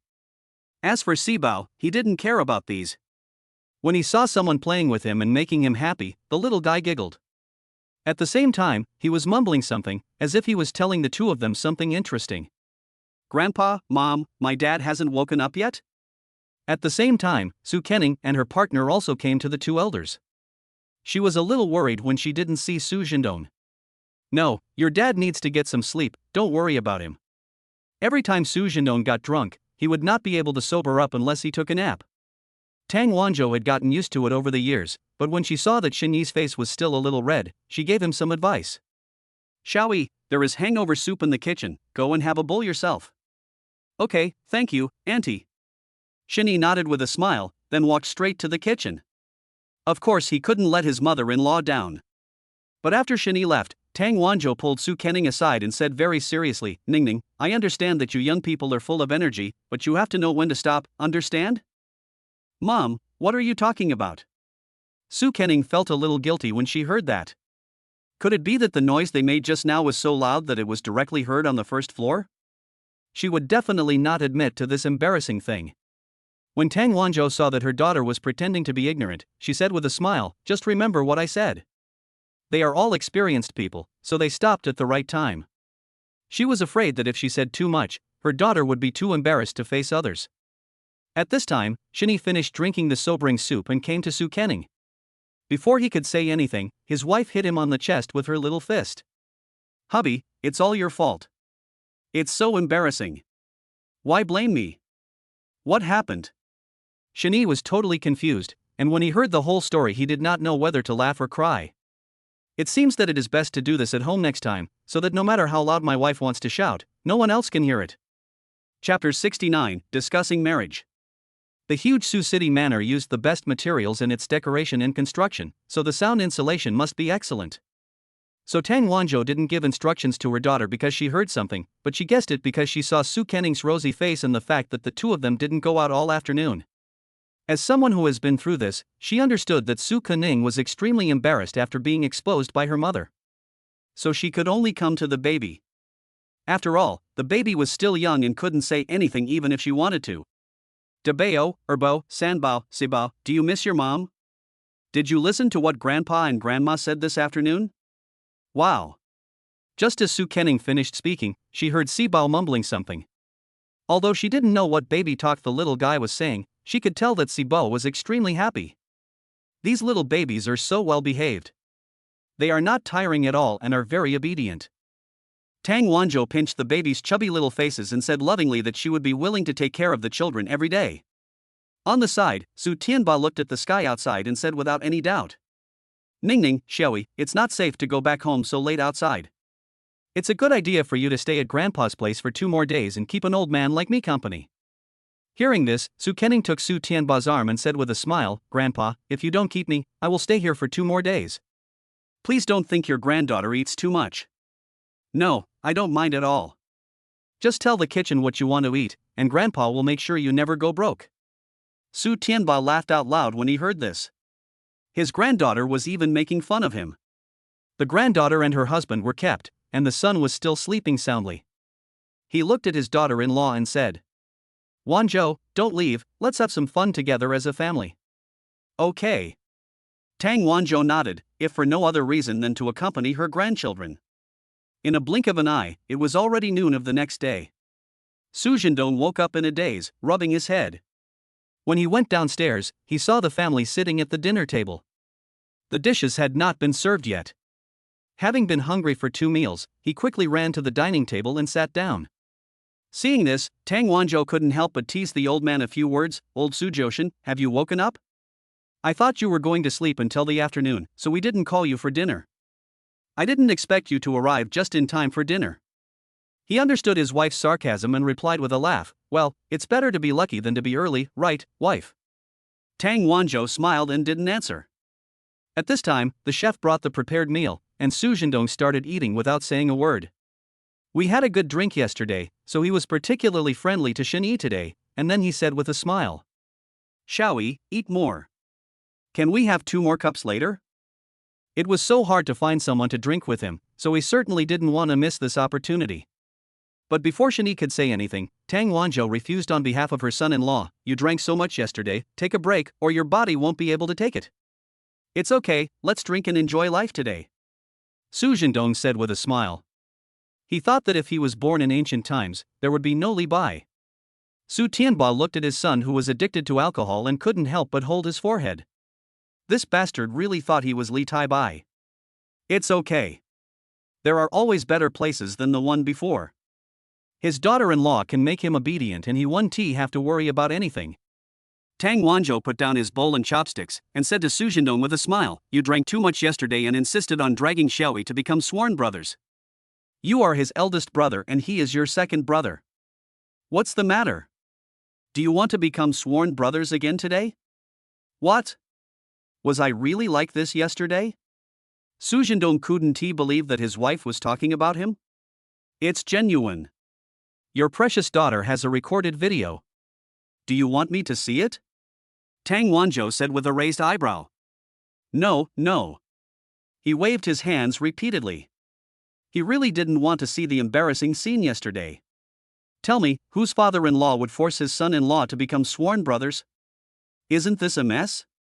Thinking about it now, yesterday was so embarrassing that he wished he could find a hole in the ground to crawl into. Shen Yi saw that his father-in-law wanted to drink a lot, so in order to please him, he said with a smile, Uncle, how about I drink less with you? No need, second brother. Su Jindong waved his hand to refuse. He was afraid that he would drink too much and make the same mistake again today. But as soon as he said this, he felt something was wrong. Wait, did he just say second brother? While his future son-in-law was still not able to react, he quickly tried to make amends. Well, the fish today is very good, you guys should eat more. Well, not bad, not bad. Su Kenning and the others all chuckled when they heard this, but Shen Yi was the only one who didn't understand. He seemed to hear his father-in-law calling him second brother. Was this the custom of the Su family?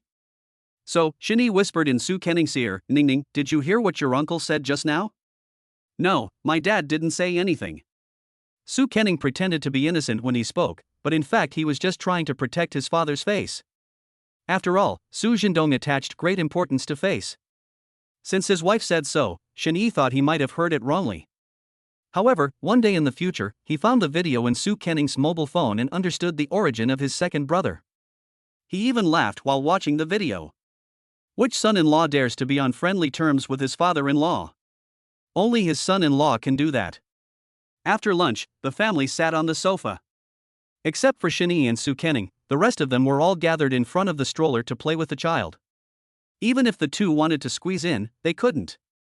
Shen Yi thought that he might as well take this opportunity to tell the elders about him and Su Kenning's affairs.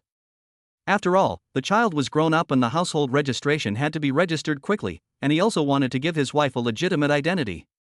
Then, he said respectfully, Grandpa, Uncle, Aunt, I want to tell you about my marriage with Ningning. They had something serious to discuss, so they all sat up straight, and it didn't hurt to play with the baby for a while.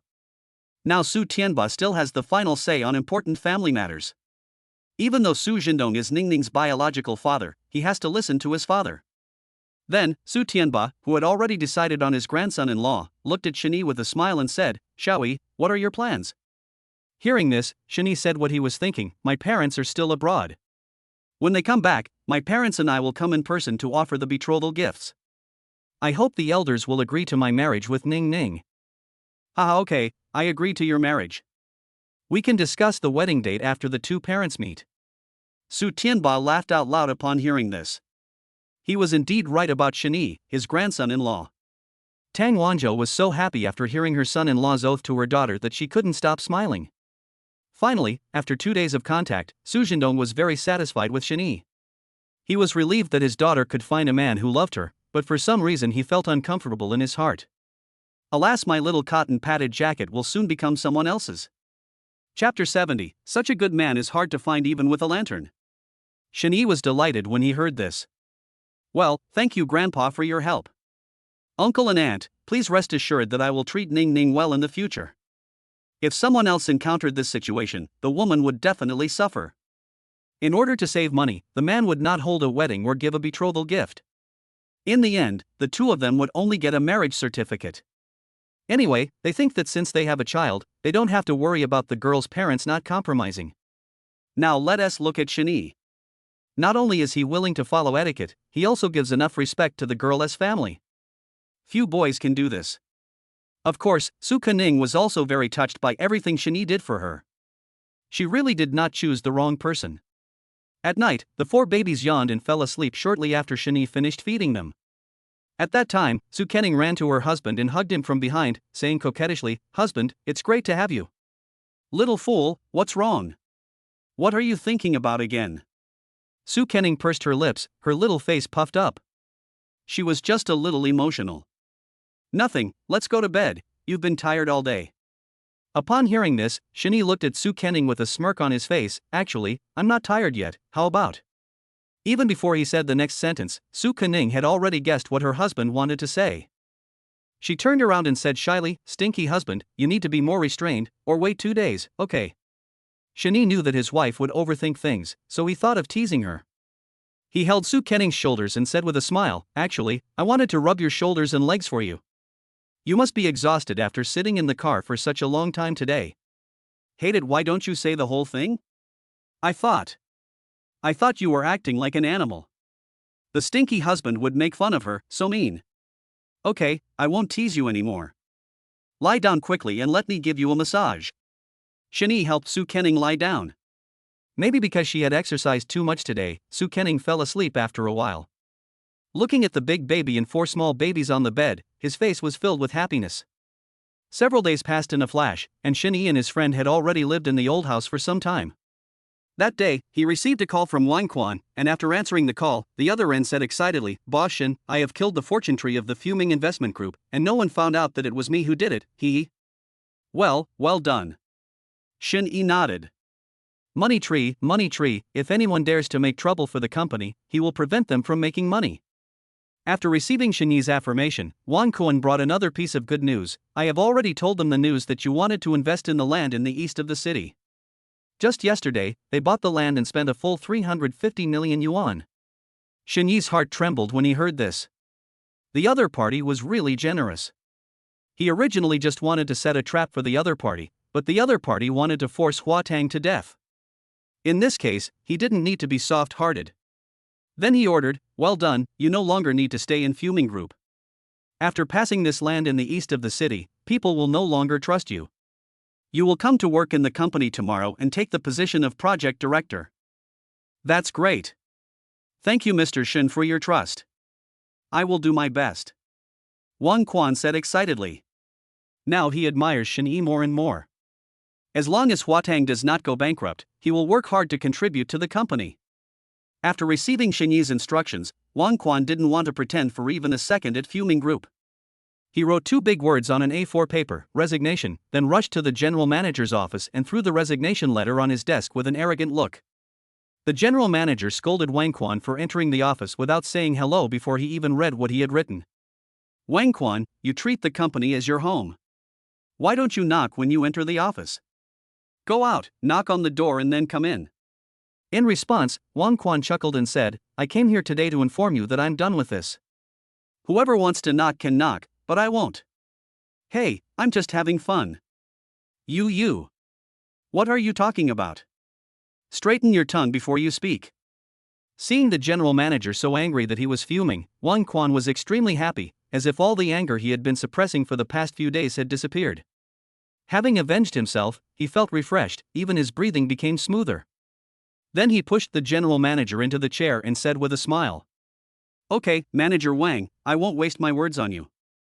Remember, I fired you. After saying this, Wang Quan pushed open the door of the general manager's office and walked away. Before leaving, he deliberately did not close the door. Manager Wang has obsessive-compulsive disorder. When he saw this, he was so angry that he yelled, "Wang Quan, come back and close the door for me, Wang Quan." Manager Wang was angry again. Wang Quan achieved his goal. After working for so long, he felt the best and most relieved today. Of course, this was all the confidence given to him by Shani. As there is still a lot of time today, he will go home and have a good sleep, so that he can go to the company beautifully tomorrow.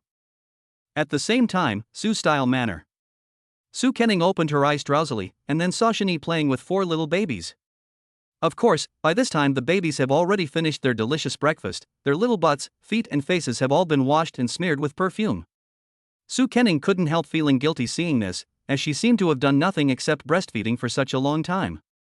Then she looked at Shani and blamed herself, "Husband, am I really lazy? I can't help you with anything. And I sleep until I wake up naturally every day, and I either eat or sleep, which seems to be useless." The more Su Kenning spoke, the more she lowered her head. Without Shani noticing, she felt that she was extremely lazy. Shani heard this and gently stroked her little head. "If you can do these, why do you need me?" "Okay, little idiot, I'm a man, so of course I have to do more. And no matter how much I do, it's not as good as you, because you carried them for 10 months and gave birth to them, and you also fed them milk. Isn't there anything I can do about these 2 things?" This is Shen Yi's heartfelt thought. Who says that once a child is born the mother must shoulder the responsibility of taking care of the child? In comparison, men should give more instead of letting the mother make sacrifices blindly. Mothers are the greatest because they give their children life. After hearing what her husband said, Su Kenning changed her mind and felt that this seemed to be the case, and Shani did have a good idea. After being convinced by her husband, the sense of self-blame in her heart instantly disappeared. She then put her arm around Shani's shoulders and said, "Husband, you have made the greatest contribution. I only have a small part. Don't refute me." Okay, Ning Ning is right, you little idiot, hurry up and get up. I made you your favorite dumplings. Wow, husband, you are awesome, Mua. Last night she said she wanted to eat steamed dumplings this morning and she didn't expect her husband to actually make them for her. Such a good man is so hard to find even with a lantern. Chapter 71 Return Home. Faced with the delicious food, Su Kenning quickly put on her clothes and ran straight to the kitchen. As soon as she entered, she saw her father secretly eating her dumplings. Thinking of playing a trick on her dad, she quietly came behind Su Jindong and suddenly said loudly, "Dad, what are you doing?" "Oh, your dad is so scared he was already sneaking around, and his daughter's sudden appearance gave him a fright. This little cotton jacket is a bit leaky." After a while, Su Jindong saw that Su Kenning had no intention of leaving, so he smiled. "Well, I see that these dumplings are left here without anyone eating them. It's so hot in summer that it won't be good if they go bad, girl, don't you think so?" "No, this is made by my husband for me. It's not like no one wants to eat it." "Oh, so that's how it is. I was wrong." Su Jindong smiled awkwardly after being directly exposed by his daughter.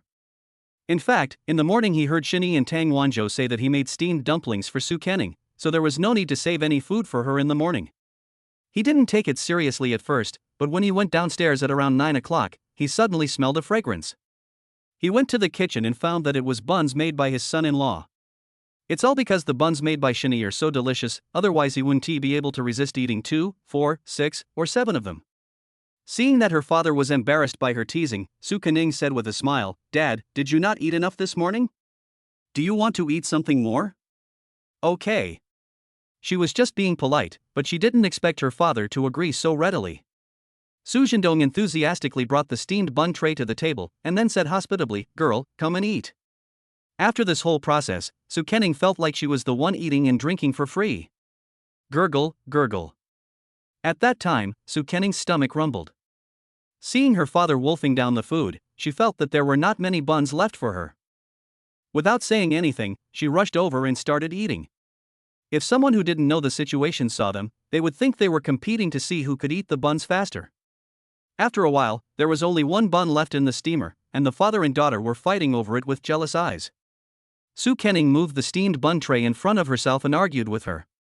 "Dad, you've eaten enough, leave this for me." "No, didn't your teacher teach you to respect the old and love the young? The last bun is mine." Su Jindong has eaten a lot of delicacies from land and sea, but this is the first time he has eaten such delicious buns.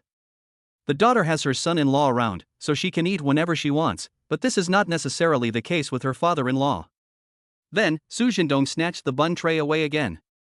If Shani hadn't appeared, the two would have quarreled for a long time. Ning Ning, uncle, what are you doing?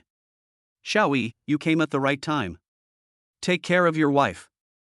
How old are you and still fighting with your father for food? Tang Wanzhou, who heard the noise, also came to the kitchen.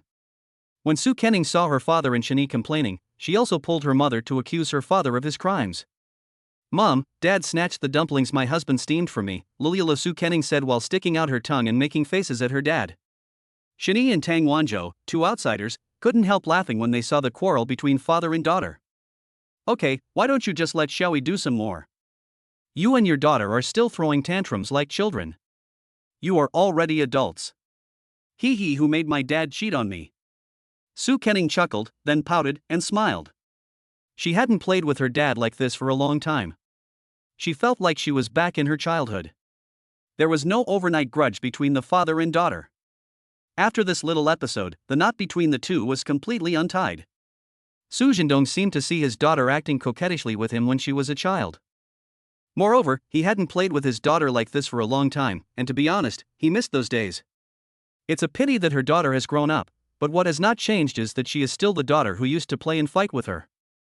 Hey, I won't admit that I cheated on him. Maybe my son-in-law made the dumplings to honor me. What do you think, Xiaoyi? Yes, uncle is right. It is to honor you. Being roasted in a pot, Shani dared not try to please his father-in-law. He just had to coax his wife, but it was not easy to coax his father-in-law. Ha, you are worthy of being my good son-in-law. Su Jindong was quite satisfied with Shen Yi's words. Only then did he accept this son-in-law from the bottom of his heart. Su Kuning didn't really care. She was happiest that her husband was recognized by his father. Brothers settle accounts openly. As for her husband's sudden betrayal, she thought that she must deal with Shani at night. I've been living in the old house for several days. If I don't go home soon, the house will be covered with dust. So, today is the day when Su Kenning and his wife return home.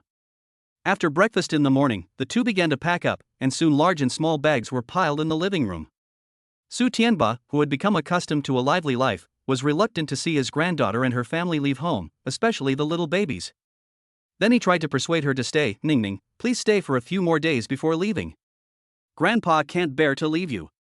Hearing this, Su Kenning took Su Tianba's hand and comforted him. Grandpa, it seems that Xiaoyi's parents will be back soon, but the specific date has not been decided yet. Maybe we'll come here to bother you again in a few days, so don't think we're annoying then. Don't bother me, I'll wait for you at the old house. Thinking that they would see each other again in a few days, Su Tianba's reluctance was reduced by half, and then he directed the servants to put the packed things into the car. There weren't many things in the trunk when he came, but when he left, the trunk was full, including toys and clothes for the babies, as well as high-quality medicinal herbs for his granddaughter. This car is full of gifts from our elders. Even though Su Kuning refused again and again, her grandfather, father, and mother still prepared so much for her. She was smiling with satisfaction at first, but when she saw the full trunk, she was so moved that tears instantly flowed out. Of course, she didn't show it in front of her relatives. She quickly wiped her tears and said with a smile, "Okay, Grandpa, Mom, Dad, let's go now." After that, Su Kenning moved the stroller in front of everyone and said in the babies' voices, to Enchuan, Yuanyuan, Kaikai, Xinshin, great-grandfather, Grandma and Grandpa, goodbye. Don't be sad, we will be back soon. Okay, great-grandfather and your grandma and grandpa are waiting for you. Su Tianba said kindly when he saw this. Then everyone put the babies in safety seats. The little ones didn't understand separation and were so happy to see the sky and things outside. Especially Debeo, his little hands and feet were fluttering with joy. He loves going out and playing. Before closing the car door, Debeo even waved his little arms, as if to say, bye. Chapter 72, Su Kenning showing off her little orange. Along the way, Su Kenning kept his head down. Shani slowed down the car and turned to look at her. Little fool, what's wrong? Hubby, I'm a little reluctant to leave my parents. Hearing this, Shani smiled dotingly, raised his hand and gently stroked her head. I promise you, we'll come back often and don't be unhappy. You see, if you are unhappy, the babies will also be unhappy. Su Kenning looked down and sure enough, the babies were all staring at her. If I really shed tears, I would make a fool of myself in front of these little ones. Okay, I get it. I need to be happy and not pass my bad mood on to the babies. Su Kenning waved her little fists, rubbed her face, and put away her bad mood. Only then did Shinee dare to continue driving back to the Magic City. Along the way, Su Kenning played with the babies, so even though driving was boring and tedious, it didn't seem so unbearable. The babies are also very energetic. They play with their mother, eat when they are hungry, and sleep when they are tired. Anyway, there are 4 brothers and sisters, which is enough for them to accompany their mother to the destination. Even Shinee stopped the car while taking a break at the service area and ran to the back to play with the babies for a while. Moreover, I also received system rewards. Ding! It is detected that the intimacy value of the babies to the host exceeds 1,000 points, and a special business opportunity one is awarded. Business opportunities have appeared, do you want to check it? Shinee raised his eyebrows when he heard this. He actually got another chance to check for business opportunities. Looking at the time again, it was still early and there was no need to rush, so Shinee chose to check out the business opportunity first. After all, business opportunities are actually a kind of ethereal existence. If you don't grasp it, it will disappear. An auction will be held at the Magic City Highland building in 3 hours. Please rush there immediately. That's it? That's all? Looking at the system's nonsensical prompt, Shinyee's face showed a hint of surprise. He thought that the business opportunity information this time should be accurate and detailed, but he never thought that he was overthinking. Honey, what's wrong? Su Kenning noticed Shinyee's surprised expression and asked with concern. It's okay. We have to hurry up. We just received a notice that the Magic City Highland building will hold an auction. There will be good things at the auction. We have to go and take a look. Oh, good. Let's go. Su Kenning sat down obediently, settled the babies and prepared to set off, although she was also wondering, who notified Shinee? In order not to delay the auction, Shinee increased the speed of the car, but even so, it was still within the controllable range.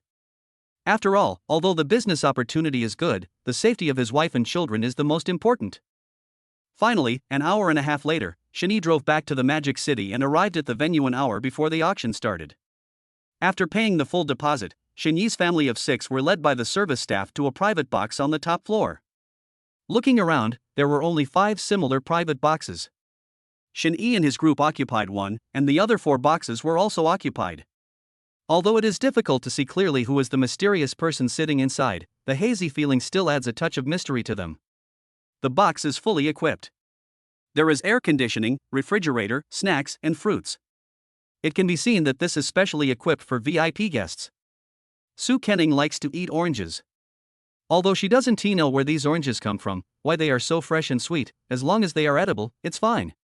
So, while waiting for the auction to begin, Su Kenning was already showing off the oranges. Soon, the cores and peels of the oranges filled up a small box. Soon, the professional waiters came in to clean up. I don't know if they were used to it or if it was because of their professionalism, but even if all the oranges were eaten, these waiters didn't show any expression but filled the seats again respectfully. Seeing that the little orange was full again, Su Kenning couldn't help but reach out her hand. If Shinee hadn't called her back, she would have eaten another plate. Full, eat less. Eating too much will make you get angry. Hey, this husband seems to have gotten angry. As she spoke, Su Kenning opened her cherry lips. As expected, Shinee could see the new mouth ulcer without her pointing it out. I'm really angry, and it's not small. Don't eat yet, dear. I'll make you some mung bean soup when we get home to help you cool down. Su Kenning responded in a low voice, and then while Shinee was not paying attention, she quietly took a small orange, ready to eat it when she couldn't bear it anymore. Unexpectedly, before she could peel the orange, a big, broad hand reached out and the orange was snatched away. Shinee ate the orange without saying anything. He just gave Su Kenning a look and told her to experience it herself. I don't want to eat anymore. Can I just drink some water? Su Kenning picked up the kettle and poured water, then took a sip. It tasted pretty good. Upon closer inspection, it turned out to be barley tea. It has a strong malt flavor and makes your stomach feel warm and comfortable when you drink it. No one expected that in this solemn VIP private box, there would be a foodie. As a result, the waiter on standby outside didn't react in time and almost failed to ensure the snacks in the box. Finally, when Su Kenning was full, drank enough and was about to fall asleep, the auction began. The auction scene, which was originally extremely lively, suddenly became quiet, as if the pause button had been pressed uniformly. Then a strong cold light came down from the stands, and under the light, it was a female auctioneer wearing a burgundy dress, with long white legs and cleavage. Although the auctioneer was wearing a pair of gloves, her slender fingers were still very attractive, and wherever she pointed, the retail guests on that side would shout loudly. That feeling is just like entering a pyramid scheme, because you don't know why you are cheering and jumping for joy. Anyway, you are just led by the atmosphere group. Thank you all for taking the time to attend this auction. Without further ado, let us welcome the first lot, a Qing Yongzhang Ruju glazed 9-string 3-nose porcelain vase. Please rest assured, all the items in this auction are genuine and have been jointly certified by 13 experts. You can rest assured. As soon as these words were spoken, there was a lot of uproar at the auction site. After all, the auctioneer's words undoubtedly confirmed that they were all authentic. And the first antique to be auctioned is so unusual, what about the subsequent items? Although everyone present knew that the following auction items had basically nothing to do with them, they couldn't help but look forward to it. In order to see the products at the back earlier, they even ignore the inferior products at the front. In other words, whoever bids the most gets it. Although the speed has increased. But the dealer is going to cry. 1 or 2 pieces are fine, but 3 or 4 pieces are all sold at the starting price. Where do you make money? Chapter 73, Bidding for the Yongle Encyclopedia with the Japanese. Just as everyone guessed. The products that follow are truly amazing. It is no exaggeration to say that it is a fight between gods. A lacquered cup with ears from the Western Han Dynasty, the kind that often appears on TV, was auctioned for 30 million. Although it is a genuine product, in people's eyes, it is more like a spittoon. It was precisely because of this that the retail investors below began to look up at the VIP box above and start making jokes. I really don't know what rich people think. Spending 30 million to buy a spittoon? Either they have money to burn, or they are just shills. It shouldn't be a stooge. Look, there are only 5 private rooms up there. I heard that if you want to enter one of them, you need money. If you don't have the assets, they won't arrange you there no matter what. I also heard about it from a brother of mine. He was lucky and was selected to be one of the staff serving VIP customers. So cool? I thought whoever comes earlier gets to sit up there. What are you thinking about? In a private box, Shinny sat on a leather sofa and looked down. He could clearly know that all the items being auctioned today were genuine, and there were also some valuable and expensive items. But he always felt that these things were not something he had to take pictures of. So he waiting for the real finale to appear, because his intuition told him that this was definitely not what he thought. Sure enough, when the last item came out, everything on the stand was cleared, and then the auctioneer, with the help of 2 other men, pushed a small cart up. For a moment, the people at the scene were stunned. Because in their opinion, the thing on the cart is just a box, isn't it? Why is there such a fuss? The last item in this auction is the Liang Yi box. To be precise, Liang Yi box is not the name of this high-quality product, but a unified name for a series of commodities. It originated around the Ming Dynasty. Some wealthy people and officials would use the Liang Yi box to store valuable goods. This also led to the fact that the Liang Yi boxes that were passed down to later generations all had unusual prices. Without further ado, the starting price for the finale item is 80 million. As soon as these words were spoken, there was an uproar. What? The starting price for an inexplicable thing is 80 million? You auctioneers are really nice. You could just rob me of my money, but you actually gave me a box. You can't even explain what's inside, yet you use it to defraud customers? You're really scheming. What a bullshit yin-yang box. I think it will definitely fail to sell. After all, no one's money comes from the wind. The retail investors were still laughing loudly when the sound of bidding suddenly came from the VIP box above. Box number 1, 81 million. Fuck. You're really rich. You dare to raise the price to 1 million without even knowing if there's anything inside? Big boss with a lot of money, please accept my knee. Aren't you really afraid of buying an urn to take back? Awesome. Someone raised the price, and the increase was 1 million, which immediately ignited the whole place. You know, the retail investors below have all prepared themselves for the possibility of the item failing to sell, and now that someone is bidding a price, they are naturally energized and happy to continue watching. Box number 2, 82 million. There were actually people bidding, which made the retail investors even crazier. They stood up one by one, trying to see through the frosted glass what kind of person was hiding in the VIP box. Shunyi also became interested. At this moment, he was carefully examining the Liang Yi box on the stage car. I just did some research, and the description of the Liang Yi box is indeed like this, but what the auctioneer said is not entirely correct, because the Liang Yi box is mostly used by royal children, while the one used by the wealthy can only be called a square box. The names are different and the meanings are very different. Moreover, what is on the stands is obviously a Liang Yi box, which means that it contains things that are truly collected by royal descendants. Thinking of this, Shunyi looked carefully, and the next second, relevant information appeared in his mind. Product, Liang Yi box. Era, Ming Dynasty, Yongle. Value, very high. Note, contains 108 volumes of the Yongle Encyclopedia. Attention! Attention! Attention! Please make sure to get this item. Good job! It turned out that 7 or 8/10 of the Yongle Encyclopedia were lost. The Yongle Encyclopedia is a masterpiece that brings together all the ancient Chinese classics. It is a masterpiece created to demonstrate national prestige and benefit future generations. At the same time, its purpose is to compile into one book all the books of classics, history, philosophy, and hundreds of schools of thought since the beginning of writing, as well as the words on astronomy, geography, yin and yang, medicine, divination, monks, and skills. This shows the good intentions of Emperor Yongle. It is no exaggeration to say that this is not a masterpiece, and it absolutely deserves the title of the largest encyclopedia ever. Unfortunately, most of the Yongle Encyclopedia was destroyed in fires and wars, and a considerable portion was stolen by later generations in the name of book revision. Today, only more than 800 volumes remain, and they are scattered around the world. I didn't expect to see 108 volumes here today. Shunyi felt excited just thinking about it, and he had also re-watched The Glory of the Ming Dynasty not long ago. The image of the Yongle Encyclopedia in the TV series was deeply rooted in people's hearts, which made Shunyi feel moved. Even if the system did not force him, Shunyi would still bid when he knew that the Yongle Encyclopedia was hidden in the Liang Yi box. The reason is simple: such treasures must remain in China. It was precisely because of this that Shunyi made up his mind to bid to the end for box number 1, simply because there were a few Japanese people inside. The crimes committed by the Japanese people on Chinese land are too numerous to list. If they are allowed to take the Yongle Encyclopedia away, they might as well buy a piece of tofu and hit their heads against it and die. Thinking of this, Shunyi raised his bidding card. Then, a voice came out from the box. Box number 5, 90 million.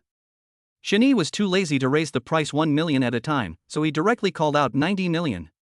Because he found that the Japanese man in box number 1 seemed to be well prepared, as if he knew exactly what treasures were inside the Liang Yi box. Otherwise, he would not have been the first to bid when everyone was skeptical. There's a ghost. Thinking of this, Shunyi even planned to slap the Japanese guy to death. Unexpectedly, the Japanese man did as Shunyi guessed. He did not give up, but followed suit in bidding.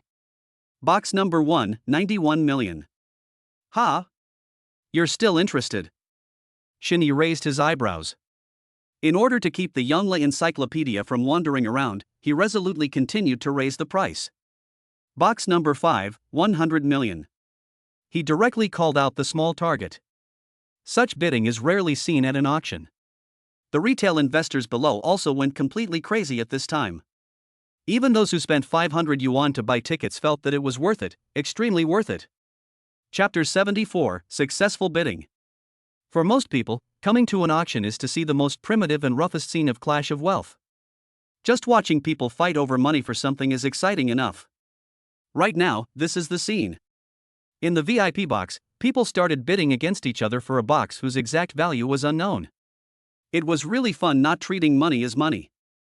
After Shunyi called out the price to 100 million, he turned his attention to the Japanese man in box number 1.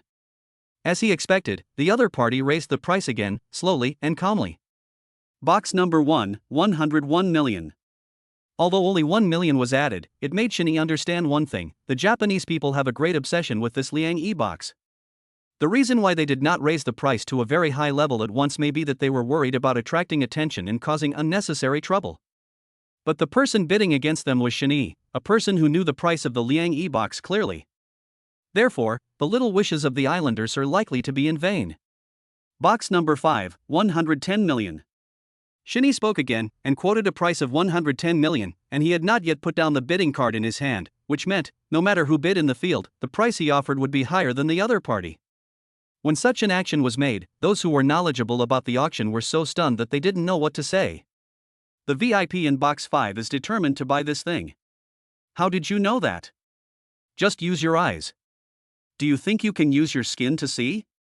That bidding board is hanging high, which means you will keep raising the price until you win. Oh. After someone explained, the people around him finally understood what Shinny had done. The Japanese man did not disappoint Shinny and raised the price again, but at the same time, an uninvited guest came outside the box. In box number 1? Hey!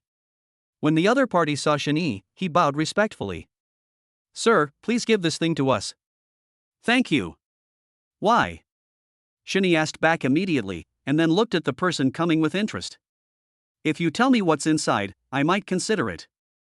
Don't you know what's inside? Shen Yi's words surprised the other party. They seemed to think that Shinny must know what's inside and how much it's worth, which is why he bid against them for box number 1. I don't know, I just think this box is good and I want to buy it. Shin Yi's nouveau riche remarks surprised the Japanese man. I don't know about that, sorry. Don't want to tell? Forget it, go back and continue bidding.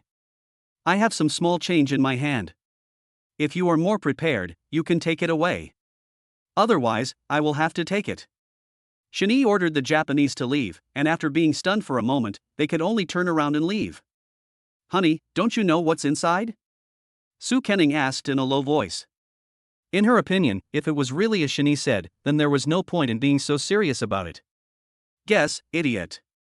Shinny didn't say it clearly, but kept it a secret. Su Kenning, who was familiar with him, suddenly realized that he was cheating. I'm not guessing, I guessed it, husband, I support you. As he spoke, Su Kenning waved his fist to show his support. In her opinion, her husband has good taste and there must be something good in it. Finally, when the auction price of the Liang Yi box reached 150 million, box number 1 gave in, and the sign that had been raised frequently was never raised again. Seeing this, the auctioneer in the stands came forward and bowed politely to the VIP in box number 5, Shinny. Congratulations to the VIP in box 5 for winning the last item. As soon as these words came out, there was a burst of applause in the venue. Although the auction that followed had nothing to do with retail investors like them, they still felt it was exciting. In box number 5, Shinny also walked out with his wife and children and went backstage to pay the fees. On the way, he met the Japanese man in box number 1. He was a short, fat guy with a mustache. When he saw Shinny, he bowed to him in a very formal manner. He didn't breathe a sigh of relief until he paid the fee, got the Liang Yi box, and returned to the car. After all, holding such a precious treasure in hand, one is still somewhat nervous. Just after settling the babies down, Su Kenning couldn't wait to urge Shinny, honey, what on earth is in here? Open it and take a look. Okay, Shinny poked Su Kenning's head and said lovingly after hearing that. Although Shinny knew what was inside the Liang Yi box, he was still very excited because he had never seen the real thing. As the latch fell, the lid opened and the contents inside were exposed to sunlight. Yonglot Encyclopedia? Su Kenning exclaimed in surprise when looking at the traditional Chinese characters. Anyone who has studied history knows that the Yonglot Encyclopedia is a great book that will benefit generations to come. It covers astronomy and geography, yin and yang medicine, divination, opera, crafts, agronomy, etc. It is the essence of the Dragon Kingdom's 1,000-year wealth. Of course, Su Kenning also knew this knowledge. Then she looked at Shinny with surprise and said, honey, you found a treasure. This is a truly amazing book. Well, I'm just lucky. Shinny nodded and agreed with what his wife said. However, he thought that such a national treasure would only gather dust in his hands, so he simply gave it to his father-in-law Su Zhendong as a betrothal gift, believing that he would like it very much. After finishing the matter, Shinny drove home. Ever since Su Kenning knew about the treasure in the Liang Yi box, she held it in her arms and protected it carefully, fearing that the rare book would be damaged if it was bumped or scratched. In her opinion, there is not only all kinds of knowledge in it, but also a lot of money. On the other hand, the islanders who were living a good life were very sad that the treasure they had just got flew away. One island man with shiny hair and a little mustache under his nose slammed the table in anger. Bagayalu. Seeing that the people below don't dare to speak, the man should be their leader. They had received the news a long time ago that the last cultural relic to be auctioned at the Hailan building today was the Yongle Encyclopedia from the Ming Dynasty. For the island nation that covets the treasures of the Dragon Kingdom, this is the target of their trip. I thought I was well prepared, but I didn't expect it to be bought by a young man. For this reason, the leading man came to his subordinates in clogs and said angrily, "Hurry up and find out who that man is." In addition, if we raise a lot of money, I don't believe that the men of Longwa will not be tempted. Do it immediately. If we fail to complete this mission, we will all commit seppuku. After the man finished speaking, the little followers nodded and said hi respectfully. Chapter 75. Dad, I report it to you. Mom is tricking us. Shinny was not idle for a few days after returning home. He prepared some real estate, antiques, shares of investment companies and so on. After all, it takes sincerity to propose to the girl's family, and he doesn't want to let Su Kenning down, so he will do his best in all aspects. The total betrothal gift is almost 10 billion, which is absolutely unmatched. Just wait for Shinyi's parents to come back and discuss their marriage, and then it will be finalized. Speak of the devil, and he will appear. While Shunny was still thinking, the cell phone in his pants rang. When he picked it up, it was his dear old mother. After answering the call, Shinny greeted her with a smile. "Mom." Wu Xiaomei on the other end of the phone ignored her son. She leaned her head over and looked around in the video. When he didn't see the target, he anxiously asked, "Why don't I see my daughter-in-law and my precious grandchildren?" For a moment, Wu Xiaomei had imagined all kinds of scenes in her mind. Then she frowned, her expression became serious, and she asked, "You little bastard, you didn't make Ning Ning angry and leave, did you?" Seeing that his mother was so anxious that she wanted to beat him up through the internet, Shani quickly explained, No, Ning Ning and your grandson and granddaughter are in the bedroom, they are all asleep. It is daytime in the United States and nighttime in Dragon Country now, there is a time difference between the two places." Seeing that his mother was a little worried, Shani immediately asked, "How about you take a look?" "Well, okay, but you have to be gentle and don't disturb their sleep." "Okay, you are the boss, I will listen to you." Shani felt a little bitter when he heard this. Now his mother only had her beloved daughter-in-law and her beloved grandchildren in her eyes, and she didn't even believe what her son said. At that time, Shani had already anticipated that his family status would plummet from then on, but there was one thing he was absolutely confident about. "My status will definitely be higher than my father's, hee. Comparison is not scary, the key is who you compare with." Thinking of this, Shani felt much better. At this time, Shani also let his mother look at the women on the bed through the crack of the door. After seeing them, Wu Xiaomei hurriedly urged her son to close the door tightly. "Okay, you didn't lie to us." She heaved a sigh of relief, and then recalled the content of today's call and said, "Your father and I have booked a flight for today. We will arrive in Shanghai tomorrow afternoon. I will send you the specific flight details later. But you don't have to pick us up. Your main task now is to take care of Ning Ning and her mother. After we get off the plane, your father and I will take a taxi to your place." "Okay, son, I understand." Shani nodded, apparently agreeing with Wu Xiaomei. He thought that as a son, he must personally pick up his parents and bring them home. But this matter cannot be said openly, because the old couple will definitely refuse, and will also lecture Shani. So when the time comes, we will go directly to the airport and the old couple won't be able to say anything. After chatting for a while, the mother and son reluctantly hung up the phone. Crack. At this moment, the bedroom door was suddenly pushed open, and then Su Kenning walked out wearing pink lace pajamas. When she saw Shani sitting on the sofa, she murmured with sleepy eyes, "Husband, why are you sitting here, why don't you come back to sleep?" Seeing his wife dressed so lightly, he quickly put a white shirt on Su Kenning and said, "I talked to Mom on the phone. I was afraid I would wake you up, so I came out to answer the phone." "Oh." Su Kenning nodded, rubbed her eyes, and then yawned sleepily. Seeing his wife so sleepy, Shani asked with some self-blame, "Wife, did I wake you up and wake you up?" "I'm sorry, next time I'll go to the balcony to call." Pregnant women need to get enough sleep after giving birth, so he regretted not staying away from the bedroom. In fact, not only the mother has a fragile heart, but even the father will regret if he does not do anything well in his daily life. Of course, these are all expressions of love for his wife and children. Su Kenning waved her hands and said, No, and then she blushed and said embarrassedly, "Actually, I was woken up by holding it in." "It has nothing to do with you, you know." This time it was Su Kenning's turn to poke Shanyi's nose and teach him a lesson. Touched by his wife's cuteness and sweetness, Shanyi immediately pushed her to the bathroom. "Okay, I know, go to the toilet quickly, don't hold it in." Yeah, okay. After his wife came out, Shani took her back to the room to sleep. As for the news that his father and mother were returning to China, he planned to tell Su Kenning tomorrow. Otherwise, he was afraid that his wife would be too nervous to sleep. Facts have proved that Xin Yi's worries were not unfounded. The next day, the sun was shining brightly. After the babies finished drinking their milk, Xin Yi pushed them to the window to bask in the sun. Su Kenning teased the little ones, "My dears, when you grow up and have money, who are you going to spend it on? Remember, you must give Mama flowers, buy her a beautiful dress, and take her to eat lots of delicious food." After a while, Su Kenning instilled a lot of ideas into the babies. Xin Yi on the side was a little amused when he heard this. My goodness, the babies haven't grown up yet, but his wife has already figured out how to trick them. Absolutely, absolutely amazing. Perhaps due to Su Kenning's nagging, within a few minutes all 4 babies were coaxed by her and fell asleep with a satisfied look on their faces. Seeing this, Xin Yi quickly pulled his wife to his side. As a father, he should stand up when the babies are in trouble. In this way, babies won't hear mama's nagging when they fall asleep.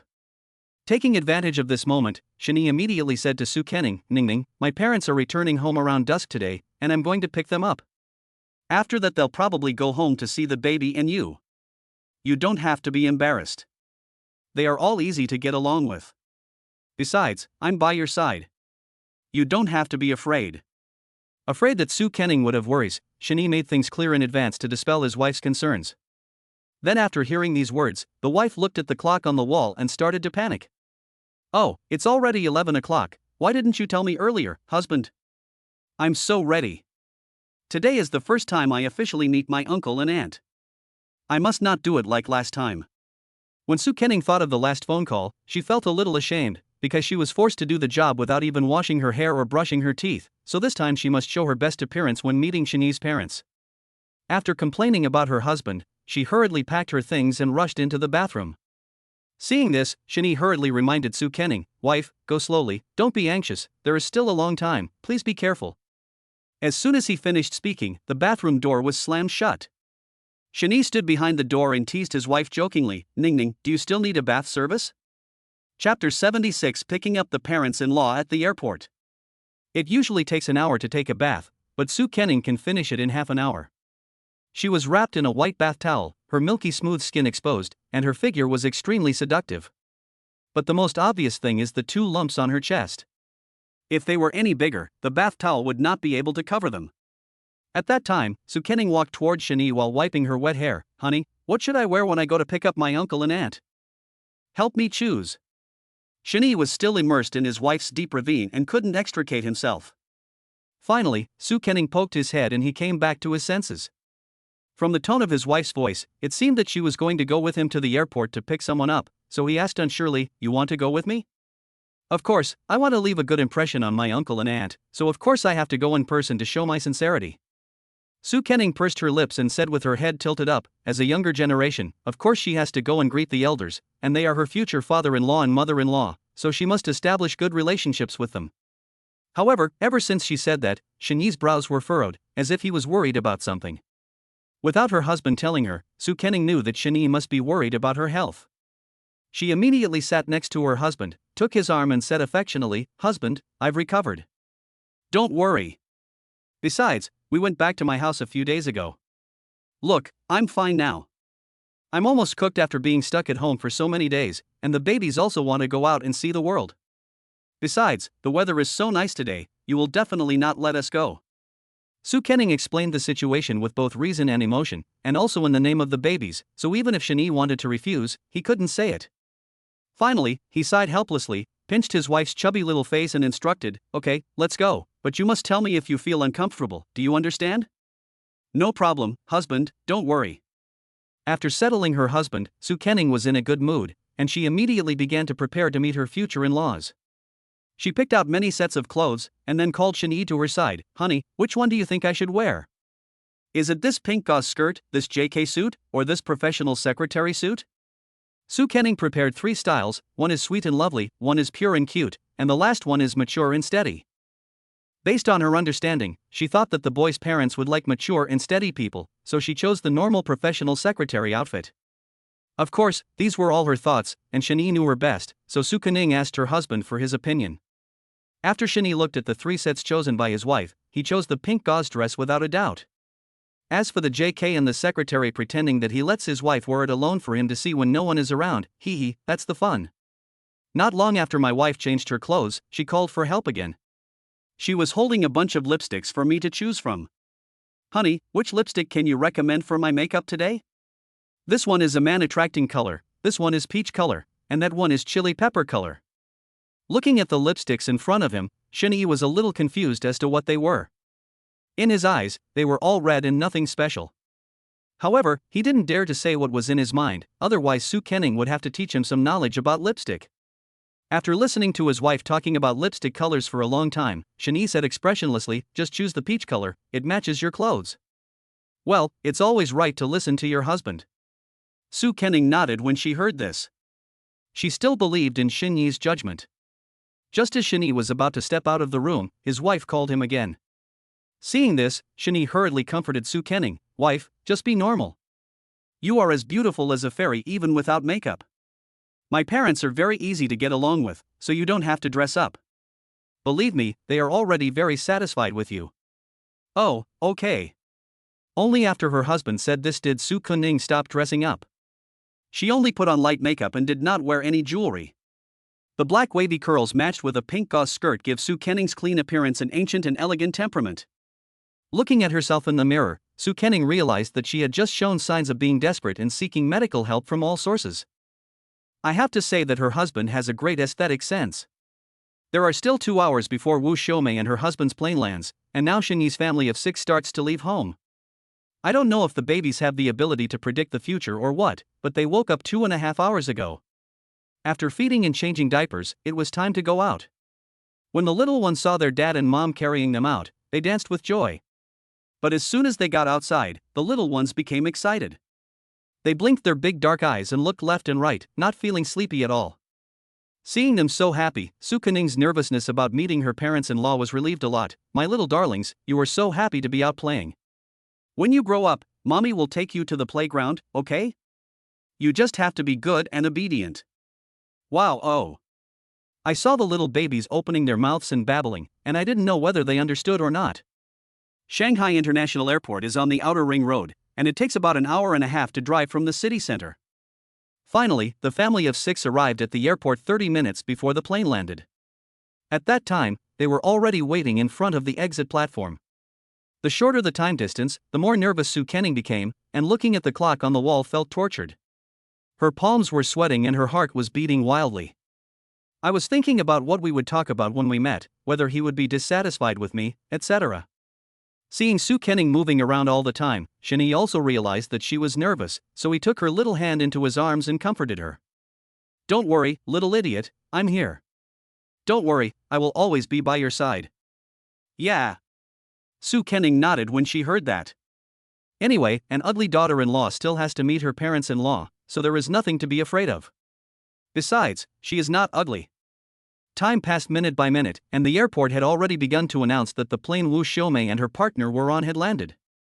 A few minutes later, people started coming out of the platform carrying suitcases. Shinee was also looking for his parents among them. When there were almost no people coming out, Shinee saw the old couple coming out carrying big and small bags of things. He immediately shouted, "Dad, Mom, here, I'm here." When Woo Shomei heard someone calling her parents, she was stunned for a moment and said, "Old man, I think I heard our son's voice." Chapter 77 Grandpa, your beard pricked me. When Woo Shomei called Shinee, Shin Tianguo was also there. She thought that even though she had warned her son many times, he probably would not come to the airport. So he chuckled and said, "You must have heard it wrong.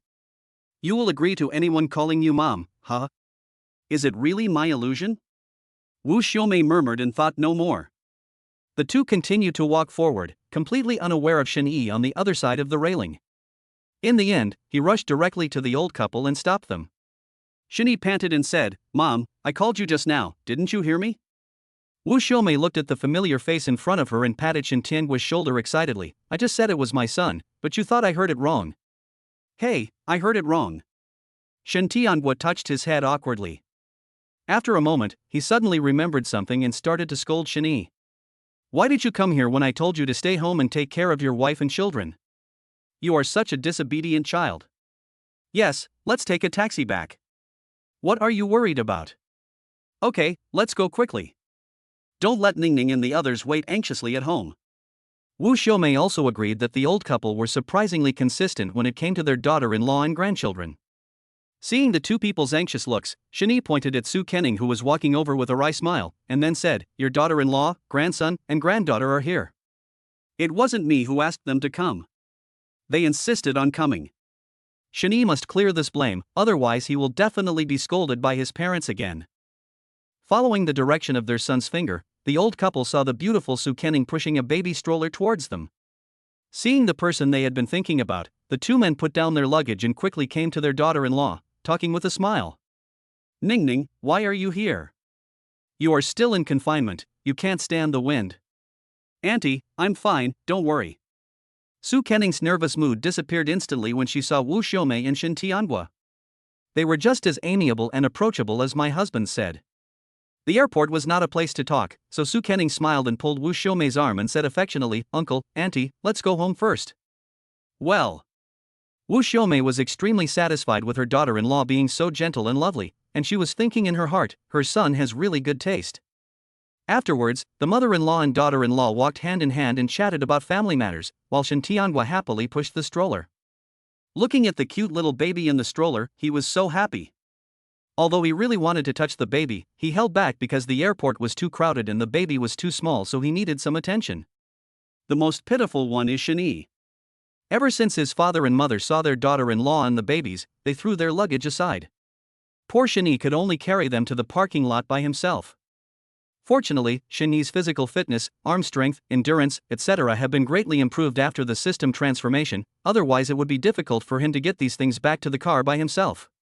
After putting the luggage away, Shani turned into a driver and drove home. In the car, Shin Tianhua could no longer hold back. He held the awake Dabeo in his arms and put his face close to his. "Baby, I'm your grandpa. Wow wow wow. Wow wow." Maybe it was the beard on Shin Tianhua's chin that pricked Dabeo, and the little guy struggled to break free and started crying loudly. I saw Dabeo pouting his little mouth, his lips trembling, looking extremely aggrieved, and then crystal clear tears fell out. Shin Tianhua, who was standing by, was at a loss as to what to do when the little guy suddenly burst into tears. Seeing this, Wu Xiaomei quickly took Dabeo into her arms and comforted him. Good baby, don't cry, don't cry." After all, she was a woman who had raised a child. Dabeo stopped crying after a while, and then the little guy began to look at the person in front of him with his round eyes. After confirming through eye contact, he realized it was someone he had never seen before. Maybe Dabeo was braver, and he didn't cry even though he didn't know the other person. Instead, he giggled when he saw the other person was teasing him. Shin Tianhua couldn't help feeling a little disappointed when he saw Dabeo being so obedient and cute in his wife's arms. Why was he crying in his arms just now? He couldn't help but doubt himself. Am I too fierce looking? After Shin Tianhua thought he had found the problem, he started to make faces in front of Dabeo. Wu Xiaomei thought he would definitely scare the child, so she quickly pushed him aside. Unexpectedly, Dabeo burst into laughter after seeing it. Along the way, the car was filled with laughter and soon everyone returned home. Looking at the large flat in front of them, Mr. and Mrs. Shin Tianhua couldn't help but think that they had come to the wrong door. Was this really their beloved son's home? Seeing his parents' puzzled looks, Shani smiled and began to urge them, "Dad, Mom, come in quickly. Just stop standing at the door. Yes, Uncle and Aunt, the slippers are ready for you." "Oh, yes, yes." The two nodded, changed into slippers and walked into the living room. After all, they were worldly wise people, and Shin Tianhua and Wu Xiaomei could tell at a glance that the house was not cheap. In order to pay off the debt, all the properties, cars and jewelry at home were sold. There was no spare money to buy a house here. Without finding out the truth, Shin Tianhua and his wife were always a little worried, fearing that their son had done something wrong. Then, the two of them pulled their son to the balcony and asked, "Xiaoyi, where did you get the money to buy this house?" Seeing the panic of the two, Shani had already guessed it, and then he made up an excuse. "After you left, I won the first prize in the lottery, 50 million. I spent 30 million to buy this house, and I used the rest to make some investments. I still have more than 1 billion in my hands." "What? Son? You are amazing." Shin Tianhua couldn't help but be shocked when he heard this. What kind of luck did his son have? It was too good to be true. Even TV dramas wouldn't dare to portray it this way. If he knew his son is so awesome now, wouldn't it be better for him to go to the United States, to his project, and then retire and enjoy his retirement? My son is capable now, so you two old people can enjoy your life in the future. Leave the money making to me and you are responsible for spending it.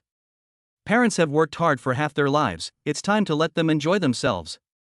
If he had not yet gone to the United States, Shin Tianguo would have agreed without a second thought, but he had just signed a contract 2 days ago, and if he quit now, he would have to pay a large sum of liquidated damages.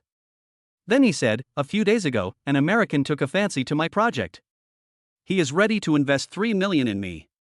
I have already signed the contract. Where is the contract?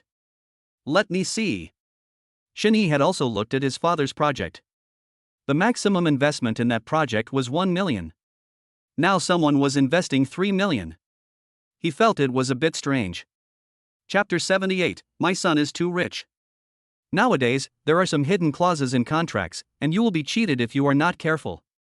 Shin Yi doesn't want his father's hard-earned business to be used as a tool for others. At the same time, Wu Xiaomei also found the contract and handed it to her son. Shin Yi then looked at it carefully and found some tricks. Shin Tianguo and his friend also felt that something was wrong when they saw their son's frown. Is there really something wrong with this contract? When he had this question in his mind, Shin Yi finished reading the contract and talked to his father and mother seriously. Dad, Mom, this contract has hidden unfair clauses. After the project is successful, the investor will own more than 51% of the shares and have absolute say. You cannot interfere in the company's operations, which is equivalent to being kicked out by the capital. If you fail, you will have to return the $1 million invested by the investors, and you will have to pay interest on top of that. I have to say that the other party has a big plan. Whether your project succeeds or fails, they will not lose anything. Shin Tianguo already understood everything his son analyzed. No wonder he had found so many investment companies, but only this one was willing to invest in him. It turned out that they were setting a trap for him to jump into. It seems that the Americans are no less capable than any other country. It seemed that the contract could not continue. Shin Tianguo immediately asked his son, Xiaoyi, what should we do now? I have already signed the contract. If I don't fulfill the contract, I will have to pay the penalty. It's okay, leave this matter to me. Shin Yi patted his father's shoulder to comfort him. Now he would not allow his family to be bullied by others. It's not that he is arrogant, but he has the ability now. Afterwards, Shin Yi sent the contract and the company to Wang Quan, asking him to investigate and see how to invalidate the contract, preferably to make the other party lose some money. On the other side, after Wang Quan received the message from Mr. Shin, he started collecting information without stopping. I have to say that Wang Quan is very capable. After being taught a lesson by Shin Yi, he is now wholeheartedly devoted to Hua Tang. Now that his father's affairs had been dealt with, Shin Yi felt relieved. After this incident, Shin Tianguo also felt that he was old and could not keep up with the pace of young people. He originally wanted to make the Shin family's Dongfang rise again, but he almost fell into another big pit. Fortunately, there has been no substantial loss so far, otherwise he would really be too ashamed to see his wife and children. He thought that the burden of making money and restoring the Shin family would be placed on Shin Yi, and he and his wife would just help their son take care of their grandchildren. After sitting on the plane for more than 10 hours, they must be very tired. Shin Yi immediately took his parents to the guest room to let them have a good rest, and then he began to prepare a sumptuous dinner. 2 hours later, 10 plates of delicious food were served. There was no need to shout, Su Kening and Shin Tianguo were attracted by the smell from the kitchen. Even the sleeping babies couldn't help licking their lips when they smelled the delicious food, but unfortunately they could only taste it in their dreams. Wu Xiaomei, who was standing by, was stunned to see her son wearing a floral apron and able to stir fry and cook. Was this still her son who had never done any housework? When they came back this time, they felt that their son had become a different person, becoming more mature, steady, and wealthy. Shin Tianguo and the other man were very pleased. Okay, the dishes are ready, let's start eating. Uncle, aunt, please sit down, I will serve you some food. Su Kening obediently and sensibly led the two of them to the chairs, and then virtuously took their bowls to serve the rice. Seeing this, Wu Xiaomei couldn't stop smiling. The more they looked at the daughter-in-law their son had found, the more satisfied and happy they were. Hey, okay, Ning Ning, thank you, Auntie. You're welcome. From now on, we're a family. After saying this, Su Kening's little face turned red unconsciously. She was really shy. Shinee felt relieved when he saw that his wife got along well with his parents. The rice was served, and Wu Xiaomei couldn't wait to taste her son's cooking. It looked and smelled delicious, but she didn't know how it would taste. She picked up a piece of pork ribs and put it in her mouth, chewing it carefully. It was indeed quite good. She didn't expect her son to have such a skill. It was amazing. Then he praised generously, "Xiaoyi, you are great. Your skills are better than mine. You are amazing. You are worthy of being my son." Shin Tianguo also took a bite and tasted it, then nodded and praised, "Well, it is indeed better than what your mother makes." Although what she said was the truth, Wu Xiaomei felt uncomfortable after hearing it. She squinted her eyes, put down her chopsticks, and pulled Shin Tianguo's ear and said unhappily, "What, do you think my cooking is bad? You can cook by yourself in the future, and I won't care about you anymore." "No, I'm used to your cooking. My son's cooking is delicious, but it's not as strong as yours. Yours tastes delicious even after you eat it. It's not easy to deal with a wife when she gets angry." Shin Tianguo can't afford to offend either of him, his wife and his son.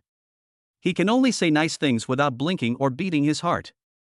Wu Xiaomei smiled when she heard this, patted old Shin on the shoulder and said, "Stop talking nonsense, eat quickly." Shinee was already used to his parents' playfulness and quarreling. He tilted his ear and said to Su Kening, "Wife, my parents are like this. They will stop quarreling after a while. We don't need to care about it. Just eat your meat." "Oh, okay." Su Kening nodded and answered with a smile. Looking at her parents-in-law opposite her, she seemed to see herself in Shinee, and it seemed that this was not a bad thing. After dinner, Wu Xiaomei and her husband wanted to help clean up the kitchen, but Shinee sent them back to their room. "Son can clean up. You guys should take a shower, have a good sleep, and adjust to the time difference. I don't need your help." "Yes, uncle, aunt, please go back to the house. I will help Xiaoyi clean up." "Well, okay, Xiaoyi, don't let Ningning get tired, then we'll go back." The son and daughter-in-law tried their best to refuse, so Shin Tianguo and his partner had no choice but to go back to their room. With so little work in the kitchen, Shinee couldn't bear to let his wife suffer. He pushed her down on the chair and said domineeringly, "Ning Ning, just stay here with me. You don't have to do anything. Just supervise your husband. Okay, then you have to be careful, or you will be punished if you don't do it well." "Okay, I got it." Shinee pinched Su Kening's little face lovingly and started to work. After a while, the kitchen was cleaned up by him and looked brand new. "How is it? Are you satisfied with what my husband has done?" "Yeah, not bad." Su Kening said this with a smile, and then he carried his wife directly back to the room. Just as the two were about to communicate further, Sibao on the bed was suddenly frightened and his little arms suddenly raised. Seeing this, Shinee comforted his wife, "It's okay, Shinshin must have had a nightmare." Chapter 79. What a good name. It is normal for a baby to have a startle reaction. Then Shinee rolled up a small square thin blanket and circled it in the shape of a heart. He did this to imitate the baby in the womb so that she would feel safe. After Shinshin felt surrounded, the little guy stopped twisting his body and slept more peacefully. Afraid that the other babies would be woken up, Shinee immediately made 3 more and then surrounded them. This way, he was no longer worried about the little guys disturbing their good time. At that time, Su Kening was watching Shinee busying around for the little ones. She felt that all the books on child-raising skills she bought were read in vain as she had not used any of them. Unconsciously, Shinyee's image in her heart became taller. Her husband was truly omnipotent. After the babies were settled, Shinee came to Su Kening's side quickly. His slender hands tentatively asked, "Wife, let's continue." Su Kening nodded shyly, and then let Shinee do whatever he wanted to her. Then a scene that is not suitable for children was played out. The next day, after breakfast, the family sat on the sofa. The adults finished their meal, and the 4 babies were drinking from their bottles. Among these 4 babies, Debeo is the chubby one, with circles of flesh around him. He is truly Grandma's sweetheart. The remaining babies are not thin either, they are all of normal weight. Maybe they don't absorb as well as the eldest baby. After preparing food for the little ones, he sat back on the sofa and called Wu Xiaomei and Shin Tianguo. "Dad, Mom, we went back to Ningning's home a few days ago, and her family has agreed to our marriage. Let's go together to present the betrothal gifts tomorrow. I want to give Ningning a legitimate status as soon as possible." After Shinee finished speaking, he did not forget to hold Su Kening's hand. He couldn't wait to marry her home. Wu Xiaomei and her husband nodded excitedly after hearing what their son said. They didn't expect that their son was so efficient and could even take care of his daughter-in-law's family. She was thinking that the marriage would have some twists and turns. After all, her son got the other woman's daughter pregnant and gave birth to a child before thinking about getting married. The girl's family would definitely be dissatisfied. But she didn't expect them to be so generous, which made Wu Xiaomei admire them. Since the girl's family has already agreed, the boy's family should also express what they should express.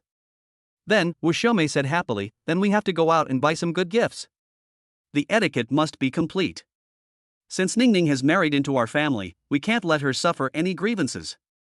She must have what other wives have, and what others don't have. These are Wu Xiaomei's words from the bottom of her heart. After her daughter-in-law got married, she treated her like her own daughter. What's more, she gave birth to 3 sons and a daughter for the Shin family, so they should naturally be treated well. Su Kenning, who was standing by, felt a little sore in her eyes after hearing what Wu Xiaomei said, and she was deeply moved. Auntie, thank you for being so kind to me. Silly child, we are a family from now on, don't say such polite words. Yeah. Su Kenning nodded like a chicken pecking at rice. Her husband's parents were so nice to her. Now all her previous worries are gone. I'm so touched, what should I do? Shani was very happy to see that the mother-in-law and daughter-in-law got along well with each other. He also agreed with his mother's idea and thought the same way. Then he smiled and said, Mom, Dad, don't worry, I have prepared the gifts and betrothal gifts, you don't have to worry. Let's go out this afternoon and buy you some clothes. Then we can buy some more if we see something suitable. Ever since his family went bankrupt, his parents' clothes were all cheap items bought from street stalls. Shani thought that now that he was able to afford it, he should give his parents the best. Also, when you visit your in-laws for the first time, you should dress appropriately so as not to embarrass yourself. Okay, I'll listen to you. Wu Xiaomei and Shin Tianguo nodded. They were very satisfied with their son's arrangement. But they felt a little guilty towards Shani. When other people's sons got married, their parents gave both money and effort, but they couldn't help at all. Fortunately, their son was very capable, otherwise they would have felt guilty for the rest of their lives. The old couple didn't plan to ask about the betrothal gifts and other matters as they believed their son would be able to handle them properly. The big things had been discussed, and the little ones had already eaten and drunk their fill. They lay obediently on the sofa and looked at the ceiling. Shen Tianguo's love for the babies was beyond words when he looked at them like porcelain dolls. He really wanted to hold them in his arms and kiss them. But looking at the 4 little babies, whoever holds them will feel guilty towards the other babies. At this time he thought of a good idea. He would hold the eldest baby first, then the second baby, then the third baby, and the 4th baby, and so on, in order without favoring anyone. Then, he held Debeo in his arms and caressed his little face lovingly. He had just shaved this morning so it didn't prick his beard at all. So Debeo not only didn't cry, but also giggled, seeming to be enjoying it very much. After holding the baby for a long time, Shen Tianguo still didn't know what to call his grandson or granddaughter. He then looked at Shani and asked, Xiaoyi, have you named the child yet? Yes, the first baby is named Shin Tuanchuan, the second baby is named Shin Yuan Yuan, the third baby is named Shin Kai Kai, and the 4th baby is named Shin Xinshin. Tuanchuan, Yuan Yuan, Kai Kai, and Xinshin. This name sounds a bit casual. Shen Tianguo held his forehead and said with emotion. It's fine to choose anything. Such children are easy to raise, less likely to get sick, and very smart. Anyway, I think this name for my son is good and has a good meaning. Wu Xiaomei has a different opinion on the child's name. Why give the child a name that is so difficult to pronounce? It doesn't sound nice when you call it. If you use uncommon characters just to differentiate yourself from others, it will make you stand out, but what's the point if no one else knows the characters? Of course, Su Kenning had no objection to the baby's name. She said with a smile, our baby's name has simple strokes and is easy to recognize. When the baby takes the exam in the future, he will have finished answering all the questions, but other children's names will not have been written yet, right?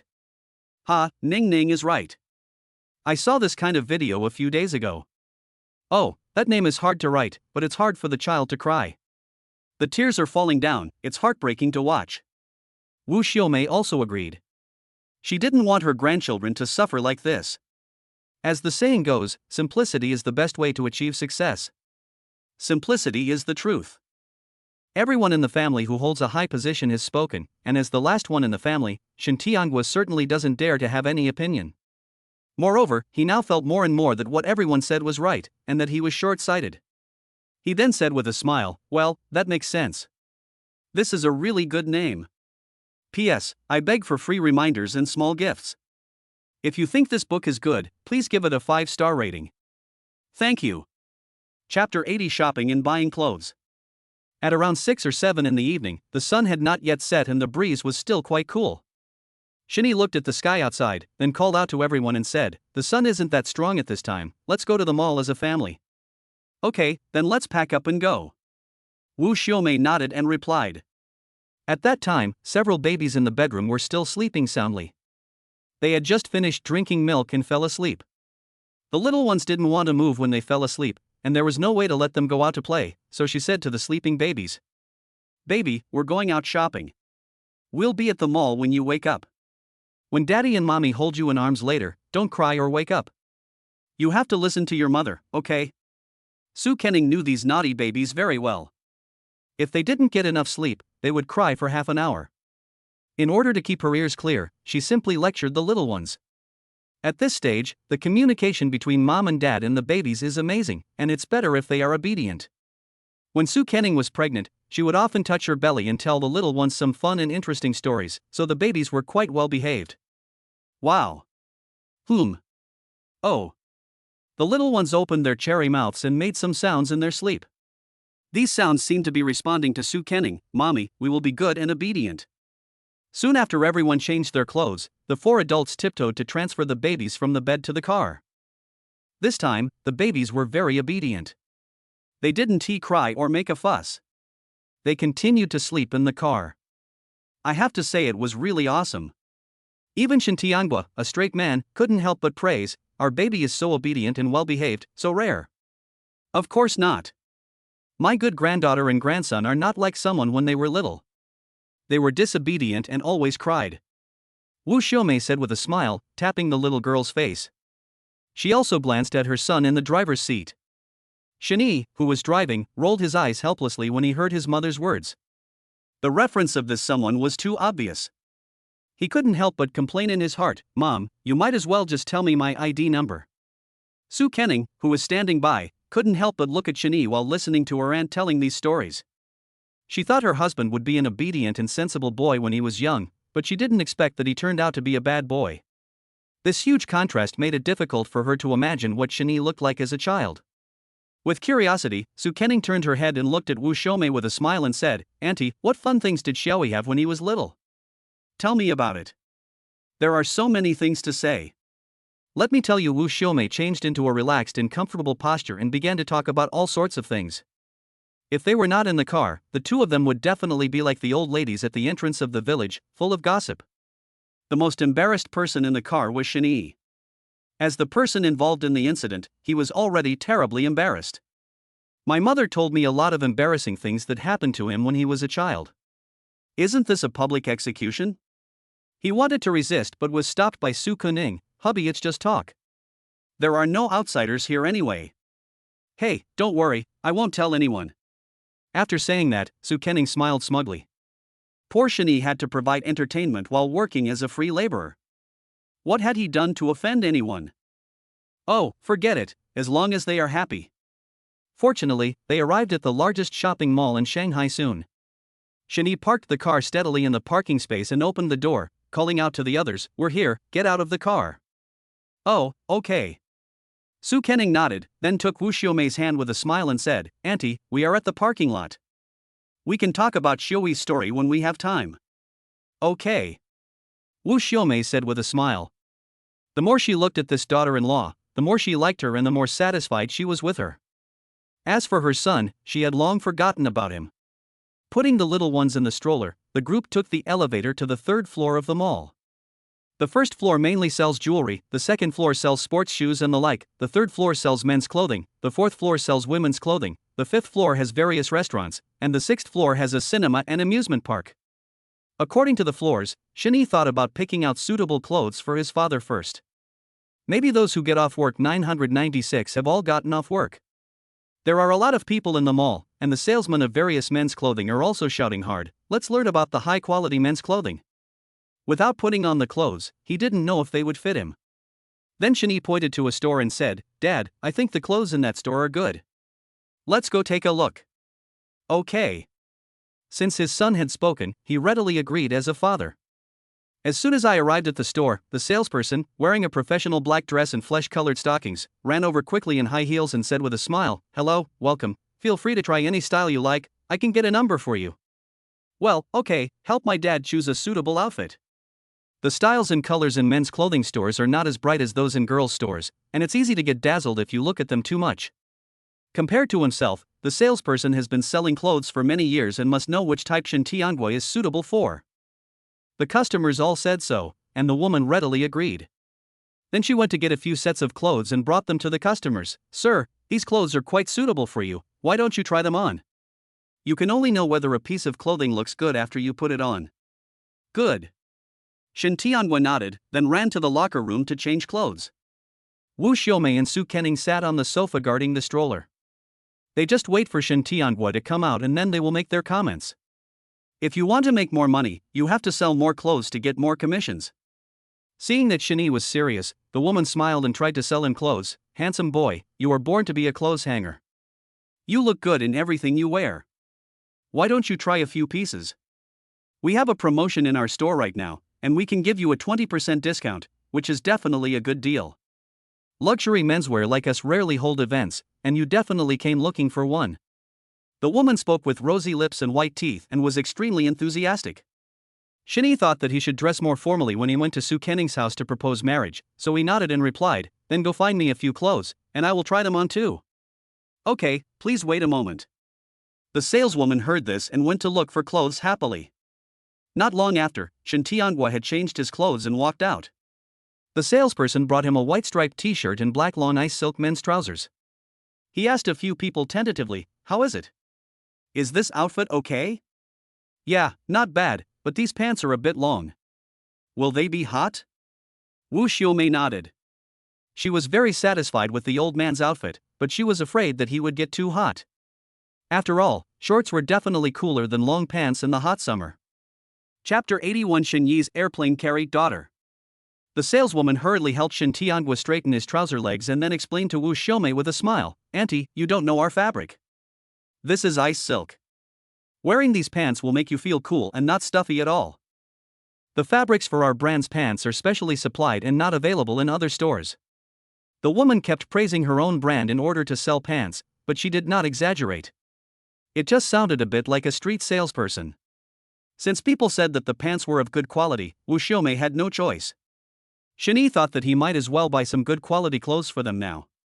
So Shin Tianhua tried the remaining sets and found them all good, so he bought them all for his father. Seeing his son handsomely taking out his bank card, Shin Tianhua was very pleased. He was the one who paid for his son's bills when his family was not bankrupt. Now it was his son's turn to pay the bill and he felt very happy and warm in his heart. "Okay, these are enough for you to wear. Shall we go try on the clothes you chose?" "Yeah, okay." Shani nodded, then walked into the fitting room. He tried on a white shirt and black suit pants. The moment the curtain was drawn, Su Kenning was stunned. The outfit her husband was wearing was so handsome. He was definitely a domineering president. Then, she walked up to him with a crazy look on her face, and said with a smile, "Handsome guy, I think you look good, let's add each other's contact information." "Okay." Shani nodded and pinched Su Kenning's nose with a smile. But Su Kenning didn't buy it. She crossed her arms, turned her head and said proudly, "No, you should say I'm already taken. Now I'm a stranger." His wife wanted to role play, so Shani could only say, "Oh, okay." Then he looked at Su Kenning coldly and said, "Sorry, the owner of this grass is Su Kenning, you should go wherever you want." What Shani said just now was quite serious, but he turned funny the next second. Su Kenning couldn't help laughing when she heard that. "Yeah, that's right. Hubby, remember to reject other women who try to flirt with you like this in the future." Shani held Su Kenning's hand lovingly and said with a smile, "Yes, my dear wife." In fact, it's not that Su Kenning is not confident, but that her husband is too outstanding. No wonder he is coveted by other women. Women can't prevent it, but husbands can. This is called solving the problem fundamentally. At that time, the saleswoman had already packed up Shen Tianguo's clothes. Looking at the clothes Shani was wearing, she couldn't help but admire him. "Sir, this dress you wear looks better than the one our model wears. It shows off your figure perfectly, it elongates your frame and it feels like the dress has grown on you." Listening to the salesperson's words, Su Kenning couldn't help but hold back her laughter, not for any other reason, but because what she said was too exaggerated. Shani didn't want to hear her praise himself either. Although he knew that he was indeed excellent, it was too strange to hear it coming from her mouth. Then he pointed to the clothes beside him and said, "Well, I want all of these, help me pack them up." "Okay, sir, please wait a moment." When the saleswoman heard that Shani wanted all those clothes, her mind went blank for a moment. It's not for any other reason, just because her clothes are luxury goods and are not cheap. A simple white t-shirt costs $3,000, not to mention the 10 or so sets of clothes that Shen Yi and Shen Tianhua have. After being stunned for a moment, she immediately ran to pack up with a smile. She completed half a month's sales in one go. How could she not be happy? In a short while, the woman had packed up the dozen or so sets of clothes. She said respectfully, "Sir, your total consumption is 248,350. How would you like to pay?" Swipe the card. Shinny handed over the bank card and the money was deposited into his account within a second. The saleswoman then escorted Shin Yi and his group to the door, and said in a very friendly manner, "Welcome to come again next time." She bowed 180 degrees, her attitude was better than that towards her own father. The men's clothes have been dealt with, and the next is the women's clothes. After taking the elevator up, a cry suddenly came from the baby carriage. I opened the roof of the stroller and saw Sibao crying with his mouth wide open. It seemed that the little guy had woken up and started crying anxiously when he didn't see his family. Seeing this, Shinny hurriedly hugged his baby girl and comforted her. "Xin, be good, daddy is here, don't cry, little baby." "Wow wow." Sibao choked a few times, then pouted her lips and blew bubbles. She immediately felt much better when she was in her father's arms. "Stop crying," the little girl opened her round eyes and looked around. Although she could only see black and white now, it did not disturb her curious look. She tensed up and looked around, and when she couldn't see the little guy she hummed anxiously. Daughters are their father's little cotton padded jackets, and Shinny tries his best to meet all the needs of the little ones. But the baby is still young and cannot be held upright for a long time, so she put him back into the stroller after a few minutes. As a result, before she even touched the stroller, Shinshin might have sensed it and started crying immediately. In order not to wake up his brothers, Shinny could only hold her in his arms again. At this time, Shinny changed to a new position. He put Shinshin lying on his arms, which is commonly known as the airplane hug. This way, the little one can not only have a wider field of vision, but also feel more comfortable in his little tummy. Although the little guy's intestinal gas was not serious, Shinshin still couldn't help but fart a few times. After letting the air out of her stomach, Shinshin giggled happily, and she really enjoyed lying on her father's arms. Wu Xiaomei and Shen Tianhua had never held a baby like this before, and they always felt unsafe. Then she said worriedly, "Son, does the baby feel good like this? I always feel like Shinshin is going to fall down in the next second. Why don't you just hold him sideways? It's safer." At that time, they did not have complete knowledge about pregnancy and infant care. Women only knew two ways of holding a baby, horizontally and vertically. This was the first time they had seen someone like Shani. Su Kenning knew this way of holding. Before Shani could answer, she pulled Wu Xiaomei's arm and comforted her. "Uncle, auntie, don't worry. This way of holding is very safe. Not only can it relieve the baby's colic, but it can also allow the baby to see a wider range. The baby will not only stare at mom and dad, they can also see you." "Oh, so that's how it is. We are really ignorant." Wu Xiaomei nodded. She believed what her daughter-in-law said without a doubt. It seemed that they were really old. Chapter 82, Happy to get a Shinyi brand ATM. Hey! Hey! Shinshin, who was lying on Shinyi's arms at that time, didn't know what she saw. She smiled with her gums showing, and her chubby little face shook, looking very happy. Wu Xiaomei and Shen Tianhua felt more relieved after hearing the baby's laughter. It seems they have a lot to learn. Not long after Sibo woke up, the other babies in the stroller started crying. Some of them had wet their pants, and some were hungry. Shani immediately found a mother and baby room and met their needs one by one. The shopping mall they visited today has complete functions. There is a separate small room in the mother and baby room so mothers don't feel embarrassed even when they are feeding their babies. After taking care of all the babies, the group came out of the mother in baby room. Having just woken up, the little ones are full of energy and vitality, and they are fluttering around in the stroller. After all, it is a small car, and the space inside is not that big. One of them can touch the other babies by just raising his arms and stretching his legs. Seeing this, Wu Xiaomei and Shen Tianhua hurriedly held their precious grandson in their arms. Having just heard his daughter-in-law talk about the many benefits of the airplane hold, Shen Tianhua also wanted to try it. He cheerfully asked his son, Xiaoi, how do you hold your baby in the airplane hold? Teach me. Okay. First, hold the baby's chin with your right hand, put your arm on his chest, use your left hand to support his back and turn him over, then use your shoulders and elbows to clamp his thighs. Shen Tianhua and Wu Xiaomei followed suit, and soon the baby was lying on their arms. The little ones were so happy that they finally didn't have to crane their necks to see the outside world. Only the eldest baby was lying alone in the stroller. Seeing that other brothers and sisters were being carried in the airplane hug, Su Kening decided to give Debeo a try as well. Because Debeo was chubby, she didn't hold on for long before putting him back into the stroller. Not only that, Su Kening poked Debeo's chubby face and said, "You've eaten too much, stinky baby. If you eat any more, mommy won't be able to hold you anymore, little fat boy." Hua hua. Debeo thought his mother was trying to make him laugh, so he opened his little mouth and giggled. It was very tiring to carry the babies in the stroller, so after a while everyone put the babies back into the strollers without favoring anyone. Fortunately, the little ones didn't cry, or else they would have had to endure it even though they were tired. After the babies were comforted, everyone came to a women's clothing store for middle-aged people. Compared with other stores, the colors of her store were mainly dark. And her sales clerks are neatly dressed aunties in their 40s or 50s.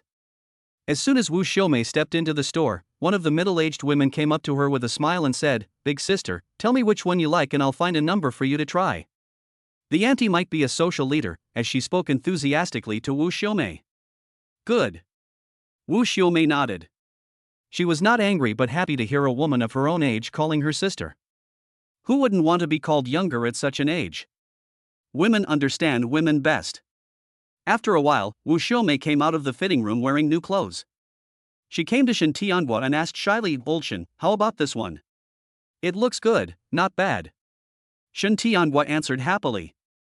If he said it was not good looking, his wife would definitely criticize him. Asking the old man was just a side question, but Wu Xiaomei didn't believe Shen Tianhua's judgment. She asked Su Kening intimately, "Ningning, is the skirt I'm wearing suitable for you?" "It suits you. This skirt looks great on you.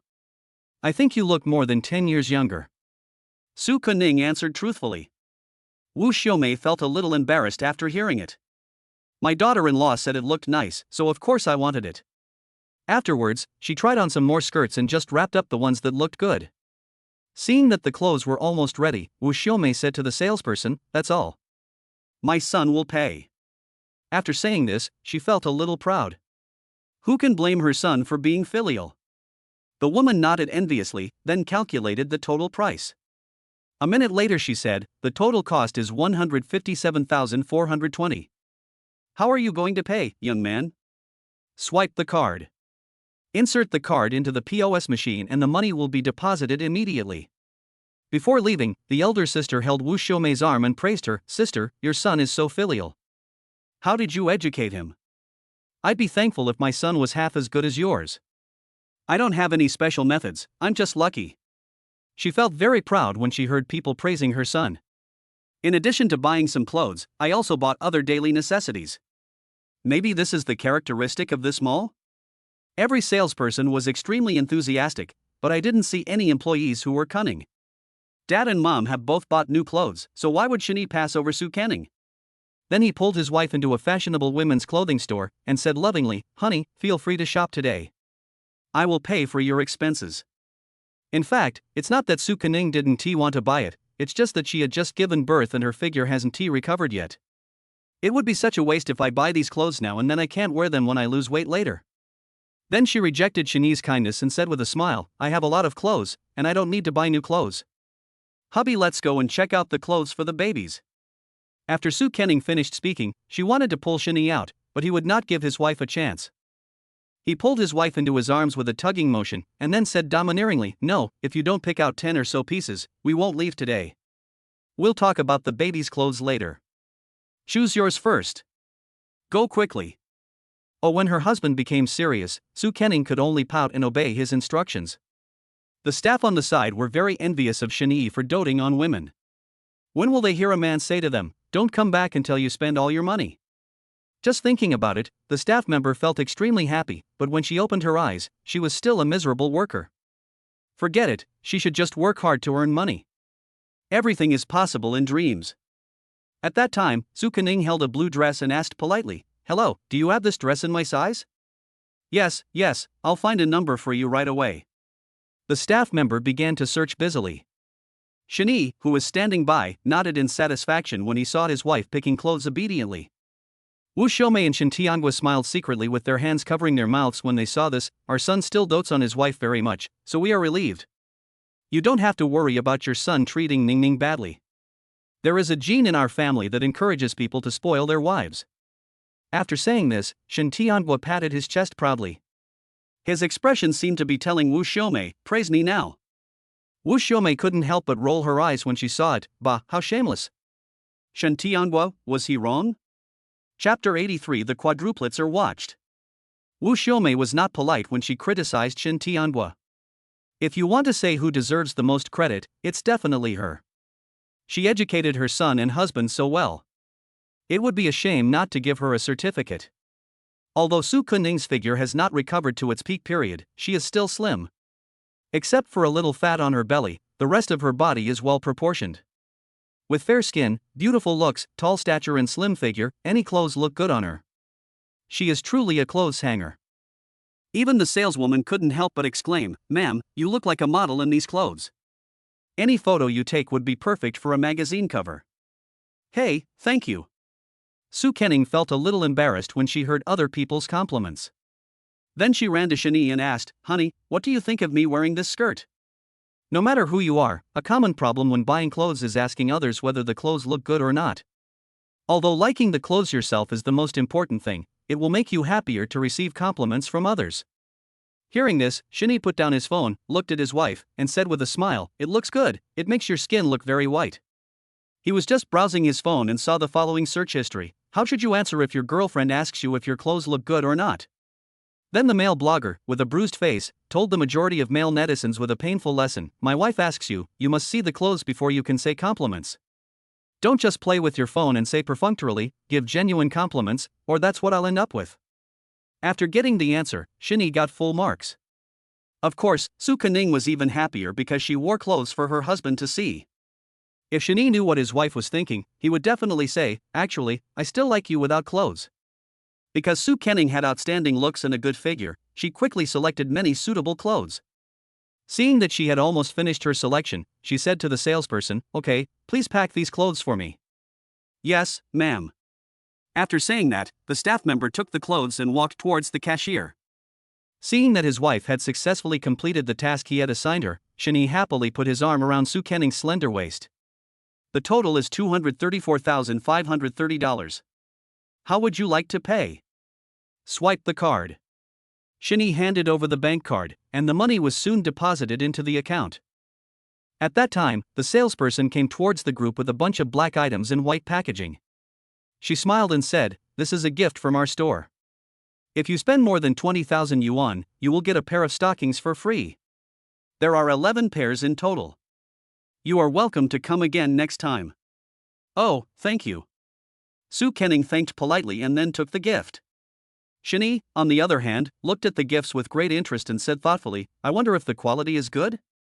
Su Kenning tilted her head and listened to her husband's words, feeling a little confused. "Husband, what can you say?" "Stockings." She understood instantly, then twisted her body, lowered her head, and bumped into Shenyi's chest a little embarrassedly, and whispered shyly, "Hey, you will know if it's okay if you try it tonight." Shenyi was stunned when he heard this. Was his wife thinking something wrong? He could swear to God that he really had no improper thoughts just now. He just heard that stockings are easy to get caught, but he didn't think about whether they can be torn or not. But now that his wife has spoken, he really wants to give it a try tonight. As expected, it will be another tough battle tonight. Clothes were bought for everyone except the babies, so the group went into a mother and baby store. There are a lot of things in there, such as milk powder, diapers, and various bottles, but the clothes are on the right side. When the staff saw a customer entering the store, they greeted him with a smile. "Hello, what can I do for you?" "We want to see some clothes for the babies. The child will be 1 month old soon." "Okay, please follow me." The woman nodded and led everyone to the area for babies aged 0-1. When she was leaving, she saw through the roof of the stroller that there was more than one baby lying in the stroller. Children's things are more expensive than adults now. She instantly realized that this was a big customer, and then she received him with more respect. It's hot in the summer now, so you can buy clothes with snaps on the buttocks, which makes it more convenient to change diapers. Oh, it's okay. Sue Kenning nodded when she saw this. She had never seen such a style before. It seemed that babies' things were also keeping up with the times. "Just give me 20 of this one. There are 4 babies in the family, plus the clothes for changing." Shani thought 5 pieces for each would be enough. Besides, the babies grow up so fast that if he bought too many, they would not be able to wear them all. Okay. The staff agreed happily. He was indeed a big customer and his spending was huge. Before that, the woman asked professionally, "Can I see the babies?" "Well, I don't mean anything else. Some babies are born bigger and heavier than others, so they may not be able to wear the smallest size." "Oh, of course." Seeing that the other party was so thoughtful, Shani nodded and opened the cover of the stroller, and then 4 cute little babies appeared in front of everyone. Seeing this, the woman was shocked and said, "Quadruplets, how rare. You two are so lucky. I wonder how many of the babies are boys and how many are girls." 3 boys and 1 girl. "Okay, please wait a moment." Having worked in a maternity and baby store for several years, she saw at a glance the sizes the babies were wearing. Except for one who needed to wear size M, the rest only needed size S. Then she ran to the warehouse to get the clothes. Of course, the one wearing the larger size is the eldest baby. Maybe the little guy competed for nutrition with his younger brothers and sisters in his mom's belly, so he was chubby when he was born. There were other customers choosing things in the maternity and baby store. When those mothers saw Shani's 4 babies lying obediently in the strollers, they all looked envious. They ran over and said enthusiastically, "Wow, your babies are quadruplets, so enviable. And they are all white and clean, which is really rare. Sister, you are so fertile. If I had half of your ability, I wouldn't have to go through the second surgery. The little babies are so cute. Look, he's smiling." In just a moment, the 4 treasures of Shani's family seemed to have become giant pandas in the zoo and suddenly became rare species. When everyone heard about the quadruplets, they stopped choosing items and ran over to see the little ones. After a while, everyone in the maternity and baby store gathered around Shani and his family. Among them, a mother took Sue Kening's hand and asked kindly, "Sister, what position do you and your husband use when you make love? Tell us. If we can't get pregnant with quadruplets, we can get twins." Chapter 84. We are all experienced people, those who understand will understand. Looking at the crazy women in front of him, Sue Kenning felt a little embarrassed. Position? Oh, it's the posture. Seeing that Sue Kenning still didn't understand, the mother spoke frankly. "We have all been through this, and those who understand will understand. There is a folk saying that certain postures can increase the chances of having twins. Women try all kinds of remedies and sayings to have children. If they still can't get pregnant, it may be that they are not destined to have this fate." Sue Kenning's pretty face turned red immediately after hearing this. This elder sister was too bold. But it wasn't that she was hiding it on purpose, it was just that she drank too much the night the baby was created and she couldn't remember many things. She couldn't remember anything about the posture at all.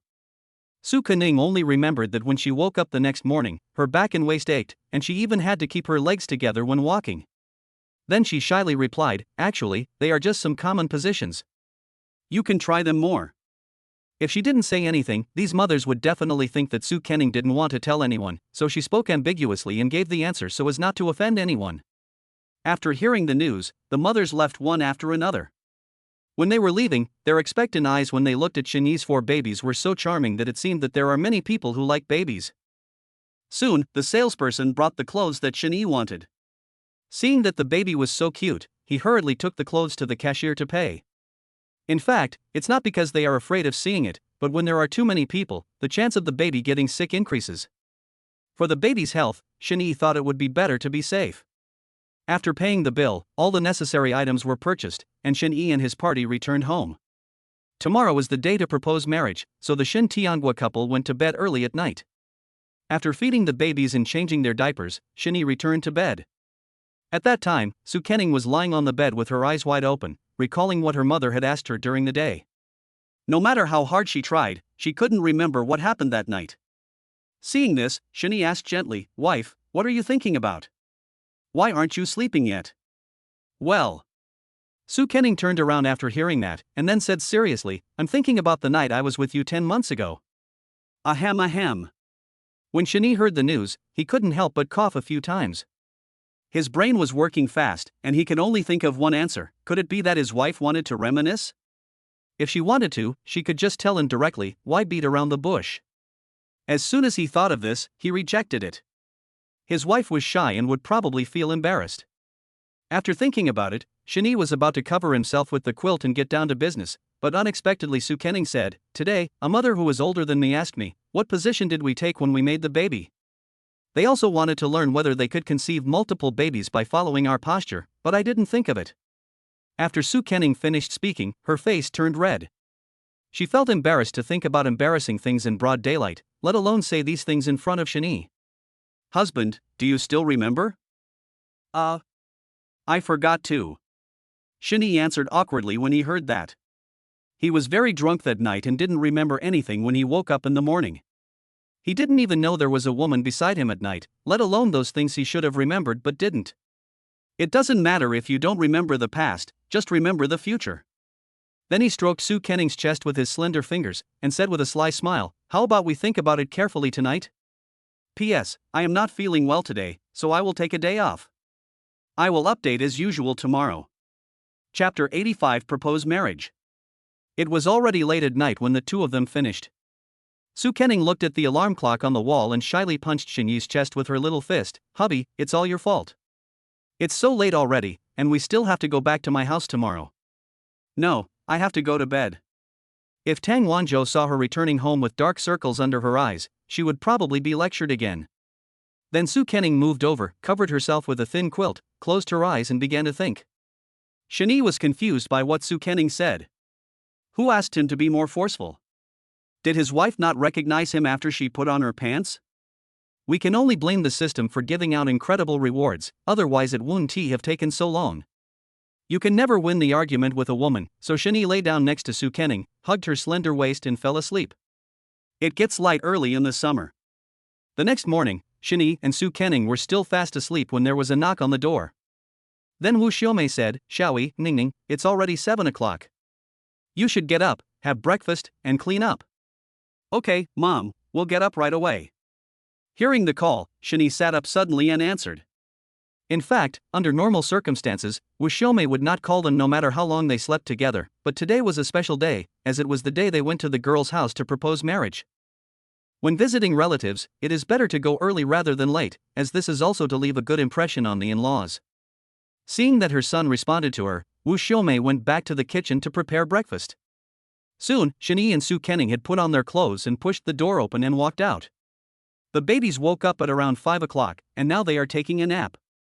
After the two sat down, Wu Xiaomei came over with the preserved egg and lean meat porridge she cooked, then looked at Su Kenning kindly and said, "Ningning, try Auntie's cooking. If you don't like the taste, tell me and I'll make your favorite next time." "No need, Auntie. I like any flavor. I'm not picky about food." Su Kenning took the big bowl and said with a smile. Without even tasting the food, she thought the century egg and lean meat porridge made by the aunt was delicious just by smelling the aroma. Then she tasted it and found it was indeed delicious. In a short while, she finished the whole bowl of century egg and lean meat porridge. Then, holding the empty bowl, he shyly looked at Wu Xiaomei and said, "Auntie, the porridge you made is so delicious. Is there any more? I want another bowl." Yes, Auntie will serve it to you." Upon hearing this, Wu Xiaomei nodded with a smile, then walked towards the kitchen carrying Su Kenning's empty bowl. In her opinion, drinking up the porridge made her happier than saying a lot of compliments. However, Shin Tianguo and Shinyi had no interest in the porridge in front of them. It was not that the porridge tasted bad, but they had had enough. No matter how delicious the food is, you can't eat it every day. What's more, the breakfast Wu Xiaomei has made for the past few months has been century egg and lean meat porridge. If they change their breakfast to millet porridge, both of them can eat 2 more bowls. Su Kening and Wu Xiaomei ate their fill for breakfast, while Shen Tianhua and his son only ate half full before they could not eat anymore. They were looking forward to the big feast at noon. After breakfast, Shen Yi loaded the betrothal gifts he had prepared into the car, as well as some gifts for his elders. After the babies woke up, he fed them milk powder and then put them into the nanny car. When the little ones saw the familiar nanny car again, they moved around excitedly. Maybe they already knew that they could go out and play again. After loading the car, the group started to set off for the Su-style manor. Shen Yi, who has already been through it, no longer needs navigation guidance, as all the routes are in his mind. As soon as the car started, De Bao and Wu Xiaomei's arms became restless. He slapped the car window with his chubby little hands and muttered to himself. Ah wow, oh hey. The little one may share what he sees in his own language and never get tired of it. The little ones who were not sitting by the window stared straight ahead with bright eyes, looking like students in class, extremely serious. Seeing this, Shen Tianhua teased his beloved grandchildren with great pleasure. Little rascals, what are you looking at with such relish? Talk to Grandpa. After communicating with the little ones for a while, he leaned back in his chair and said proudly, our children will definitely have great potential in the future. They will either be business elites or scientific researchers. There will definitely be more than a wisp of smoke coming out of our Shen family's ancestral grave. You just know that our grandchildren will go into scientific research and business in the future? Upon hearing this, Wu Xiaomei gave him a cold look. What could such a young child see? She also doesn't want her old man to put pressure on her grandchildren and make them study majors they don't like. I am making this prediction based on how serious the little ones are. But no matter what they do, the children of our Shen family will definitely be extraordinary. Seeing his wife's face suddenly change, Shen Tianhua hurriedly said something flattering. How could he, who was of lower status, dare to talk back to someone of higher status? Besides, his original intention was the same as his wife's. As long as the children liked it, it didn't matter what he did. If the child really does not have outstanding abilities in all aspects, there is still his father. Isn't the money that a son earns to be spent on his grandchildren? However, Shen Tianhua still has confidence in his own children. These grandchildren of his family are definitely outstanding. His Shen family is going to be rich. At the same time, Sushi Manor was also busy. Yesterday, Su Tianba received a call from his granddaughter and grandson-in-law saying that they would come over today, so the chefs were busy preparing ingredients for lunch. Su Zhendong and Tang Wanzhou came here last night to avoid the hassle of rushing from the city to the old house this morning. It can be seen that the Su family also respects Shen Yi's parents very much. The waiting time was always long. Not long after, Su Tianba looked into the courtyard and asked, Ningning and the others haven't arrived yet? Dad, it's not 9 o'clock yet. We have to wait a little longer. Ningning just called me and said they left not long ago. They will arrive at our house around 9:40. Oh. Su Tianba nodded. Su Zhendong couldn't help but smile as he saw the old man looking forward to it. He felt that his father was almost becoming a granddaughter waiting stone. Ding ling ling at this moment, the cell phone in Su Zhendong's pants suddenly rang, and he ran to the side to answer it. As a member of the Chinese Treasure Appraisal Association, he had just received news that a treasure was sold at an auction not long ago, the Yongle Encyclopedia. The Japanese are trying to find out the identity of the buyer, and the other party is willing to spend a huge price to get the Yongle Encyclopedia. Their association received orders to stop the islanders' ambitions at all costs. Chapter 86 Dowry. The country has deep resentment towards the island nation of Longwa, which lives a comfortable life, and the treasures of Longwa must not be taken away by them. But to be honest, after receiving the call, Su Zhendong didn't take it to heart. Although he was a member of the Treasure Appraisal Association, he was just an ordinary one. The Longwei Treasure Appraisal Association is divided into different levels. If it weren't for Su Zhendong's real talent and knowledge in porcelain, he would never have been recognized by the country as a businessman. So someone with greater capabilities should go find a buyer, and he decided not to join in the fun. An hour passed quickly, and Shen Yi's celebrity-style nanny car slowly drove into the yard. After hearing the sound of a car horn, Su Tianba and his companions came to the yard with a smile, and then saw Shen Yi's parents getting out of the car holding the babies.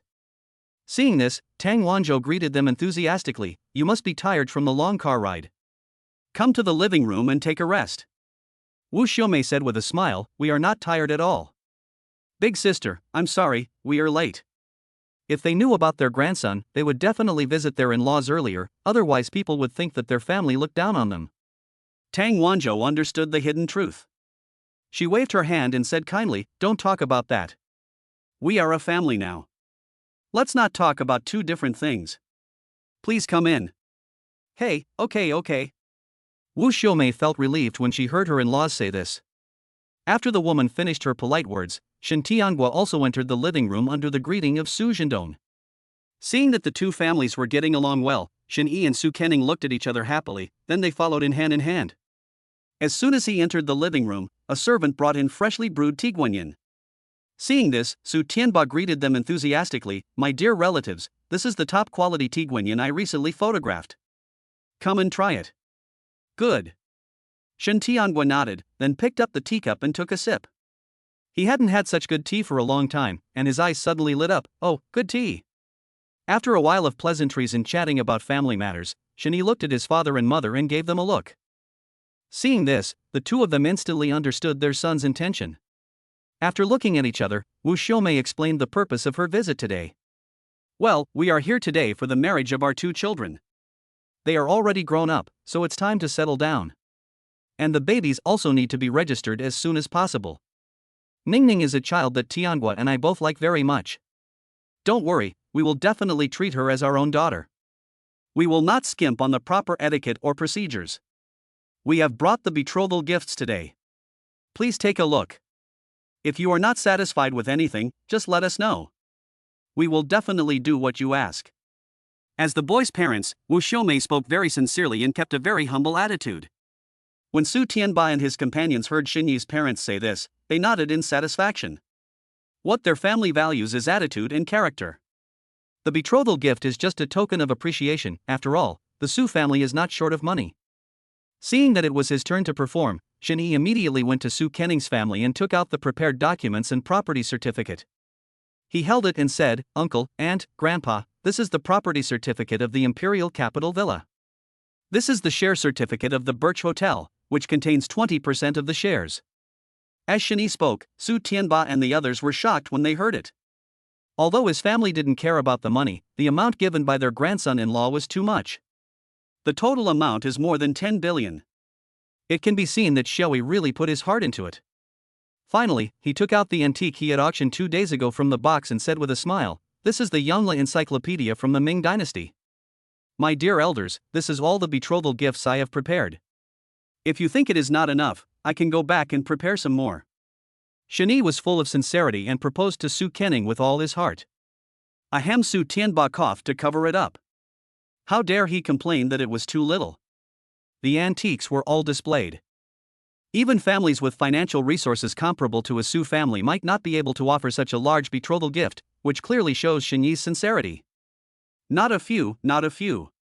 My dear relatives, let's find a master to calculate an auspicious date based on the birth dates of the two children, so that the wedding can be held as soon as possible for the babies.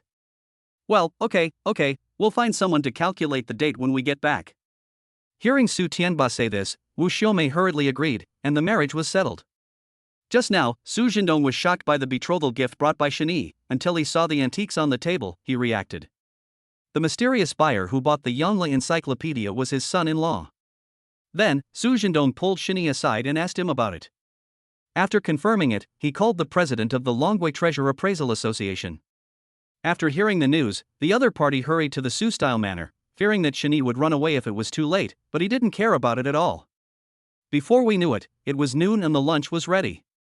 Shen Tianguo and his son Shen Yi didn't eat much in the morning and were now starving.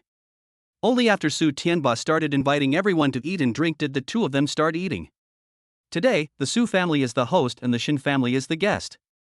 Tang Wanzhou then urged Su Zhendong and whispered in his ear, "Why don't you accompany your in-laws to drink today? Don't you usually want to drink?" He felt that something big was going to happen soon, and he knew exactly what he looked like when drunk. However, he thought that since his relatives had come so hard to visit him, it would be awkward not to show his hospitality. Then Su Zhendong picked up the white wine glass and said to Shen Tianguo, "Brother Shen, come, let's drink." "Sorry, dear, I don't drink." Shen Tianguo declined, saying that he could not drink much and would basically pass out after one glass of wine. However, he was not ashamed of having such a poor alcohol tolerance. In order not to spoil the other party's fun, Shin Tiangwa pushed his son forward and said politely, "If you want to drink, let Shui accompany you. He has a good alcohol tolerance and will definitely make you happy. Since my in-laws don't drink, then I won't drink either. Let's play a game of chess after dinner." "Okay, that's fine." Shin Tiangwei is not good at drinking, but he is good at chess. He plans to let his in-laws see his chess skills. No one drank at noon and lunch ended quickly. Afterwards, a group of old people gathered around the sofa and teased a few babies, while Shin Tiangwo and Su Jindong played Go on the side. As for Shin Yi and Su Kenning, they had already been squeezed aside. They were used to this situation because their baby was so cute. Soon, the peaceful and harmonious after-dinner time was interrupted by a car in the courtyard, and then several energetic elderly people got out of the car. Chapter 87 Official Intervention. When Su Jindong saw the people from the Treasure Appraisal Association, he hurriedly apologized to his in-laws and said, "Brother Shin, I have something to do and need to leave for a while. Let's go after I come back." "It's okay. If you have something to do, go ahead and we'll continue when you come back," Shin Tiangwa said with a smile. The two of them were sitting by the window. He saw a group of people getting out of the car. Judging from their behavior, they should be of noble status. Then, Su Jindong left and hurried to the courtyard to greet the veteran members of the Treasure Appraisal Association. Among them, the one with gray hair, wearing a white tang suit and with a wisp of white beard on his chin is Tang Xiaotian, the president of the Longwa Treasure Appraisal Association. The existence of their association belongs to the state and not to the state at the same time. In short, the relationships within it are complicated. "Mr. Tang, you are here. Please come in." "Well, we are here for business this time, so it's better if irrelevant people don't come. Do you have a spare room in your house?" "Yes, everyone, please come in." Then the three veterans and their closed disciples came into a room. When Su Tianba saw strangers coming to his house, he ignored them. He thought it was more important to entertain his grandson. However, as a man of many years of experience, he thought that the way they were dressed seemed more like official personnel, and that the appearance was the most important thing, so it would be even more inconvenient for him to disturb them. Tang Wanzhou and his group were not disturbed by the visitor, but Shinny became interested because he felt that the other party was not simple. "Ning Ning, who are they? Why are they coming to your house?" "I don't know either. It should be a business friend of my father. There were always people like this coming to my house to discuss things." "Oh." Shinny nodded, but he thought it would definitely not be that simple, and what he didn't know was that these people were coming for him. At the same time, in the Su family's temporary meeting room, Tang Xiaotian slowly sat down on the stool and said with full energy, "Jindong, where is the Yangla encyclopedia? We want to see if it is authentic." "Okay, wait a moment." After Su Jindong nodded, he hurried downstairs to bring the wooden box containing the Yangla encyclopedia upstairs. After he left, the people in the room had some doubts. One of the respected elders came straight to the point and said, "According to history, we know that there was a book in the Ming dynasty that was unrivaled in ancient and modern times, the Yangli Encyclopedia. However, I have doubts about its authenticity.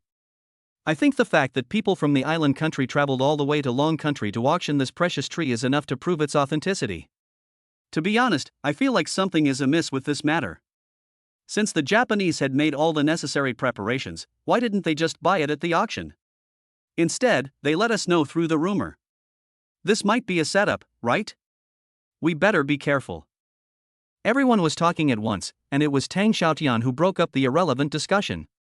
"When the Yangla Encyclopedia appears in a while, they will know whether it is real or not. Moreover, they have made all the preparations today. Experts on ancient books, experts on Ming dynasty history, and so on are all present. In fact, the doubts raised by the members of the Treasure Appraisal Association are very reasonable. Even the islanders who live a good life did not expect that the treasures they were about to get would be taken away by someone else, which made them even more angry. And now they are still asking around for the mysterious buyer who bought the Yangla Encyclopedia. If Su Jindong had not informed the association staff in advance, the Japanese would have definitely acted earlier than them.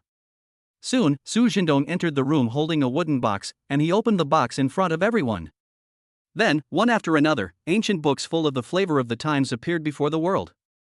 Upon seeing this, the experts who studied ancient books couldn't wait to put on gloves and start to identify the works, while the people around them gathered around them nervously.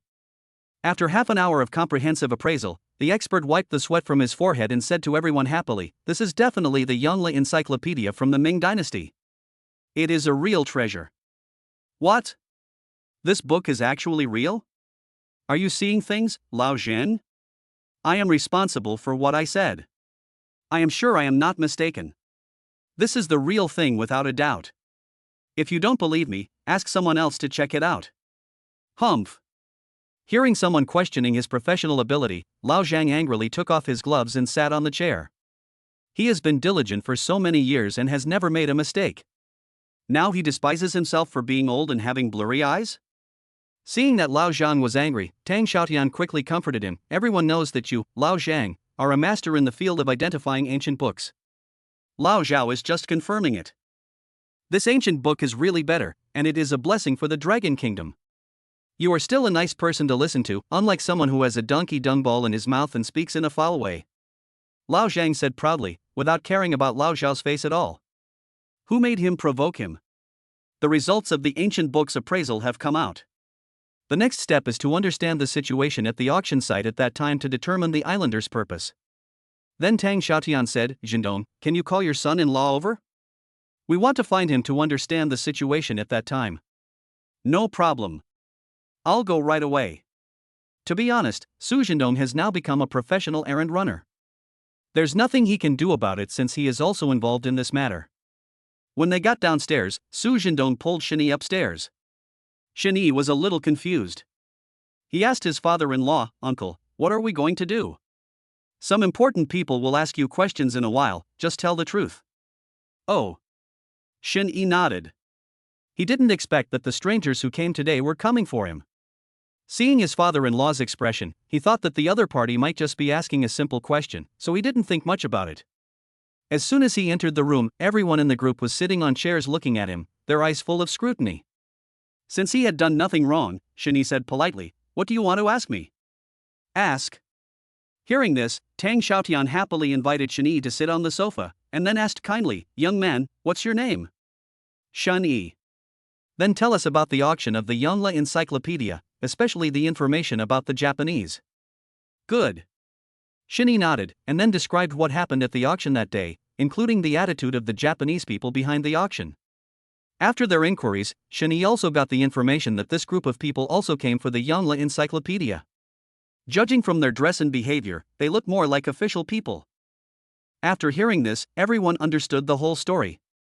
In their opinion, it was purely accidental that the young man in front of them obtained the Yongle Encyclopedia.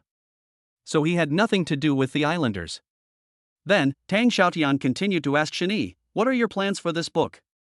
Chapter 88 Father-in-law gives the household registration book. People at their level never speak fully. However, Shini understood their implication, which is, this book is so valuable, you should hand it over to the country. Although he was a patriotic young man, he also spent real money to buy the Yongle Encyclopedia. If the other party wants your treasure just by talking, forget it. Then, he pretended not to understand and laughed, this book is a betrothal gift I gave to my father-in-law. Now he belongs to the Su family. Shini handed the decision to his father-in-law. He was right anyway. Is this the betrothal gift? Su Zhendong had originally wanted to watch from the sidelines, but he never expected that the decision was now in his hands. After working in the business world for so many years, how could he not know Tang Xiaotian's true intentions? Anyway, he is a businessman and profit comes first. He can't donate the treasure for nothing. What's more, those who engage in academic research never look down on their business background and always feel that they are surrounded by money. In this case, he was not afraid of offending a few people, and then Su Zhendong said with a smile, since this book is my daughter's betrothal gift, of course I must keep it well. The people present also understood that Su Zhendong had no intention of handing the book over to the country, and that the book would never reach the hands of the islanders. Just as Lao Zhan was trying to persuade Su Zhendong with words, he immediately said, but if this happens, the various technologies in the Yongle Encyclopedia will be buried. This is not my intention, so I decided to lend this book to you so that the experts can study it carefully. It would be even better if we could carry forward the knowledge passed down by our ancestors in the book. Also, I can lend the Yongle Encyclopedia to the museum for exhibition, so that people can see our ancestors' treasures. Just let me know before lending it. Su Zhendong's remarks completely refuted the idea of donating the Yongle Encyclopedia to the country. However, he himself was very generous. He said that it could be used for research and exhibition, but it had to be approved by him anyway. It was up to him whether to lend it or not. Tang Xiaotian and the other experts understood what was said.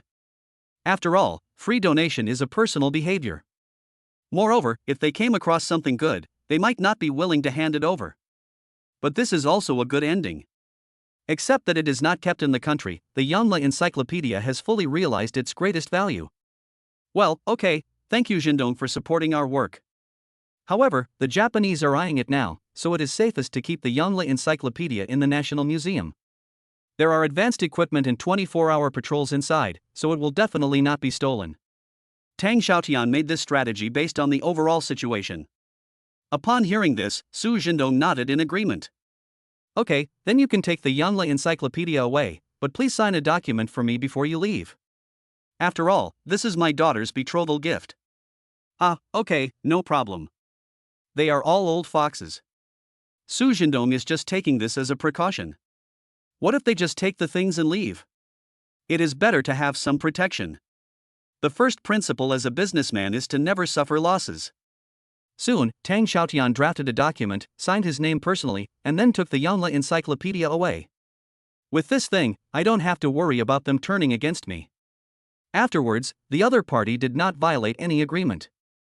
Instead, Su Jindong was promoted to a member of the Senior Treasure Appraisal Association because of the Yanla Encyclopedia, and his status was only lower than that of a few old men. To put it bluntly, after Taishan Beidou passed away, Su Jindong became one of the most important figures in the Longwei Treasure Appraisal Association. Of course, all this is thanks to the Yanla Encyclopedia given to him by his son-in-law. It's a bit far-fetched to talk about those things now. After Tang Xiaotian and his group left, Shani began to praise his father-in-law. Uncle, there is nothing wrong with what you just said. Even if someone wants to find fault with it, they can't. After all, this is Ningning's betrothal gift. I can't just donate it blindly. I have to keep it for you. Aha! Shin Yi nodded. Parents love their children very much and want to leave all the good things for them. Now that their marriage is settled, he will definitely take care of Su Kenning's parents and grandfather as his own relatives. Because they needed to find a master to calculate the wedding date, Shin Tianguo and his wife had already been in Chao's camp, but their hearts were with Han. In order to let the young people get married quickly, Su Tianba did not try to keep many of them. At around 3 o'clock, Shin Yi and his group packed up and prepared to leave. The babies had just woken up from their nap, so there was no need to worry about them waking up when carrying them to the car. After finishing packing, Shin Yi closed the car door and started the car. At this time, Su Jindong hurriedly ran out of the house with a burgundy certificate in his hand. Su Kenning recognized it as her own household registration booklet at a glance. He quickly came to the window and said to his daughter and son-in-law, "We, the Su family, will accept the betrothal gifts. You two should find a date to get the marriage certificate first, and then quickly register the children." "Okay, no more talking, let's go." "Thank you, uncle." Shin-Yi nodded happily and took the household registration book. Su Kenning was also moved and looked at Su Jindong and said, "Dad, thank you." "Silly child, don't cry. It won't look good if you cry. Alright, stop dawdling and go now."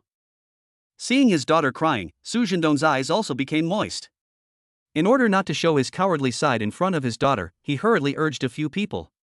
After Shin Tianguo and Wu Xiumei said hello to their in-laws in the car, Shin Yi drove away. Looking at the exhaust gas from the car, Su Jindong leaned on Tang Wanzhou's shoulder and cried like a little woman, "My daughter is getting married, and I still feel reluctant to let her go, woo woo." "Okay, Lao Su, Ningning is still your daughter even if she gets married. Why are you crying as a grown man?" Tang Wanzhou was extremely happy upon seeing this. Perhaps only an old father could understand the feeling of his little girl getting married. After the granddaughter and grandson-in-law left, Su Tianba quietly wiped away the tears from the corners of his eyes. After getting the marriage certificate, she was the daughter-in-law of the old Shin family. The generations were even closer, so he was even more reluctant to let her go. However, in order to show his dignity, he would not cry as bitterly as his son. Not only that, he also condescendingly taught Su Jindong, "You are already an adult and still crying, aren't you ashamed?" "Okay, Ningning has left. You guys should leave soon too. Let me be quiet." After saying that, Su Jindong walked into the house with a hunched back, and Su Jindong could only sob a few times pitifully, and then drove away with Tang Wanzhou. At the same time, in the car, Su Kenning was very happy holding her household registration book. After crying, she was only excited. Then she blinked her bright eyes and playfully asked Shani, "Husband, when are we going to get the marriage certificate?" "I think it's better to do it today." Chapter 89, Getting a Certificate. Ahem. Shani was shocked by Soo Kenning's words. His wife really did what she wanted. Although he was surprised by his wife's decision, Shani also wanted to get the marriage certificate with his wife as soon as possible. However, he thought more comprehensively. It would take about 2.5 hours to get back to the Civil Affairs Bureau in the city from the suburbs, and it would be estimated that people would be off work when he got there. After all, government departments get off work on time and never delay. Moreover, they get off work at 5:30 in the summer. They can be said to be a god-like department. Then, Shani smiled and comforted his wife, "When we get there, they will be off work. How about we go tomorrow?" "Yeah, okay." Listening to her husband's words, Soo Kenning felt that it made a lot of sense. After all, one day wouldn't make a difference in getting the marriage certificate. And if I really go, the people there will have already gone off work, so it would be a wasted trip. Forget it, forget it. If I don't listen to my husband, I will suffer the consequences. At that time, Shin Tianhua and Wu Xiaomei, who were in the back seat of the car, looked at each other with satisfaction as they watched the interaction between their son and daughter-in-law. As long as they are happy as a couple, they have no objection to when they get their marriage certificate. However, as someone who has experienced this, Wu Xiaomei gave the two some advice. "Ningning, Xiaoyi, if you want to get the marriage certificate tomorrow, you must go early. It's better to get married sooner rather than later. If you can't get a marriage certificate in the morning, don't go in the afternoon. Getting a marriage certificate in the afternoon means people are getting married for the second time, which is unlucky." "Oh, okay, Auntie, we got it." Soo Kenning and Shani had no aversion to these folk customs. They could not be considered bad habits. After all, marriage was a happy thing, and getting a good start was the best. At that time, Soo Kenning was already thinking that when she got home she would set the alarm for 6 o'clock the next morning. As soon as the Civil Affairs Bureau opened for business, they became the first couple to get their marriage certificate. This was the first time to get a marriage certificate, and Soo Kenning had no experience, so she turned her head and asked Wu Xiaomei, "Auntie, can you tell us what else we need to pay attention to when getting the marriage certificate? This is our first time and we don't have much experience.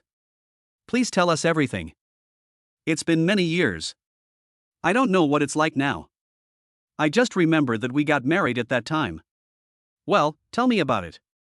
Soo Kenning loved listening to adults tell stories about their time the most. She lay on the back seat and listened carefully. Shani was a little amused and helpless when he saw this. It seemed that his wife was addicted to listening to stories. It was only after Shani drove to the downstairs of his house that Wu Xiaomei finished telling him about their marriage. Soo Kenning was very envious. At that time, life was very long, it was just a lifetime, and the feelings were very pure, but she believed that she and Shani would be like that too.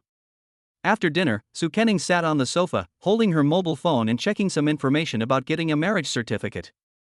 At that time, Shani came over and saw that his wife was still thinking about getting the certificate. He didn't know whether to laugh or cry, and then comforted her, "Wife, we will know what the certificate is tomorrow. I think it's okay as long as we bring all the necessary documents. This is Xingyi's own idea. No matter what he does, he will have a pile of documents wherever he goes." Soo Kenning nodded and agreed, "Husband, you are right. We only need to bring both parties' ID cards and household registration books, but I am looking for the guide to getting the marriage certificate now. For example, what clothes should we wear and what hairstyle should we have when we go to get the marriage certificate tomorrow? I saw some people wearing veils. I was really surprised when I checked it out. It turns out that there are so many things to pay attention to when getting a marriage certificate. Girls are very concerned about getting a marriage certificate. After all, the photo on the marriage certificate will last a lifetime, and it cannot be ugly. Besides, getting the marriage certificate is also a wonderful memory, so Soo Kenning certainly does not want to leave any regrets in her life. Listening to his wife say this, Shani felt that what she said made a lot of sense. He was ignorant and too straight. Then, he sat on the bed, took Soo Kenning into his arms and said lovingly, "Husband will watch it with you, but I will listen to you." "Yeah, thank you, husband." In fact, girls like the feeling of having boys around them, which makes them feel safe and valued. In this way, the two of them held their phones and browsed one marriage guide after another, and Shani also remembered the romantic things in the video clearly. His wife must have what other people's wives have, and Soo Kenning must have what other people's wives don't have even more. The next day, the alarm clock rang on time at 6 o'clock.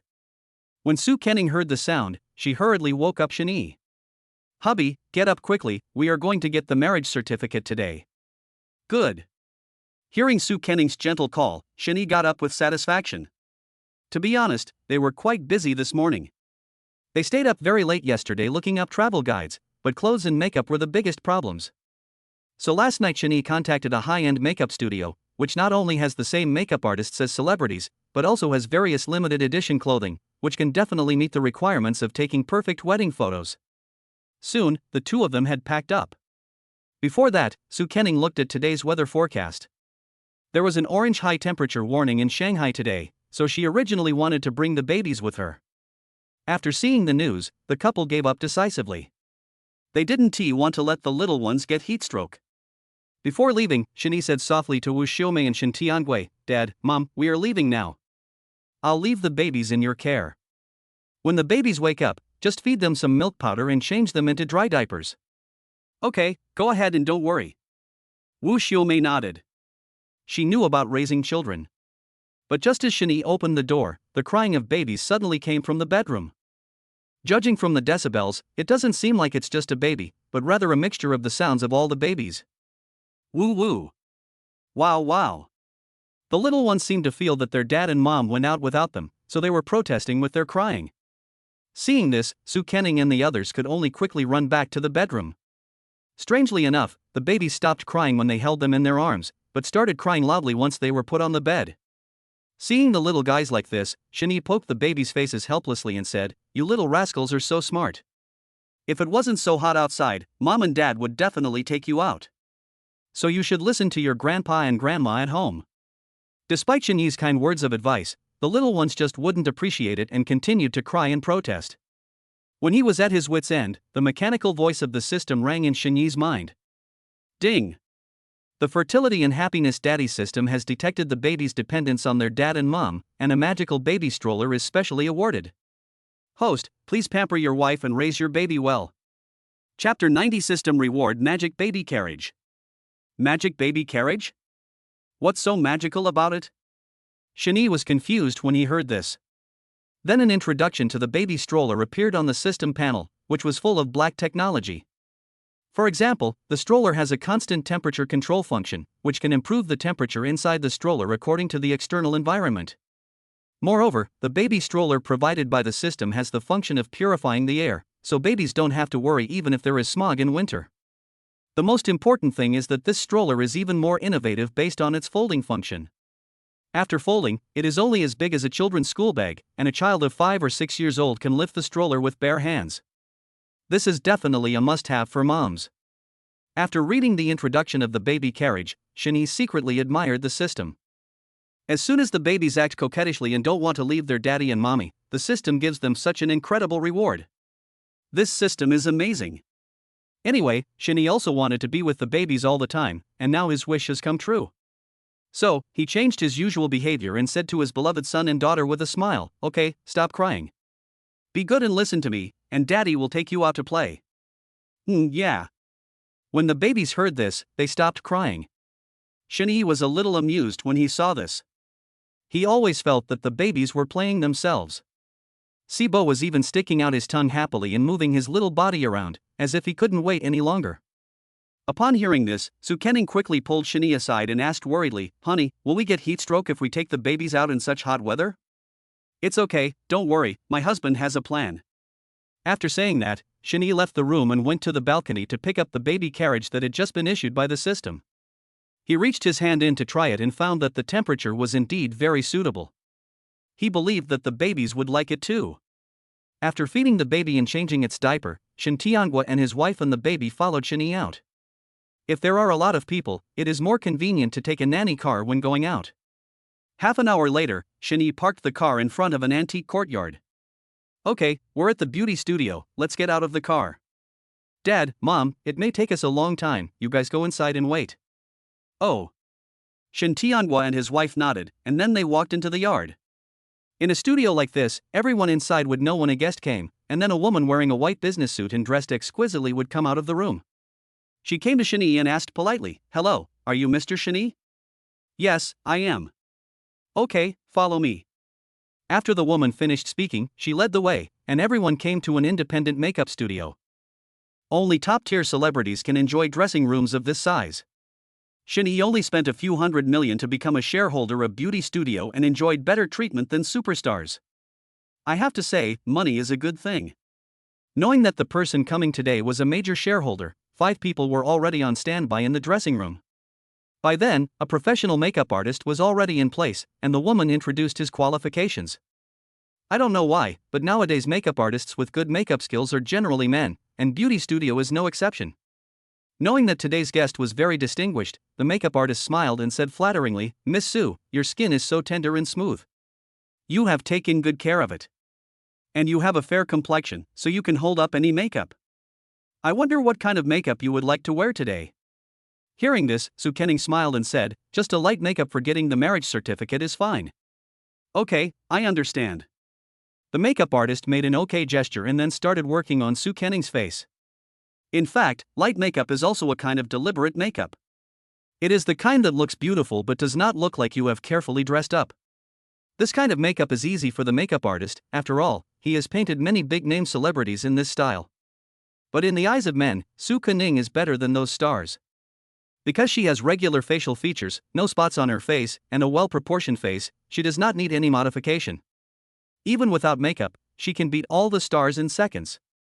With the expertise of the makeup artist and Soo Kening's natural beauty, the makeup on her face was completed in less than 10 minutes. Then, the man asked with a smile, "Miss Sue, are you satisfied with your makeup? If there is anything you are not satisfied with, I can change it for you." Hearing this, Soo Kening looked at herself in the mirror carefully, then nodded with satisfaction, "No need, I like the makeup very much." He is indeed a professional, and his makeup is better than hers. Standing up from her seat, Soo Kening shyly came to Shin-hee and asked coquettishly, "Honey, am I beautiful?" "Beautiful, my wife is a fairy, how can she not be beautiful?" Just like that, the two of them hugged each other and showed their affection in public, and the staff members turned their faces away tactfully when they saw it. "Okay, go put on your makeup and don't keep me waiting." "Okay, I'll be back soon." After saying that, Shin-hee scratched Soo Kening's nose lovingly, then left. Just as Soo Kening requested, Shin-hee also wore light makeup. If you put on too much makeup, you will lose your masculinity, like those boy band members. "Hello everyone, we are Candy Super Sweet." Shin-hee felt sick and wanted to vomit just thinking about it, but he would never raise his babies like that. The makeup artist did Shin-hee's makeup faster than Soo Kening, and it was finished in less than 5 minutes. However, after seeing the effect, he confirmed that the makeup artist did not cut corners. The makeup was done, and Shin-hee and his group left immediately. After everyone left, the makeup artist asked about Shin-hee's identity. "Sister Jiao, who was that person just now? Why did we get up so early to come to work?"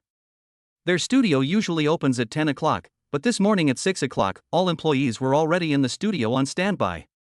As soon as these words were spoken, they instantly aroused the curiosity of other employees. Sister Jiao noticed that everyone was complaining, and then said seriously, "That person is the largest shareholder of our studio besides the boss." "Oh, really?" Everyone was shocked when they heard this, but they were lucky that they did not show their impatience at the time, otherwise they would have been fired.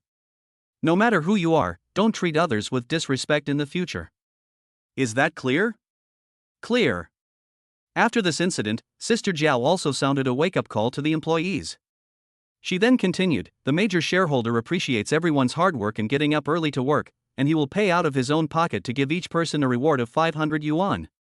I will give it to everyone later." Chapter 91. Check-in at the Civil Affairs Bureau. There are more than 100 employees in the beauty studio, and Shin-hee spent more than 50,000 yuan in less than half an hour. He feels that the money is well spent to make his wife beautiful. Although the studio employee's salary is not low, earning 500 in less than an hour is really worth it. One of the employees said with emotion, "If I could get up at this time every day and earn 500 yuan, I would be willing to get up this early every day." Me too, me too. This is the evil superpower. Fortunately, Shin-hee has mastered its essence. After leaving the beauty studio, Shin-hee drove to the Pudong New Area Civil Affairs Bureau in Shanghai. In less than 30 minutes, we arrived at our destination. A few people thought they had arrived early enough, but unexpectedly there was already a queue at the door, and the queue was not short, with at least more than 20 couples in front. Soo Kening looked at today's date. It was neither 520 nor 521, and it was certainly not a holiday, but she found that today was Sunday. The Civil Affairs Bureau in Shanghai is closed on Saturdays, so they work on Sundays to make it easier for young people to get marriage certificates. It was already 8 o'clock in the morning, and the staff opened the door and welcomed the newlyweds. Seeing this, Su Kenning patted Shenyi's shoulder excitedly. "Honey, the team has started to move, and it will be our turn soon." Shen-yi nodded. 3 couples had just entered at once, so it should be quick. It has been more than 10 minutes since the first group of newcomers went in, but there is no sign of them coming out. Then the young couple in front of Shenyi and Su Kenning sat down in the shade. They watched the woman gently touching her belly, thinking that she might be pregnant. The man next to her took out a water cup and said gently, "Wife, are you thirsty? Drink some water." Looking at the sweet appearance of the two, Su Kenning felt sweet in her heart. It takes a lot of courage for a woman to get a marriage certificate just because she is pregnant, but society is more tolerant now. They were the only ones like Su Kenning who came to the Civil Affairs Bureau with a big belly and a baby. Anyway, the two couples attracted a lot of attention, and there were some people talking about them behind them. But people are kind and they are very envious. At this time, a younger couple behind Su Kenning, who were born in the 2000s, looked at the chubby baby in the stroller and asked them a little embarrassedly, "Sister, your baby is so cute, can I touch it?" The girl was both excited and nervous. Su Kenning nodded happily when she heard it, of course. Then, Su Kenning opened the roof of the stroller, and 4 cute little babies appeared in front of the two. At first, the girl thought there was only one baby in the stroller, but when she opened it, she found that there were 4 babies. She said excitedly, "Sister, you gave birth to quadruplets, you are so lucky. I really envy you." Hee, it's just luck." Whenever others envied her child, Su Kenning would modestly say that being too high profile would easily arouse others' jealousy. Of course, when Shen Tianhua and his wife heard others praising their grandson, they felt very proud. Quadruplets are so rare that only his family has them. Unconsciously, Shenyi's baby has attracted the attention of the newlyweds around. Some of them originally thought of having children after getting married and working hard. But ever since they saw the soft and cute baby, it seemed as if their souls were hooked away, and they wanted to create the baby right on the spot. At this time, the pregnant girl sitting in the shade saw people looking around the baby stroller, which made her feel a little itchy. Then, she poked the man next to her and said, "Honey, let's go over and take a look." "Okay." The man nodded when he heard that. He stood up first and then helped the woman up. Then the two of them came to the stroller. After seeing the well-behaved quadruplets in the stroller, the woman loved them so much that she touched her belly and began to imagine what the babies would look like. It would be nice if the baby was fair, chubby, with big eyes, long eyelashes, and double eyelids. Of course, she could only think about it. She could never achieve double eyelids because she and her husband both had single eyelids. This was her first child and she had no experience. The woman pulled Su Kenning aside and asked politely, "Sister, what did you eat when you were pregnant? The baby is so cute." "Well, I eat everything. I'm not picky about food. I eat a lot of fruit too. But I eat the most grapes, so maybe the babies just have big eyes." Su Kenning thought about it carefully and then said that she didn't have any morning sickness when she was pregnant, and she was able to eat and sleep well. Maybe that's why the babies grew up so chubby. "Oh, okay, thank you." After hearing this, the woman nodded with a smile. Double eyelids are not a big deal, as long as the baby is born with big eyes. Then she smiled and said to the man beside her, "Honey, let's go back and buy some grapes after we get the certificate." "I want to eat some." "Okay, I'll buy it for you when I get back," the man said lovingly, and it can be seen that he is also a good man. After queuing outside for nearly an hour, it was finally Su Kenning and Shenyi's turn. They pushed the stroller in and sat in front of the window, followed by Shen Tianhua and his partner. When the staff saw the newlyweds bringing their baby to get their marriage certificate, they were stunned for a moment, then took out 2 forms from the cabinet and handed them to the two. "Please fill out the form first." The above is all basic information, and the two of them filled it out quickly. "Give me your ID card and household registration booklet." Su Kenning nodded and handed over the ID card. The staff then printed the ID card and entered it into the system. The whole process took more than 10 minutes to complete, and soon the red book was ready. The back was the place for taking photos. Relatives were not allowed to enter, so the old couple and their babies waited in the shade outside the door.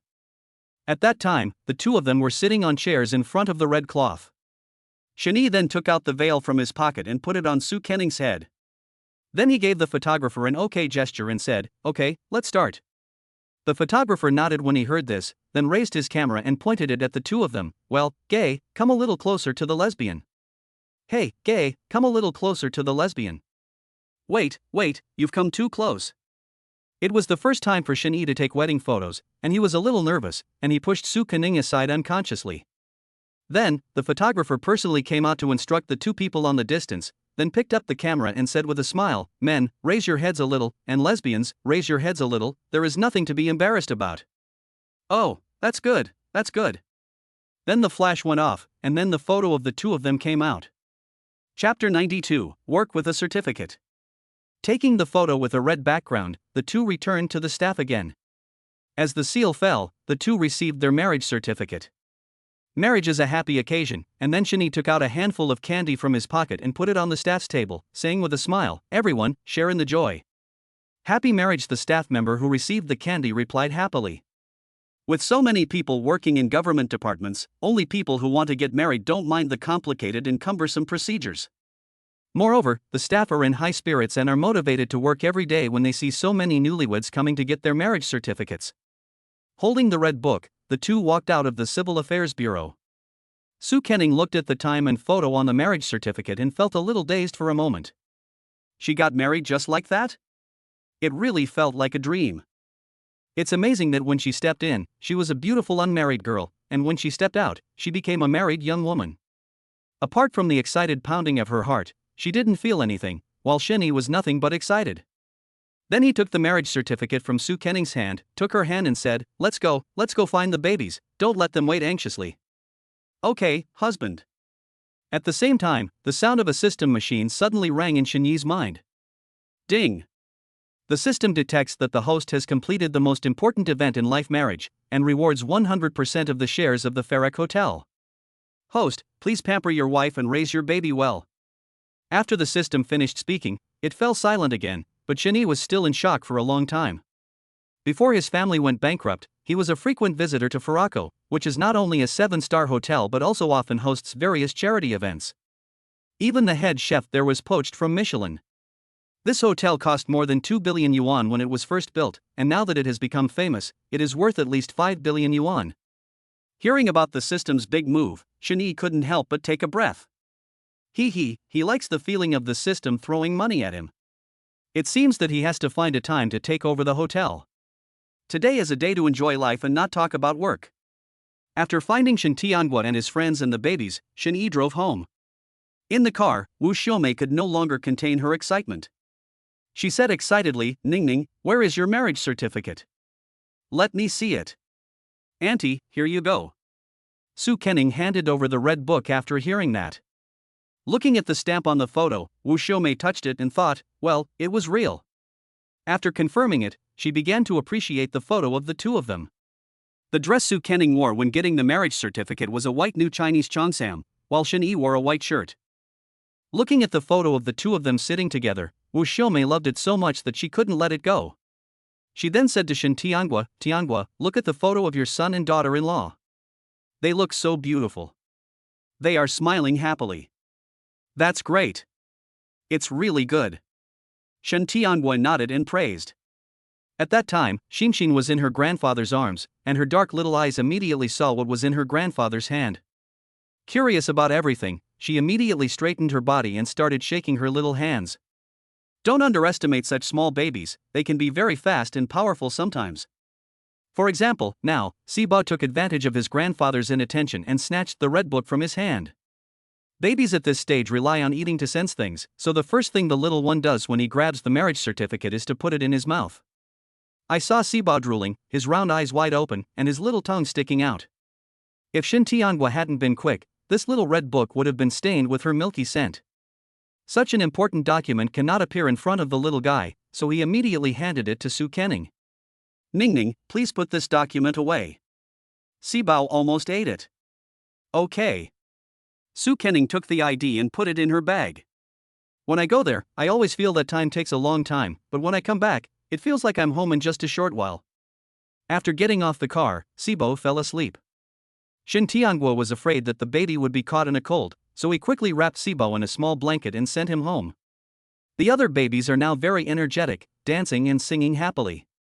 After returning home and resting for a while, Shani began to prepare lunch. The babies fell asleep soon after arriving home, so Su Kening now had plenty of time.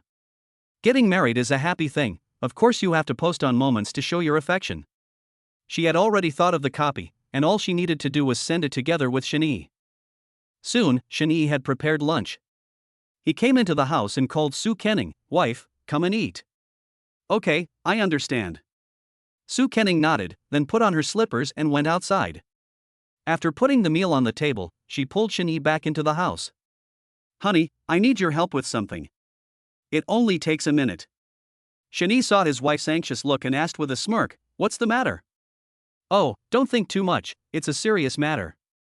Su Kening patted Shani on the shoulder and said seriously, "We got the marriage certificate today. If they want to post it on their moments, you must post it too. You can't refuse."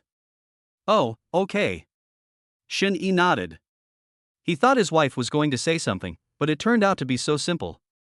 After getting the marriage certificate, it is time to announce it to your friends and they should give their share of money. Then, according to Su Kening's request, Shani and she sent a circle of friends at the same time. The two borrowed the official announcement texts from celebrities and showed their affection in their circle of friends. Su Kening wrote in her circle of friends, "Hello everyone, let me introduce you, this is my husband." Then the picture below is the photo in the red book. And Shani's is, "Hello everyone, let me introduce you, this is my wife." The two of them hadn't sent the message for a minute when their phones started to buzz. Thinking it must be everyone's blessings, they tacitly turned their phones to silent mode and focused on eating. They should focus on expressing their gratitude for everyone's blessings. After the meal, there were already a lot of likes and comments on the moments, and Shin E's roommates took turns bombarding him with messages after seeing them. "Brother E, what's going on? Why did you get the certificate without telling anyone? You are not a good brother. We want to eat wedding candy, the best kind. When are you free? Let's go out and celebrate." There were also messages from Su Kuning's roommate on her phone. "Ning Ning, you're married? What happened during this period? It happened too quickly. You have to say, your husband is quite handsome. This marriage is worth it. A talented man and a beautiful woman, a perfect match. Happy wedding. Be careful not to get too tired at night." Chapter 93. I'm afraid you'll get punished. The two began to reply to the messages in turn. As soon as Shani started to respond, his roommates sent him a group video invitation. Shani was a little amused and helpless when he saw this. In order not to disturb the baby's sleep, he ran to the balcony to answer the phone. As soon as the call was connected, I saw three big faces, spitting excitedly. "Fuck, brother E, you finally replied. If you didn't reply, I would have gone to your house to look for you." The person who spoke was Xiao Chunfeng. He thought back to the time when he was the one who was tricked by Shani into cleaning the big bungalow. "I just had dinner and just saw it now. I immediately replied to your message." Okay, brother E, you are really a hidden talent. You quietly abducted the most beautiful girl in our Magic City University. Awesome, really awesome." When they saw the marriage certificate issued by Shani, they realized that Su Kuning looked familiar. It took them a long time to realize that she was a senior from the previous class. Shani heard several people complimenting him and rolled his eyes in annoyance. "Okay, stop being envious. The important thing is to find a partner as soon as possible. You don't know how good it is to be married, with a wife, children, and a warm bed." When Sun Jufa and the others heard this, they couldn't talk anymore. It was not that they didn't want to look for someone, but that they couldn't find the right one. Feeling that he had touched upon the hearts of several people, Shani immediately changed the subject. "By the way, have you all found jobs?"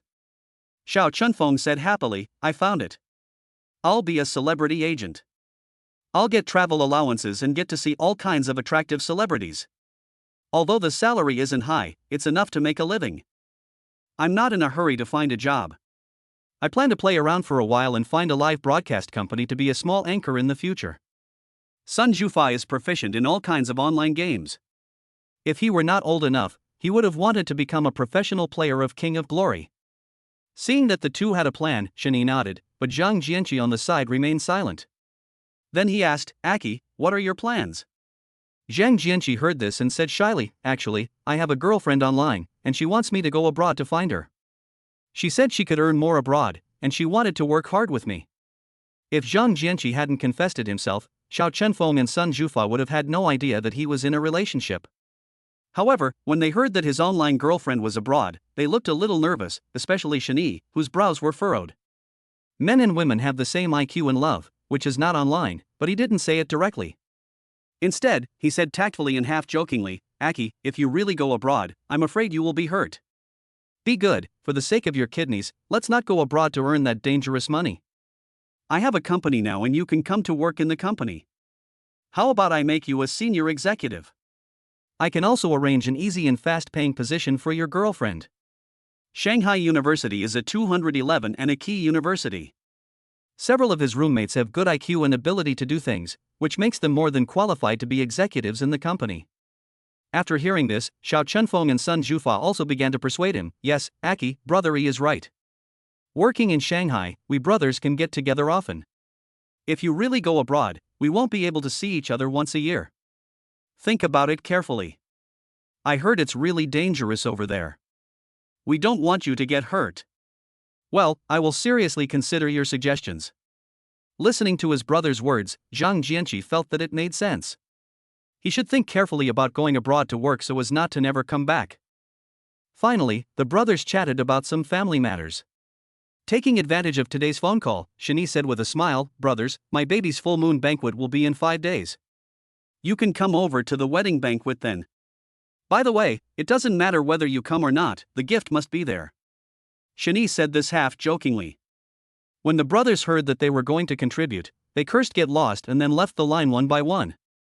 Although Xiao Chenfeng and the others said this, they were very clear when it came to presenting gifts.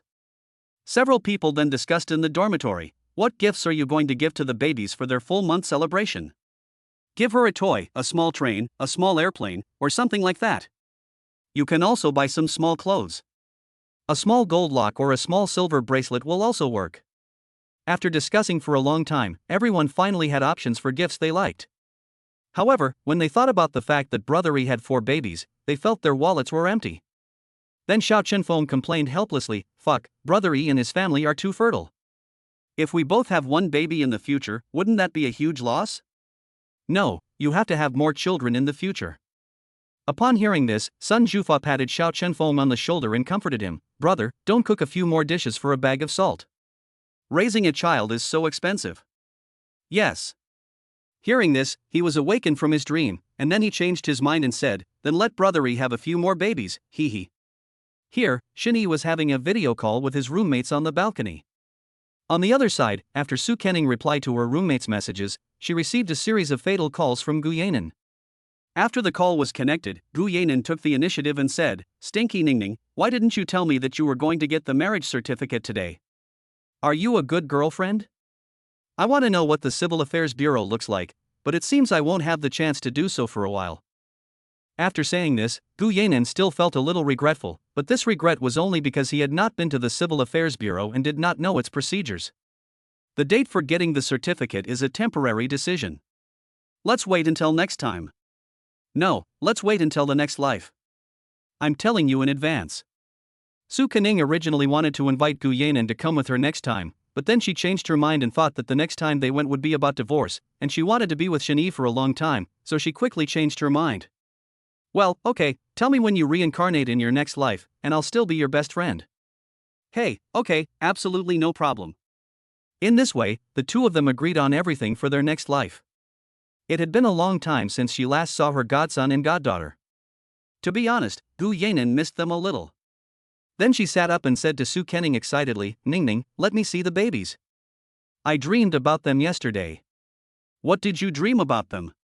Su Kenning said while turning the camera. "I dreamed that after they left, they would surround me and massage my legs and shoulders. They were very well behaved, very obedient, and soft and cute. Then when I was enjoying it, the alarm clock rang and it was daybreak, haha." Su Kenning also smiled when she heard that. However, when she saw that Gu Yanan missed the baby so much, she immediately invited her, "Then come and see them when you are free. Xiaoyi's parents are very easy to talk to, so you can come without any worries." Chapter 94. The wedding date is set. "Oh, okay, I'll go over when I'm free." Gu Yanan nodded. In fact, she was not afraid that Xinyi's parents would have objections, but she was afraid that her frequent visits would disturb their world of two, so she was restraining herself now. Otherwise, with Xinyi's excellent cooking skills, she would have to go there every day. Later, the two best friends chatted about some gossip before hanging up the phone. At that time, Xinyi also returned to Su Kenning from the balcony. Thinking that the babies would be 1 month old in a few days, he discussed it with Su Kenning. Ning Ning, let's go to a hotel for our baby's full moon celebration. It won't be convenient at home if there are too many people coming. Of course, the babies love going out the most, they will definitely be happy. Su Kenning nodded, then looked at the babies on the bed and spoke gently. Looking at the babies growing up day by day, Su Kenning felt that time passed so quickly. She felt like she had just been out of the hospital for a short time and the baby was already 1 month old. Time really waits for no one. Su Kenning wanted to take good care of every important moment for the babies, and then she suddenly remembered a video she saw a few days ago. Oh, by the way, honey, I saw on the internet that people put a red footprint on the wine for their babies during the full month wine celebration. Let's do the same for our babies. Okay, if other babies have it, our baby should have it too. I'll buy a few bottles of good liquor tomorrow, seal them, and take them out when the children get married. Su Kenning only thinks about meaningful things, so Xinyi of course fully supports her. Besides, he is capable now, so of course he wants to give the babies better. At that time, he was already thinking about what kind of wine to buy. In the bedroom, they were discussing the baby's full-month banquet, while in the second bedroom, Shen Tianguo and Wu Xiaomei were discussing the wedding date for their son and daughter-in-law. When they were at Su Kenning's house, Wu Xiaomei asked for her birth date and horoscope. At that time, the two were contacting a master who could calculate their wedding date. The Dragon Country has a history of thousands of years, and during this period, it produced unique knowledge such as the 5 elements, 8 trigrams, and feng shui. Our ancestors were so smart that they developed a set of theories at that time, so this is not all nonsense. Capable people are those who really know the art of calculation, and marriage is about choosing an auspicious day, so it is better to calculate it. Soon, the person on the other end of the phone answered. Wu Xiaomei then told the other party the birth dates of Xinyi and Su Kenning, and then explained the purpose of her visit. The man calculated with his fingers and quickly gave the answer. The wedding date is set on the 7th day of the 8th lunar month. It would be best if the bride gets off the sedan chair before 10 o'clock. Okay, thank you, master.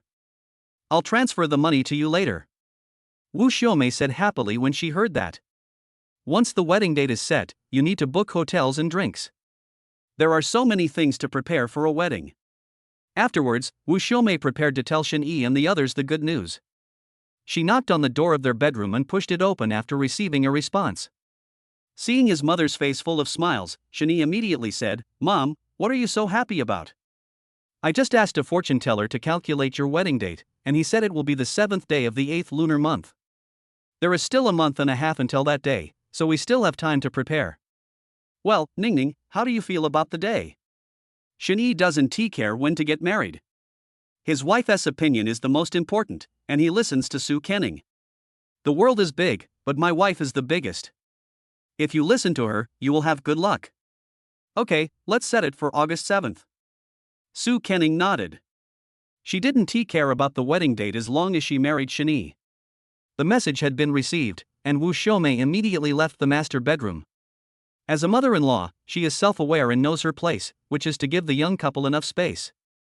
There is less than a month left until the wedding. Although she has never been married, she knows that wedding photos are essential. Then she looked at Xinyi in confusion. Honey, is it too late for us to take wedding photos now? Will the photos not turn out well? Don't worry, it will definitely come out. Upon hearing this, Xinyi hurriedly comforted Su Kenning. He said that he would not worry if the photos could not be produced because he had the money. Just yesterday, Su Kenning searched for strategies on how to get a marriage certificate, and today she started searching for strategies on how to get married. After watching just one video, all the videos she saw were about marriage. Maybe Big Data knew that she was going to get married. Getting married is not just a matter for one person, Xinyi is also helping, and the most urgent task now is to find a wedding studio that is good at taking photos. After searching for a long time, the two found a wedding photography studio they liked. This store is not only a favorite for wealthy people to get married, but also has been used to take photos for many celebrities' weddings. Their business capabilities are unquestionable. Then Xinyi contacted the person in charge and made an appointment to visit the store tomorrow. At the same time, the system prompt sounded in his mind. Ding! The system detects that the host's wedding date has been set, and is rewarding a set of top-quality wedding dresses from the Jin AI wedding photography shop. Host, please pamper your wife and raise your baby well. Jin AI bridal shop? Hearing the system prompt, Shinee looked at his phone and found that the bridal shop the system mentioned was the one he had booked. What a coincidence. Moreover, he didn't expect that the system would give him a reward just for setting a wedding date. It was really generous. According to the system, that top-notch wedding dress was the posthumous work of a famous wedding dress designer and its value is inestimable. In the past, when an international superstar wanted to buy this wedding dress when he got married, he was rejected. Unexpectedly, it was collected by Shinai. Although he had never seen what a wedding dress looked like, Shinee thought that the master's design would definitely be good. The next day, after breakfast, Shinee and his family went out, their destination being Jinai Wedding Photography Studio. 40 minutes later, Shinee parked the car in an empty yard. In front of it was a small archway with the word Jin AI written on it. As soon as we entered, staff came out to greet us. Since people who come here are either rich or noble, their attitude is very good. Excuse me, are you Mr. Shin who made an appointment yesterday? I am. Okay, please follow me with you and your family. The staff member made a pleased gesture and followed. Soon the group arrived at the first floor of the bridal shop. There was a reception desk at the door and 2 sets of dresses were placed in front of the floor-to-ceiling window. One is a Western-style wedding dress, and the other is a Chinese-style shoha. Both are very beautiful, but the shoha one is more festive.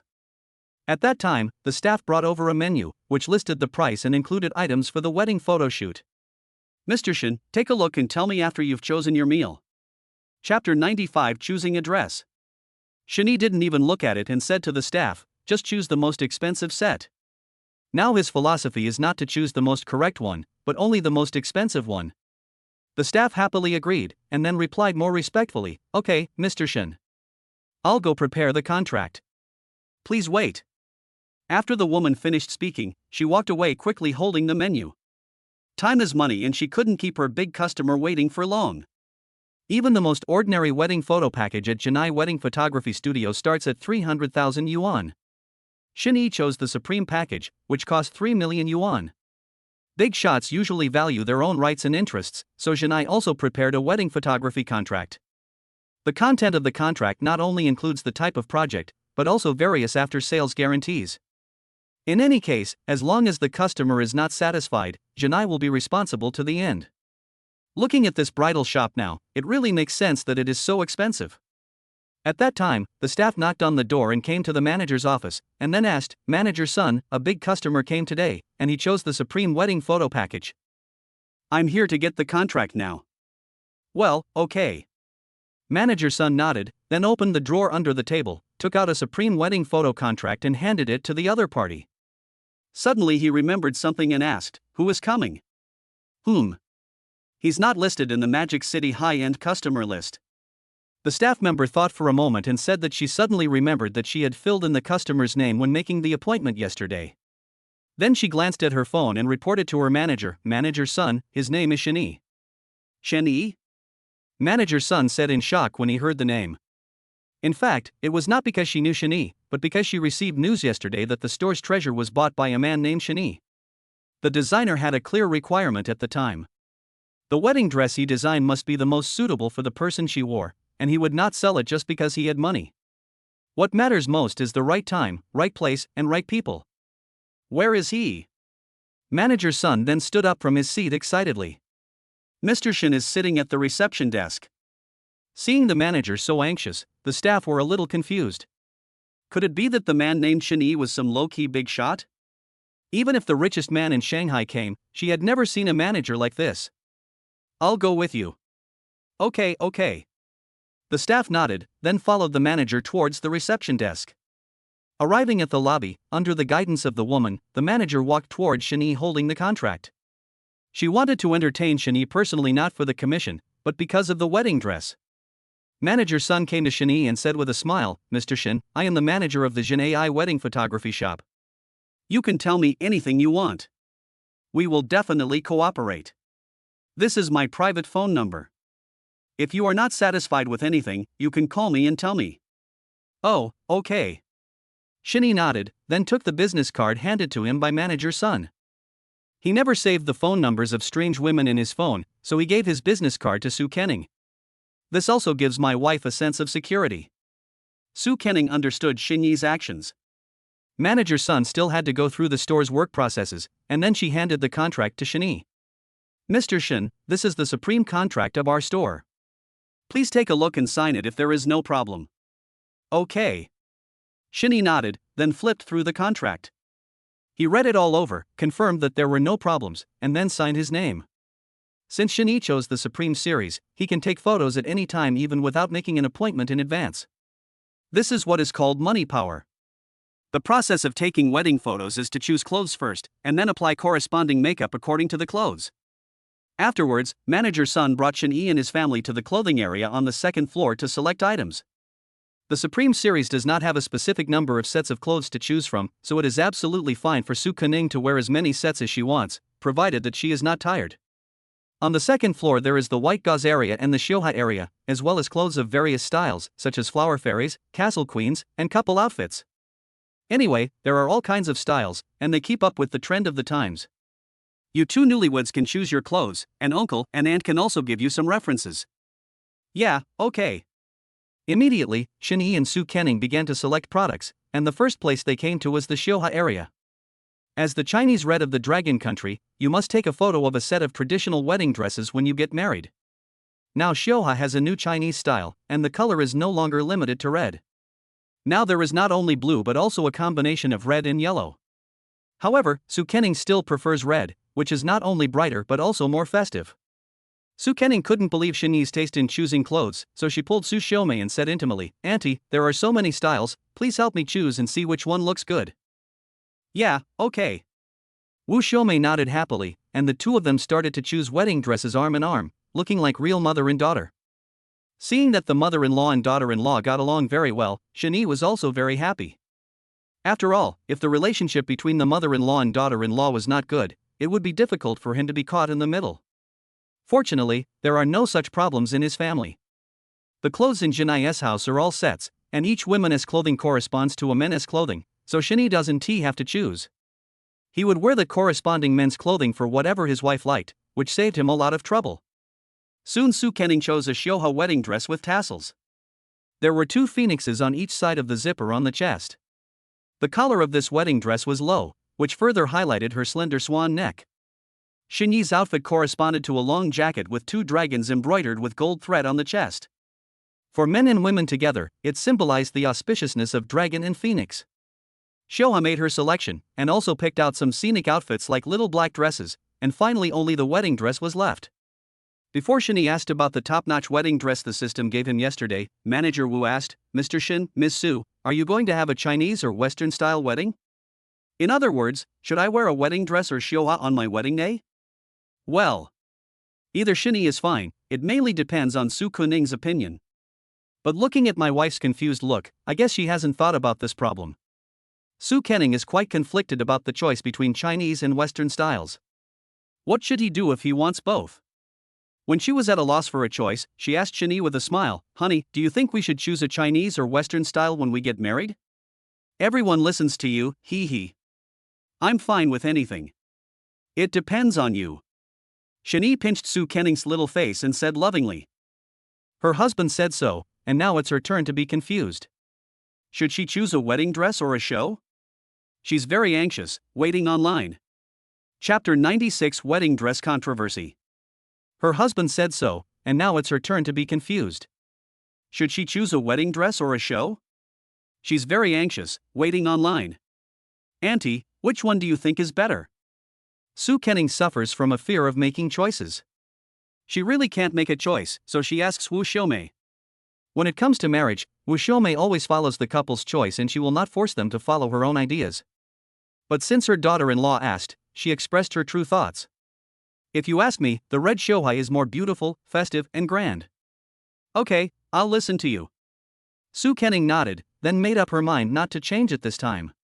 Since the attire for the wedding day has already been chosen, there is no need to save the top-notch wedding dress for the wedding. It can come in handy when taking wedding photos. Then Manager Wu smiled and said, Mr. Shin, you bought the top wedding dress in our store yesterday.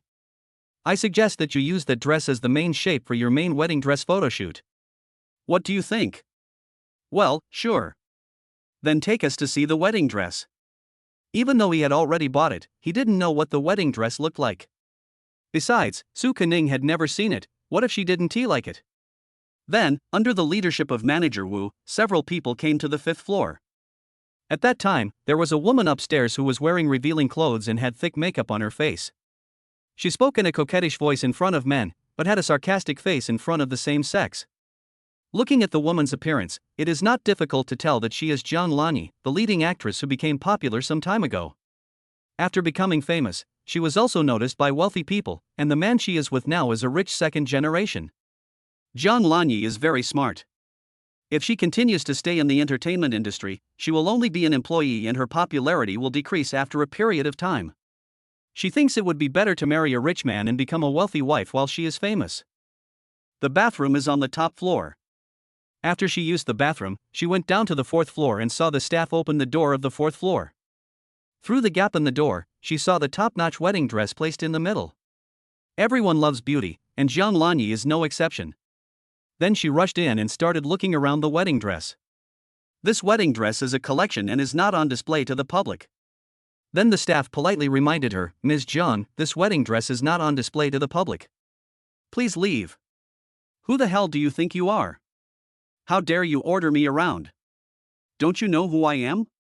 Jiang Lanyi answered sarcastically when she heard this, and her eyes were filled with greed for the wedding dress. In her opinion, it's all about money, and there is no problem that money can't solve. Only I am worthy of wearing such a beautiful wedding dress. Don't worry, my boyfriend is very rich. We will buy it for you. I'm sorry, Miss Jiang. This wedding dress has been bought by someone else yesterday. I'm really sorry. The staff said very politely and respectfully. No matter how difficult the customer is, the rules are the rules and they really can't be crossed. But even so, she still advised kindly, we have many high-end custom wedding dresses on the 3rd floor, and the styles are all very good. Miss Jiang, you can go and choose. This wedding dress is really not acceptable. I just like this one. There is nothing I can't buy that I like. Get out of here. Jiang Lanyi said this, and then pushed the staff member aside. Later, when she saw her boyfriend coming, she put on an innocent face again and said, Brother Dong, someone likes this wedding dress, but this woman seems to look down on us and said that the wedding dress has been sold to someone else.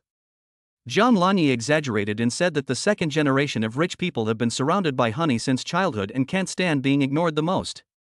Then he comforted the woman, and then said to the staff in a cold tone, no matter how much this wedding dress costs, I will pay 3 times, and you will definitely not lose out. Sir, this is not about money. The wedding dress really can't be sold. After saying this, the staff member still felt a little aggrieved. She had never seen such a sarcastic person. Seeing her crying, the man became even more impatient and wanted to attack her immediately, but Manager Sun appeared and restrained them. Wait, what are you going to do? Your employees are very rude. I'm going to teach them a lesson for you. The man said proudly, shaking his arms. Even if he hit someone, it would just be a matter of paying some money. There was nothing that money couldn't solve. No need. We have our own staff training. This room is not open to the public. Please leave if you are not related to the room. Manager Sun said very bluntly that their Janai was a well-known industry in the wealthy circle, and the connections behind it should not be underestimated, so she was not afraid of offending the people who should be offended. Shani, Su Kening and his group were watching from the sidelines. He believed that Manager Sun would handle it. Seeing that the woman is a beloved leader, she should not be easy to mess with, so the man directly brings the war to the man himself. You let us out, why don't you let their family out? Haha, Manager Sun laughed sarcastically, and then immediately replied, because this gentleman is the owner of this wedding dress. So, you are not qualified. After knowing the buyer, the matter was easy to negotiate. Then the man let go of Jiang Lanyi's arm, walked up to Shani arrogantly and said, how much did you buy this wedding dress? I am willing to pay 3 times the price. Don't worry, I have plenty of money. He is a second-generation rich man who has never been poor since childhood. He spends money lavishly, spending several million a month. In his eyes, this small wedding dress is worth at most 10 million. If he can triple the price, he can get the money by just acting coquettishly with his mother. After all, he has been like this since he was a child. Shani laughed contemptuously when he heard this, not because he looked down on men but because he thought he underestimated the value of this wedding dress. The diamond sewn on the chest of the wedding dress is worth tens of millions, not to mention the many small diamonds inlaid on the outside of the tulle.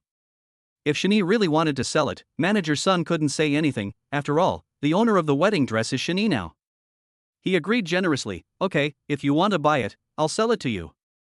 I spent 210 million on this wedding dress, so I'll give you the remaining 10 million. If you want 3 times the price, then just give me 600 million. I'll make it clear in advance that I don't support credit. Puchisuka Ning couldn't help but cover her mouth and laugh when she heard this. She understood the hidden meaning of her husband's words. This was naked sarcasm. But she felt that her husband was right. He was the one who coveted the wedding dress her husband bought for her. He deserved it. What, this shabby wedding dress is worth 200 million? The man was stunned when he heard this astronomical figure. He couldn't believe that this wedding dress was so valuable. Chapter 97. None of the Shin family's children are disobedient. The man was stunned when he heard this astronomical figure. He couldn't believe that this wedding dress was so valuable. Then the man's face looked a little ugly, and he could no longer be arrogant. No matter how much he acts like a spoiled brat, there is no way his mother would give him 600 million. It was the first time that he encountered such an embarrassing thing. He could not compete with others in terms of money. Honey, this wedding dress is worth 600 million, let's pay for it. I'll wear it when we have our wedding, and it will definitely shock everyone. Jian Lanyi held the man's arm and acted coquettishly while talking in her fantasy. She didn't notice that the man's face had turned ashen.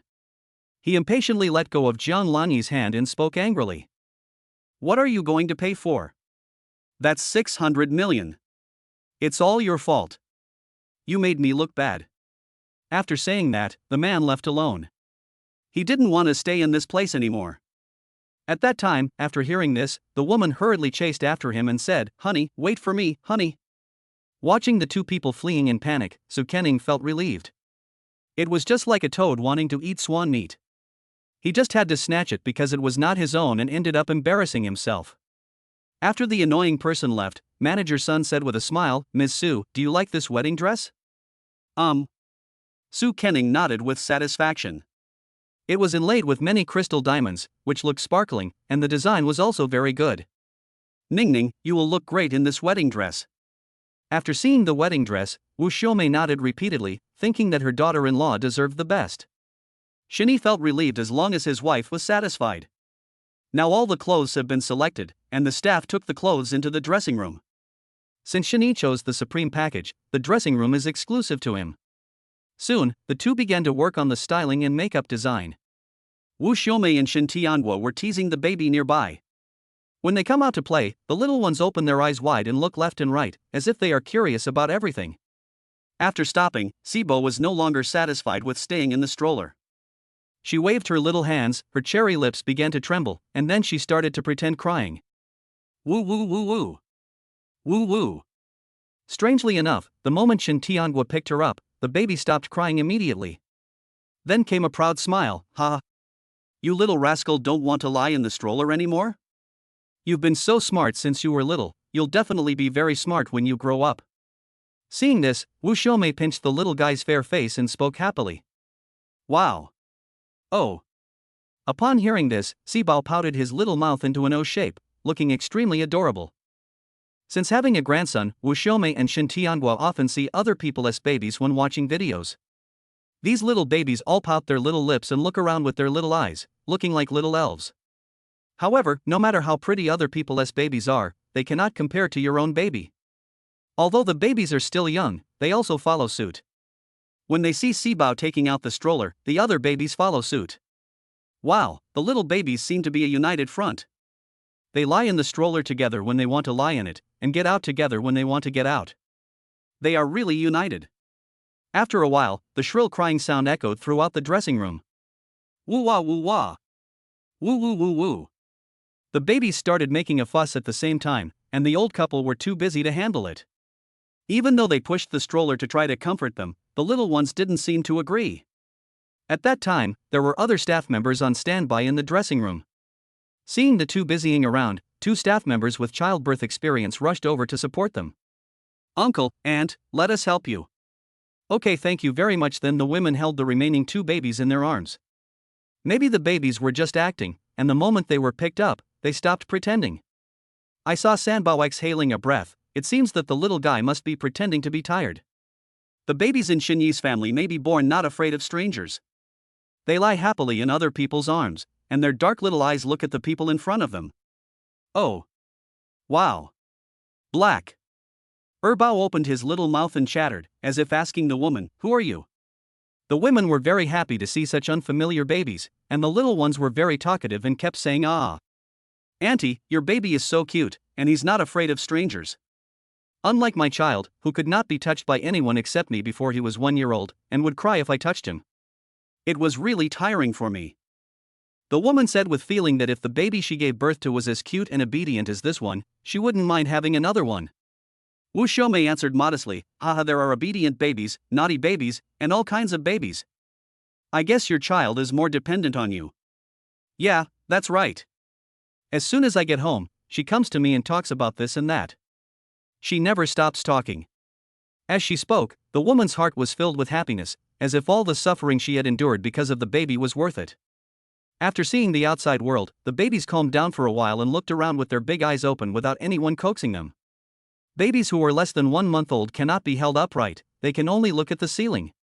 Maybe the crystal chandelier on the ceiling of the dressing room was too dazzling, and the little ones fell asleep in daze after watching it for a while. Then, Wu Xiaomei and Shen Tianguo put the babies in the strollers. At that time, Su Kening and Shani had already finished their makeup. They left their seats and walked to the sofa outside. When they heard the babies crying just now, their hearts tightened and they wanted to rush to the little ones immediately. Before I even got up, the crying of the little ones subsided. I guess the old couple had comforted them. Only then did they calm down and put on makeup. "Dad, Mom, the little ones are asleep." "Yeah, he fell asleep after playing for a while. I didn't even need to coax him. He was very obedient." "Hee, there is not a single disobedient child in the Shin family," Shani said proudly when he heard that. While the little ones were asleep, the two quickly changed their clothes so that the little ones would wake up after taking the photos. The first set of clothes photographed was the Chinese-style Showa, and this scene was mainly shot indoors. Since Shin Tianguo and Wu Xiaomei had nothing to do, they just pushed the stroller and watched their son and daughter-in-law take pictures. The scene has been set up. Shen Yi and Su Kening are standing under the lights. The photographer then raises the camera and speaks to them. "Come on, boys, smile brighter. If you marry such a beautiful wife, you will wake up laughing even in your dreams." Chapter 98 Debao, "If you don't give me a drink, I will cry." Whether a photo is good or not has a lot to do with the photographer as well as the person taking the photo. If you are not a professional model, you will have a bitter face when you smile, and it will not look good in the photo. At this time, having a photographer who can make people laugh will help you get twice the result with half the effort. With the help of the photographer, the two gradually got into the groove and looked more and more relaxed, not at all shy. Soon, the filming of this set of clothes was completed. "Okay, go change into your next set of clothes." "Aha!" The two nodded, and then the group returned to the dressing room. On the way back, Su Kening rubbed her little face and complained to Shani, "Honey, this photographer is so funny, my cheeks hurt from laughing. I'll rub it for you later." "Okay, my husband is the best." Su Kening nodded with satisfaction. In fact, when she decided to finish taking the wedding photos today, she had some worries in her heart.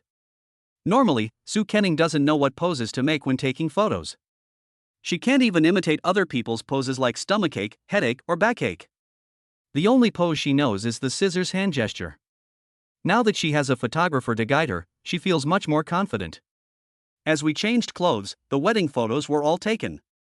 After changing their clothes, Shani and Su Kening were so tired that they collapsed on the sofa. I have to say that taking wedding photos is really hard work.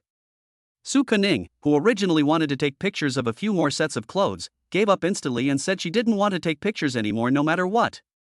Wu Xiaomei and Shen Tianguo looked at each other and smiled. The more tiring things are still to come. After resting for a while, Shen Yi and his group prepared to go home. Upon hearing this, manager's son hurriedly sent the customers to the car and personally watched them leave. Shani was very satisfied with the service attitude of Jinai, but he didn't know that he was the only one who enjoyed this treatment. It was already evening when they got home. Shani simply made some shredded pork noodles, and everyone went back to their rooms to rest after eating. After being busy from morning till night today, Shin Tianguo and Wu Xiaomei were already exhausted. Not long after lying down on the bed, Shin Tianguo's snoring could be heard from the second bedroom. Here, Su Kening was also lying on the big bed exhausted. The bed is so comfortable, it feels better to lie down. You've been tired all day. Soaking your feet will help you feel more relaxed, Shani said considerately.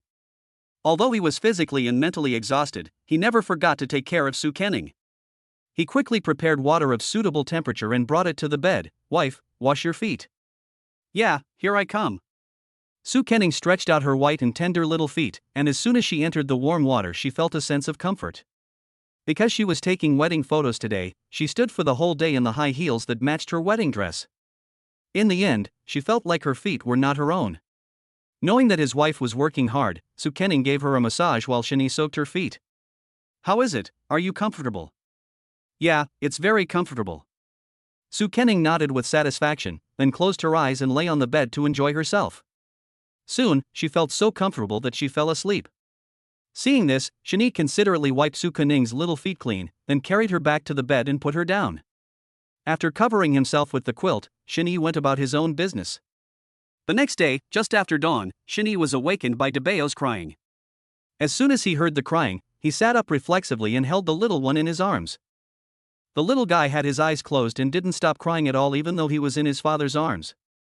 On the contrary, his crying sounded like milk. Shani immediately understood what was going on when he saw this, and then he picked up the little guy, and they both went to the milk powder together. He took out Debao's special bottle from the sterilizer, poured in warm water at about 45 degrees, and then put in the milk powder. Seeing that Debao was already hungry and thirsty for his own food, he stretched out his chubby little hands to grab the bottle, but was stopped by Shani. Then he gently advised, "Be good, Debao, the milk powder is not ready yet." "Soon, wait a moment." Wow wow. Wow wow. Not only did Debao not listen to Shani's comfort, he would cry if he was not given the bottle. It can be seen that the little guy must be very hungry. "Be good, don't cry, I will be here soon." Shani put the bottle into the milk shaker, and the milk came out more delicate and without particles than that shaken by hand. Soon, after waiting for dozens of seconds, Shani took out the bottle. He then placed the babies on a small cushion and put the pacifier into the little ones' mouths. The baby was crying 1 second ago, but in the next second he immediately drank the ration with satisfaction. I saw him gulping down food. Debao was really hungry. Soon, the milk powder was gone, and the little guy spit out the pacifier only after he was full. "Stinky baby, I'm full. Come, Dad will wipe your mouth." Shani wiped the excess milk from the little guy's mouth, and then picked up Debao and burped him after a few minutes. Newborns are too small and their stomachs are not yet fully developed.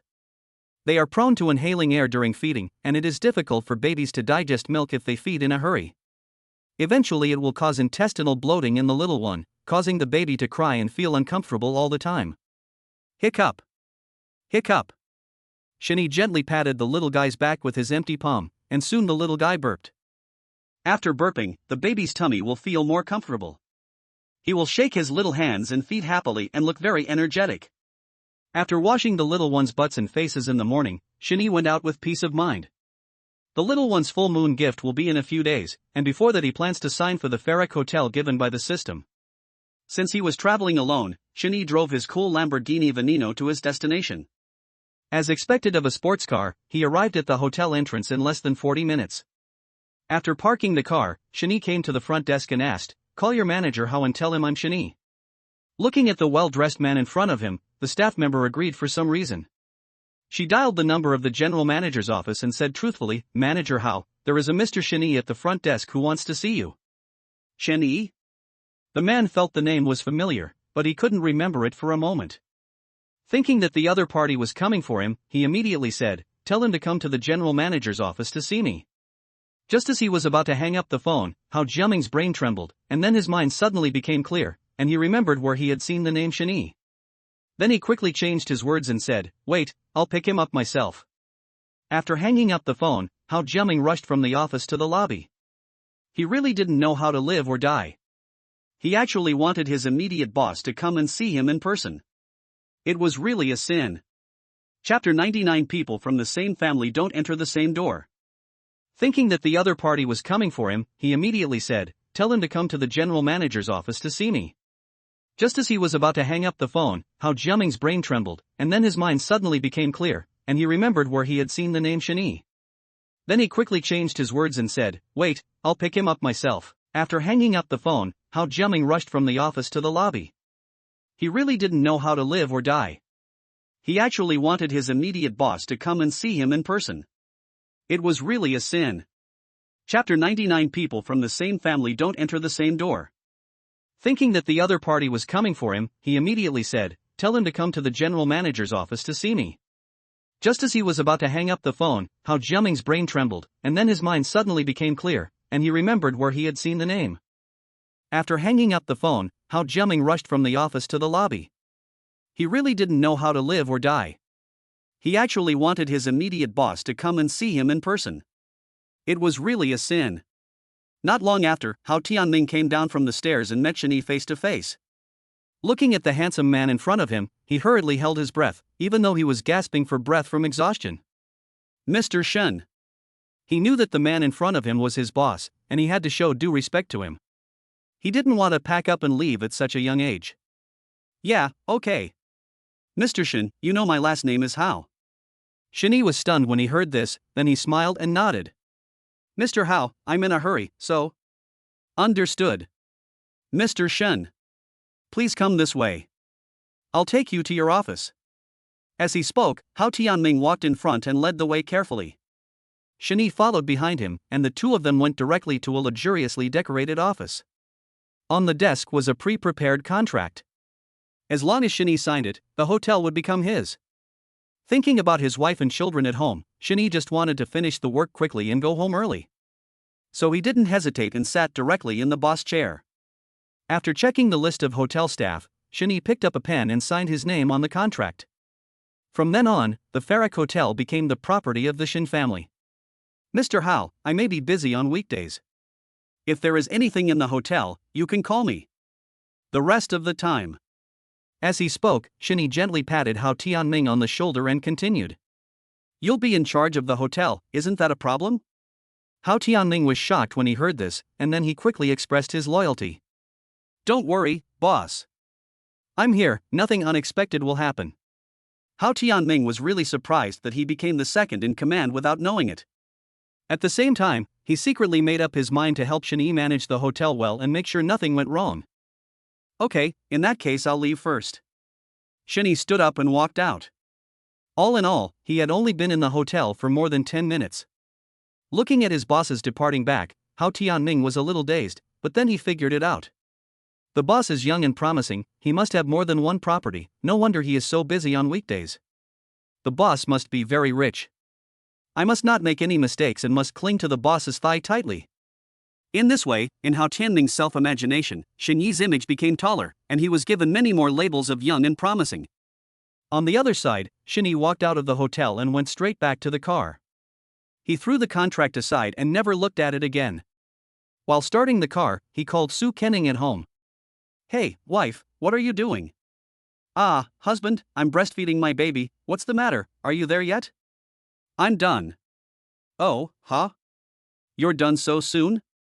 Su Kenning was a little surprised. She really didn't expect Shani to finish the matter so quickly. "Yeah, I'll be back in a minute, do you want anything to eat?" "What do you want to eat?" "Let me think, I want to eat durian, is that okay?" "Okay, I'll buy it for you." Afterwards, Su Kenning asked Shani for some snacks on the phone, gave him a kiss through the phone line before hanging up. Putting down his phone, Shani drove to the supermarket. Although Su Kenning wanted a lot of things, Shani had a good memory and had already written them down. I saw him pushing a shopping cart around the supermarket, and soon he had picked out all the things he needed to buy. He even picked the biggest durian. So much so that when the salesperson was weighing Shani, his grinning mouth was almost stretched to the back of his head. Shani didn't delay and went straight home after buying things. As if she heard some noise, Su Kenning ran out barefoot. When she found out that it was indeed Shani who returned, a smile immediately appeared on her pretty face. "Husband." Shouting, Su Kening threw herself into Shinyi's arms. Shin Tianhua and Wu Xiaomei, who also heard the noise, came out. Looking at the two people hugging each other, they couldn't help but shake their heads and laugh. Hey, husband, put me down quickly, Dad and Mom have seen it. If you don't let me go, I'll let you run out without shoes again. As he spoke, Shinyi squatted down gently, put down the things he bought, freed his hands, and then picked up Su Kening. Seeing this, Wu Xiaomei hurriedly gave instructions. You little brat. Be careful. Don't pull the wound. Sure enough, the mother-in-law is still thinking about her daughter-in-law. Got it, Mom. I'll carry her in first, then go make dinner. Dad, you guys just take a rest. After saying that, Shinyi carried Su Kening back to the room. Wu Xiaomei and Shin Tianhua came to the entrance and moved the things Shinyi bought into the kitchen. The old couple also noticed the huge durian. They were obviously confused as to why young people like to eat this. In the bedroom, Shinyi gently put Su Kening on the bed, moving very gently for fear of waking up before sleeping babies. However, the moment he put Su Kening on the bed, he seemed to catch a glimpse of something out of the corner of his eye. When I looked closely, I found that there were many more braids on the babies' heads. Rather than a braid, it's more like hair rolled into a knot or a ball. You know what, it looks pretty funny. Wife, what's going on? As Shinyi asked, Su Kening's face suddenly turned red, and she shyly picked at her white and tender fingers. Well, that. Oh, I was just bored while breastfeeding, so I just played around. I didn't expect it to be so much fun. The babies didn't refute me, so I continued playing. Then after I finished breastfeeding, that's it. The babies had a lot of balls on their hair. After Su Kening finished speaking, Shinyi finally understood. It turned out that it was those restless hands that were causing trouble. But it would be strange if the babies refuted you. You should take pictures of the babies like this and let them see it when they grow up. After Shinyi finished speaking, Su Kening's eyes lit up and she actually nodded in agreement. What a good idea. What Shinyi didn't expect was that he was just joking, but he didn't expect Su Kening to actually do it. And I also set the photos I took as my phone screensaver. With a tap of the screen, or when a message is received, the phone screen lights up and a cute photo of a baby with hair knotted into a ball on his head appears. Looking at her screensaver, Su Kening couldn't help but laugh out loud. Hee, not bad. Su Kening laughed while holding her belly. This scene reminded Shinyi of the time when he was in school and he rubbed the hair on his deskmate's arm into a ball. This is really. People from the same family stick together, right? Chapter 100, Durian and Coriander Dumplings. If you give people money, will they be willing to eat them? The couple played for a while, and then Shinyi asked. Wife, what do you want to eat? I'll make it.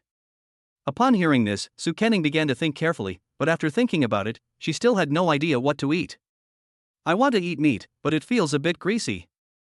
I want to eat vegetarian food, but I don't have much appetite. She concluded this. Hubby, there are actually only two kinds I don't eat. Which two? Shinyi pricked up his ears and listened carefully, but what he heard was, that's right, I don't eat this, and I don't eat that. Su Kening said this playfully, making Shinyi laugh and cry. That's a really accurate summary, but how can you not eat? Think about it again. I'll go peel a durian for you. Okay, wait. Just when Shinyi was about to peel the durian, Su Kening suddenly called him. Her interested look made Shinyi, who knew her well, understand that this idiot must have some new idea. Moreover, he guessed it right. Honey, I know what to eat. What to eat? Don't we have durian at home? I want to eat durian and coriander dumplings. After talking about what he wanted to eat, Su Kening's eyes lit up and it seemed that she was really looking forward to it. After hearing what she said, Shinyi couldn't help but shudder. After all, he had eaten dumplings before, but the combination of durian and coriander was salty. Not to mention eating it, just thinking about it made him feel nauseous. Can I eat it? Ahem, wife, is this filling edible? Sure. Su Kening nodded quickly.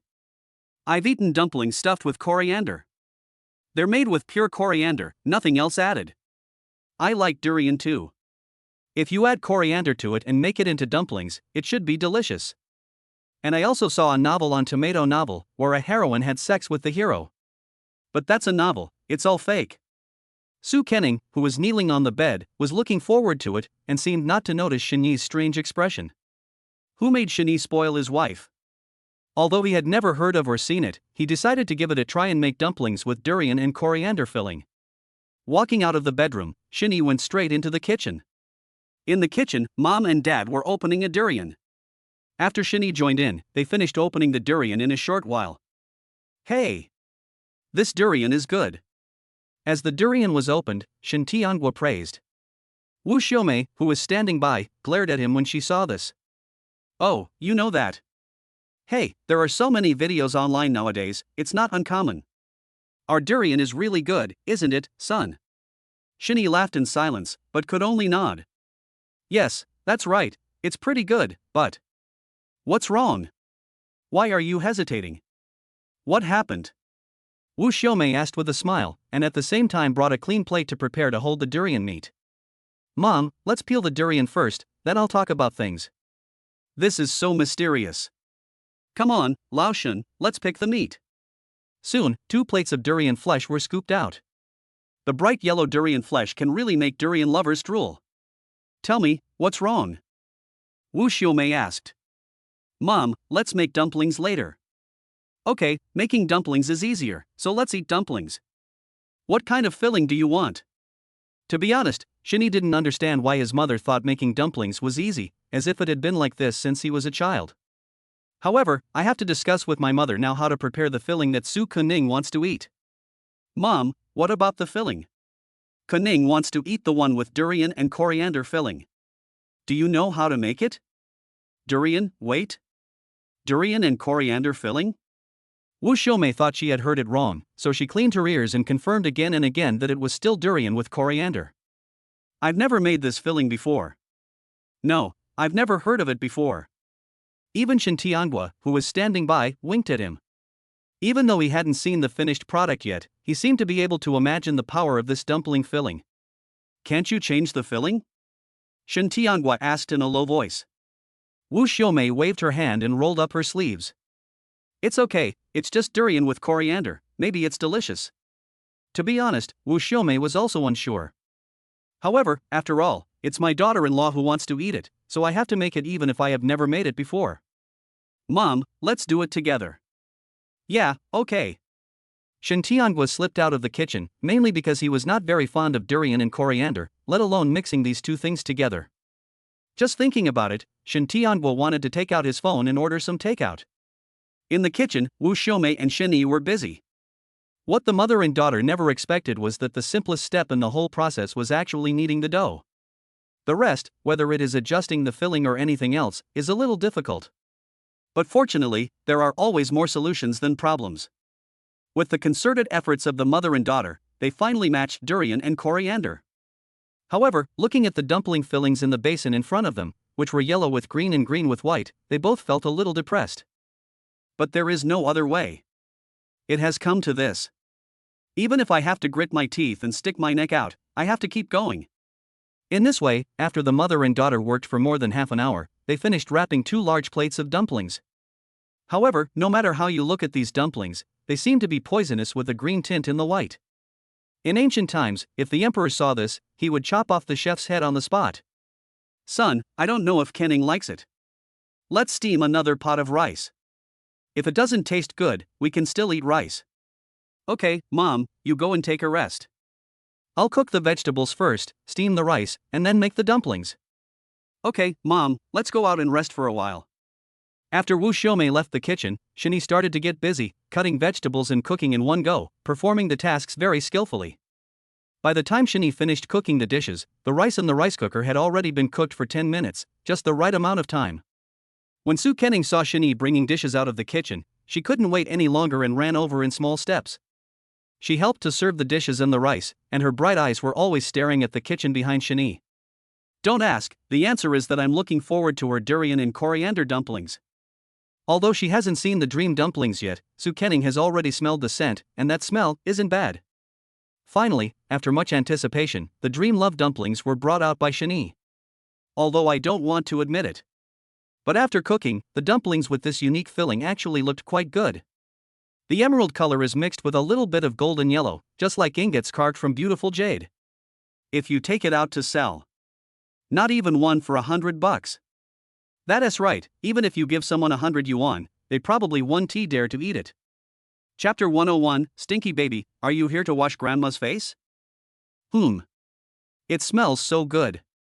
Su Kenning leaned close to the dumplings stuffed with durian and coriander and sniffed them hard. To be honest, the dumplings smelled mainly of durian, but it was a pretty pleasant smell. The aroma was so fragrant that she couldn't wait for her husband to bring the dishes and chopsticks, so she started eating one of the dumplings with her bare hands. However, the dumplings were just taken out of the pot and were still steaming hot. Su Kenning couldn't stand the heat and put them down as soon as she picked them up. Oh, it's so hot, so hot. Little fool, stretch out your hand so I can see it. Can't you wait just for a moment? Shani put down the bowl and chopsticks, and then saw Su Kenning blowing on her fingers. Don't ask, the answer is yes, it's hot. Then, he held her white and tender little hand in front of his eyes. Fortunately, it was only a little red and no big blisters were formed. Shani poked Su Kenning's head helplessly and said in a pretended angry tone, see if you dare to do it next time. Oh, I don't dare anymore. Okay, husband, let's eat. Uncle, aunt, they are all waiting anxiously. After Su Kenning finished speaking, she pulled Shani to sit on the chair. Looking at his wife's anxious look, he knew without thinking that Su Kenning was the most anxious. Uncle, aunt, here are the dishes and chopsticks for you. Oh, okay, thank you Ning Ning. Seeing her daughter-in-law so well behaved and sensible, Wu Xiaomei was really satisfied from the bottom of her heart. Ning Ning, don't you want to eat the dumplings stuffed with durian and coriander the most? Eat them while they're still hot. Yeah, sure. Su Kenning nodded, and then she didn't hesitate. At that time, she was already drooling at the taste of durian, and then she quickly picked up a piece of dumpling and put it in her bowl. She took a bite and found it was still hot, but that didn't stop her from doing it. After turning the dumpling back and forth in her mouth a few times, Su Kenning finally swallowed it. Husband, uncle, aunt, these dumplings are really good, especially delicious, you should try them quickly. After Su Kenning made the recommendation, she put a few dumplings into her bowl. This taste was simply her favorite.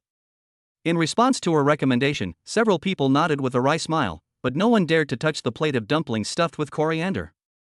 Shen Tianhua has disliked coriander since he was a child, and he would never dare to try it even if he was beaten to death. Shani is okay with both kinds of food, but he finds it hard to eat them if they are mixed together. Wu Xiaomei watched the two men tiptoeing and not daring to pick up their chopsticks, so she gritted her teeth and put the durian and coriander dumplings into her mouth. At first she thought of just chewing it a few times and then swallowing it, but as she chewed it, she found that it tasted quite good. Her eyes lit up and she said to Su Kenning, Ning Ning, these dumplings seem really delicious. It tastes delicious. Right, auntie, I'm not kidding you, these dumplings are really delicious. If you like them, please have a few more. Su Kenning was very happy that there was someone who appreciated things as much as she did. She then picked up a few more dumplings and put them in Wu Xiaomei's bowl. Seeing the two girls eating so happily, Shen Yi and Shen Tianhua, father and son, looked at each other, then they shrank their necks and shook their heads. They don't appreciate these dumplings stuffed with durian and coriander. Finally, Su Kenning and Wu Xiaomei were picking up dumplings on the left, while Shen Tianhua and Shen Yi were eating rice and vegetables, and the two groups did not disturb each other. Soon, the huge plate of dumplings was reduced to just a few small dumplings after being eaten by the two girls. At this time, the two of them touched their round stomachs, and it seemed that they could not eat anymore. Burp, I'm full, this dumpling is really good, the white and yellow stuff inside is durian, it tastes pretty good. Wu Xiaomei was leaning back in her chair as she made comments. She always thought durian smelled bad before, but now she thinks it smells particularly good. Auntie, that's durian you're talking about. If you think it tastes good, how about we try durian and coriander pizza next time? Well, I think it's okay. The two girls hit it off immediately and they had already decided what to eat next. Shen Yi watched his wife and mother's actions. He thought that if they both agreed that the durian and coriander pizza was delicious, maybe they would want to eat durian and coriander pie next time, and then their family would be against durian and coriander. When someone is happy, someone else is sad. Shen Tianhua's brain was working fast at that time. He had already started thinking about what to eat for the next meal. Just as several people were resting at the dining table, the sound of a baby crying was heard from the bedroom. Shen Yi ran in and saw that it was Sanbao twisting his body and clapping his little hands around. He checked the baby's diaper and found that the little guy had pooped. Then, Shen Yi carried Sanbao to the diaper changing table nearby, and then wiped the little guy's butt attentively. After changing the diaper, he carried Sanbao out of the room. Good boy, Daddy will take you to find Mommy, Grandma, and Grandpa, okay? Oh. The little guy was pouting his mouth, looking as cute as a chick pecking at rice. When they arrived at the restaurant, Wu Xiaomei happily took Sanbao into her arms. The little guy looked left and right, and soon his mouth opened slightly. She thought her grandson was still asleep, but the next second the little guy's saliva sprayed onto Wu Xiaomei's face. Achoo! Achoo! Maybe the baby's nose was uncomfortable, and he sneezed several times in a row. Now Wu Xiaomei's face smelled of milk. She didn't mind her grandson sneezing at all. She wiped her face with a tissue and said to the little guy with a smile, "Stinky baby, are you here to wash Grandma's face?" "Ah, little rascal. Hee hee. Hee hee." Wu Xiaomei poked the little guy's armpit and said this, and Sanbao thought his grandmother was teasing him, so he laughed with his gums showing, looking very happy. "Come on, dear grandson, come over here and wash your grandfather's face, okay?" Shen Tianguo felt a little jealous when he saw his grandson and daughter-in-law having fun. He also wanted to be showered with love by his precious grandson. Unexpectedly, Sanbao didn't give any face at all. At that time, the little guy seemed to smell something. He lay in his grandfather's arms and tried to reach his nose with his little hands, but now the little guy's arms were too short and he couldn't reach it at all. Sanbao frowned and looked disgusted. Shen Tianguo thought the little guy was disgusted with him, but there was no peculiar smell on him. Then, he put the little guy back into Wu Xiaomei's arms, but the little guy hugged her even more tightly. Wu Xiaomei felt that there was something wrong with Sanbao, and then she said to everyone, "Did Sanbao smell something bad?" The little guy kept reaching for his nose with his hands, looking very disgusted. It seems so. Su Kenning came over to take a look after hearing what she said and found that the little guy was as impatient as her mother-in-law said. Chapter 102 Mom's Big Pie. Stinky baby, what do you smell? Did you fart? Su Kenning pinched Sanbao's little face and said with a smile.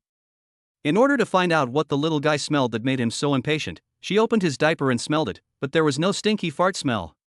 Just when everyone was puzzled, Shani suddenly looked at the dumplings stuffed with durian and coriander on the table, and then an idea flashed in his mind. Could it be the smell of durian? It's possible. Su Kenning nodded, then took one of the remaining dumplings and placed it in front of Sanbao's nose. Stinky baby, do you think it stinks? Ugh. Looking at the strange-looking thing in front of him, the little guy shrugged his nose. It didn't matter that he sucked it, the little guy felt disgusted and nauseous. Those dark, bright little eyes were still filled with tears, and looked extremely pitiful. In order to avoid the smell, Sanbao clapped his hands randomly, as if saying, "Mom, please take the dumplings away, they are really stinky." Seeing her son's disgusted look, Su Kenning quickly stuffed the dumplings into her own mouth and then comforted the baby. Open it, it's tasteless. Come, Mommy will carry you to the living room to play. Wow. In order to escape from this place, Sanbao excitedly opened his arms, wishing he could leave this place immediately. It seems that even when Sanbao grows up, he will not like durian. Around 3 o'clock in the afternoon, the babies had already woken up. I saw Debeo opening his little mouth and sighing softly, as if sleeping was a hard job. Babies this young either eat or sleep, and Shani soon prepared their food. Then each baby held his or her own bottle and sucked hard. Gurgle gurgle. Gurgle gurgle. The little ones were busy eating, while Su Kenning was watching them on the side. When she noticed the baby's bottles, she instantly remembered a video she had watched before and asked Shani. Honey, haven't we ever cleaned the baby bottles since we bought them? No, I cleaned it a few days ago. Shani thought for a moment and answered, then continued, your words remind me that it's time to clean the bottles. I'll go clean them after they finish drinking milk. It is better to clean the bottles frequently, and Shani will do everything that is good for babies. Oh, Su Kenning nodded, but she felt a little guilty when she thought that her husband was busy with daily matters and she could not help at all. Then she put her arm around Shani's shoulders and said softly, Honey, let me help you wash the bottle. You take a good rest today, dear. Shani was somewhat shocked when he heard this. He was somewhat flattered by this sudden offer. Before he could answer, Su Kenning patted his shoulder, gave her a reassuring look, and ran to the bathroom. After a while, Su Kenning came out with a basin of clean water, and then she went to the shelf to get the bottle cleaner. Everything is ready, except for the babies to finish drinking nai. As expected, the first one to drink up the milk powder was Debeo. After eating and drinking, the little guy lay on the bed with a very satisfied look on his face. Seeing this, Su Kenning hurriedly took the bottle from Debayo's arms. In the bottle cleaning video she had seen, all the bottle accessories had to be disassembled before they could be cleaned, so she just did the same. Newborn babies drink less milk powder, so now the little ones use the smallest bottles. The inside of the bottle also needed to be cleaned thoroughly, but Su Kenning looked around but couldn't find the brush. Then she asked Shani, "Honey, where is the brush for cleaning the bottle? Why can't I find it? Not on the bathroom counter?" "No." Su Kenning chewed her lips and looked carefully again, but indeed there was nothing. Hearing this, Shani could only say comfortingly, "Then don't wash it yet, I'll go out and buy a brush later." He hadn't thought of asking his wife to help in the first place, and now it seemed that she was really not fit for the work. But he doesn't care, after all, wives are meant to be pampered. The late emperor died before he could complete his career, and Su Kenning just disappeared when she was washing the bottle brush. It was really a difficult situation. Just when Su Kenning was about to give up, she stood up and suddenly saw Debayo's white and tender little hands clenched into fists. She saw that the little guy's fist was not very big, so a bottle could fit in it just right. At that time, Debayo had already been burked by Shani, and Su Kenning immediately held Debayo in her arms, and then said with a smile, "Raise the baby for a day, use the baby for a while, Tuanchuan, it's time for you to make a contribution." As Su Kenning spoke, she stuffed Tuanchuan's tender white fist into the bottle, just the right amount. Then she shook the little guy's arm and said to her eldest son, "Tuan Tuan, this is the bottle you cleaned yourself. Look how clean you've brushed it, better than daddy's. Our Tuanchuan is really capable. He really is mom's good son." Su Kenning praised Tuanchuan while ordering him around. Tuanchuan didn't react at all when he heard this. He had no interest in the pie that Mama had painted. He had empty eyes and was being controlled by Su Kenning, looking hopeless. If Debayo could speak, he would go to his grandparents and accuse Su Kenning of her crimes. At that time, the second baby had also finished drinking his milk. Shani picked him up and burked him. When he put the little guy back to bed, he saw what his wife was doing. Su Kenning was seen holding Debayo's index finger and letting him poke the pacifier.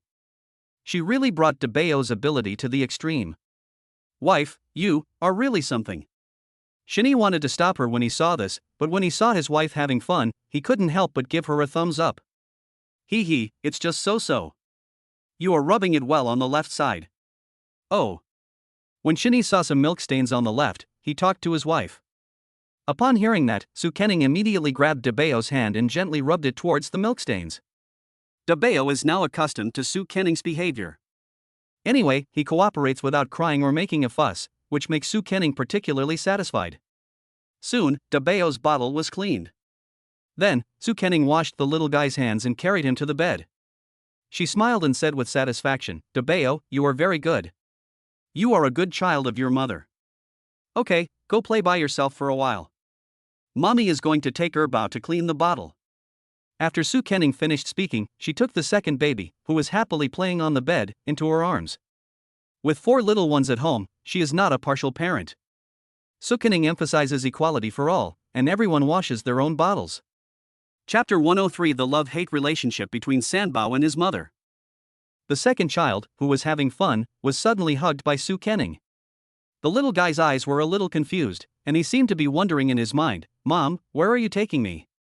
Soon Su Kenning sat on the ground with her legs crossed, and then put the second baby in her arms. She said gently, Yuan, you have to clean your own bottle. Don't worry, Mom will help you." After saying that, Su Kenning took the bottle out of the basin and put the little guy's chubby fist into it. At the beginning, Yuan was trying hard to cooperate, but when he saw small bubbles on his hands, he suddenly became excited. I saw Erbao stretched his body straight, opened his mouth into an O shape, and then blew air, as if he wanted to blow away the bubbles. Su Kenning was a little amused when she saw this. She just asked the little guy to help wash the bottle, but she didn't expect that he would entertain himself and be so lively and cute. Shani, who was standing by, felt more relieved when he saw Yuan and Su Kenning having fun. As long as his wife was happy, that was all that mattered. In other families, fathers take care of the children and just want them to be alive, but in his family, it's the opposite. Su Kenning takes care of the children and just wants them to be safe. Soon, Erbao had cleaned the bottle himself, and then Su Kenning took the little guy's fist out of the bottle. Maybe Yuan is addicted to playing, and his chubby little hands just don't want to come out. Maybe the little guy wants to play with bubbles for some more. However, Su Kenning did not give Yuan a chance. She directly pulled out the bottle. After the bottle was cleaned, the little one was detained. Shani, who was unaware of the situation, thought that he wanted her ba to stay and do child labor. Then, Yuan Yuan was carried to the bed unwillingly. Fortunately, the little girl did not cry. She lay down and looked at the ceiling for a while and then fell asleep. It seems that the little guy is exhausted. At that time, Debeo fell asleep in a daze while jumping around. Su Kening looked at the two little guys and couldn't help but sigh. It's true that a dragon gives birth to 9 sons, and each one is different. The 4 children in her family are also different. The 2 little guys fell asleep, so she didn't disturb them. She then looked at Sanbao, who looked a little dazed beside her. I saw that Sanbao's eyelids were almost drooping and he looked a little sleepy. At this time, Su Kening held the little guy in her arms. Sanbao thought his mother picked him up to coax him to sleep, but who would have thought that his mother was actually a fool? After picking him up, he pinched Kai Kai's nose, then pinched the little guy's face, and said smugly, Kai Kai, don't sleep anymore, get up and work. My brothers have cleaned their own bottles, you have to be self-reliant too. Mom won't be partial to you, wake up, wake up. Just like that, Sanbao successfully woke up from sleepiness amidst the gentle whispers of her beloved mother. I want to sleep but can't, who can understand the pain of being awake? The little guy looked at Su Kening with resentment on his face, as if complaining to her, Mom is the 6th child, Mom is the 6th child. At this time, Shani put the 4 treasures on the bed to play freely, and then ran to Su Kening to see if anyone needed help. Wife, do you need your husband's help? No need, we can do it, right, Sanbao?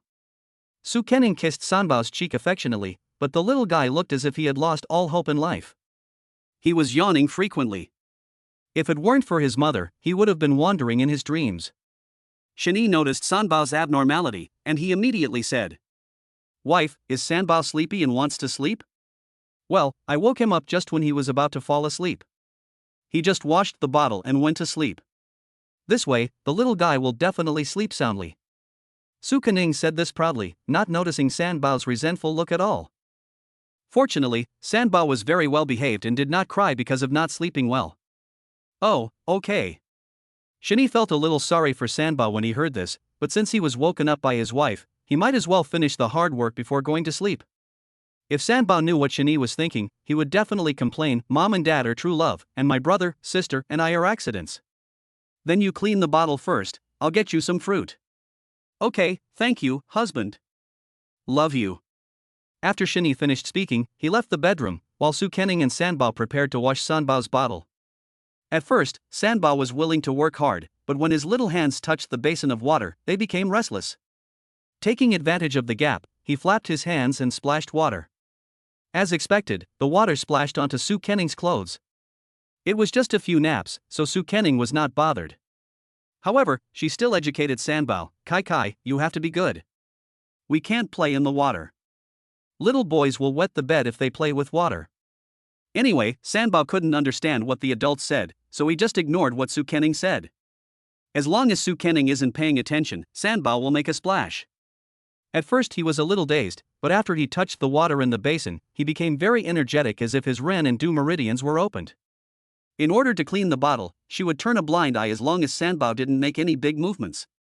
But after more than a dozen times, Sanbao somehow found the strength to overturn the water in the basin. This time it was not a painless thing. Since Su Kening was sitting on the ground, her entire pants were wet, and from the front it looked like she had urinated. Sanbao was having fun playing in the water, giggling, and the little guy didn't notice Su Kening's murderous expression at all. Bang bang! The basin of water fell to the ground with a harsh sound, and Su Kening screamed in shock. Ah! Fortunately, the eldest and second baby on the bed had fallen into a deep sleep, otherwise the little ones would definitely be woken up by the harsh sound. At the same time, Shani heard Su Kening scream and hurriedly ran from the kitchen to the living room, and then asked anxiously, Ningning, what's wrong? Oh, husband, my pants are wet. Su Kening pouted and her face was puffy. She felt even more aggrieved when Shani asked her this. Okay, dear, go change your clothes quickly, don't catch a cold. Oh. Su Kening nodded, then put Sanbao into Shani's arms and ran to the locker room to change clothes. At this time, Sanbao was still laughing with excitement because of his recent feat. Seeing this, Shani immediately had a bold guess in his mind, Stinky baby, did you spill the water in the basin? Wow, Hey. Ha. Sanbao babbled when he heard that, but Shani could see the smug expression on the little guy's face. Don't do this again, Mom will catch a cold. If you want to play in the water, Daddy will get you a bucket tomorrow and you can swim in the water. Wow. Wow. Sanbao opened his little mouth, as if responding to Shani. But the two of them may not know that today's water basin is a love-hate relationship between Sanbao and Su Kening. Chapter 104 Shinshin, Daddy will wash your bottle. After changing clothes, Su Kening didn't dare let Sanbao touch water again, for she was afraid that the little guy would get her wet again. Then, after returning from the locker room, she asked Shani to put Sanbao on the bed, and then said coquettishly, "You stinky little Sanbao, don't play with water anymore. If you do, your dad will spank your little butt." Wow. Oh. The little fellow opened his little mouth and chattered away, and I didn't know if he understood what was said or not. Maybe he was tired from playing in the water, and soon he fell asleep with a little snoring. Seeing this, Su Kening curiously pulled Shani to let her look at Sanbao, and then said in surprise, "Husband, look, our Sanbao is snoring. Is it okay for such a small baby to snore?" Although it was novel, Su Kening was more worried that Sanbao would get sick. Upon hearing this, Shani hurriedly comforted Su Kening, "Don't worry, it's normal for the little guy to snore, don't worry too much. Maybe Sanbao is too tired today, so he snores." "Oh, okay." Su Kening nodded and stopped thinking about it. Instead, she picked up her phone and started recording the screen of Sanbao. She must record this interesting thing and show it to Sanbao when she grows up.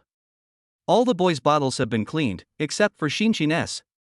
At that time, Shani walked to Su Kening's side and said, "Wife, quickly take Sibao to wash the bottle." "Yeah, okay." Su Kening nodded, filled the basin with water first, and then held Sibao on the bed in her arms.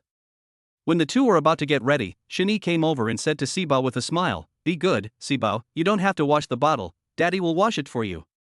Just watch from the side." When Su Kening heard the news, his mind was full of question marks. What was going on? I was asked to hold Sibao's hand and clean the bottle, and then he came to help. What the hell is this? Then, Su Kening pursed her lips and asked Shani angrily, "Shani, why didn't you just let Sibao watch by the side, and let me bring her over? In the eyes of the babies, one of us must be a good person and the other a bad person. As for my daughter, I will just be the good person. Shani has already figured it out. Of course, his daughter must be spoiled. It's okay for the boys to wash the bottles, but the little girl's white hands are not for work, but for enjoyment." What? Su Kening was so shocked by her husband's words that she even spoke in English. Now she truly understood that her daughter was her father's little cotton-padded jacket and sweetheart, and she was reluctant to let him suffer any hardship. Then, Su Kening took Sibao and gave up the task. "Okay, then you do it, Sibao and I will supervise you." "Yeah, sure." Shani was willing to clean the bottles for his daughter and enjoyed it.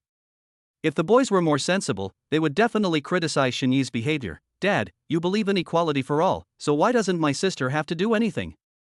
If the young men really say this when they grow up, Shani will definitely answer, "You little bastard, just do what I tell you to do, why are you talking so much nonsense?"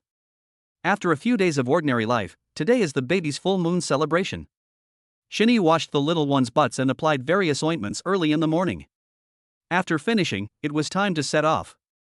Before this, he and Su Kening had already notified the relatives on both sides. As there were so many people coming, it was not very convenient to hold a full-month banquet at home, so Shani directly booked the banquet at the Farrak Hotel. It doesn't matter whether you save money or not. The most important thing is that this hotel is a famous 7-star hotel in Shanghai. The service and food there are impeccable, and Shani happens to be their new boss. Today is a festive day. Su Kening specially dressed the little ones in red clothes. The 4 babies lying on the bed are even more dazzling. "My dears, today is your full moon. Mommy will take you to collect the donations," Su Kening said with a smile, but all she had in her mind was small change. After Shani prepared everything, he came to the bedroom and heard his wife's little calculations. Hearing this, he didn't know whether to laugh or cry. "Ning Ning, we should go now." "Yeah, okay, let's go." Today Shani's family is the host, and they set out from home early. It took less than 40 minutes to reach the Farrak Hotel. After seeing the license plate number, the doorman quickly reported it to the manager Hao Tianming, who rushed out of the office to greet him. When he appeared at the door, Shani and his group were just about to come in. Then he pushed the door open enthusiastically and said respectfully, "Boss, the dishes are ready." Once you give the order, the chefs will get busy immediately. The wine for the small auditorium is also ready. The red wine is 1988 Lafite, and the white wine is Chivas whiskey. Yeah, very good. Shen Yi nodded when he heard this. It had to be said that Hao Tianming was very well prepared. Following his lead, the group soon arrived at the small auditorium that could accommodate 50 people. Since going bankrupt, Shen Yi's family hasn't had any close relatives, so these 5 tables of banquet are more than enough. From the girl's family, only Su Kuning's parents and grandfather would come, and the rest would be all good friends. Soon, the first wave of guests arrived at the door. A taxi stopped at the entrance of the hotel and 3 people got out of the car. These 3 men were wearing suits and ties, looking very formal, and they were Shen Yi's friendly roommates. Looking at the magnificent decoration of the hotel lobby, Xiao Chenfeng couldn't help but open his mouth wide. Wow, a 7-star hotel is so luxurious, it's really extravagant. Seeing this, Sun Jufa took photos left and right in front of the camera, and then said with emotion, "It's worth it to come here in my lifetime. After I go back, I must post a circle of friends to express my envy. We are really blessed by Brother Yi." This was the first time Zhang Jianqi smiled in so many days. Ever since Shen Yi and his roommates tried their best to persuade him not to go abroad, the girl he was in a relationship with online no longer paid any attention to him. Afterwards, Zhang Jianqi realized that he had almost encountered a pig-killing scam and the girl was just a bait. Although he escaped, he was still in pain of a broken heart. "Okay, Aki, eat and drink well today and you will be a brave man tomorrow. There are thousands of girls in the world. What if the woman you are dating online is a man in disguise?" Xiao Chenfeng put his arm around Zhang Jianqi to comfort him, but as he spoke he felt that the other person felt even more bitter. Not to mention others, he himself felt disgusted at the thought that the girl with a coquettish voice was a middle-aged man with a beard. At that time, Zhang Jianqi couldn't believe what he said, so he interrupted and said, "Okay, stop talking, brother, I've come out of my broken heart." If I don't interrupt him, he might not have an appetite for the delicious lunch. Chapter 105 Full Moon Wine. Let's go in quickly, but the hotel is so big, where will Brother Yi and the others hold the banquet? Sun Jufa looked at the magnificent hotel, and several people became hesitant when they heard what he said. At this time, a girl wearing a black hotel work uniform with a name tag on her clothes came over. Then, he smiled and asked several people, "Hello, sirs. Are you friends of Mr. Shen Yi?" We are." "Okay, everyone, please follow me." As she spoke, the female supervisor made a gesture of invitation and led the way. In fact, a few days ago, when Shen Yi came to take over the hotel, he handed over the task of preparing the full moon wine party to Hao Tianming. Since they learned that today was the full moon party, at the boss's suggestion, they would not receive new customers on this day except for the original guests. So when the staff saw strangers entering the hotel, they would guess that they were the boss's friends.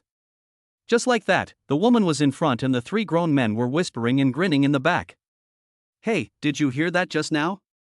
People said that this hotel belongs to Brother Yi. My God, this hotel must have cost a lot of money.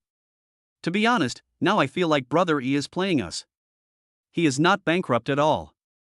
Several people were talking to each other, and none of them were jealous of Shen Yi's current great achievements. After everyone learned about the situation, they all wanted to cling to Shen Yi. Soon, the small auditorium was led by the female supervisor. When Shen Yi saw his big son, he walked over happily. "Hey, you bastards are here pretty early." Boys, especially those living in the same dormitory, like to act like each other's dad. Moreover, after living in the same university for so long, they have become as close as family, so they speak without reservation. They first greeted each other and then spoke out what was in their hearts.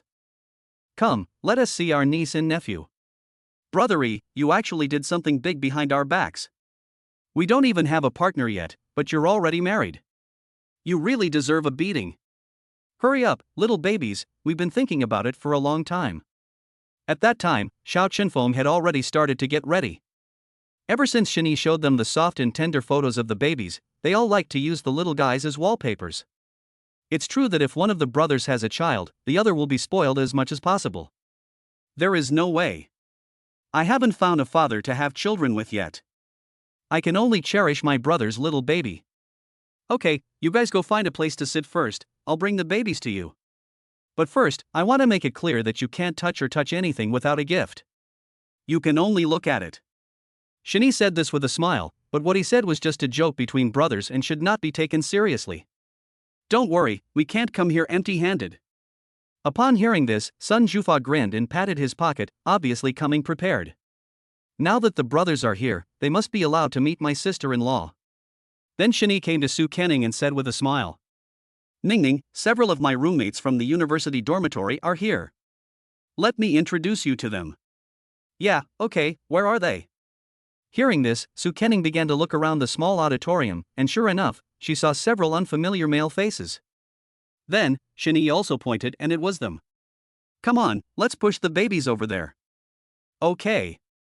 Shani pushed the stroller, and then Su Kenning walked over holding his arm. Hello everyone, I am Shinyi's wife Su Kenning. Hearing the sweet and pleasant voice, several otakus put down their phones, stood up in a daze, and then began to greet each other in panic. Sister-in-law.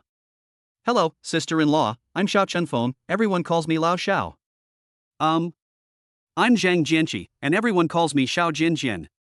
Upon seeing Su Kenning, the most beautiful campus belle in the past 100 years at Shanghai University, Zhang Jianqi seemed to have lost his language system. After seeing everyone covering their mouths and laughing, he realized that he had said the wrong thing, and hurriedly tried to make amends. No, they call me Aki. Seeing how funny the brothers in her husband's dormitory were, Su Kenning couldn't help but cover her mouth and laugh, then nodded repeatedly, yeah, Aki. Hey, sister-in-law, I'm Sun Jufa, everyone calls me Afa. This is the nickname my fans gave me during the live broadcast. Sun Jufa rubbed his head and continued, by the way, sister-in-law, do you watch the game live broadcast? You can follow me.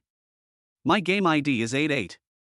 Yeah, okay, I'll pay attention to it when I get back. Su Kenning couldn't refuse the kindness of her husband's roommates, but when she saw these simple young men, she felt that Shani was really lucky. After all, not all college roommates are as good as their dormitory. Of course, she is also lucky to have met some good sisters. Come to our house often when you are free. Shani also hopes you will come. Okay, sister-in-law, we will definitely go when we have time. As the hostess, Su Kenning behaved quite appropriately. After all, the guest was her husband's good friend. If it was a bad guest, she would not have such a good temper. After the introduction, Xiao Chunfeng turned his attention to the baby carriage. No matter how beautiful and attractive his sister-in-law was, she was not as attractive as the soft, cute and fair little ones. Hello, little babies. I am your Uncle Xiao. I'm Uncle Sun. I'm Uncle Zhang. Several people rushed to introduce themselves, which showed their love for the little guy. When we first went out, the little ones had just woken up. Now we are in a new place, and the 4 little ones have their eyes wide open. Now seeing the 3 uncles in front of them, the little babies looked at them carefully and were not scared or crying at all because of the strangers. Wow. Yeah. Ha. The little ones in the stroller were jumping around on their legs and their little mouths wouldn't stop talking. As long as there was someone in front of them, the babies would babble as if they were talking about the person in front of them. Today is the baby's full month celebration, and the 3 of them immediately took out the gifts they had prepared. Xiao Chunfeng took out an exquisite red box from his 4 pockets, opened it and saw exquisite small silver bracelets inside. They were all of the same style, so as to prevent the babies from quarreling when they grow up. My dears, this is a gift from Uncle Xiao. I hope you like it. He had just started his internship and was not very wealthy. He could not afford gold bracelets for the time being and could only buy silver bracelets. Although silver was cheaper than gold, for bracelets would still cost him a lot of money. My dears, thank you for the gifts from Uncle Xiao. Shani said happily when he saw this. Although the gifts given by his brothers were not expensive, he was very touched. Wow. Oh. When the babies saw the beautiful little box, they all babbled, as if they were thanking Xiao Chunfeng. Chapter 106 Seeing the Financial Strength of the In-Laws. When Xiao Chunfeng saw the babies looking at the small silver bracelets he gave them, he felt very happy. As long as the babies liked them, it was fine. Sun Jufa and Zhang Jianqi didn't want to be overshadowed by Xiao Chunfeng, so they took out the gifts they had prepared. Zhang Jianqi prepared 4 sets of beautiful clothes for the little ones, which he personally selected at a maternity and baby store. It is said that money from women and children is the easiest to earn, so he also spent nearly 1,000 yuan. Okay, it's my turn now. Babies, come and have a look at the gifts I prepared. After Sun Jufa finished speaking, he opened the package and saw a very delicate small water cup inside. He and Zhang Jianqi chose these when they went to a maternity and baby store together. He originally wanted to buy toys, but the toys were too big and difficult to hold, so we finally chose a water cup after the salesperson's introduction. The babies are still small, so we bought them duckbill cups so that they can use them to drink water when they are older. I have to say, these roommates all chose very practical things. Hurry up and thank your uncle. Shani smiled and pinched the chubby faces of the little ones. Hee hee. Hee hee. Being teased, the little babies laughed out loud with their gums showing, and Shani's roommates were so delighted when they saw it that they couldn't stop smiling. At that time, there were 2 luxury cars parked in front of the Farrak Hotel. One was a Rolls-Royce Phantom and the other was a Maybach. Soon, people in the car came down holding gift boxes. They were Su Kuning's grandfather and parents. The baby's full moon banquet is being held here. It's really great. Xiaoyi seems to be very capable. Su Tianba was very satisfied with the high-end and elegant decoration of the hotel. After all, his grandchildren deserved the best. However, what made him happiest was that he had not misjudged his grandson-in-law. After all, there was no boy in his Su family, and the huge family fortune would definitely be left to Shani and Su Kening in the future. Dad, let's go in, don't keep my in-laws waiting for too long. Yeah, okay. Su Tianba nodded, then walked into the hotel with the help of Tang Wanzhou, and finally came to the small auditorium under the guidance of the staff. Apart from Shani's classmates, there were no other guests at the moment, so Shen Tianhua and Wu Xiumei were waiting for the guests at the door of the small auditorium. Soon, the 2 saw a familiar face, and then they took 2 steps at a time and walked forward to greet him with a smile. "My dear relatives, you are here, please come in."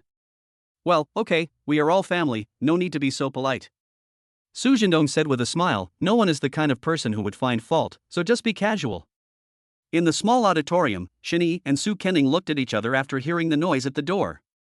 They left the baby with Xiao Chenfeng and the others and walked towards the door. Without looking, Su Kening knew that her parents had arrived, and then they came to the door to greet them. "Dad, Mom, Grandpa, you are here. Uncle, Aunt, Grandpa." The wedding hasn't taken place yet, so the 2 haven't changed their minds, but this doesn't affect the elders' liking for them at all. "Well, let's sit inside and talk." "Okay." Then the group walked inside. At this time, the staff was very considerate and served tea and snacks, and then stood aside waiting for instructions. This was also a happy event, so Shani's roommates knew he must be busy and did not disturb him.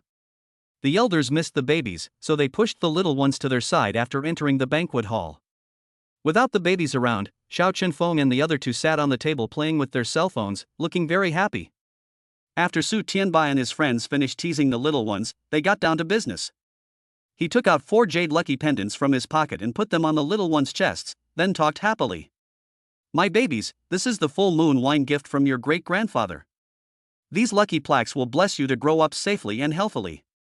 "Oh. Ah ha ha. Ha. Seeing this, the babies didn't want to appreciate it properly. Instead, they hurriedly put the blessing cards into their mouths. Maybe in their eyes, everything looks delicious. However, their arms were too short to reach it, and after struggling for a long time, they finally gave up. Shani was not unfamiliar with this lucky amulet, because its material was imperial green. And this imperial green is most likely the one he sold to Su Tianba at that time. Shani felt a little embarrassed when he saw the gift, because he had sold it to him at the market price, but now the other person was giving it back to him as a gift. Isn't this just getting something for nothing? Su Tianba was very clear about Shani's concerns, and then he said with a smile, "Xiaoyi, if the babies are too young to wear these lucky cards, you can put them away first and let them wear them when they grow up." "Okay, Grandpa." Shani understood the implication of Su Tianba's words, and he didn't think about it anymore. After all, they were all family and there was no need to divide them so clearly. After Su Tianba presented his gift, Su Zhendong and Tang Wanzhou also presented their carefully prepared gifts. She took out 4 red books from her bag, and on the cover of the books it was written, "Longwa Real Estate Certificate." "My dears, this is a gift from your grandma and grandpa, please keep it well. We each own one house, so there's no need to fight. The house is in the imperial capital, not the magic capital. Even if we don't live in it in the future, we can just use it as real estate." Tang Wanzhou said this with a smile, and while chatting, she gave the little ones a villa within the 3rd ring road of the imperial capital. The little babies have the capital to have no worries about food and drink for the rest of their lives without having to work hard, so some are born in Rome, and some are born as cattle and horses. It has to be said that reincarnation is really a technical job. Su Kenning certainly knew the value of the gifts from her parents and grandfather, and then she said, "Grandpa, Dad, Mom, the gifts you prepared are too expensive. The babies are still young and don't need these things. Just because you don't need it now doesn't mean you won't need it in the future, and we're giving it to babies. The little ones are not unhappy, so you can help collect them." Tang Wanzhou said with a smile, and then pinched the baby's fair and tender little faces lovingly. "Is Grandma right?" Ha! Among these little ones, Sibo was the first to agree. Her restless little hand quickly held the property certificate given by Tang Wanzhou. Looking at Xinshin's money-obsessed look, I was afraid that the red book would be taken away. Since her mother said so, Su Kuning had nothing to say. She would just be responsible for keeping it. Shini had already expected the generosity of his father-in-law and mother-in-law. After all, they loved these 4 little babies so much that they would definitely do their best to give them the best. Shen Tianguo and Wu Xiumei, who were standing by, were somewhat shocked by the financial strength of their in-laws. What kind of family is this? Chapter 107 Brothery, when will you and sister-in-law have a second child? What kind of family is this? Although the Shen family could not afford 4 mansions worth hundreds of millions of yuan within the third ring road of the imperial capital before they went bankrupt, it must be said that the Su family still has some financial resources. When they saw the gifts for the full moon banquet prepared by their in-laws, Shen Tianguo and Wu Xiumei suddenly felt that the gifts they had prepared were a bit embarrassing. Others spend hundreds of millions at a time, but they can't even get a fraction of that. It's better not to embarrass themselves. Shini saw the embarrassment of his father and mother, and even their daughter-in-law Su Kenning noticed something unusual. "Hubby, I feel like my uncle and aunt look a little strange. Is it because the gifts my family prepared are too expensive and they feel a little embarrassed?" "No, you stay with your uncle and aunt. I'll take my parents to the door to greet the guests." For the sake of his father and mother's face, Shini did not say it clearly, but instead sent Su Kenning away. Afterwards, he took Shen Tianguo and the other 2 to talk to their in-laws and then came to the door of the small auditorium. "Dad, Mom, don't feel burdened about the gifts for the full moon banquet. Ningning and I will like whatever you prepare. Also, the gifts that Ningning's family prepared for the babies are a bit expensive, which shows how much they like the babies. Don't think too much about it." Shen Tianguo and Wu Xiumei felt a little embarrassed when their son saw through their little trick. Not only did they fail to help their son, but they also held him back, which made both of them feel very unhappy. However, after being comforted by their son, the 2 of them felt relieved. "Well, we will prepare corresponding gifts for the babies according to our ability, as long as Ningning and the babies don't mind." "Mom, what are you talking about? We definitely don't mind it. The babies love it so much." Shini said with a wry smile, then looked at his mother's bag and said, "Okay, take out the small gold locks and bracelets prepared for the babies. I'll help you give them to the babies." Ha! Neither of them had told their son or daughter-in-law about the gift. Shen Tianguo and Wu Xiumei were a little shocked to be seen through. "Xiaoyi, how did you know?" "Hey, I took a glance at it when I helped you get your bag this morning, and then I secretly opened it." "You little brat, don't watch it next time. There's no surprise at all." Wu Xiumei looked at Shini and rolled her eyes. She really couldn't prevent him. With this relaxed and pleasant atmosphere, the 2 of them stopped having random thoughts in their minds. Afterwards, Shini took the small gold lock and gold bracelet from Wu Xiumei's bag, and then he came to the babies. "Tuanchuan, Yuanyuan, Kai, Xinshin, these are the gifts your grandparents gave you. It's a small gold lock and a gold bracelet, you must keep them well." "Wow. After a while, the gifts in front of the little guy had piled up into a small mountain. In fact, it was mainly because there were 4 little babies in Shinyi's family, so any gift would seem to be a lot. Su Kenning had no dissatisfaction with the gifts given by her parents-in-law. She was happy for her babies no matter what kind of gifts the 2 old people gave her. Although she was raised like a star, she does not have the problem of being snobbish and loving the rich. In her opinion, the kindness of others is equal. Her family did not look down on Shinyi's parents because the gifts they prepared for the babies were too cheap. At that time, Tang Wanzhou opened the little golden lock and put it on the babies' chests to try it out, then said with a smile, "This little golden lock prepared by your grandparents is really beautiful. Do you like it?" Oh. The babies have seen so many things today that they probably fully understand the idiom dazzled. The in-laws were accompanied by Su Kenning and the babies.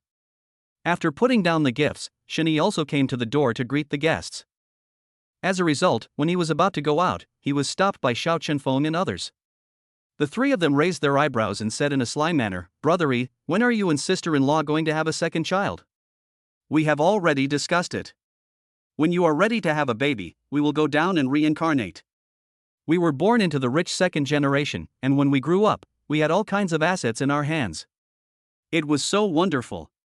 I thought they were stopping me for some reason, but it turned out they had this idea. Then Shani smiled and said, "You three really want to be my sons, huh? You are so rich, and your in-laws are so tyrannical, it would be a good thing for me to be your son. If that doesn't work, I can reincarnate as your grandson." Xiao Chunfeng poked his chin and analyzed very seriously. This was the result of their discussion. Seeing how they were thinking seriously, Shani felt that his brothers were really crazy. They didn't have to wait until the next life to become his sons, they could realize it in this life. Then they said seriously, "You don't need to reincarnate, this life will do. As long as you call me Dad, I will protect you in the future." Actually, Shani was joking, but he didn't expect these three bastards to really hug his thighs and call him daddy. Even Shen Tianhua at the door was stunned. What's going on? He has 3 more wonderful grandchildren? Okay, I'm just kidding. We are brothers. If you have any problems in the future, just tell me. Hey, okay, I'll have to trouble you in the future. Haha, hug a thigh. The brothers are in high spirits and look very happy. At this time, a Rolls-Royce stopped in front of the entrance of the Farrak Hotel again. Gu Yanan got out of the car and supported Mr. Gu. "Grandpa, we're here." "Yeah, okay, go in." In fact, it was Su Kenning who gave Gu Yanan the news about her full moon banquet. After she told her grandfather about it, Gu Zhongtian insisted on coming alone. Old child, Gu Yanan has no choice. Ever since his Gu family bought the patent for scar-free from Shani last time, it hasn't been long since it went into production. As soon as it was launched on the market some time ago, it was quickly sold out by all the mothers who had undergone cesarean sections and people who were troubled by scars. And this product has received so many positive reviews from customers that it is out of stock. There are even several companies that specialize in developing scar removal cream formulas have been driven bankrupt by Scar No, including Chen Jiahao's company. I didn't expect that his family would go bankrupt while he was operating a sewing machine in prison. Bad things really happened one after another. The company went bankrupt, Chen Jiahao could no longer be so arrogant, and his life in prison became even more difficult. 1 year is long and short. He was straight when he came in, but he became gay when he left. Having said that, having lived to such an old age, Gu Zhongtian has a long-term vision. He feels that since Shani can develop such an amazing formula, other skincare products will not be any worse. The main reason he came today was to test Shani's attitude and to get his granddaughter on good terms with Shani. Perhaps Shani would need to take care of his Gu family's business. Chapter 108, Sealing the Wine. Soon, led by a waiter, Gu Yanan and his grandson appeared at the door of the small auditorium.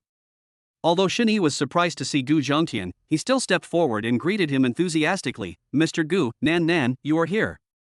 "Xiaoshen, congratulations," Gu Zhongtian said with a smile on his wrinkled face. "Thank you, please come in and sit down." Then Shani led the two of them inside.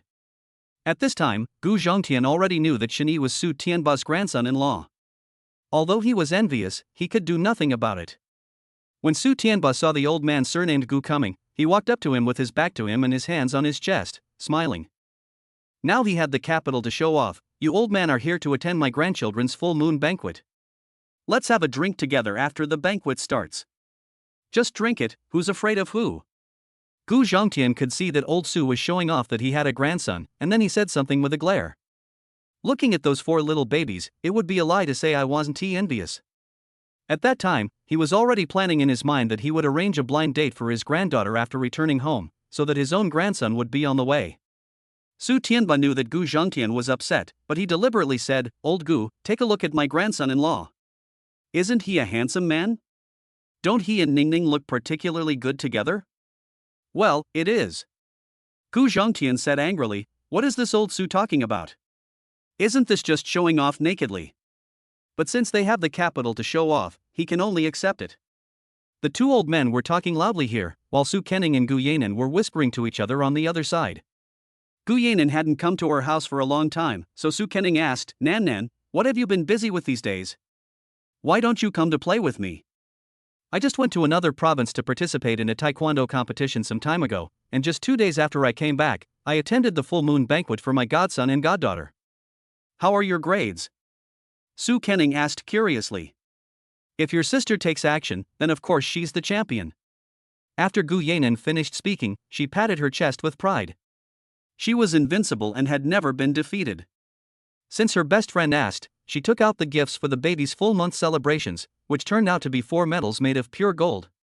Although it is not that valuable, it is of great significance and you cannot get it if you have money but no ability. Ningning, this is a gift I gave to the babies. I hope they can soar to the sky and win first place in the future. Nan, this gold medal must be very valuable to you, why don't you take it back? I have no intention of disrespecting it. Su Kenning said evasively that after all, her best friend had worked hard to get the medal. It's okay. I have a lot of medals there, but I gave the medals from some of the big competitions to the babies. They are the good wishes from his godmother to the babies. Don't just stand there, put it away quickly. Gu Yanan urged Su Kenning to put the medal away, and she had no choice but to agree. The babies were now being looked after by Su Jindong and Tang Wanzhou, while Gu Yanan pulled Su Kenning aside to tell her about the interesting things that happened during the competition. She looked as if she could not finish talking for 3 days and 3 nights. The Shin family only invited close relatives to the full moon banquet, and they did not plan to invite the usual relatives. Shin Tianguo and his wife decided to invite them to their son and daughter-in-law's wedding. In fact, since the family went bankrupt, there are only a few close relatives left, and those relatives are old and the old couple doesn't want to let them travel a long way. Shin Tianguo and Wu Xiumei simply cut off all ties with those who took advantage of others' misfortunes. At around 10 o'clock, Shinny arranged for Hao Tianming to start preparing lunch. At 11:30 all the dishes are ready and can be served at any time. Shinny looked at the time and started organizing everyone to have dinner. Since there were no outsiders dining together today, he simply arranged a large table and everyone sat together. Today is the full moon banquet for his son and daughter. Shinny, as the father, and Su Kenning, as the mother, raised their glasses to thank everyone. Thank you all for taking the time to attend my baby's full moon party. I'll drink this glass of wine first as a token of my respect. There are no outsiders here today, so everyone, enjoy your meal. Okay. After the toast was made, everyone started to eat. The chefs knew that today was the boss banquet, so they worked extra hard. After all the dishes were served, Shinny came to the kitchen and said to everyone with a smile, "Everyone has worked hard today. This is a little gift from me. You can just keep it. Clean up the kitchen, and then you can go back and rest." After saying that, Shinny put down a stack of cash and left. The chefs were stunned when they saw the big bag of red banknotes. They counted them and found that each of them could get 10,000 yuan. In appreciation of the boss's generosity, they took the money and spoke well of the new boss. "Our boss is so arrogant at such a young age. I really like it. Give me a bunch of bosses like this. As long as the hotel doesn't close down, I will keep doing this." This amount of money is just a small amount to Shinny. He is happy today and it is not a loss at all to spend money to buy people's hearts. Soon, everyone had eaten and drunk their fill, and then Shinny took out the white wine that he had prepared long ago. Su Kenning saw that other people's full-month banquet videos showed that white wine was given to babies. After she told Shinny about it, he also started preparing it. For the babies, Shinny of course prepared the best white wine, the kind that becomes more fragrant as it ages. Then he placed the prepared ink pad on the table. At this point, all the preparations have been completed, except for the babies. During the mealtime, the babies were alone and fell asleep in their strollers. Today is a good day, and Shinny has to do this even if it wakes up the babies. Then he picked up the Indonesian and covered Debayo's little feet with it. In just one touch, Debayo's little feet turned red. At this time, Su Kenning quickly took the bottle of white wine and asked them to leave their footprints on the bottle. The whole action was done in one go, and Debayo showed no sign of waking up. It seemed that the little guy had entered a deep sleep, and it would be fine even if I pulled up his little hand and then put it down again. Well, there are no scratches. Su Kenning checked and found that the red footprints were not scratched. She then put the bottle of white wine in the wine box and wrote Debayo's name on it. There are 4 children in my family. If I don't write their names, I can't tell which baby these footprints belong to. After writing the name, the Sun Red exclusive to Debayo is complete. Chapter 109 Lifetime Use of the Presidential Suite. Su Kenning held the red wine box and said to Tuanchuan with a smile, "Stinky baby, when you grow up and get married, we will open this bottle of wine. I don't know what our Debayo's wife looks like. As she spoke, she was still fantasizing in her head. She felt a headache when she thought about having 3 daughters-in-law in the future. It is estimated that her daughters-in-law gave birth to new children before she could even raise this grandson. In short, either I am taking care of a baby or on the way to taking care of a baby. These were all inevitable for Su Kuning. She shook her head to quickly get rid of these messy thoughts.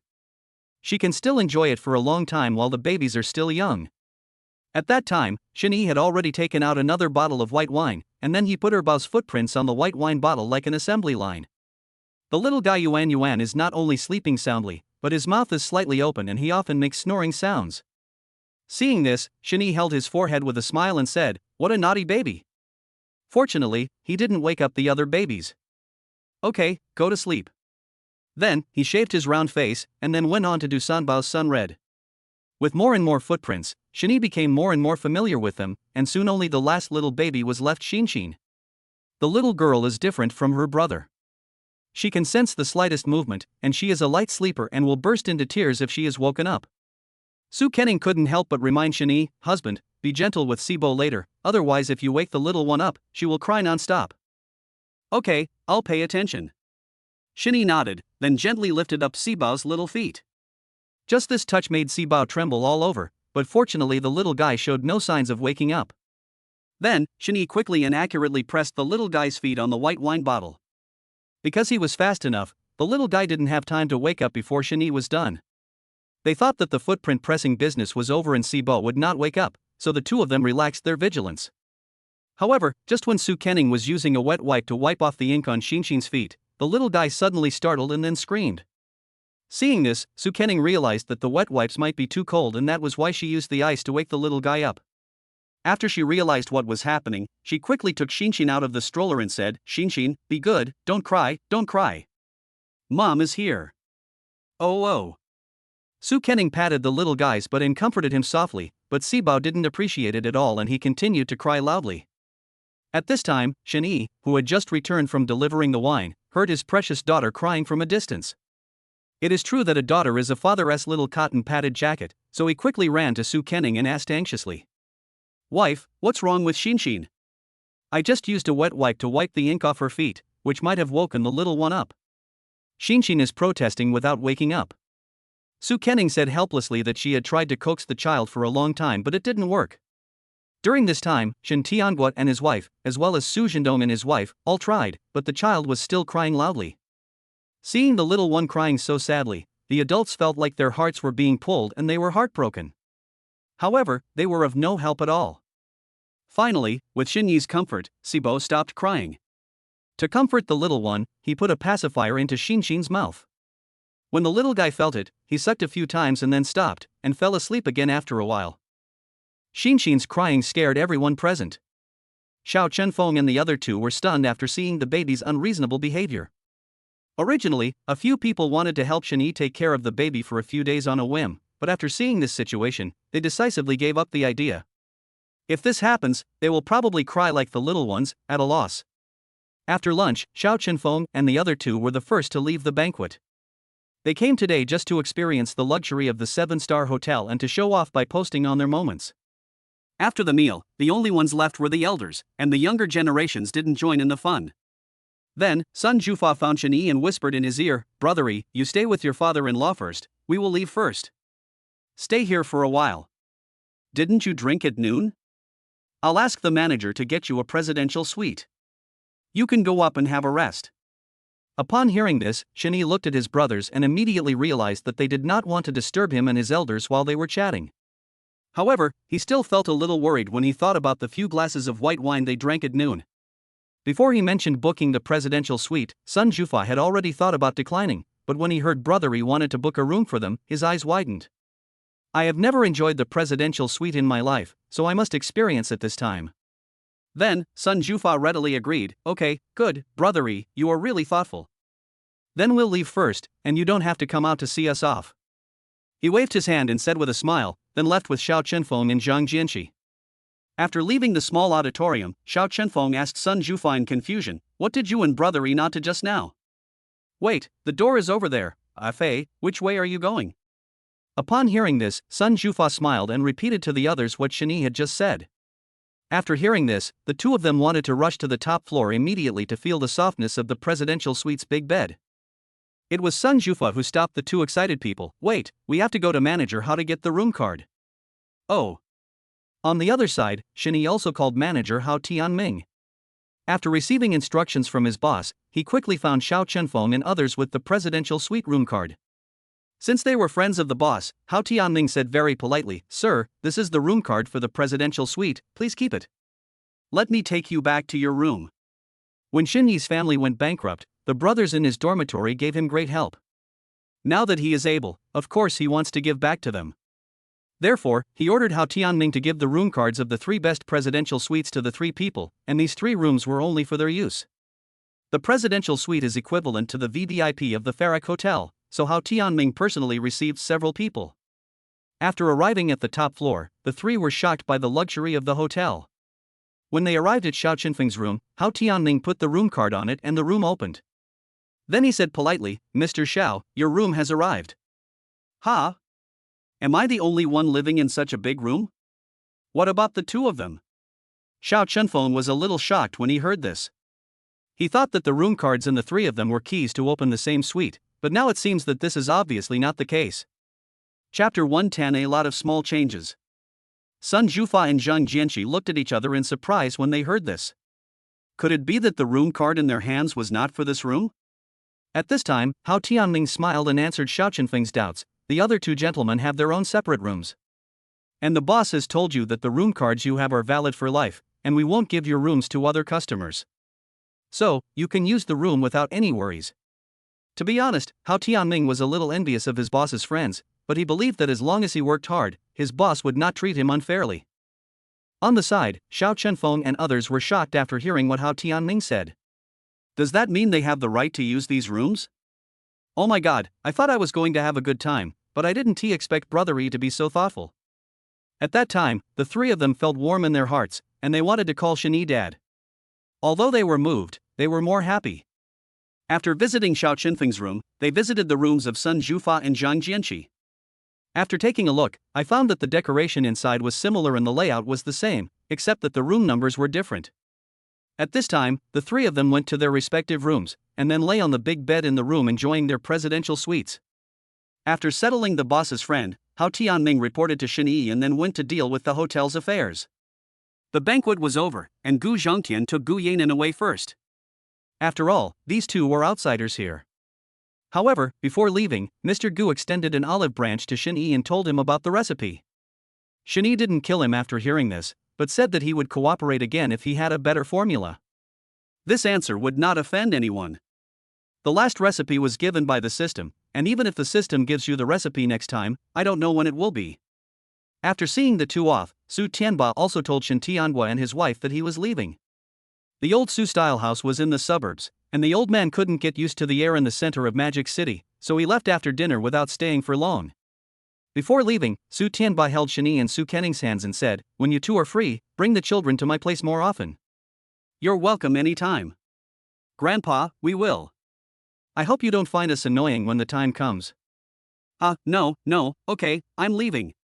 After saying that, Su Tianba got into the luxury car, rolled down the window, waved to everyone, and then the car left.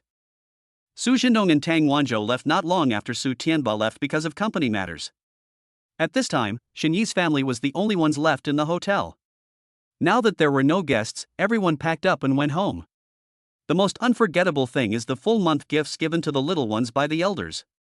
Su Kenning put the gifts carefully in her bag, and then the group left. After returning home, Shinyi carried the 4 sleeping babies to bed. The stroller was definitely not as comfortable as a big bed. After settling the babies, he took out the liquor from the car and put it away. He was still looking forward to the wedding wine with his son and daughter. At the same time, the sound of a system machine suddenly rang in Shinyi's head. Ding! The Fertile and Blessed Daddy system detected that the host successfully held a full-month banquet for the baby, and a special reward of freckle cream is given. Host, please pamper your wife and raise your baby well. Freckle cream? Shinyi couldn't help but murmur when he heard the system prompt. He is a straight man and knows nothing about beauty. What's more, his face and Su Kenning's face were both clean, without even a pimple, so Shinyi didn't understand the different kinds of spots. After a while, Shani searched for a while and finally had a preliminary understanding of ban. According to the system introduction, this freckle removal cream can not only remove freckles, but also remove scars caused by long pregnancy, and even sunspots. It can be seen that its effect is no different from that of scars. It's just that the two formulas treat different areas. Although Shani didn't know much about this, he knew that this thing would definitely have a huge impact on major beauty salons once it came out. After all, it usually costs thousands or even tens of thousands of dollars to remove the spots on your face, but Shani's freckle cream costs no more than $100 and can achieve the same effect as in a beauty salon. In this way, no one will be the scapegoat. Today, Gu Zhongtian was seeking cooperation with Shani, and now the system has sent the formula.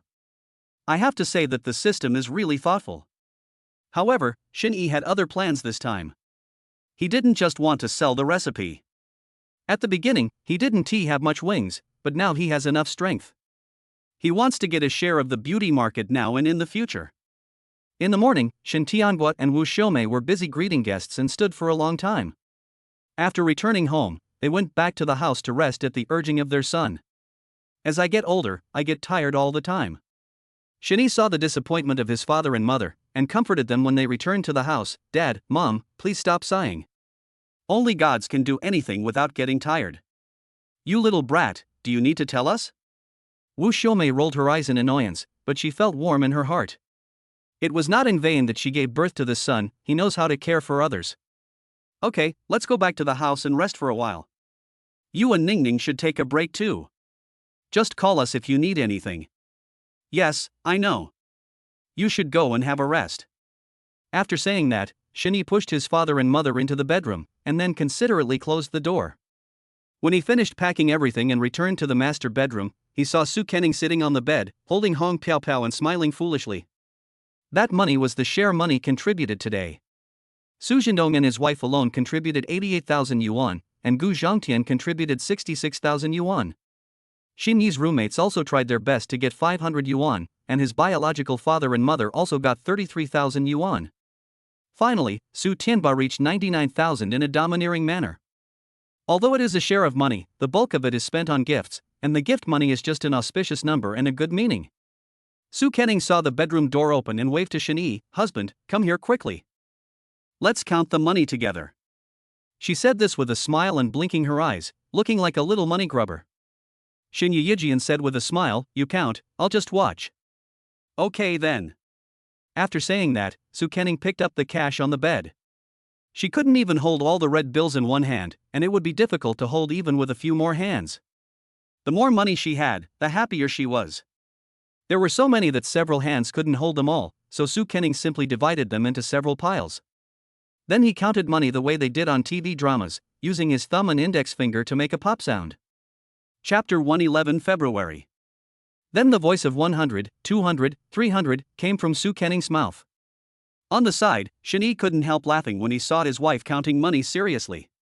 She was really silly and cute. Before Su Kenning finished counting the money, Sibao started crying on the bed. Seeing the little girl licking her tongue and moving her mouth, she must have woken up from hunger.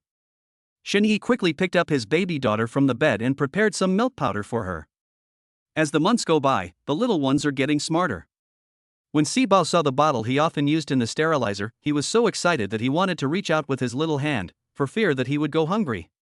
In response to the baby's troublemaking, Shani hurriedly held Sibao's arm and comforted her. "Okay, dear daughter, it will be fine in a while, don't worry." As he said this, he quickly poured the water from the thermos kettle into the milk powder bottle.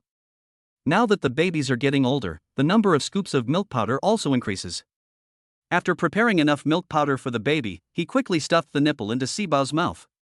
The little guy who was screaming at the beginning suddenly became quiet and then sucked with a gurgling sound. If there weren't still tears in Xinshin's eyes, Shani would have thought that the little girl was suitable for acting.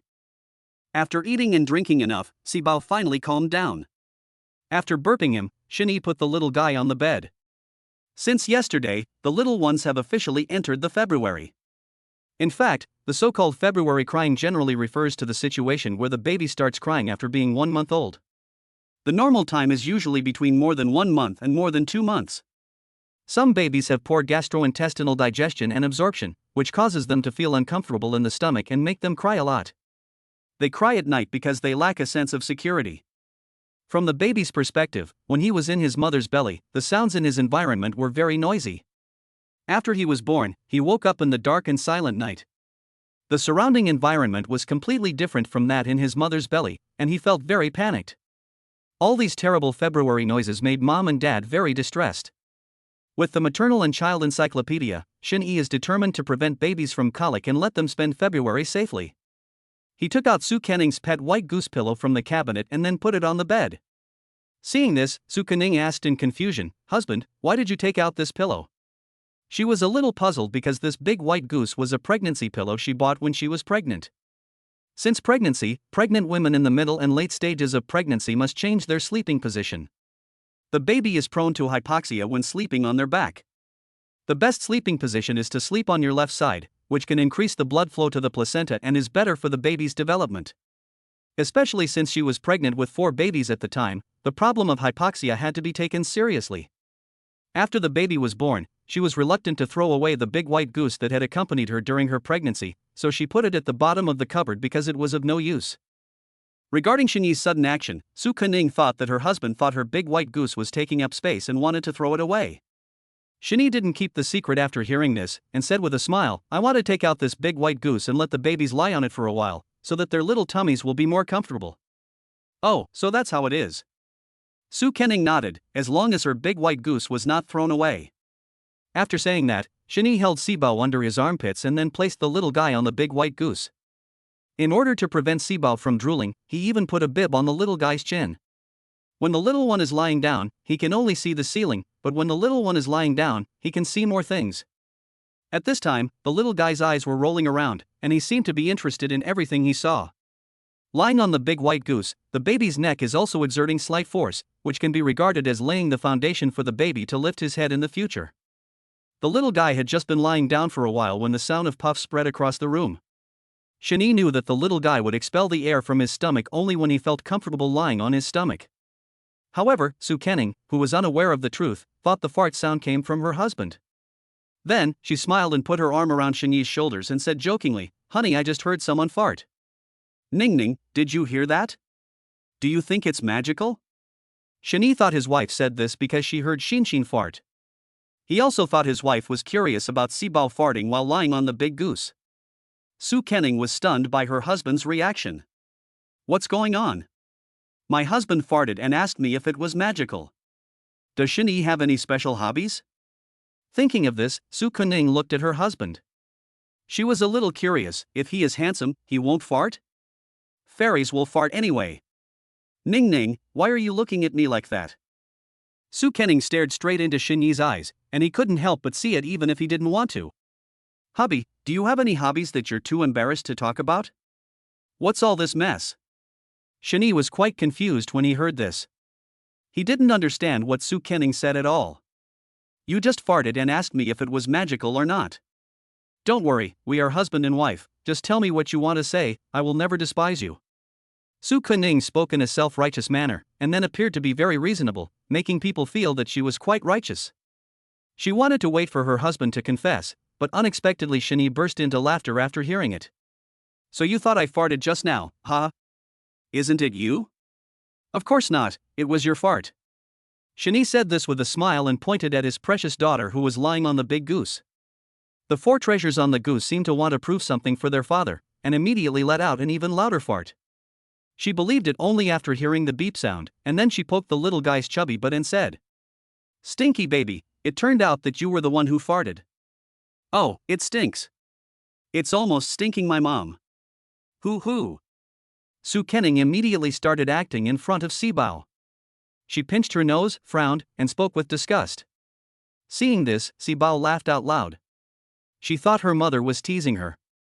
Seeing the mother and daughter laughing happily, Shin-Yi couldn't help but smile. In fact, the farts of babies who are fed with breast milk or formula after birth are not smelly. Their farts only stink when they eat like adults. Maybe the fart the little guy just let out smelled of milk.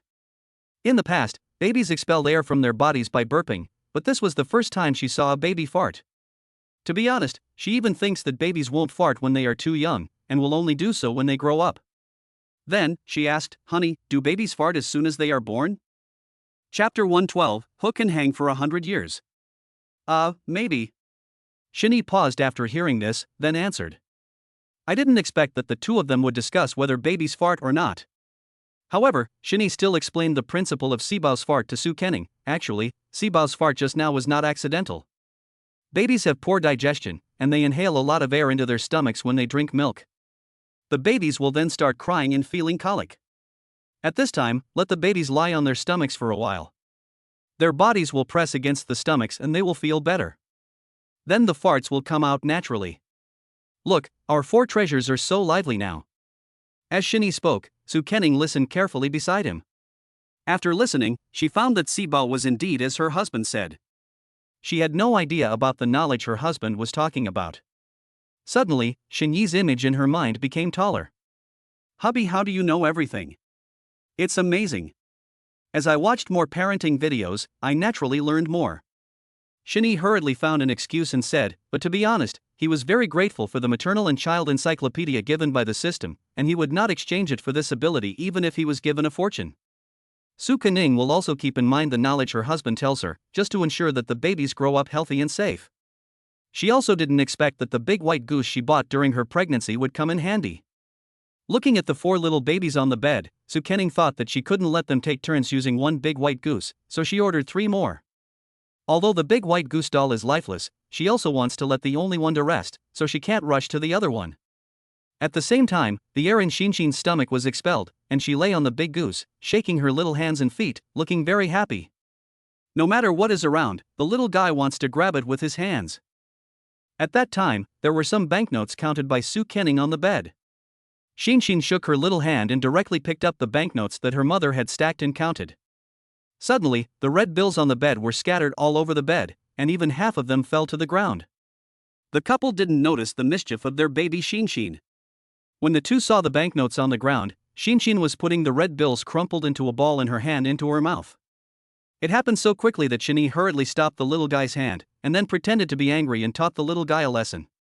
Little rascal, this is money and you can't eat it. Look at the mess you've made in this house. Mommy will spank your little butt soon. Shinny said this, and then cleaned up the mess for Sibao. At that time, he saw Su Kening suppressing her anger and frowning, as if she was about to lose her temper in the next second, so he quickly comforted her. Wife, don't be angry, I have just taught Sibao a lesson for you. I just spanked her right on her little butt a few times. Don't be angry with the little guy. Like all families with daughters as slaves, the father will take responsibility when his daughter gets into trouble, and Shinny is no exception. In order to make his wife angry, he described it vividly and was really a good helper to Shinshin. The anger on Su Kening's face disappeared when she heard this, and she instead blamed Shinny with a look of heartache. Hubby. It's true that I'm angry, but you can't be so harsh on Shinshin. She's still a little baby, she doesn't understand anything, what if it hurts? Oh, honey, I was wrong. I know. I will pay more attention next time. He thought his wife was angry and wanted to calm her down, so he spoke in a more serious manner, but he didn't expect that she would be disgusted by his harsh treatment. Shouldn't she be happy that someone is venting her anger? It's really like a woman's heart is as deep as the sea. It's hard to guess what my wife is thinking. There is no other way. Shinny has the lowest status in the family now, so he can only take the blame for Shinshin, because she is his precious daughter. Only after seeing Shinyi's promise did Su Kening let go of her pouting lips. Then she looked at Shinshin's little butt again with concern, and she felt relieved when she saw that there was no redness or handprints. Shinshin, the culprit, was completely unaware of all this. When her mom was looking at her little butt, she farted at an inopportune time, and it was a very loud one. Maybe because her husband just said that she had given birth to her 4th child, Su Kening did not care about it. Instead, she considerately put a diaper on her. Because Sibao got into trouble, Shinny saved her twice, otherwise he would have definitely been beaten up by Su Kening. After Su Kening went to pick up the red banknotes on the ground, Shinny took the credit and came to Shinshin's ear and said, My dear daughter, Dad just saved you twice. To repay your dad, when you grow up, you should wait until later to fall in love and bring stinky men home later. If you don't say anything, I'll take it as your consent. We'll keep this promise for 100 years. If Su Kening saw this scene, she would definitely burst out laughing. How could such a small baby speak? This is an unfair clause. Like all fathers, Shinny doesn't want his daughter to get married early. He can afford to support Shinshin even if she stays at home for the rest of her life. and Xinshin got on her father's pirate ship. It took Su Kening a long time to collect all the banknotes. She was afraid that other little ones would scatter the banknotes all over the floor, so she quickly put the cash in the box before the little brats woke up. Sibao played for half a day and then slept on the big white goose. Upon seeing this, Shinny hurriedly placed his baby daughter gently on the bed, and his movements were extremely gentle. When it was Debao's turn to lie on the big white goose, Shinny simply put the little guy down roughly, and then Tuan Tuan lay down obediently. People say having a boy or a girl is the same, so how is this the same? Next, Shinny used the same operation to place the second and third treasures directly on the big white goose. This time he treated them equally. Anyway, whenever it comes to his daughter, Shinny's bottom line can change all the time, because he is a daughter slave. At that moment, the sound of a system machine suddenly rang in Shinny's mind. Ding! The fertile and blessed daddy system detected that the host has relieved the baby's colic, and will reward the host with 4 baby brand physical enhancement pills. Host, please pamper your wife and raise your baby well. Baby brand physical enhancement pills 4? The pills given by the system should be special pills for babies. Shinny murmured after hearing the system prompt. Then he saw the system's introduction to the baby brand physical fitness enhancement pills. It says above that after the baby takes this pill, the air in the body will be expelled on its own, and the baby does not need to sleep on his stomach, be held in an airplane position, or be burped, etc. In short, babies will not be troubled by colic. Chapter 113 Hanging Wedding Photos. Shinny couldn't help but give a thumbs up for the pill given by the system. This effect is too amazing. You no longer have to worry about your babies crying at night due to colic. Shinny took out the 4 pills from his pocket. The outer coating of the pills was green and there was liquid inside. So he cut a small hole in the pill and poured it into Sibao's mouth. Xinshin, who was sleeping, seemed to sense something at the corner of her mouth, and then she moved her little mouth. After licking it a few times with the little tongue, the little guy continued to fall asleep. Then, Shinny did the same thing and poured the medicine into the mouths of other babies. Fortunately, none of them woke up. After the babies fell asleep, Shin-Yi and Su Kening also lay down on the bed to rest. I have to say that hosting a banquet to welcome guests is really a physical job. That day, Shin-Yi had just given the babies a bath when the phone on the table rang. Seeing this, he quickly answered the phone, and then a woman's voice came from the other end. Hello, Mr. Shin, I am Sun Shasha, the manager of the Jin AI wedding photography shop. Well, hello. Shin-Yi nodded. He remembered this manager Sunday. What's the matter? It's like this, Mr. Shin, we have successfully framed your wedding photos. When you have time, we will deliver them to your door and install them for you. In fact, not all Jinai customers can enjoy this treatment, and Shin-Yi relies entirely on his financial ability to get Sun Shasha's polite service. After all, the other party spent 200 million to buy the top quality wedding dress from their bridal shop. You guys come over in a bit. Shin-Yi thought there was nothing to do today, so he asked them to come over. After hearing the other party's answer, Sun Shasha immediately agreed, okay, we'll go over now. After a while, the wedding photos of Shin-Yi and Su Kening were placed in the back seat of the luxury car, and then Sun Shasha brought the installation master to Shin-Yi's home. 50 minutes later, she knocked on Shin-Yi's door. When Su Kening heard the doorbell, she hurried over to open the door. As soon as the door opened, she saw Sun Shasha standing in front of the door respectfully, and then said gently, come in. After Shin-Yi finished the call, he told Su Kening that the bridal shop came to their home to deliver photos, so she was not surprised to see Sun Shasha appear in front of her. Following the hostess instructions, Sun Shasha and several workers put on disposable shoe covers before entering the room. She could see Mr. Shin's love for Miss Su, so Sun Shasha asked Su Kening directly, Miss Su, how do you think these wedding photos should be hung? Well, let's hang this large piece of white gauze in the living room. The small groups in the middle will be placed on the white wall on the side. This red shoha will be placed at the head of the bed in the master bedroom, and this black dress will be placed in the hallway between the master bedroom and the second bedroom. Su Kening made these arrangements while looking at the photos, and Sun Shasha and the workers also remembered the customers' preferences after hearing them. After all the photos were put away, the workers punched small holes in the wall and hung the photos on them. The wedding photo package chosen by Shin-Yi and Su Kening included a lot of photos. If their home wasn't a large flat with enough space, even with all these photos on display, it wouldn't look very good. The effect of hanging the photos now is just right, and the house is instantly more festive. After installing the photos, Sun Shasha and others left. After seeing off the guests, Su Kening called Shin-hee in the master bedroom. "Husband, come out and look at our wedding photos. The result is good. I like it very much." Upon hearing this, Shin-hee hurried out of the master bedroom. Seeing the photos on the house, he nodded and said, "Well, it's okay, but not as beautiful as my wife in real life."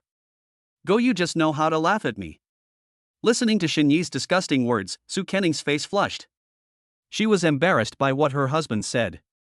At that time, the sound of entering a password was heard at the door, and then the elderly couple Shin Tianghua and Wu Xiaomei came in with a lot of dishes.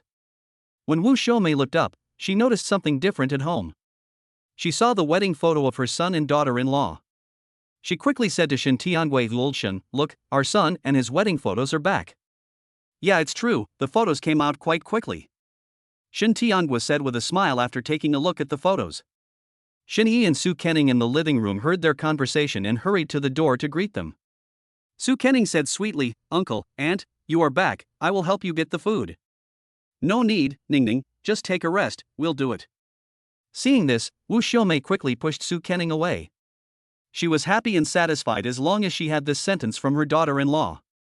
The old couple has a good idea. They should do more while they are still young and able to work, and it would be good for them to help their children share some of the burden. "It's okay, let me help you." Su Kening took the plastic bag from Wu Xiaomei with a smile. She was not pretending, she was sincere. Shin-hee, her uncle, and her aunt were all very kind to her, so she had to do everything she could. "Hey, this kid," Wu Xiaomei complained. She was very happy in her heart. She is very satisfied with the daughter-in-law her son found. Since his wife was helping him, he naturally couldn't sit idle, so Shin-hee also stepped forward to help his father and mother. After putting the dishes in place, Shin Tianghua and Wu Xiaomei took a look at the wedding photos inside and outside the house. "How about it, uncle and aunt, do Xiaoyi and I's wedding photos look good?" It looks good, the photo is really good, but it's also because you two have good foundation, otherwise we can only rely on photo editing. Wu Xiaomei said with a smile. Although she is old, she understands some things very well. "If your looks are not good enough, edit the pictures to make up for it." "Ha, auntie, you're absolutely right." Su Kening smiled and took Wu Xiaomei's arm. At this moment, Shin-hee, who was so friendly with the two of them, felt like an outsider. He even felt like he was their son-in-law. "Among all the photos, my favorite is the one of you and Xiaoyi taking photos of Chinese gifts. It looks festive at first glance. The things left by our ancestors are still the best." "Yeah, I think so too. I will wear xiuhua on my wedding day and I will never change." Su Kening nodded and agreed with Wu Xiaomei's opinion. She had seen quite a few Chinese weddings on the internet these days. Compared with Western weddings, Chinese weddings were more grand. There are less than 10 days left until their wedding. They have only taken wedding photos, and things like wedding candies and invitations have not been finalized. She is a little anxious. "Honey, what have we finalized about our wedding?" Chapter 114 Wedding Countdown. "Honey, what have we finalized about our wedding?" The wedding is in more than 10 days. "Is it still in time now?" Su Kening asked, blinking her big eyes. In fact, she was worried when she thought about all the wedding matters, so she didn't take the marriage seriously. However, she still wanted to know the current progress. Shin-hee poked Su Kening's head and said with a wry smile, "Little fool, I thought you had forgotten about our marriage." "Don't worry, I have arranged everything in advance," he said, patting his chest. "Getting married is both simple and difficult. You have to find a hotel to hold the wedding banquet, prepare a master of ceremonies, drinks, candies, a wedding car and so on. However, these are not a problem for Shin-hee. As long as he uses his money well, he can have a grand wedding even if he gets married tomorrow." Compared with the young couple, Shin Tianghua and Wu Xiaomei started calling their relatives and friends on the day the wedding date was agreed upon. By now, all the relatives who needed to be contacted have been contacted, and all that is left is for them to come for the wedding banquet. The same went for Su Jindong in Tangwanzhou. Since the groom's relatives would come to the wedding, the bride's relatives would also come, so the two of them notified everyone early. At that time, Wu Xiaomei also reminded the two, "Ningning, Xiaoyi, you have to inform your good friends about your marriage in advance.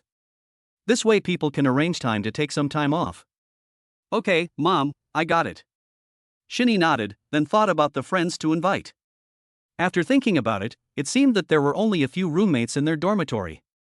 Shin-hee used to have a lot of friends, but after an incident, he also saw through the evildoers around him, which is a good thing. It's not the number of friends that matters, but their sincerity. Afterwards, the two returned to the bedroom and started calling their good friends one by one. Upon hearing the news that the two were going to have a wedding, Xiao Chenfeng and the other two were very excited, as they had never attended a wedding of someone their own age. In the dormitory group, Sun Jufa said excitedly, "Brother E, don't worry, we will definitely go to the wedding. It's agreed that I will be the best man. Of course I can't be missing as the best man. Count me in." "Me too, me too. I've never been a best man before. It's just an experience." Sun Jufa and the other two were more excited than each other about the news that Shani was going to have a wedding, as if they were happier than if they were getting married themselves. Shani smiled and said, "Don't worry, you guys will definitely be included. Even if you don't want to be best men, I will force you to be one. Don't forget the wedding date, it's the 7th day of the 8th lunar month." Shani knew his roommates best, as they could forget things easily, so he had to emphasize it again. "Okay, I definitely won't forget it."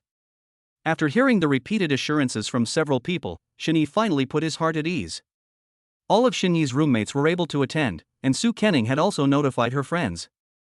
Although some friends were very good before, they all went to different places after we went to college and I lost contact with them except Gu Yanan. So her roommates and her good friend Gu Yanan are her support group. But she just called and one of her friends is studying abroad, and her wedding day happens to be the day of her thesis defense, so she can't attend. So there are 3 best men on Shinyi's side, and there are also 3 bridesmaids on her side, which can be considered a perfect match by chance. "Honey, to be honest, I'm already looking forward to our wedding, hee. Don't worry, I will give you the most unforgettable wedding," Shani said sincerely while touching Su Kenning's head. Shani has already chosen the wedding hotel, the Farrak Hotel. To be honest, there is no hotel in the Magic City that is more famous and classy than this one, and Shani did this not to save money, but because he had no better choice. So he doesn't have to worry about banquets, drinking water, and the like, as manager Hao Tianming will take care of it all.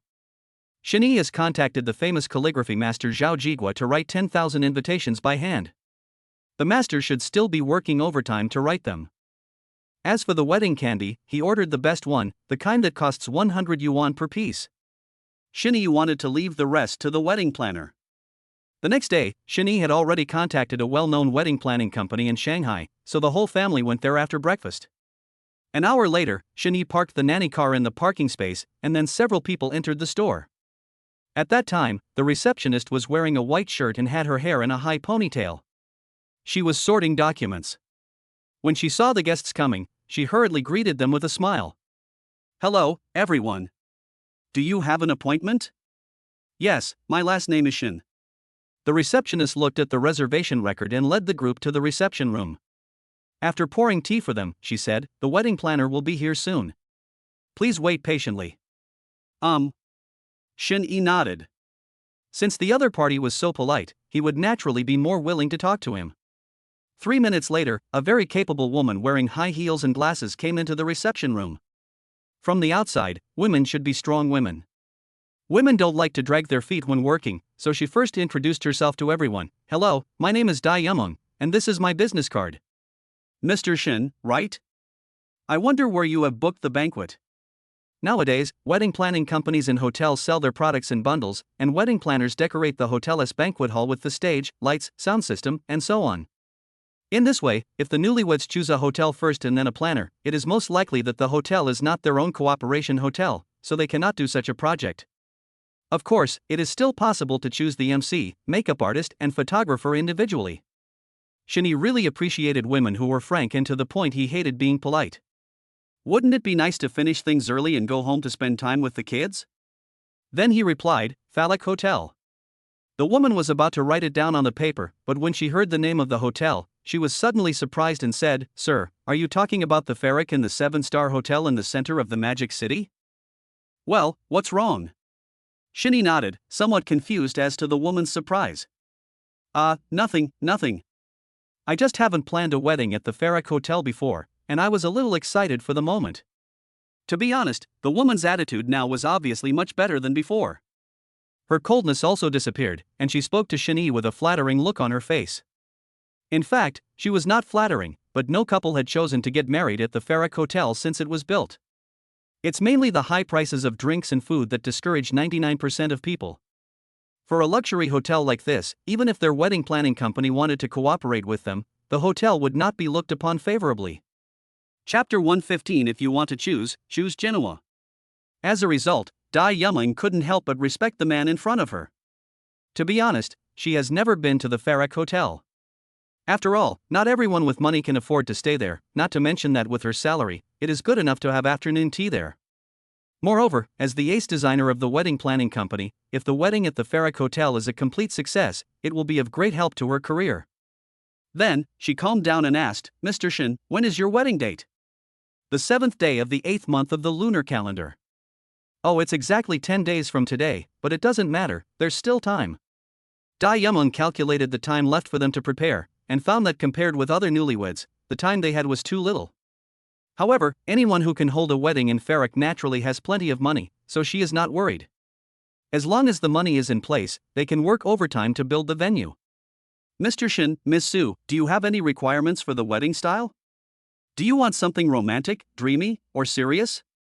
In fact, Shin didn't care about the style of the wedding.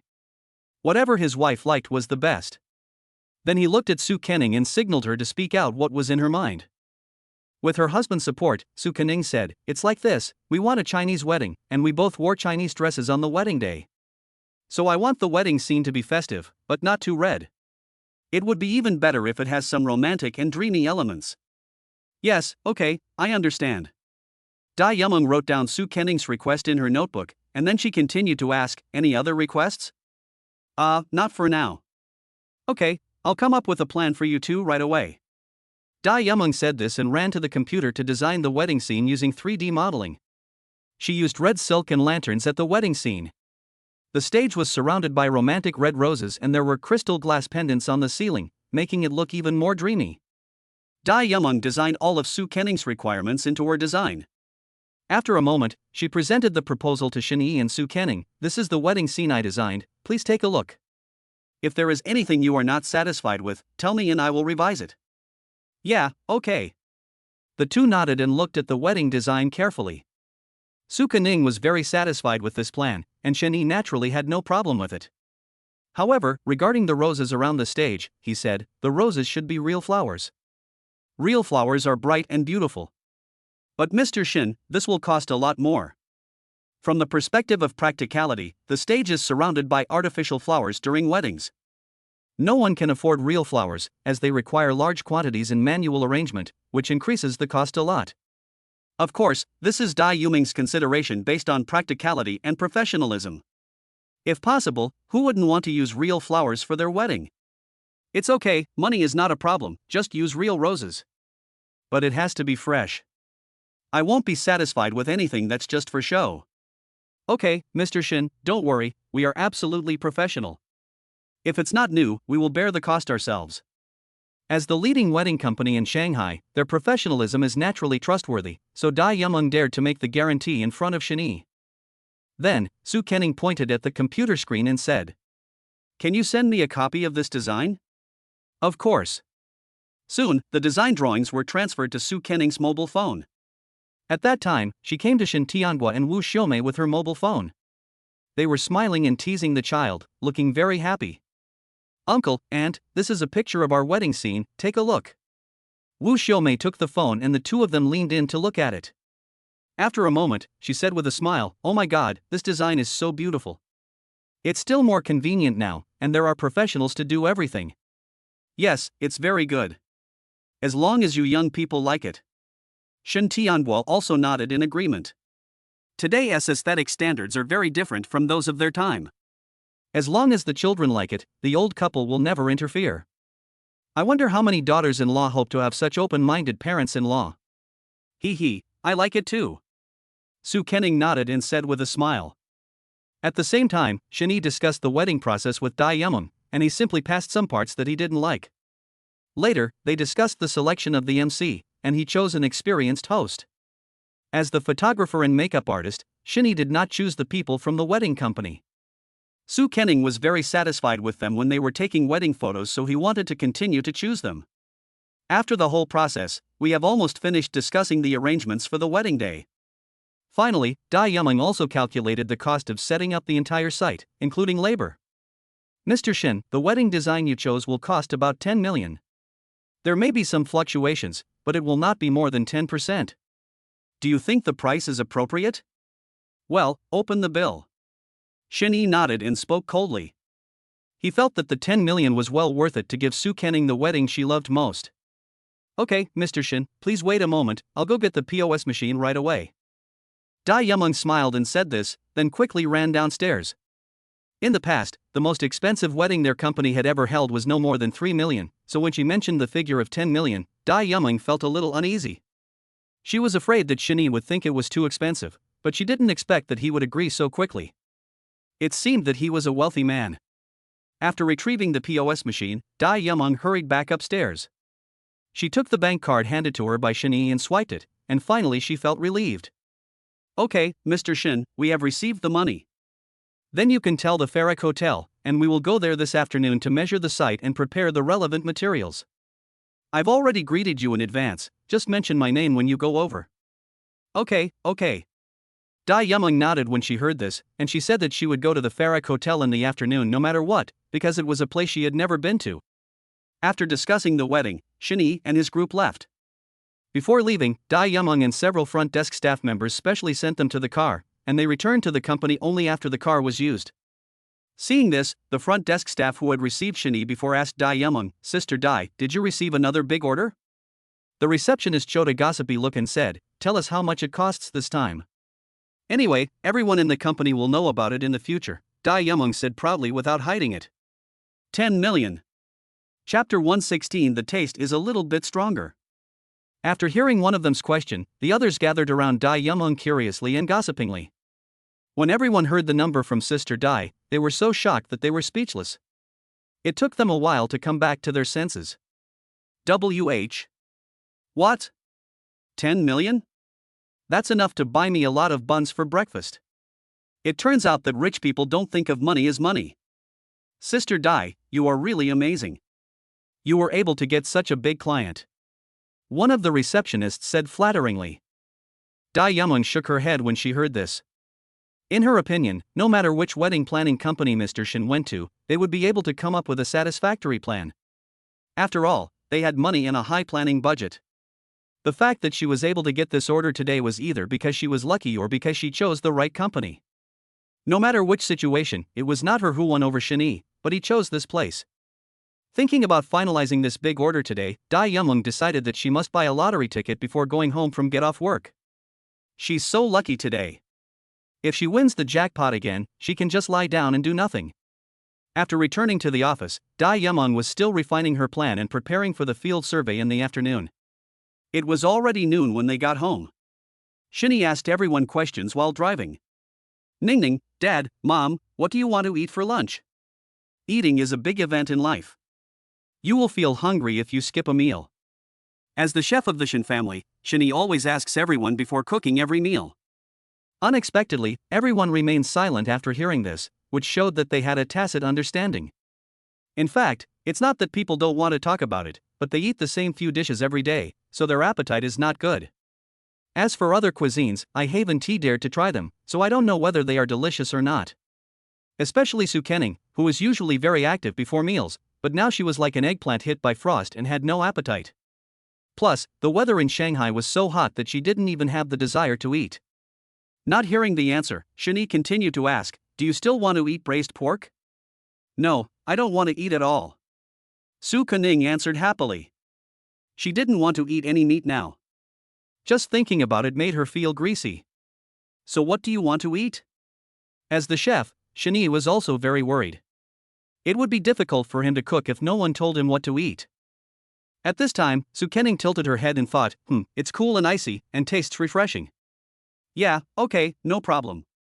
Listening to his wife's description, Shin-hee already had an idea in his mind, and he would make cold noodles at noon. He was afraid that the cold noodles bought outside would go bad because they would contain additives, so he decided to make it himself, and he could make it cleaner. Soo Kening was a little confused about her husband's ready agreement. Did her husband have an idea even though she didn't say anything specific? Then, she asked, "Honey, what are you going to make for us for lunch?" To be honest, she herself hadn't thought of the answer to this difficult question. Hearing this, Shin-hee grinned and said, how about the authentic Shin's cold noodles? Does it meet your requirements? Okay, let's eat it for lunch. To be honest, after hearing the word liangpi, Su Kuning swallowed her saliva. When Shinny said the word liangpi, she really wanted to eat it. It's great to have cold noodles for lunch. I'll chill a bottle of beer on the way home, and it'll be a great experience to have a beer with the cold noodles while eating. Shin Tiangwei expressed great approval for having cold noodles at noon. He hadn't eaten cold noodles for a long time and had almost forgotten its taste. I'll make it for you when we get back. Seeing that everyone was satisfied, Shin Yi answered with a smile. Before going home, he bought relevant ingredients from the grocery store, and after returning home he started to get busy. First, Shin Yi put 3 bowls of flour in a basin, then added an appropriate amount of water and kneaded it into dough. The dough needs to rise for half an hour to become a smooth one. He closed the dough bowl and went to the living room. Ningning, Dad, Mom, what flavor of cold noodles do you want to eat? Would you like it spicy or sour? Shin Tiangwa said, I want it to be a little more sour, with less sesame paste, more garlic and coriander, and less spicy. After hearing this, Wu Xiaomei looked at Shin Tiangwa, rolled her eyes and said to him, then you must brush your teeth after lunch. I don't want to smell garlic in my mouth. My wife doesn't eat garlic when she eats meals, and the taste is half less. Why don't you try it? Shin Tiangwa said with a smile. He doesn't have any dietary restrictions, but he has to eat 2 bites of garlic with every meal. And he eats all kinds of garlic. TSK, I won't try. Shin Yi has become accustomed to the old couple's quarrels, which is their unique interest. After Shin Tiangwa finished talking about his own taste, he did not forget to mention Wu Xiaomei's, your mother likes spicy food, so put more cucumber in the cold noodles, don't put garlic juice, put more coriander, and the vinegar is just average, right, old lady? After saying this, he looked at Wu Xiaomei with pride. The two of them had lived together for so many years, and he knew his wife's taste very well. After hearing this, Wu Xiaomei nodded in a pretentious manner, and then she retorted to Shin Tiangwei in a very provocative manner, who told you to say that? I have a mouth of my own. In fact, she was happy about the old man's concern, but she had to pretend to be stubborn every time. So that what is said makes people feel that it is sarcastic. It just comes out smoothly. He knew the old woman's temper well, so Shin Tiangwa said with a smile, as if to say, you are making trouble and I am pampering you. At that time, Su Kening looked at her parents-in-law fighting and felt like she was watching a sweet drama. Really good, I knocked. Seeing his wife laughing a little too much, Shin Yi waved his hand in front of her eyes and said, Wife, what flavor do you want to eat? Don't you know what flavor I want to eat? Hearing this, Su Kening clasped her hands across her chest and spoke proudly with her cherry lips pouting. She also wanted to imitate her mother-in-law and see how her husband would react. Unexpectedly, Shin Yi said jokingly, eat it if you like. But he already had the taste of Su Kening in his mind. Su Kening obviously didn't expect what her husband said. She ignored the presence of Shin Tianhua and Wu Xiaomei, and jumped directly towards Shin Yi's leaving back, saying angrily, Stinky husband, you've changed. You used to be so nice to me, but now you ignore me. Humph. After hearing Su Kening's soft words, Shin Yi's heart softened, and he said lovingly, okay, I lied to you, how could I ignore you? Do you want to eat cold noodles with more sesame paste, more yellow light, more chili and vinegar, and finally more coriander? Yes. Su Kening smiled when she heard that. Her husband hasn't changed, but when she heard Shin Yi talk about his taste, she felt that her taste had become a little heavier. Chapter 117, The Resentful Girlfriend Comes to Eat. Shin Yi silently recorded everyone's taste, and when he saw that it was almost time for the dough to rest, he returned to the kitchen. Take out a large stainless steel basin, put clean water in it, then throw the dough in and knead it. The purpose of this is just to wash out the starch in the flour. Now that the babies are still sleeping, Su Kening has taken a break from her busy schedule. She sits at the kitchen bar and watches Shin Yi cook. She was really amazed to see that her husband did the operation without any delay. Su Kening thought that someone as good at cooking as Shin Yi must be blessed by God, but her cooking skills were hard to describe, and the only thing she could do was cook instant noodles. They complement each other quite well. Just as Su Kening was immersed in her husband's personal charm, the phone on the table rang at an inopportune time. She picked it up and saw that it was a video call from her best friend. After the call was connected, Gu Yanin fiddled with her hair narcissistically, then blinked and said to Su Kening, Ningning, I just sneezed several times. Did you miss me? If you miss me, just tell me. I can come over any time. Ba, why don't you think that you are sneezing because you have a cold? Su Kening rolled her eyes in annoyance. Her best friend sometimes has a bad brain. Then she replied, besides, I don't have time to think about you, I'm watching my husband cook. Then, Su Kening turned the camera, and Shin Yi's handsome figure appeared in front of Gu Yanan. How about it, is my husband handsome? Handsome, handsome, Ning Ning's husband is the most handsome, but what is Shin Yi doing? Gu Yanan said a few perfunctorily. She had no interest in other people's husbands. Even if Shin Yi was handsome, it had nothing to do with her. Compared to his appearance, Gu Yanan was more curious about what Shin Yi was busy doing in the kitchen. It looked like it should be delicious. When Su Kening heard the question, she said with a smile, my husband is making his own cold noodles. How about it? It's great. Awesome, really awesome. Gu Yanan couldn't help but give a thumbs up, and she couldn't help swallowing her saliva when talking about cold noodles. The last time she had authentic sesame sauce cold noodles was last time. Then, she chuckled and said, Ning Ning, ask your husband to make one for me too. Don't worry, I'll be at your house in 30 minutes and I won't let your family wait for me. Okay, I won't say any more. I'll pack up and leave. Gu Yanan gave some instructions and then hung up the phone, not giving Su Kening a chance to refute. Then she packed up simply and drove her Panamera to her best friend's house. After Su Kening hung up the phone, she felt a little regretful. If she had known that her best friend would come to her house for dinner, she would not have been so arrogant. Shin Yi would have to suffer in this way. If Gu Yanan knew what Su Kening was thinking, she would definitely complain, Stinky Ning Ning, you value women over friendship. Then, Su Kening came to her husband, blinking her eyes, and tugged at Shin Yi's clothes with her tender white hands, saying a little embarrassedly, husband, Nan Nan just called me and said she wanted to come to our house for a meal, why don't you make an extra portion? Okay, I made some extra anyway, and the cold noodles aren't a big deal, so let her do it. Yes, then I would like to thank my husband on behalf of Nan Nan. Su Kening thought that it was fortunate that her husband was easy to talk to and get along with. If it were another petty-minded man, he would definitely be petty. It seems that she is really glad that she married the right person. Okay, why are you being so polite to me? It's too formal. Just sit still in your chair and watch, dear.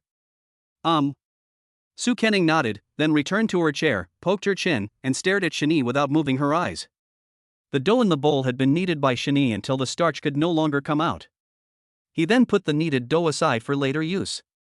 That was the gluten in the cold skin. As for the water in the basin, he planned to leave it there for 10 minutes, and finally poured out the clean water on top. At the same time, Shin Yi first steamed the dough in a steamer before making the cold skin.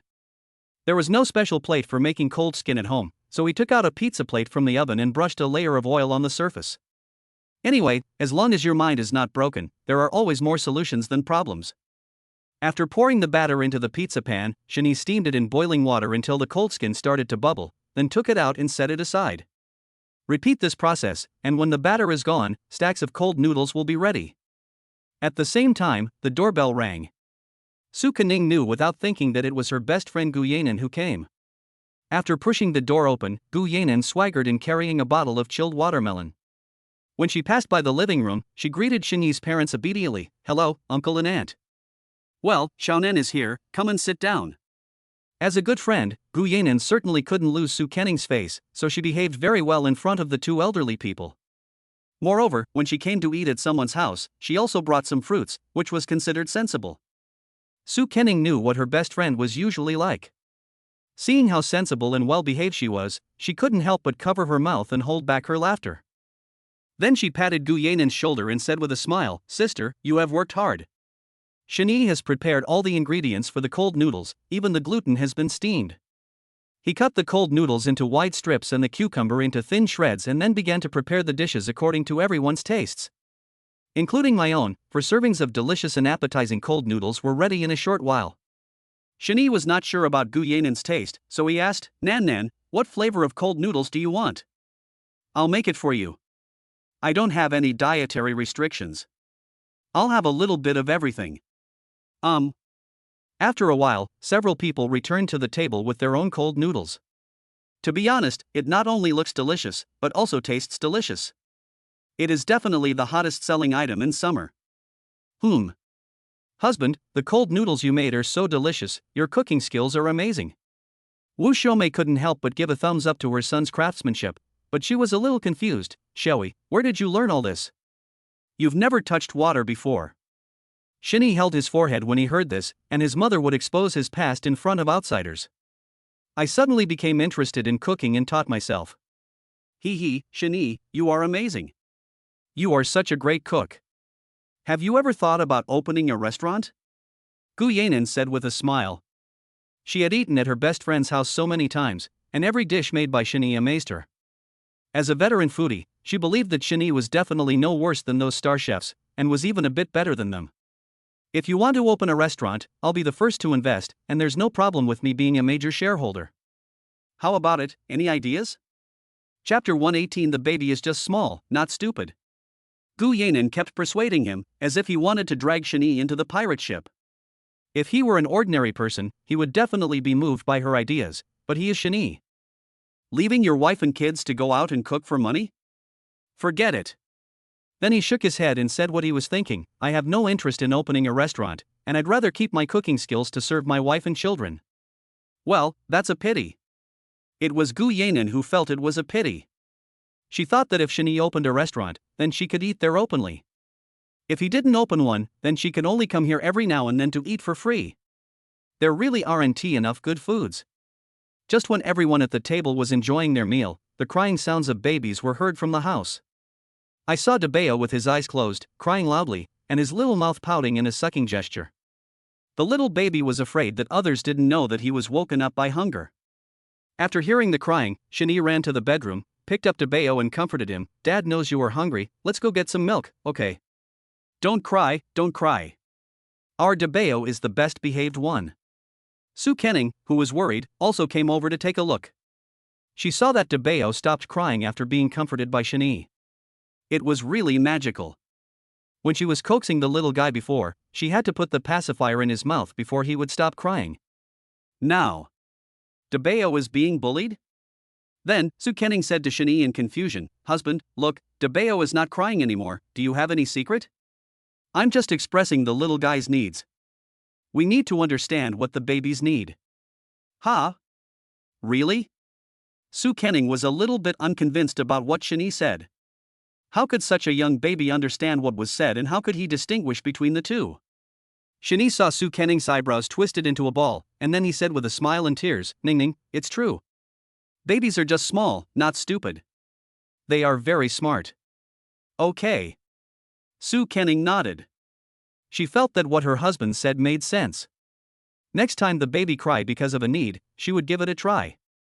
After all, practice is the only criterion for testing truth. Debeo woke up and Shinny was able to take care of him by himself, so he asked his wife to go eat. As for him, he carried the little one to the milk powder table to prepare milk powder. Tuanchuan has been around for so long that he is probably familiar with his own bottle. When Daddy took out his bottle, the little guy waved his arms excitedly. The little guy's dark eyes were wide open and his little tongue was sticking out, so much so that he was almost drooling. It seems that little baby Tuanchuan is too greedy. Be good, Tuanchuan. The rations will be ready soon. Wait a moment. Wow. Wow. The little guy kept moving his head forward to reach out, and by then he was already getting a little impatient waiting. He started crying with his little mouth full of dissatisfaction, and his expression looked so pitiful, as if his father deliberately didn't give him milk.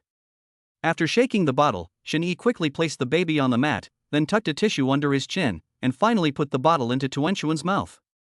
With milk, the baby immediately calmed down and drank it with gurgling sounds. After these days, Shinny has gotten to know the temper of each baby. The eldest baby can't stand being hungry, and the little guy will probably be a real foodie when he grows up. The babies in the Shin family are fed with a mixture of breast milk and formula.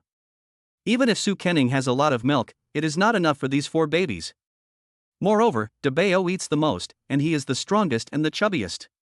Normally, other brothers and sisters drink 70 milliliters at each meal, but Debeo has to drink 90 milliliters, otherwise he will not be full. Tuan, drink slowly, don't be in a hurry. Oh, there's still a lot in the bottle. Tuanchuan was very impatient when eating, so Shinny could only talk to him on the side. If it weren't for the physical enhancement pills issued by the system before, he would have been afraid that the baby would spit up milk. In less than 5 minutes, Tuanchuan finished a large cup of milk. After eating, the little guy burped contentedly and looked very happy. Ah. Hey Zero. The little guy was so excited and happy, as if he was saying to Shani, Dad, I'm full. Tuan Tuan is in high spirits now. Then Shani carries Dabao to the dining table and coaxes him while he eats. The little guy, who had just eaten and drunk his fill, stared at Shani with eager eyes, his little hands waving constantly after seeing his father slurping. He seemed to know that it was delicious, and reached for Shani's chopsticks with his cherry lips opened. Oh. But the little guy's neck is too short and he can't reach it at all. Even though he couldn't eat it, the little guy clapped his hands anxiously. When he saw the food in front of him smelled so good, he was drooling with greed. Shani was eating seriously and was unaware of the little guy's little actions. It was his drool that dripped onto his pants, and he felt a wet spot on his pants. Only then did he realize that Tuanchuan was extremely greedy. He knew very well that today's baby's gastrointestinal development is not perfect and they cannot eat what adults eat. Only when a baby is 5 or 6 months old can he eat some complimentary food and rice noodles, so Shani said this very clearly to Tuan Tuan. Stinky baby, you can eat this. I have diarrhea after eating. I feel uncomfortable. I need an injection. But Dabao couldn't listen at all. His little eyes were still staring at the bowl in front of Shani. Seeing that he couldn't persuade her, Shani quickly handed Dabao to Wu Xiaomei, who had just finished her meal. Mom, Dabao, watch for a while. He has been so greedy for our food. Hurry up and carry him to the living room. Out of sight, out of mind. Okay, it seems that our eldest grandson is a little foodie. As she said that, Wu Xiaomei smiled and carried Dabao to the living room. When he was leaving, the little guy was still looking at the bowl on the table. Seeing Dabao's greedy look, Su Kening smiled and said to everyone, I could feel the baby's movements from the 18th week of pregnancy. I still remember that every time I ate, the baby in my belly kept moving. It seems that the most active one is our Dabao. Hearing this, Shani said with a smile, Tuanchuan has been a little foodie since his mother was born. Hee, that's fine. I was really pissed off at the time. Every time I was about to go to sleep at night, these brats would move around and make it hard for me to sleep well. I was thinking, when the naughty babies come out, I'll give them a good beating on the drums. As a result, I couldn't bear to give up the baby after giving birth to it. Su Kening said this jokingly, but Shen face was full of heartache after hearing it. Chapter 119, The Sour Smell of Love, Single People Don't Like It. Su Kening said this jokingly, but Shen face was full of heartache after hearing it. If his wife hadn't told him, Shani wouldn't have known how much she suffered during her pregnancy. But he thought that his wife must have suffered a lot from carrying these babies. He was unable to be with Su Kening during her pregnancy, and Shani swore in his heart that he would compensate her and pamper her in the future. Shani pursed his lips, looking apologetic, and then rubbed Su Kening's head and said distressfully, Little fool, you have suffered. It's not that hard, but as long as the babies are healthy, that's all that matters. Su Kening smiled brightly. She didn't want her husband to blame himself or feel guilty. It was a warm moment right now, and only Gu Yanin was busy eating, oblivious to what was happening outside. After finishing the food in the bowl, she picked up the bowl and said to Shani at an inappropriate time, Do you have any more cold noodles? I didn't eat breakfast, so I'm a little hungry at noon. Gu Yanin felt a little embarrassed to eat at someone else's house, but when she thought of the delicious cold noodles, she still asked. She would rather lose face than suffer from stomachache. Yes, I'll get it for you. Upon hearing this, Shani hurriedly nodded in response. He took Gu Yanin's bowl and went to mix the cold noodles for her. Seeing this, Su Kening angrily looked at her best friend Gu Yanin, and whispered in her ear, Don't tell my husband to do that in the future. Go get it yourself next time. Okay, I'm Miss Su, who values love over friendship, but is it appropriate for me to not consider myself an outsider in your house? Ever since her best friend got married, Gu Yanin felt that she was no longer favored and her best friend's heart had been seduced away by a man. Seeing this, she couldn't help but sigh inwardly, Oh, damn men, you have taken my heart away too.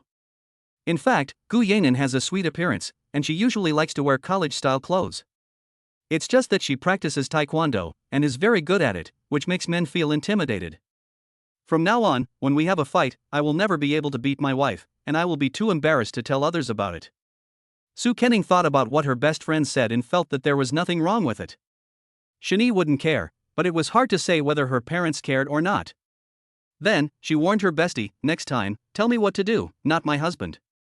Seeing her best friend and his wife loving each other and thinking about each other, Gu Yanan couldn't help but smack her lips. TSK, the sour smell of love is really bad. Then she smiled and nodded and replied, okay, it doesn't matter who you tell me to do it, as long as I have enough to eat. Anyway, eating is the most important thing for Gu Yanan. After a while, Shani placed the prepared Gu Yanan flavored cold noodles in front of her. Tell me if it's not enough, and I'll serve you more. Okay, leave me alone after you finish eating. I don't need anyone to accompany me. Gu Yanan took the bowl and spoke with a smile. At that time, Shani and Su Kenning had already finished their meal. She felt uncomfortable being stared at by others. Okay, when you're done, just put the bowl down and I'll clean it up. Okay. After seeing Gu Yanan make an okay gesture, Shani and Su Kenning came to the living room to play with the little ones. Shani got a formula for removing freckles before. He originally wanted to contact Gu Yanan through his wife to inquire about Gu Zhongtian's schedule, but now he has saved this step. When Gu Yanan finished her meal and sat on the sofa, Shani asked, Ningning, is Mr. Gu busy today? I want to discuss cooperation with him. After hearing this, she quickly replied, No, my grandfather is at home and hasn't gone anywhere. Before this, Gu Yanan had received instructions from his grandfather to build a good relationship with Shani so that he could help the Gu family's business. So when Shani asked, she answered positively. Okay, I'll go find him later. Shani nodded when he heard that. There are many people at home who help to take care of the children, so he can go to the Gu family with peace of mind.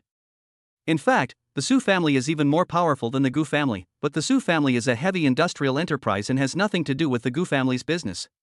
Even if Shani wanted to help his father-in-law and his family, they were not in that line of business.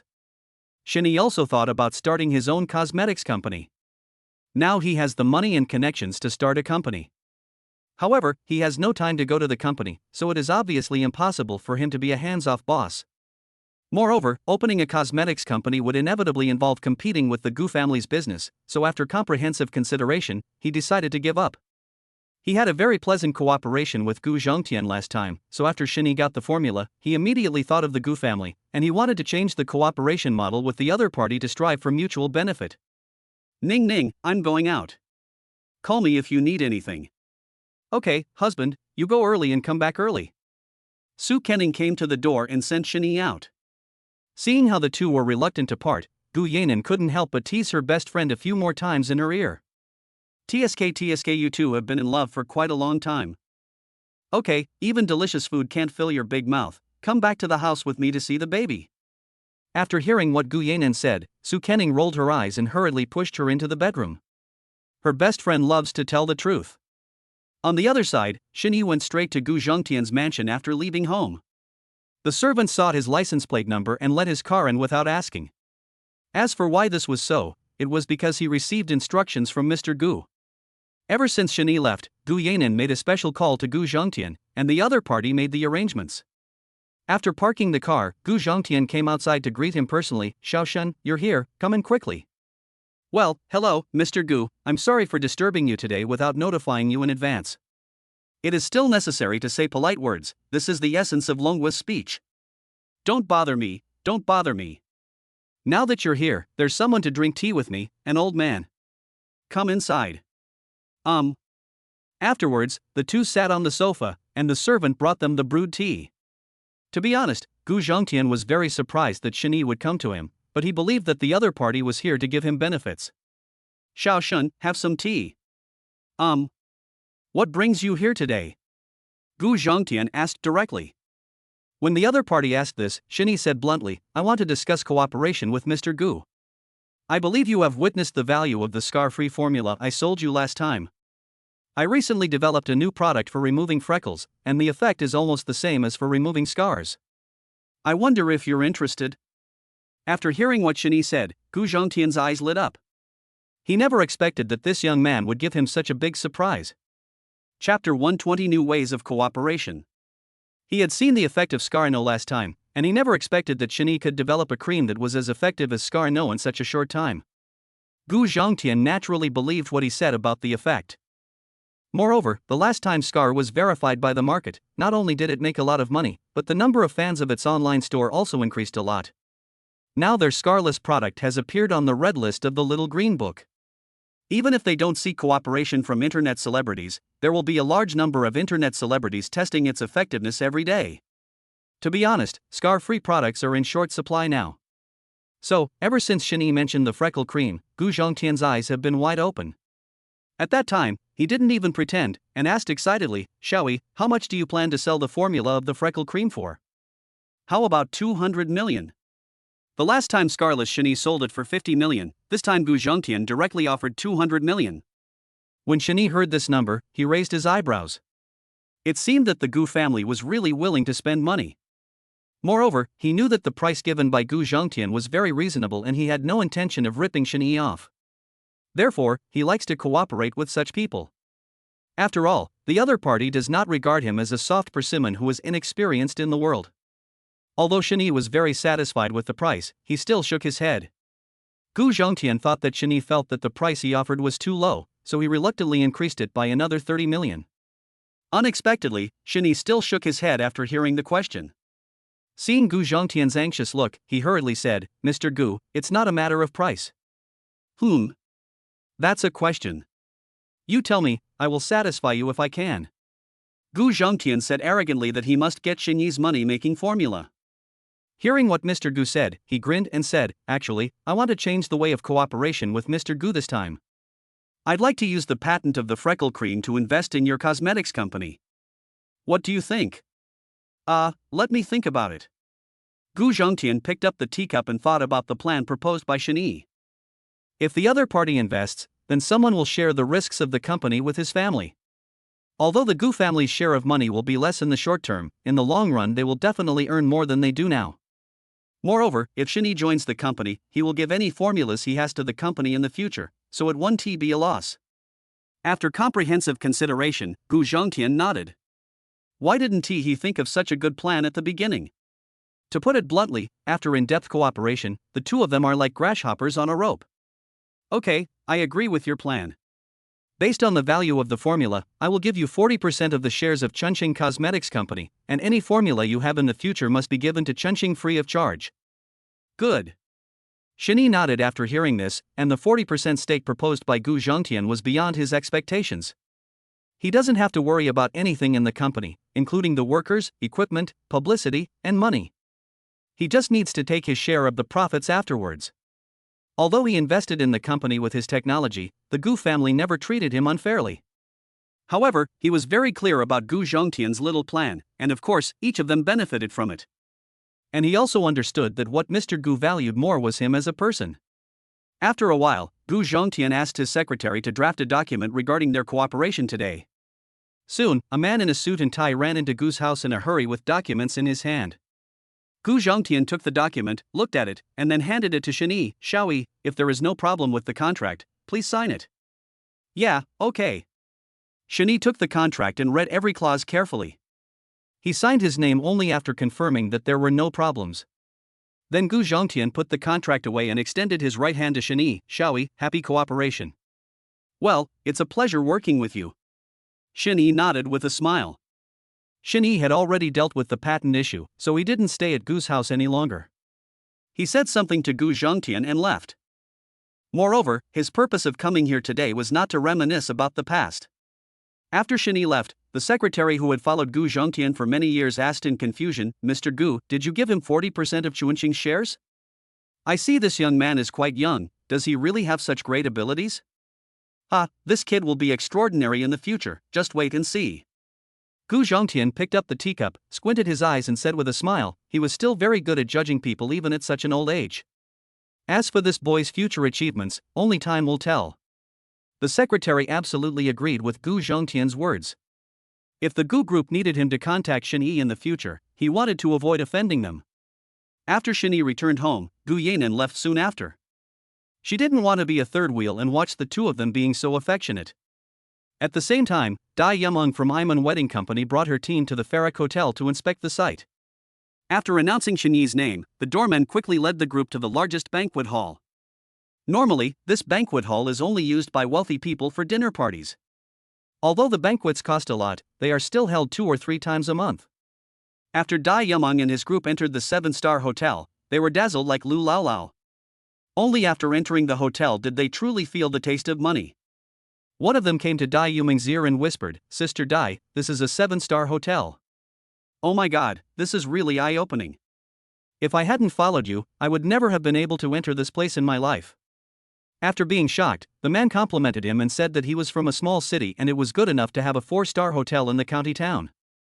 After seeing the prosperity of Shanghai, he didn't want to go back to his hometown. Besides, he was usually reliable in what he said and did, so Dai Yumeng was willing to bring him here. The woman was very happy to hear the compliment, and she immediately replied, "Do a good job, I will not forget you when I have a good job in the future." After being shocked by the luxury of the 7-star hotel, Dai Yumeng and his team started measuring with professional equipment. Some places involve stage construction, and red carpets and other things have to be laid on the stage. It took Dai Yumeng exactly 3 hours to measure the entire venue and design the overall structure of the stage based on it. Of course, the style still continues the one chosen by Su Kuning. After the measurement, the next thing was to prepare the materials. After leaving the hotel, Dai Yumeng called Shen Yi to report on his work progress. After all, they are Party A, and everything Dai Yumeng does is to satisfy Party A. Okay, you guys have worked hard. It's getting late. Let's have a meal at the Farrak Hotel before leaving. I have contacted the manager, you can just go to the restaurant. Thank you, Boss Shun. We'll be welcome then. Chapter 121, Yes. No longer favored. Dai Yumeng said excitedly that she was really lucky to meet such a good and generous boss. Then the group, led by manager Hao Tianming, came to the window seat. Seeing how generous Boss Shin was, everyone wanted to give him the best wedding possible. Time passed quickly, and in the blink of an eye it was the day before the wedding. There is a custom for weddings here that the bride and groom cannot stay together the day before their wedding. Although Shani knew about this custom, he himself was not interested in it. He was worried about leaving his wife and children in the hotel. However, after Su Kening heard Wu Xiumei talk about this custom, she took it to heart. As long as it is beneficial to their marriage, she is willing to choose to believe it. Then, Su Kening said to Shani gently, "Hubby, don't worry, my mother will be with me tonight, and the babies will be very well behaved. We should still avoid the taboos when we get married." But Shani still had some worry on his face. He was interrupted by Su Kening just as he was about to say something. "You don't have to tell me, I understand." She comforted her husband and nodded to him, her firm eyes seemed to tell him not to worry. Seeing that Su Kening insisted on doing so, Shani had no choice but to do as she said. He helped pack clothes for the hotel and the supplies the babies would need. Finally, I personally sent Su Kening and the babies to the Farrak Hotel. On the other side, after Su Kening's parents learned that their daughter and grandchildren were going to the hotel in advance, they also hurried over. If for no other reason than to pamper the little babies. Arriving at the hotel's presidential suite, Shani put the 4 babies on the bed. At that time, the little ones had just woken up, their eyes were wide open. They were at home before going to bed, but when they woke up they found themselves in a strange place. The little babies are very smart. After realizing that this is not their home, they look left and right for fear that they will be given away by their parents. At the same time, he was babbling in an attempt to attract the attention of Su Kening and Shani. Wow. Ha. Oh. Wow. When Su Kening heard the babies murmur, she hurried to their side. Looking at the soft and cute little balls, she said with a smile, "Stinky babies, what are you guys talking about? Are you afraid that mommy and daddy don't want you anymore? How could that be? You are both daddy and mommy's beloved little darlings. We love you so much." She touched the little ones' chubby faces to comfort them. When she saw that the baby's guard had been lowered, Su Kening continued with her introductions. "Grandma will sleep with us tonight. We're just staying in this room for one night. Dad will take us home tomorrow. You better be good tonight." After Su Kening finished speaking, De Bao stared at his calves, clenched his hands into small fists and put them in his mouth, muttering, Those who don't know would think he was answering Su Kening's question, but those who know would definitely see that the baby was sucking his hand to smell the fragrance. After Shani put away Su Kening and the baby's supplies, Su Jindong and Tang Wanzhou also came to the presidential suite. After the door opened, Su Jindong asked Shani, "Shui, where are Ningning and the babies?" "They are in the house." After Shani answered, Su Jindong walked inside, shouting, "My precious grandchildren, Grandma and Grandpa are here." Seeing his father-in-law's anxious look, Shani shook his head with tears and laughter. It seems that his wife is just like him, she is no longer favored after having babies. It turns out that generations apart are closer than relatives. The bedroom door was pushed open, and Su Kening turned around to see Su Jindong and Tang Wanzhou looking happy. She thought her parents were happy to see her, and immediately opened her arms to hug them. Unexpectedly, the two of them just passed by her and said with a smile, "Dear children, do you miss your grandma and grandpa? Grandma and grandpa miss you very much." Then Tang Wanzhou happily stroked the little ones' faces and said, "Grandma will hold you in her arms to sleep tonight." Su Jindong was so jealous that his wife could hold the little baby while sleeping. He also wanted to hold the soft and cute little ones. Immediately, Su Jindong protested, "No, I want to hold the baby at night, too." "Any baby will do." "Hey, you old man are getting excited, right?" Su Jindong raised his head and said proudly. He wanted to say no to unfairness. The two of them were arguing happily here, but Su Kening was the only one who was hurt. She stood there in a daze with her arms open. It was like a movie playing in my mind, with the scene just now repeating over and over again. After seeing Shani, her little mouth immediately pouted, as if she was about to cry in the next second. Seeing his wife like this, he rushed forward to comfort her. "Okay, be good, don't feel wronged. Uncle and Aunt just love the little guy too much. Look at me, I've already gotten used to my parents. It's okay, you still have me to spoil you. I will definitely put you first. The babies are not useful." Shani touched Su Kening's little head and said sincerely, she felt much better after being comforted by her husband. As long as her husband cares about her, she will be satisfied. As for Su Jindong and Tang Wanzhou, Su Kening thought it through. She was an only child and always wanted her parents to revolve around her, so she had a bad temper. Now she can no longer be as petty as she was when she was a child. At that time, Su Jindong and Tang Wanzhou were arguing fiercely about who the baby should sleep with at night. Seeing that the dispute was still going on, Tang Wanzhou came to Su Kening and said, "Ningning, your dad insisted that Debao and Erbao sleep with him at night. Do you think he can take care of a baby if he doesn't know how to do anything? If the baby is older, I don't know who will take care of whom." Su Jindong was instantly displeased when Tang Wanzhou belittled him. He put his hands on his waist and said angrily, "Isn't it just feeding the babies and changing diapers? You talk like everyone can do it. I have such a strong learning ability, I will definitely learn it right away." Su Kening was overwhelmed when she heard the two quarreling. Then she adjusted her mindset and said to them, "Okay, stop quarreling. The babies recognize people when they sleep, and none of you can coax them to sleep." After hearing these words, Su Jindong and Tang Wanzhou instantly wilted. And the fact is just as Su Kening said, babies recognize people when they sleep. One night, Shen Tianguo and Wu Xiaomei loved their child so much that they insisted on looking after the baby themselves that night. Unexpectedly, as soon as they took them over and put them on the bed, they woke up immediately and started crying loudly. Maybe Xiaoba thought in his dream that the two people were stealing the baby and wanted to give his father and mother a warning. Chapter 122. Sorry, I'm already married. Children are not stupid, they are just small. They are smart. Since Su Kening was being taken care of by his father-in-law and mother-in-law, he followed his wife's instructions, said hello and left. He has important things to do now, after all, he is very busy before the wedding. After leaving the Farrak Hotel, he looked at the flight number his wife sent him, which showed that they would be picked up in an hour. So, he had to rush to the airport without stopping, and the person he was going to pick up was his wife's college roommate, and the two of them went to the Magic City together from the imperial capital. This way, Shani can save a lot of trouble. An hour later, Shani appeared at the airport pickup platform, where the flight number of his wife's roommate was being announced. At the same time, two beautiful girls walked out of the airport passage, arm in arm, with backpacks on their backs. Anyone who has looked at the photos of Su Kening's dormitory knows that these two people are their roommates. At that time, the two of them were walking towards the exit while calling Su Kening, and soon the call was connected. The girl in the baseball cap said, "Ningning, Yeye and I have gotten off the plane. What's the name of the hotel? Let's take a taxi there." "No need, my husband is going to the airport to pick you up." "Please wait a moment," Su Kening said to her roommates while sending a WeChat message to Shani. When Zhao Xinyue heard her bestie's husband coming to pick us up, she joked, "Are you willing to let your husband pick us up?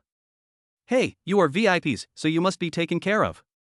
Su Kening said with a smile that her roommates only knew how to make fun of people. It was not convenient to reminisce over the phone, so they chatted briefly for a few minutes and then hung up. At this time, the two girls in the airport started gossiping as they walked towards the exit. Xiao Xiao, you saw it when Ningning posted her wedding photos last time. Her husband is so handsome. I don't know if it was photoshopped or if she just looks that good. I must see your beauty in a moment. When women get together, they either talk about gossip or gossip. Zhou Chunxiao immediately became excited when she heard Zhao Xinyue say that. Oh, I saw it. Ningning is so pretty, so her taste in finding a husband will certainly not be bad. I guess he must be a handsome guy, the kind that will definitely turn heads when he walks down the street. Hey, we don't have to guess here for a while, we can see the real person. As they spoke, the two of them couldn't help but quicken their pace towards the exit. At that time, Shen Yi was completely unaware of his wife's roommate's curiosity. He was waiting at the exit. Su Kenning just called him and told him that her roommates knew him, and that when the time comes, he only needs to stand at the exit and her roommates will see him. And he did just that. Maybe it's because Shen Yi has outstanding looks that girls always can't help but take a second look at him. At this time, Zhou Chunxiao and the other person had already come out, and they glanced at the people who came to pick them up at the airport. Then Zhao Xinyue saw Shen Yi, who stood out from the crowd. After discovering the target mission, she quickly patted Zhou Chunxiao on the shoulder and said excitedly, "Look, is that man Ningning's husband?" Zhou Chunxiao looked in the direction of her finger and nodded affirmatively. Yes, he looks quite similar to the one on the marriage certificate. It must be him. It seems that Ningning's husband is really handsome. They are truly a perfect match made in heaven. Let's go there quickly. Then, the two of them walked towards Shen Yi's direction. Just as the two of them walked up to Shen Yi, one of the girls with long black hair and a tight black dress shyly ran up to Shen Yi with a cell phone in her hand. Seeing the person coming, Shen Yi thought she was Su Kenning's roommate and asked, "You came alone? Where's the other person?" He remembered that his wife told him that two of her roommates were coming. The girl hurriedly explained, I'm not someone you know. I came here to ask if you could add me on WeChat." "Huh?" Shen Yi was stunned, then shook his head and said politely, "Sorry, I'm married." "All right." After hearing the news, the woman walked away disappointedly, holding her phone. Zhou Chunxiao and Zhao Xinyue had a clear view of everything that was happening before their eyes. Although the woman in front of them was not as pretty as their good friend Su Kenning, she still had a pretty face and a good figure, and her appearance score was no less than 85 points. Shen Yi could easily reject such a woman. It seems that his best friend did not choose the wrong person. Then the two smiled at each other and nodded in satisfaction. "Excuse me, are you Su Kenning's husband?" "I am her roommate Zhou Chunxiao." "I'm Zhao Xinyue." "Hello, I'm Shen Yi." Shen Yi introduced politely, then led the two out of the airport. He was walking in front, and the two women were walking behind and seemed to be talking about something in a low voice. In fact, Zhou Chunxiao and the other person are very vulgar. They were discussing Shen Yi's appearance. "Hey, I'm really born beautiful. How can there be such a handsome man? If Ningning's husband entered the entertainment industry, I would definitely be his fan and support him." As expected, pretty girls always have a handsome boy by their side. "As for us, we can just take a look." Zhao Xinyue said a lot, and Zhou Chunxiao touched his chin, and the guest commented, "Well, it's not a photo scam." Shen Yi felt that the two people were whispering behind him, but the voices were too soft to hear clearly what they were saying. Of course, even if he heard it, he would pretend not to hear it. Soon, several people got into the car, and it was quiet in the car. Zhao Xinyue in the back seat secretly took out his cell phone and started taking pictures of Shen Yi. After taking a picture of his profile, she immediately sent it to Su Kenning. "Ningning, your husband is quite handsome. Look, the photos I took are pretty good, aren't they?" While sending the photos, Zhao Xinyue showed them to Zhou Chunxiao. "Maybe this is the happiness that belongs to girls." On the other side, the babies were all asleep, and she was reading a novel when she received a WeChat message. As soon as she opened it, she saw Shen Yi's perfect profile. Of course, she also admired it like a fangirl. "Hey, you didn't believe me when I told you my husband is handsome. Now that you see him in person, you know I wasn't lying." XIN, who is your husband? No one who is not good looking is worthy of you." After chatting back and forth, Shen Yi also sent Zhou Chunxiao and Zhao Xinyue to the hotel. After booking a room for them and sending them upstairs, he left too. After finishing his work here, his roommates were still waiting for him at his home. As for a few people getting together, of course they are doing big things. Chapter 123, a fresh, first-hand love story. Good friends hadn't seen each other for a long time and missed each other very much. After Zhou Chunxiao and Zhao Xinyue put their luggage in the room, they came to Su Kenning's room. As soon as she opened the door, she heard Zhao Xinyue say playfully, "Ding ding ning ning, it's us." Okay, stop messing around and come in. Seeing that Zhao Xinyue was still acting like a child, Su Kenning pouted in annoyance. Since the internship began, Su Kenning hasn't seen the two of them for almost a year. The two of them went to the capital for their internship. There were 4 people in the dormitory. Su Kenning was in Shanghai, and one of them went abroad. This is so far away. At that time, Su Zhendong and Tang Wanzhou saw their daughter's roommates coming and were very considerate to make room for them. But the main reason is that the babies are asleep, and they need to conserve their energy until the babies wake up. Afterwards, Su Kenning welcomed the two into the bedroom. The babies had been asleep for a while, and even if there was a thunder, it probably wouldn't wake them up. Are you tired after sitting on the plane for several hours? Do you want to go back to the room and rest for a while? Not tired. We both took a nap on the plane and woke up before getting off the plane. We are very awake now, Zhou Chunxiao said with a smile. After entering the house, the two girls noticed the babies on the bed. Seeing that they were sleeping soundly, they didn't feel like disturbing them. However, Zhao Xinyue stared at the little ones' fair and tender faces with joy. "Ning Ning, these little babies are your gas tanks, they are so cute. Looking at their chubby little faces, I really want to pinch them." "Hee, wait until they wake up, then you can pinch them as you like," Su Kenning said with a smile, who is the reason why their little baby is so popular. Well, you can't regret it. Certainly not. Zhou Chunxiao held her forehead helplessly when she saw the two people having such a childish conversation. She seemed to see those carefree people in the university dormitory.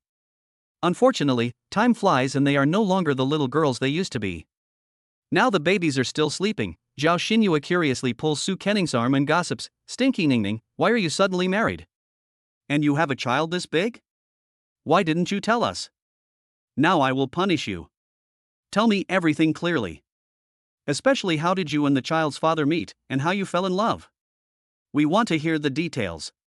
"Yes, it's mainly the details that are wonderful," Zhou Chunxiao also agreed.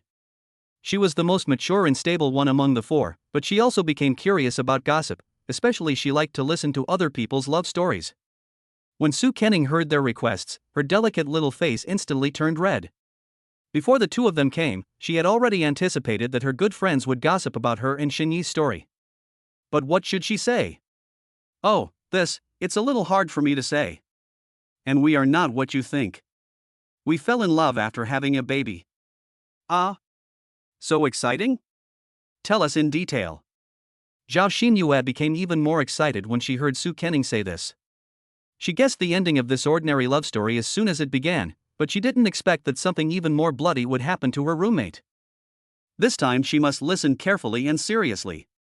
Zhou Chunxiao is honest and rigid, but she is very wild at heart. So when she heard what Su Kenning said, her heart was filled with ripples. He sat up straighter and pricked up his ears to listen to gossip. Seeing the expectant looks on their faces, Su Kenning nodded shyly. "Then listen to me. No discussion or whispering is allowed." "Well, I'll listen to you. Tell me now." "Okay, 2 reporters from the Getting to the Bottom of the Road program, I'm going to start talking." So she told Shinny clearly about the accident that night, her subsequent pregnancy, and her meeting with him in the hospital. Of course, Su Kenning briefly summarized some of the plots. After all, the scenes were too stimulating and not conducive to the physical and mental development of the two single young women. After listening to his roommate's love story, Zhou Chunxiao's closed heart began to loosen a little. She has never been in love since she was a child, and after hearing about such an exciting life experience, she also wants to experience it. It is also very good to have husband and children together.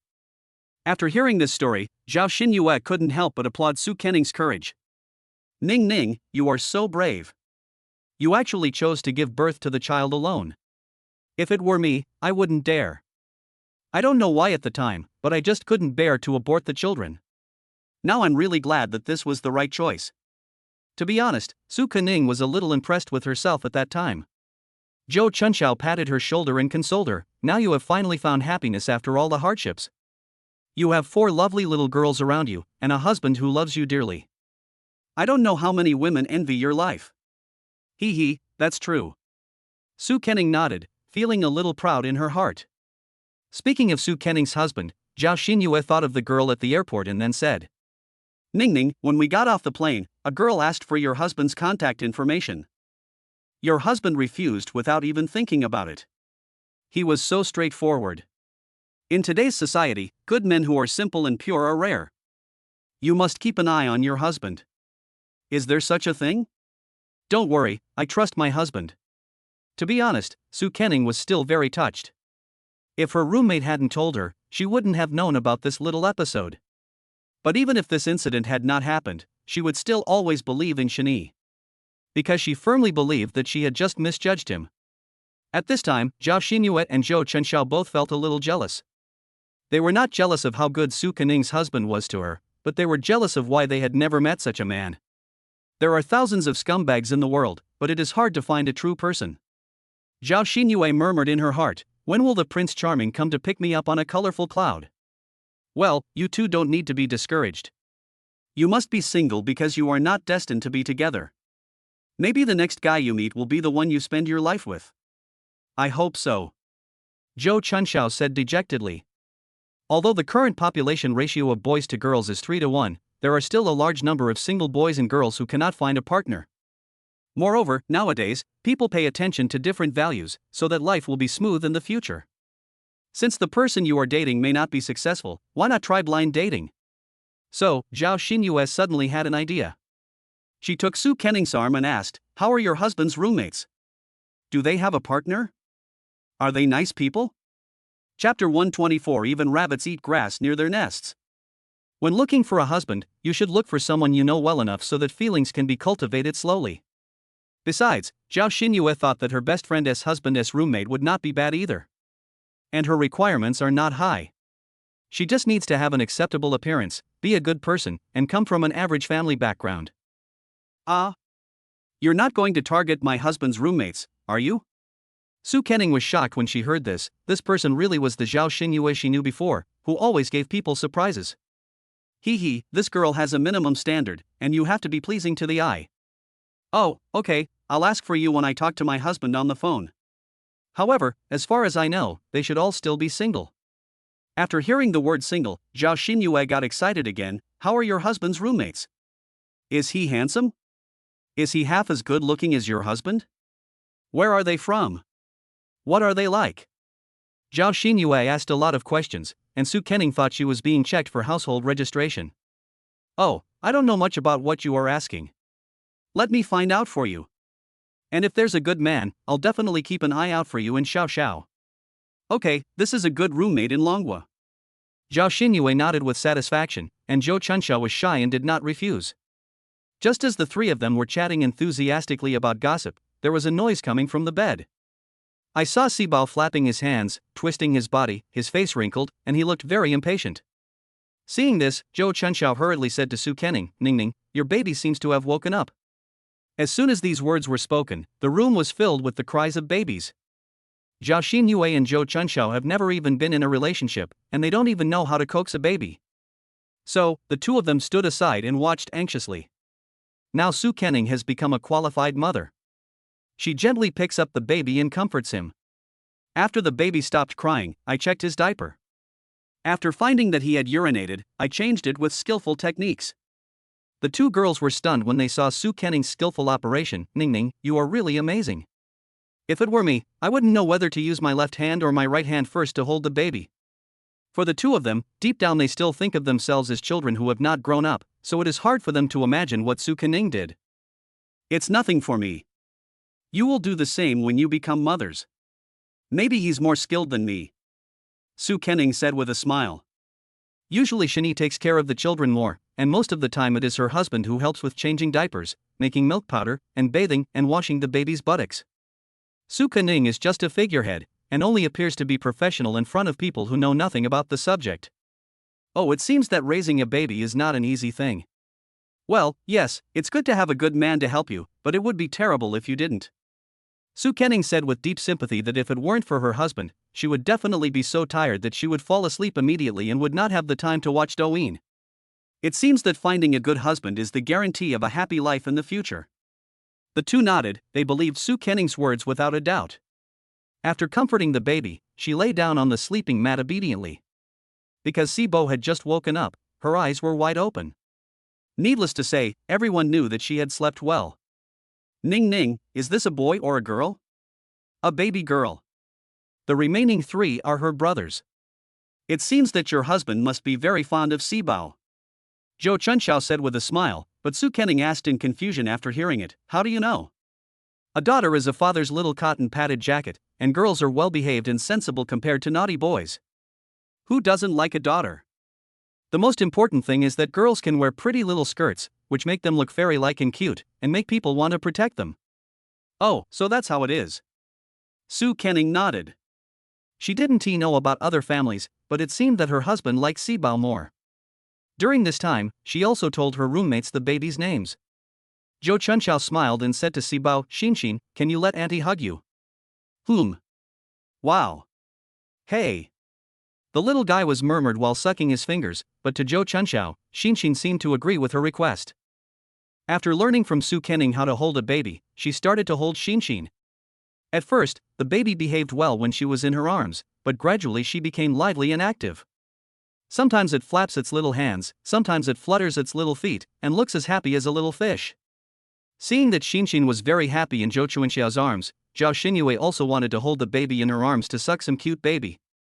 Unexpectedly, as soon as she touched Xinshin's armpits, the little guy looked reluctant. It seems that Xinshin doesn't like Zhao Xinyue hugging her. Seeing that Xinshin wanted to stay in her arms, Zhou Chunxiao was so happy that she said proudly, hee, I didn't expect Xinshin to want me to hold her. It seems that she likes me very much. Zhao Xinyue pretended to be angry when she heard this and poked Xinshin's little cheek and said, well, stinky Xinshin, why don't you let your aunt hold you? Auntie's fragile heart is really hurt. Ouch, ouch, my heart hurts so much. She just covered her chest, frowned and pretended to be in pain. It was a lot of drama. Zhao Xinyue originally thought that she would get the little guy's pity, but Sibao actually giggled after seeing the aunt's wonderful performance. Xinshin looked very happy, but Zhao Xinyue was quite upset. It seemed that the little guy treated her as a circus monkey. Seeing this, Su Kening didn't expect the little guy to laugh so unkindly, so she hurried to comfort Zhao Xinyue. Well, the performance was good, keep it up next time.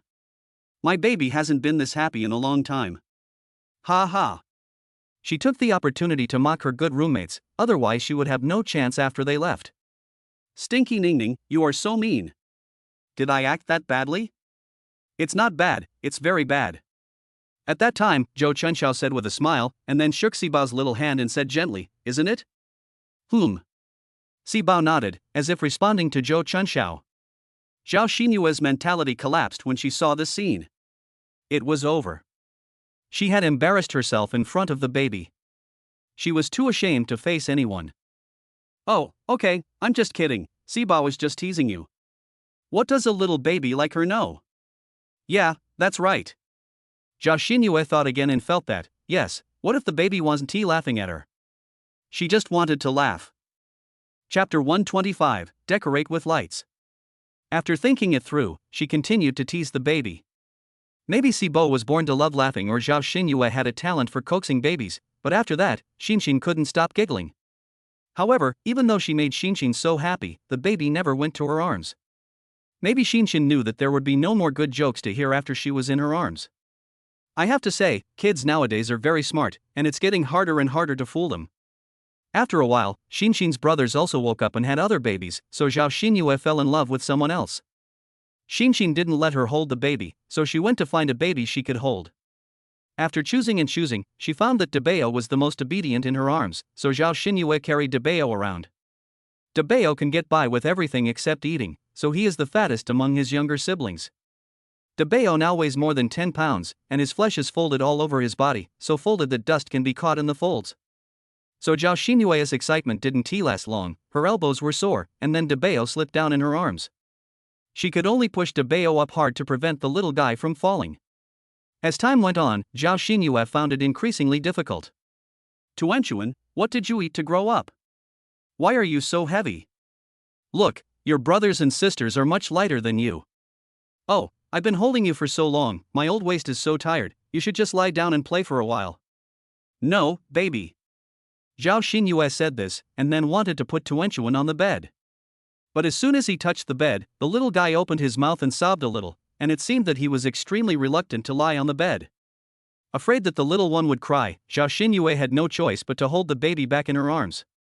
She wanted to hug him before but couldn't he, and now she has had enough and wants to let go, but the little one refuses. Who do you think she can complain to? Su Kenning, who was standing by, saw her good roommate sweating from holding Debeo. She said with a smile, yeah, your forehead is full of sweat. Take a rest. Debeo is so heavy, I am exhausted after holding him for so long. Zhao Xinyue said with a sad face, I would like to, but the little guy won't do it once he lies down. It's okay, just put it down. Tuanchuan is crying and I can comfort him. She thought that Zhao Xinyue would not want to come to her house next time because of Tuanchuan. Oh, alright then. Only after hearing Su Kenning's assurance did Zhao Xinyue dare to put Tuan Tuan on the bed. Sure enough, when she put him down, the baby's emotions began to brew, and he might explode at that moment. Seeing this situation, she could only ask Su Kenning for help. Unexpectedly, after seeing this, Su Kenning simply turned Debeo's head towards her, and the little baby's emotions that had just been brewing were instantly suppressed. Then Tuanchuan fluttered his little hands and feet, with no dissatisfaction on his face. Zhao Xinyue was stunned when she saw this scene. What was going on? Was Tuanchuan so obedient because of blood suppression? It's amazing. Alas, if I had known that Tuanchuan would be so obedient in front of you, I would have put him on the bed a long time ago. Now, my old arms and waist are sore. Zhao Xinyue poked Tuanchuan's little face and said indignantly, Stinky baby, you only know how to bully me. Wow. Ah. Hey. At that time, Tuanchuan was blowing bubbles proudly. Anyone who saw him would think that he did it on purpose and was a typical bully.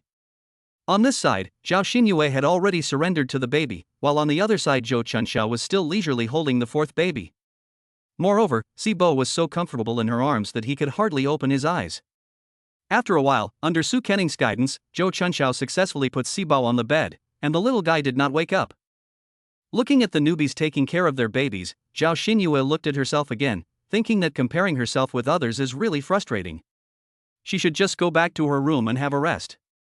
On the other side, Shini sent Zhou Chunxiao and Zhao Xinyue to the Farrack Hotel and then rushed back to his home.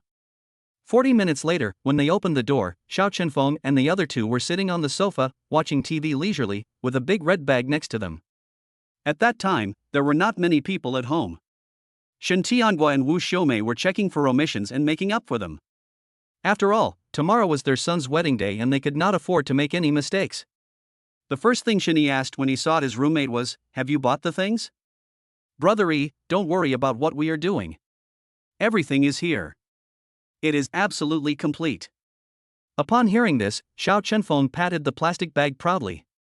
They took Brother Yi's instructions very seriously. Okay, bring it here and let me see it. For you. Shini took the big red bag, looked at the things inside and said with satisfaction, Okay, let's get to work. Well, Brother E, which room do you want to decorate? Do you want to decorate the living room? Decorate the master bedroom so it looks like a wedding room. Several people nodded when they heard this, and then started working. As for the things Shini asked them to buy, they were some items for decorating the wedding room, including balloons, red dates, peanuts, longan, lotus seeds, and the word happiness to be pasted on the cabinets. Anyway, Xiao Chenfeng and his friends basically bought everything that was sold at the wedding hall. Shini did all this to prepare a surprise for Su Kenning, but if she didn't stay in the hotel today, these things would probably be useless. Some people were hitting balloons, some were sticking wedding characters, and some were hanging banners. The division of labor among them was quite clear. There is strength in numbers. The wedding room was decorated in no time. Shini took a look and found the effect was pretty good. He felt that Su Kening would definitely like it when she saw it. The next decoration is the living room. A festive red lantern is placed on the chandelier, and then some laces decorated. The effect is also very good. Now the whole house looks full of joy. Brother E, this room looks like an ancient wedding. It's really festive. My sister-in-law will definitely be satisfied when she sees it. When the time comes, you can say a few good words for us in front of sister-in-law. What if sister-in-law is happy to introduce us to someone? Now that you have a family and a career, you don't want your brothers to remain single. The sexual happiness of the three brothers is in your hands. Hearing this, Shani nodded with a smile and tears in his eyes. Don't worry, I will definitely take it to heart to find a partner for you. I'll go back and ask her if her roommates are single. Although they are not as pretty as your sister-in-law, they are more than enough to match you guys. You can only introduce someone to someone around you, and Shani doesn't have any girls he knows well, so he can only start with his wife's roommate. Besides, his brothers are all people worthy of entrusting one's life to, so maybe they can find a good marriage. Chapter 126, Gossip, Su Kenning. Although what Shani said was true, Xiao Chenfeng and the others felt uncomfortable after hearing it. They were made to sound like two-legged toads that were everywhere on the streets. Hey, brother E, we don't like what you said. Even though we're not as handsome as you, we're not bad either. We can't boost others' morale and destroy our own prestige. Yes, we are only a little bit worse than you, which can actually be ignored. Zhang Jianqi said this in a mean way, and seeing him like that he felt like what he said was a huge joke. Well, if you keep exaggerating, I'll quit. No, just pretend we never said that bullshit. Brother E, you must say a few good words for us in front of sister-in-law. Got it, don't worry. Shani patted his chest and assured that he would take this matter to heart. The house was cleaned and there wasn't much work left for anyone to do, so the four Shani brothers went straight to the internet cafe to play games.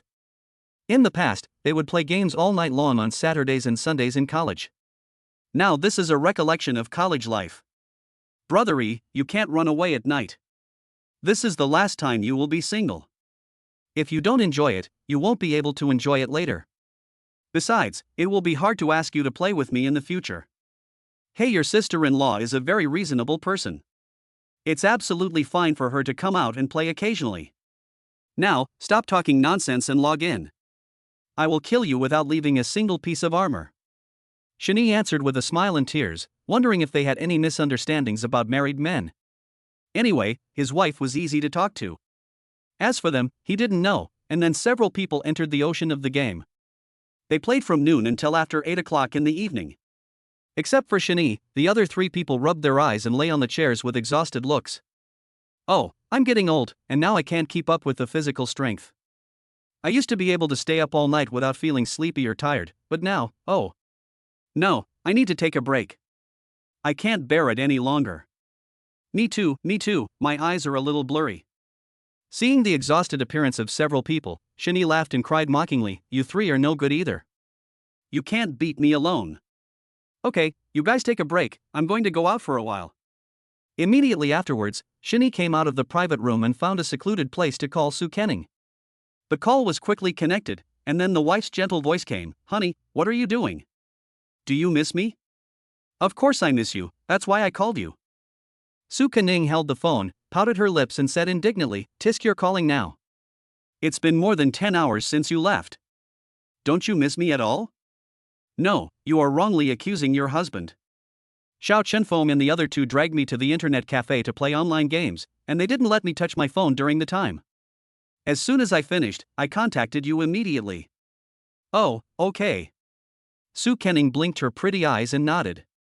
At that time, there were 3 girls beside her who were eavesdropping on her phone call. They were Zhou Chunxiao, Zhao Xinyue, and Gu Yanan. I've never been in a relationship, but I think it's quite sweet to see young couples talking on the phone. At this time, Zhao Xinyue whispered in Su Kenning's ear, ask about his roommates. Oh. Su Kenning nodded in understanding, and then began to inquire. By the way, husband, do your roommates still have girlfriends? Yeah, what's wrong? Hearing his wife's question, Shani was a little confused as to why Su Kenning asked him about his roommates. Was she going to introduce them to a few people? Anyway, he had agreed to help his brothers, so it didn't matter whether she was his wife's roommate or not, as long as she was a woman. It's okay. I'm just asking casually. Are they good people? I hope they don't have any bad habits. No, they just play a little game occasionally, and they don't smoke or drink much, and they don't gamble, they are really nice people. Oh, I see, that's pretty good. Su Kenning deliberately prolonged the sound, then looked at Zhou Chunxiao and the other two, all of whom had satisfied looks on their faces. Without looking at the face, they currently think the other person is a pretty good person. Although his wife said it was just a simple question, Shani already sensed something else. And now he has an idea, is his wife asking on behalf of her roommate? If that's true, then it really comes without any effort. It seems that these marriages have hope of success. Shinyi answered the next few questions truthfully. Anyway, his roommates were really good. After asking all the questions they wanted to ask, Su Kening's roommates no longer had any questions and just waited to meet tomorrow. After chatting for a while, Shinyi and Su Kening hung up the phone reluctantly. As soon as he hung up the phone, Zhao Xinyuet and a few others rushed over again. Perhaps they had the urge to fall in love, and they especially wanted to know what Shinyi's roommates looked like. Ningning, have you met your husband's roommates? Yes. What do they look like? Are they passable, average looking, or hard to describe? Upon hearing this, Zhou Chunxiao tilted her ear to listen to Su Kening's answer. In the eyes of girls, if the inner qualities of a guy are good, they will simply not consider him if he doesn't look good. Both men and women are sensual animals, so having a good-looking face is a plus. How should I put it? The three of them belong to three different styles. In my opinion, they are not ugly, nor are they outstanding. They can only be considered average. Then can you describe it? What kind of style is it? Three men with three different styles. It would be best if each of them could find a pair so that no one would be alone. However, asking Su Kening to describe the styles of several people was difficult for her. On the day of her baby's full moon banquet, she just greeted a few people, and now she almost forgot their faces. Oh, you should just watch it yourself tomorrow. Why are you so impatient? We girls need to be reserved and stay sober. Make men fall at your feet. TSK. The three of them walked away angrily after hearing that. If they didn't take action now, all the good men would be snatched away. In the eyes of several people, Su Kening really is talking without any pain in her waist. Anyway, she really doesn't have any pain in her waist. The child is born, the marriage certificate is obtained, and the wedding is going to be held tomorrow. This is definitely a winner in life. It is better to marry well than to be born well. Seeing the listless looks of several people, Su Kening clapped her hands and said, Okay, you guys should think about how to block the door tomorrow. It's time to ask for red envelopes. That's money. Sisters, cheer up. You can only take this opportunity to blackmail my husband. In order to motivate her sisters, Su Kening had no choice but to sell her husband. At this time, she confessed in her heart, Husband, I'm sorry, I will make it up to you tomorrow night. Chapter 127, Pick Up the Bride. Upon hearing this, the sisters immediately became motivated, not because they were trying to earn money, but because they wanted to share in the good fortune. Yes, Ningning is the first one among us to get married. If Shinyi wants to take Ningning away, he must hand over the red envelope. You have to grab money and men. Let's see who grabs the most tomorrow. At that time, the three women huddled together and thought about tomorrow's bride-picking game. This way they would also be able to see Shinyi's roommate up close, which was really killing two birds with one stone. Su Kening looked at the nearly crazy appearance of several people and suddenly felt a little regretful. She now doubted whether she had created so many troubles for her husband out of thin air. On the other side, Shinyi had no idea and believed that with his ability, he would definitely marry Su Kening home. Several people who had been staying up all night in the internet cafe started playing games again after taking a break. Just after 12 o'clock, they started yawning non-stop. Finally, he couldn't bear it anymore and went back to Shinyi's house and fell asleep. The summer in Shanghai comes early. It is bright at 5 in the morning and the sunlight outside is very dazzling. You can tell at a glance that the weather is particularly good today. The procedure for picking up the bride today is to pick up Su Kening from the hotel and take her home, and then everyone returns to the hotel. As for the guests, they will wait directly at the hotel, and only relatives from the family will take the bride home. Moreover, people nowadays get married early in order to choose a good time, so Shinyi gets up early. After getting dressed, he woke up his roommates. Wake up, we'll go pick up the bride in a bit. Oh. Several people were woken up by Shinyi in a daze, and then they put on their clothes without any emotion like robots. After everyone had packed up, the makeup artist came to the house with the equipment. Today, not only the groom has to put on makeup, but Xiao Chenfeng and the other two also have to put on simple makeup. After all, they are acting as best men today. The makeup artist is a professional. Today he applied a light makeup that would not come off. It was very quick to put makeup on the boys and it was done in no time. So Shinyi changed into the groom's suit, and Xiao Chenfeng and the other two changed into the groomsmen's suits. At that time, the wedding procession had been waiting at the door for a long time, and they would set off immediately as long as the groom gave the order. Afterwards, the bride and groom got into the car, and the luxurious Rolls-Royce wedding convoy set off from Uarangawa mansion. In order to give Soo Kening the best wedding, Shani bought 6 Rolls-Royce Phantoms at once, just for today. It has to be said that the weddings held by rich people are really lavish. Here, Shani had already set out for the hotel, while the makeup artist was putting makeup on Soo Kening. As the groom today, Shani made very thoughtful arrangements. He also specially arranged makeup artists for Gu Yanan and the other two. Otherwise, it would take too long to wait for them to finish their makeup. The girls were all busy, while Soo Kening's parents were happily taking care of the little ones.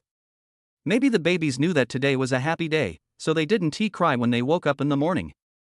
After waking up and drinking milk, they were lying quietly in bed. Tuanshuan, Yuanyuan, Kaikai, Shinshin, today is the day your mom and dad are getting married. Grandma and grandpa are coaxing you, you have to be good. If you behave, grandpa will give you candy as a reward. Su Jindong said with a smile. Of course he would not fulfill his promise if the children were too young, but if the children were old enough to eat candies, he would definitely buy all kinds of candies for them without saying a word. As for now, he is just a blank check. After all, the baby is too young and can't eat anything except milk. For the health and safety of the baby, he had no choice. Wow. Wow. Ha. At this time, the little babies held their fists and stuffed them into their mouths. After a while, their cherry mouths were covered with drool. It seemed that they were too greedy. Looking at the innocent looks of the little ones, Su Jindong suddenly felt a sense of guilt.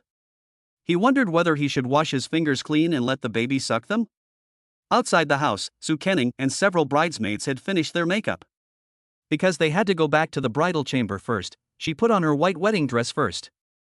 In this way, her wish of wearing a wedding dress in Shoha was fulfilled. The wedding dress that Soo Kening wore was the treasure of the Janai bridal shop. Shani sent someone to deliver the wedding dress to his wife's room yesterday. After putting it on, the sparkling diamonds immediately made Gu Yanan and the other two fall in love with it. Ningning, your wedding dress is so beautiful. There are so many diamonds on it. After seeing the wedding dress, Zhao Xinyue said with envy, this wedding dress doesn't look cheap at all. Tell me the price so I can give up. All girls like white and beautiful wedding dresses. Wearing the most beautiful wedding dress on the happiest day of their lives is undoubtedly the dream wedding of all girls. My husband seemed to have spent 200 million to buy it. What? This wedding dress you're wearing is worth 200 million? As children from ordinary families, Zhou Chunxiao and Zhao Xinyue were so shocked that their jaws almost dislocated when they heard the number of 200 million. For a family like theirs, how many years and generations would it take for them to go without food and drink to earn the 200 million? Even though Gu Yanan's family was so rich, she couldn't help but gasp, oh my god, 200 million? Shani is really willing to spend money. What a loser. If Gu Yanan were asked to spend 200 million to buy a wedding dress, she would not be willing to do so. Although it is said that girls can do anything for beauty, 200 million is really too much. She can accept 20 million. Well, I only found out after my husband bought the wedding dress. And this wedding dress cannot be returned, so I have no choice but to accept it. Soo Kening said this calmly, but Zhou Chunxiao and the other two were extremely envious. They also wanted to have such a domineering, generous and wife-loving man. Bride, let's start taking pictures before your wedding. The photographer at the site had been waiting for a long time. Okay, let's get started. Some of the photos were taken by Soo Kening alone, and some were taken with her roommates. Of course, there are also her parents and 4 adorable babies. In order to highlight that today is a festive day, the 4 babies are all wearing red clothes. Everyone who sees them wants to touch their chubby little faces. The photo shoot was over very quickly. Shani just called Soo Kening and told them that they would arrive at the hotel in more than 10 minutes, so he asked everyone to get ready. Soo Kening's girlfriends became alert after hearing the news, fearing that a few people would break in without them noticing. She also returned to the bed, posing like a lady and waiting for the groom to arrive. Chapter 128 Going Home with My Husband. Soon, 6 Rolls-Royce Phantoms with red balloons tied to their windows pulled up to the entrance of the Farrak Hotel. At that time, the time was exactly 8:08 in the morning, which was a very auspicious time. The Farrak Hotel is located in the center of Shanghai, and is surrounded by high-end office buildings. At 8 o'clock, many people have already started their work, so when young people see such a lavish wedding, they can't help but stop and talk about it. Is it some richest man's daughter or son getting married today? Even the wedding car is a luxury car worth tens of millions. Are you stupid? People rent luxury cars for marriages. Maybe this car is rented. If it was bought, could he afford it? No way, this hotel looks very luxurious. Do we need to rent it to pick up the bride? Rich people should save money and spend money when they get married. The richer they are, the more stingy they are.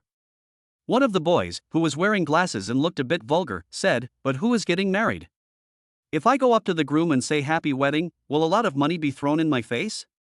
$10,000 is not bad. I think you can try, but you might lose your life."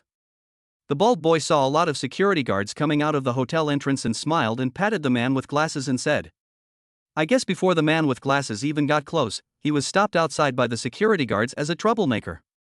The Great Dragon Kingdom has existed for 5,000 years, and the gossipy nature of people has not diminished in the slightest, whether in ancient times or modern times. While everyone was curious about who the groom was and which rich man's son he was, they were also discussing whether their wedding car was rented or bought. No matter what they were discussing, people took out their phones to record the shocking scene. Soon, the title "The Most Extravagant Wedding in Shanghai, Who is the Groom?" appeared on the local topic list. As the person involved, Shen was completely unaware of all this. After arriving at the hotel, Shen held the bouquet, followed by his brothers, and then the group reached the top floor with great momentum. At the same time, the door of the bride's room was closed, and they would not open the door easily unless the groom took out a red envelope. Of course, Wu Xiaomei had already told him some things to pay attention to in advance. Now Shen, Xiao Chenfeng, and the other two have a lot of red envelopes in their pockets, so they don't believe that they can't deal with the bridesmaid. Soon, several people appeared at the door of the bride's room, and Shen shouted loudly inside, "Wife, I'm here to take you home." "Hee, if you want to bring the bride home, you have to get past us," Zhao Xinyue said with a smile while blocking the door. "If you want to open the door, bring the red envelope. Give." Xiao Chenfeng stuffed handfuls of red envelopes into the door through the crack, then waited for the right moment to push the door open. Today he was responsible for clearing the way for Brother Yi. Maybe he used too much force. After pushing the door open, he stepped on Zhao Xinyue's skirt and knocked her to the ground, and the red envelope in his hand immediately scattered all over the floor. Xiao Chenfeng hurriedly got up from where he was lying on the girl, then helped the girl up with an apologetic look on his face and said, I didn't mean it. Are you okay? Are you hurt anywhere?" "No. I'm fine." Zhao Xinyue picked up the red envelope and walked away shyly. She was so embarrassed just now. Zhou Chunxiao was terrified when he saw that scene. These men were too arrogant. Then, she asked with concern, Yeah, are you hurt?" "It's okay, I'm fine. Let's move on." Blocking the door was an unexpected incident. However, Zhao Xinyue always glanced at Xiao Chenfeng from time to time. Seeing how he dressed and acted, she knew that she was Shen Yi's roommate, but she didn't know her name. When the two of them were lying on the ground, she looked at each other nervously and found that his facial features were okay, not ugly at all. She didn't know what he was like. The bride-picking game was going on, and he had been a little absent-minded since he knocked the girl down. Looking at his small eyes glancing at the girl, I can't tell whether he is worried about her or has other thoughts. Xiao Chenfeng thought that he would give the other person a formal apology when he had time. Shen Yi passed all the tests and took away the wedding shoes. Then he came to Su Kenning. "Wife, I'm here to take you home." "Whom?" Su Kenning nodded happily, but then she put away her smile and said very seriously, "Husband, then you have to answer a few questions for me." "Okay, no problem." Shen Yi nodded with a smile on his face when he saw this. He had answered many questions raised by the bridesmaids fluently, but he didn't expect that his wife still had questions to ask. Getting married is really not easy. After seeing her husband agree, Su Kenning asked, "Who will cook for the family from now on?" "I do." "Who will wash the dishes at home from now on?" "I'll wash it." "Who has the final say in the family from now on?" "It must be you." Shen Yi said these answers from the bottom of his heart. He was reluctant to let Su Kenning do these things, and he was serious about doting on his wife. But he was a little confused, because he had been doing all this before the wedding. "Okay, I'm fine, husband."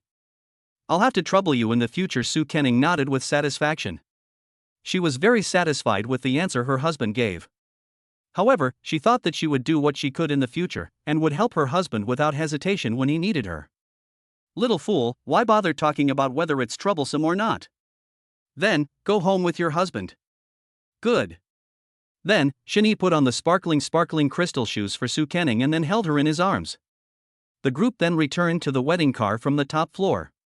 Su Zhenong and Tang Wanzhou were watching the scene of their daughter and son-in-law just now. As parents, they were somewhat reluctant to see their daughter get married. Su Zhendong secretly wiped away the tears from his eyes, then smiled and said to his wife, "Wife, let's follow with the babies." "Okay, let's go." After saying that, the two of them went downstairs pushing the baby in the stroller. At this time, the little ones were still sleeping soundly. They didn't know that during the time they were sleeping, their father had abducted their mother away. After the bridesmaids, best men, and the bride's parents all got into the car, the luxury convoy left the Farrak Hotel and headed for Yuerong Mansion. At home, Wu Xiaomei was waiting for the two newlyweds to come home, while Shen Tianhua, as the father of the groom, was receiving relatives and friends in the hotel. At that time, wedding cars were also driving on the road. No matter when and where, the luxurious convoy attracted crowds of people to watch and take pictures. Anyway, after seeing this scene, they were not envious, but extremely envious. Women envy the bride, and men envy the groom. I have to say, reincarnation is really a technical job. Chapter 129: Choosing a Man. The bride and groom sit in one car, the bridesmaids sit in one car, and the groomsmen sit in another car. Since there was nothing to do in the car, Gu Yanan and the other two opened the red envelope sent by Shinyi. There are all red bills inside. Some red envelopes contain only one, while others contain several. The largest amount was grabbed by Zhao Xinyue, who directly put $1,000 in it. Holding the red bills in her hand, she was so happy. If I had known Shinyi could give me so many red envelopes, I would have given him some simple questions. Ningning's husband is really generous. My friend was a bridesmaid and she told me that her friend's husband only gave her $1 in a red envelope. I have to say that Ningning really married a good husband. When it comes to men's problems, women start to talk about it. Yesterday, Zhao Xinyue asked Su Kenning to introduce her husband's roommates to her, and today she saw them in person. Gu Yanan asked the two of them curiously, "Hey, did you see Shinyi's roommate today? What did you think of him? Which one do you like?" Gu Yanan said with a smile. In fact, it was not the first time he saw Shinyi's roommate. He had seen him once at the baby's full moon banquet. At that time, she just took a quick look and thought those people were relatives of Shinyi's family. When I saw them today, it seemed that they looked a little whiter than that day. As soon as these words were spoken, Zhao Xinyue's ears turned red, because she suddenly remembered the boy who knocked her down. She thought that Su Kenning would be free soon, so she asked the boy's name. Zhou Chunxiao is more reserved. She said shyly, "Those boys are all pretty good looking. But I still prefer someone who talks more. You have to touch it to know. She is a person of few words, so if she finds a boy who is also of few words, wouldn't her life be even more boring?" Yeah, what about you?" Me. During the day they spent together, Gu Yanan realized that Zhao Xinyue was a quirky person. She was a bit careless and spoke very directly. If it were before, she would definitely be the first one to gossip. But today it is unusually quiet. There must be something wrong when something is out of the ordinary. Then, Gu Yanan raised his eyebrows and asked with a smile, "Do you already have a candidate in mind?" "Tell us quickly, which one is it?" "No, I didn't." "Stop talking nonsense." Zhao Xinyue made a pale defense after being seen through. No, yeah, you are not like this normally. Obviously something is wrong. Tell the truth quickly. After 4 years in college, the girls knew each other well. Although Zhao Xinyue was being evasive in her words, Zhou Chunxiao saw through it at once. This is totally different from the usual fearless girl. Well, now Zhao Xinyue can't pretend anymore. She was rubbing her clothes, lowering her head and saying shyly, "Okay, I'll tell you. That's the boy who knocked me down." "Oh, it turned out to be that man." "It seems that he has crashed right into your heart." Zhou Chunxiao smiled and nodded when he heard this, and said, "It seems that fate is really indescribable." Since she already has a candidate, Gu Yanan and Zhou Chunxiao can only find 2 other people. Regardless of whether this marriage can be successful, you cannot snatch your sister's man, and you cannot date a man who has been with your sister. This is the bottom line, otherwise it will only be more awkward when we get together. Then Gu Yanan asked Zhou Chunxiao, "Xiao, which of the remaining 2 boys do you like more?" "The one with glasses, I think he likes to talk." "Well, the remaining one is me." "The remaining one is Sun Zhufa, who is a little plump and strong." Maybe she grew up with her grandfather, so she is looking for a boy who seems to give her a sense of security. Now, the men have been assigned, and the groomsmen probably never thought that they would be chosen by the girls one day. Soon, the luxury convoy drove into Yorangawa Mansion. Usually, vehicles with license plates that have not been registered with the property management have to stop and write the reason for entering the community. As for marriage, it is important to have fewer obstacles so that your future life will be smooth. Therefore, Shani called the property manager early in the morning. Since he was a VIP customer of the community, the property manager immediately agreed to his request. Moreover, as soon as the property manager at the security booth at the entrance saw the luxury convoy about to enter the community, he hurriedly raised the pole and did not lower it for the time being. It must be said that the manager is very dedicated and responsible, and Shani, as an owner of this community, is quite satisfied with him. Soon, we arrived at Unit 16. Shani directly carried Su Kenning from the car to the bed in the master bedroom. Since she was carried into the car, she could only be carried down with her, and her feet did not leave the ground during the process. All of this makes sense. However, this distance and weight are a piece of cake for Shani. After all, his physical condition has been improved through the system. When they got upstairs, Wu Xiaomei was waiting for them at the door. As soon as she entered the house, Su Kenning immediately felt that the home was different. The house was carefully decorated. She also saw the new house her husband had decorated for her, and she can only say that she was very satisfied. The moment Shani put her on the bed, she smiled and said to Shani, "Honey, you made all these. They look so beautiful." "Thank you. Little fool, as long as you like it." Shani answered in a low voice, and then Wu Xiaomei walked in holding a red basin. She smiled at Su Kenning and said, "Ning Ning, just wash your hands in this basin. Then throw these 6 coins in before washing your hands. Wash your hands 3 times. "Yeah, okay." Su Kenning nodded, and then followed Wu Xiaomei's instructions. Although she didn't know the reason, she thought it must have a good meaning. As long as it is good for marriage, Su Kenning is willing to do it. In fact, basins were not used for washing hands in the past, but for washing faces. However, brides now have makeup on their faces, and their faces will be ruined after washing, so now they use hand washing instead, which can be considered keeping up with the times. After washing her face, Wu Xiaomei took the basin out and said some auspicious words. Finally, everyone left the house because Su Kenning wanted to replace Shoha. After changing clothes and putting on makeup, the group returned to the hotel. At that time, all the guests in the hotel had arrived, and some of them came early because they knew that the wedding was held in a 7-star hotel. It has to be said that the money they spent on this wedding banquet was well worth it, and Shani did not hold the wedding to make money, but just to give the best to Su Kenning. He doesn't care how much the gift money is. Soon, the convoy of luxury cars drove back into the Farrak Hotel. The wedding really begins after the bride and groom have arrived. At that time, the MC walked onto the stage wearing a Zhongshan suit and holding a microphone. Seeing this, the guests quickly returned to their seats. Chapter 130. The wedding was successfully completed. The lighting technician also professionally turned off the lights on both sides of the stage, leaving only a cluster of light above the MC's head. The MC smiled and bowed to the center of the audience, then said with a smile, "The hall is decorated with brocade and music is played in joy. Today, we are hosting a banquet to invite relatives and friends to congratulate the couple. Hello, dear guests, dear relatives and friends. First of all, I would like to express my sincere gratitude to all the distinguished guests for coming to the wedding and bringing blessings and love to the 2 newlyweds on behalf of the Shin and Su families. Today, in the wedding hall, Miss Su Kenning, the daughter of the Su family, married Shani, the son of the Shin family. They are a match made in heaven. At this beautiful time, the Su and Shin families have become relatives. It can be said that they are well matched and have concluded a happy marriage. Let's give a round of applause to the 2 newcomers." The MC was indeed a professional and the guests applauded and congratulated him. After the applause, the host said, "Please welcome the newcomers." Immediately afterwards, the waiter at the door heard the master of ceremonies' words and hurriedly opened the door for the bride and groom to enter. Then, Shin Yi and Su Kenning appeared in front of everyone wearing red clothes.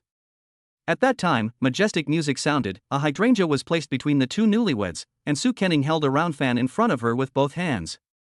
After reaching the fixed position, the big ball on the roof suddenly opened, and then colorful fresh petals fell from above. As today's bridesmaids, Gu Yanan and the other 2 were really envious. My bestie's wedding was the wedding of their dreams, and it was truly unforgettable. Some of the guests present had seen big ceremonies before, but this was the first time they had seen a wedding like this. So lavish. Really lavish. And it looks so good. As the host spoke eloquently, the entire wedding process came to an end. Next, it was time for the meal. Rows of waiters brought the food and started serving it to each table. If you didn't know this was a 7-star hotel, you would have thought it was an ordinary hotel. At this time, the bride and groom sat at a table with their parents and several elders. The best man and bridesmaid were arranged at a table, but before the meal, the girls secretly glanced at the boys in front of them, and after the food was served, they only cared about eating. And they totally disregard their own image. The boys don't mind this, instead they think that girls are more straightforward and less pretentious. Xiao Chunfeng was sitting next to Zhao Xinyue. He saw that the girl kept picking up the big pork elbow, so he thoughtfully turned the pork elbow in front of her every time, and then said with a smile, "I see that you like this dish very much, so you can eat it without worry. I will be responsible for turning it over to you. Also, I feel a little embarrassed during the day today." "It's okay, it's all over," Zhao Xinyue said shyly, covering her mouth. What's your name?" "My name is Xiao Chunfeng." "Let's get to know each other." Xiao Chunfeng covered his head and felt a little embarrassed. He was wondering if he was being too deliberate in approaching her like this. But he knew better that there would be no story as long as he didn't take the initiative. Zhao Xinyue smiled and nodded when she heard that, then said, "My name is Zhao Xinyue, how about we add each other on WeChat?" Okay.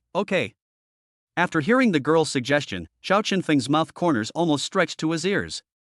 Originally, he didn't know how to ask for a girl's contact information, but he didn't expect her to ask for it on her own initiative, which really relieved his confusion. Because they were sitting close to each other, Xiao Chunfeng and Zhao Xinyue gradually became familiar with each other, and they were chatting and laughing. The guys were of similar age and had things to talk about, so after a while everyone relaxed. Without the initial reservedness, the girls began to ask the boys about some private matters in a roundabout way. Of course, these are all in preparation for the next step.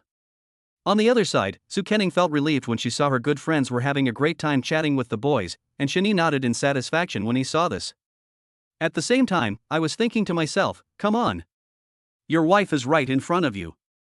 Su Kenning and Shini were busy with the wedding in the morning and had no time to take care of the babies. Now that they have some free time, they can't wait to see the little ones in the stroller. "My little darlings, did you miss Mommy? Mommy and Daddy are too busy today. Did you listen to Grandma and Grandpa obediently?" "Oh. Yeah. Puff. Hey. Now the little ones are all awake, and they are dancing with joy when they see Mommy." Seeing the little ones so happy, Su Kenning immediately held the babies in her arms with satisfaction. Since she couldn't hold all four, she just held all 4 babies in her arms. If a baby protests, she will retort, "Who made her your sister?" Sibo lay in his mother's arms, staring at the delicious food on the table with his crystal clear eyes. Maybe knowing that those were food, the greedy little guy was drooling and even became restless in Su Kenning's arms.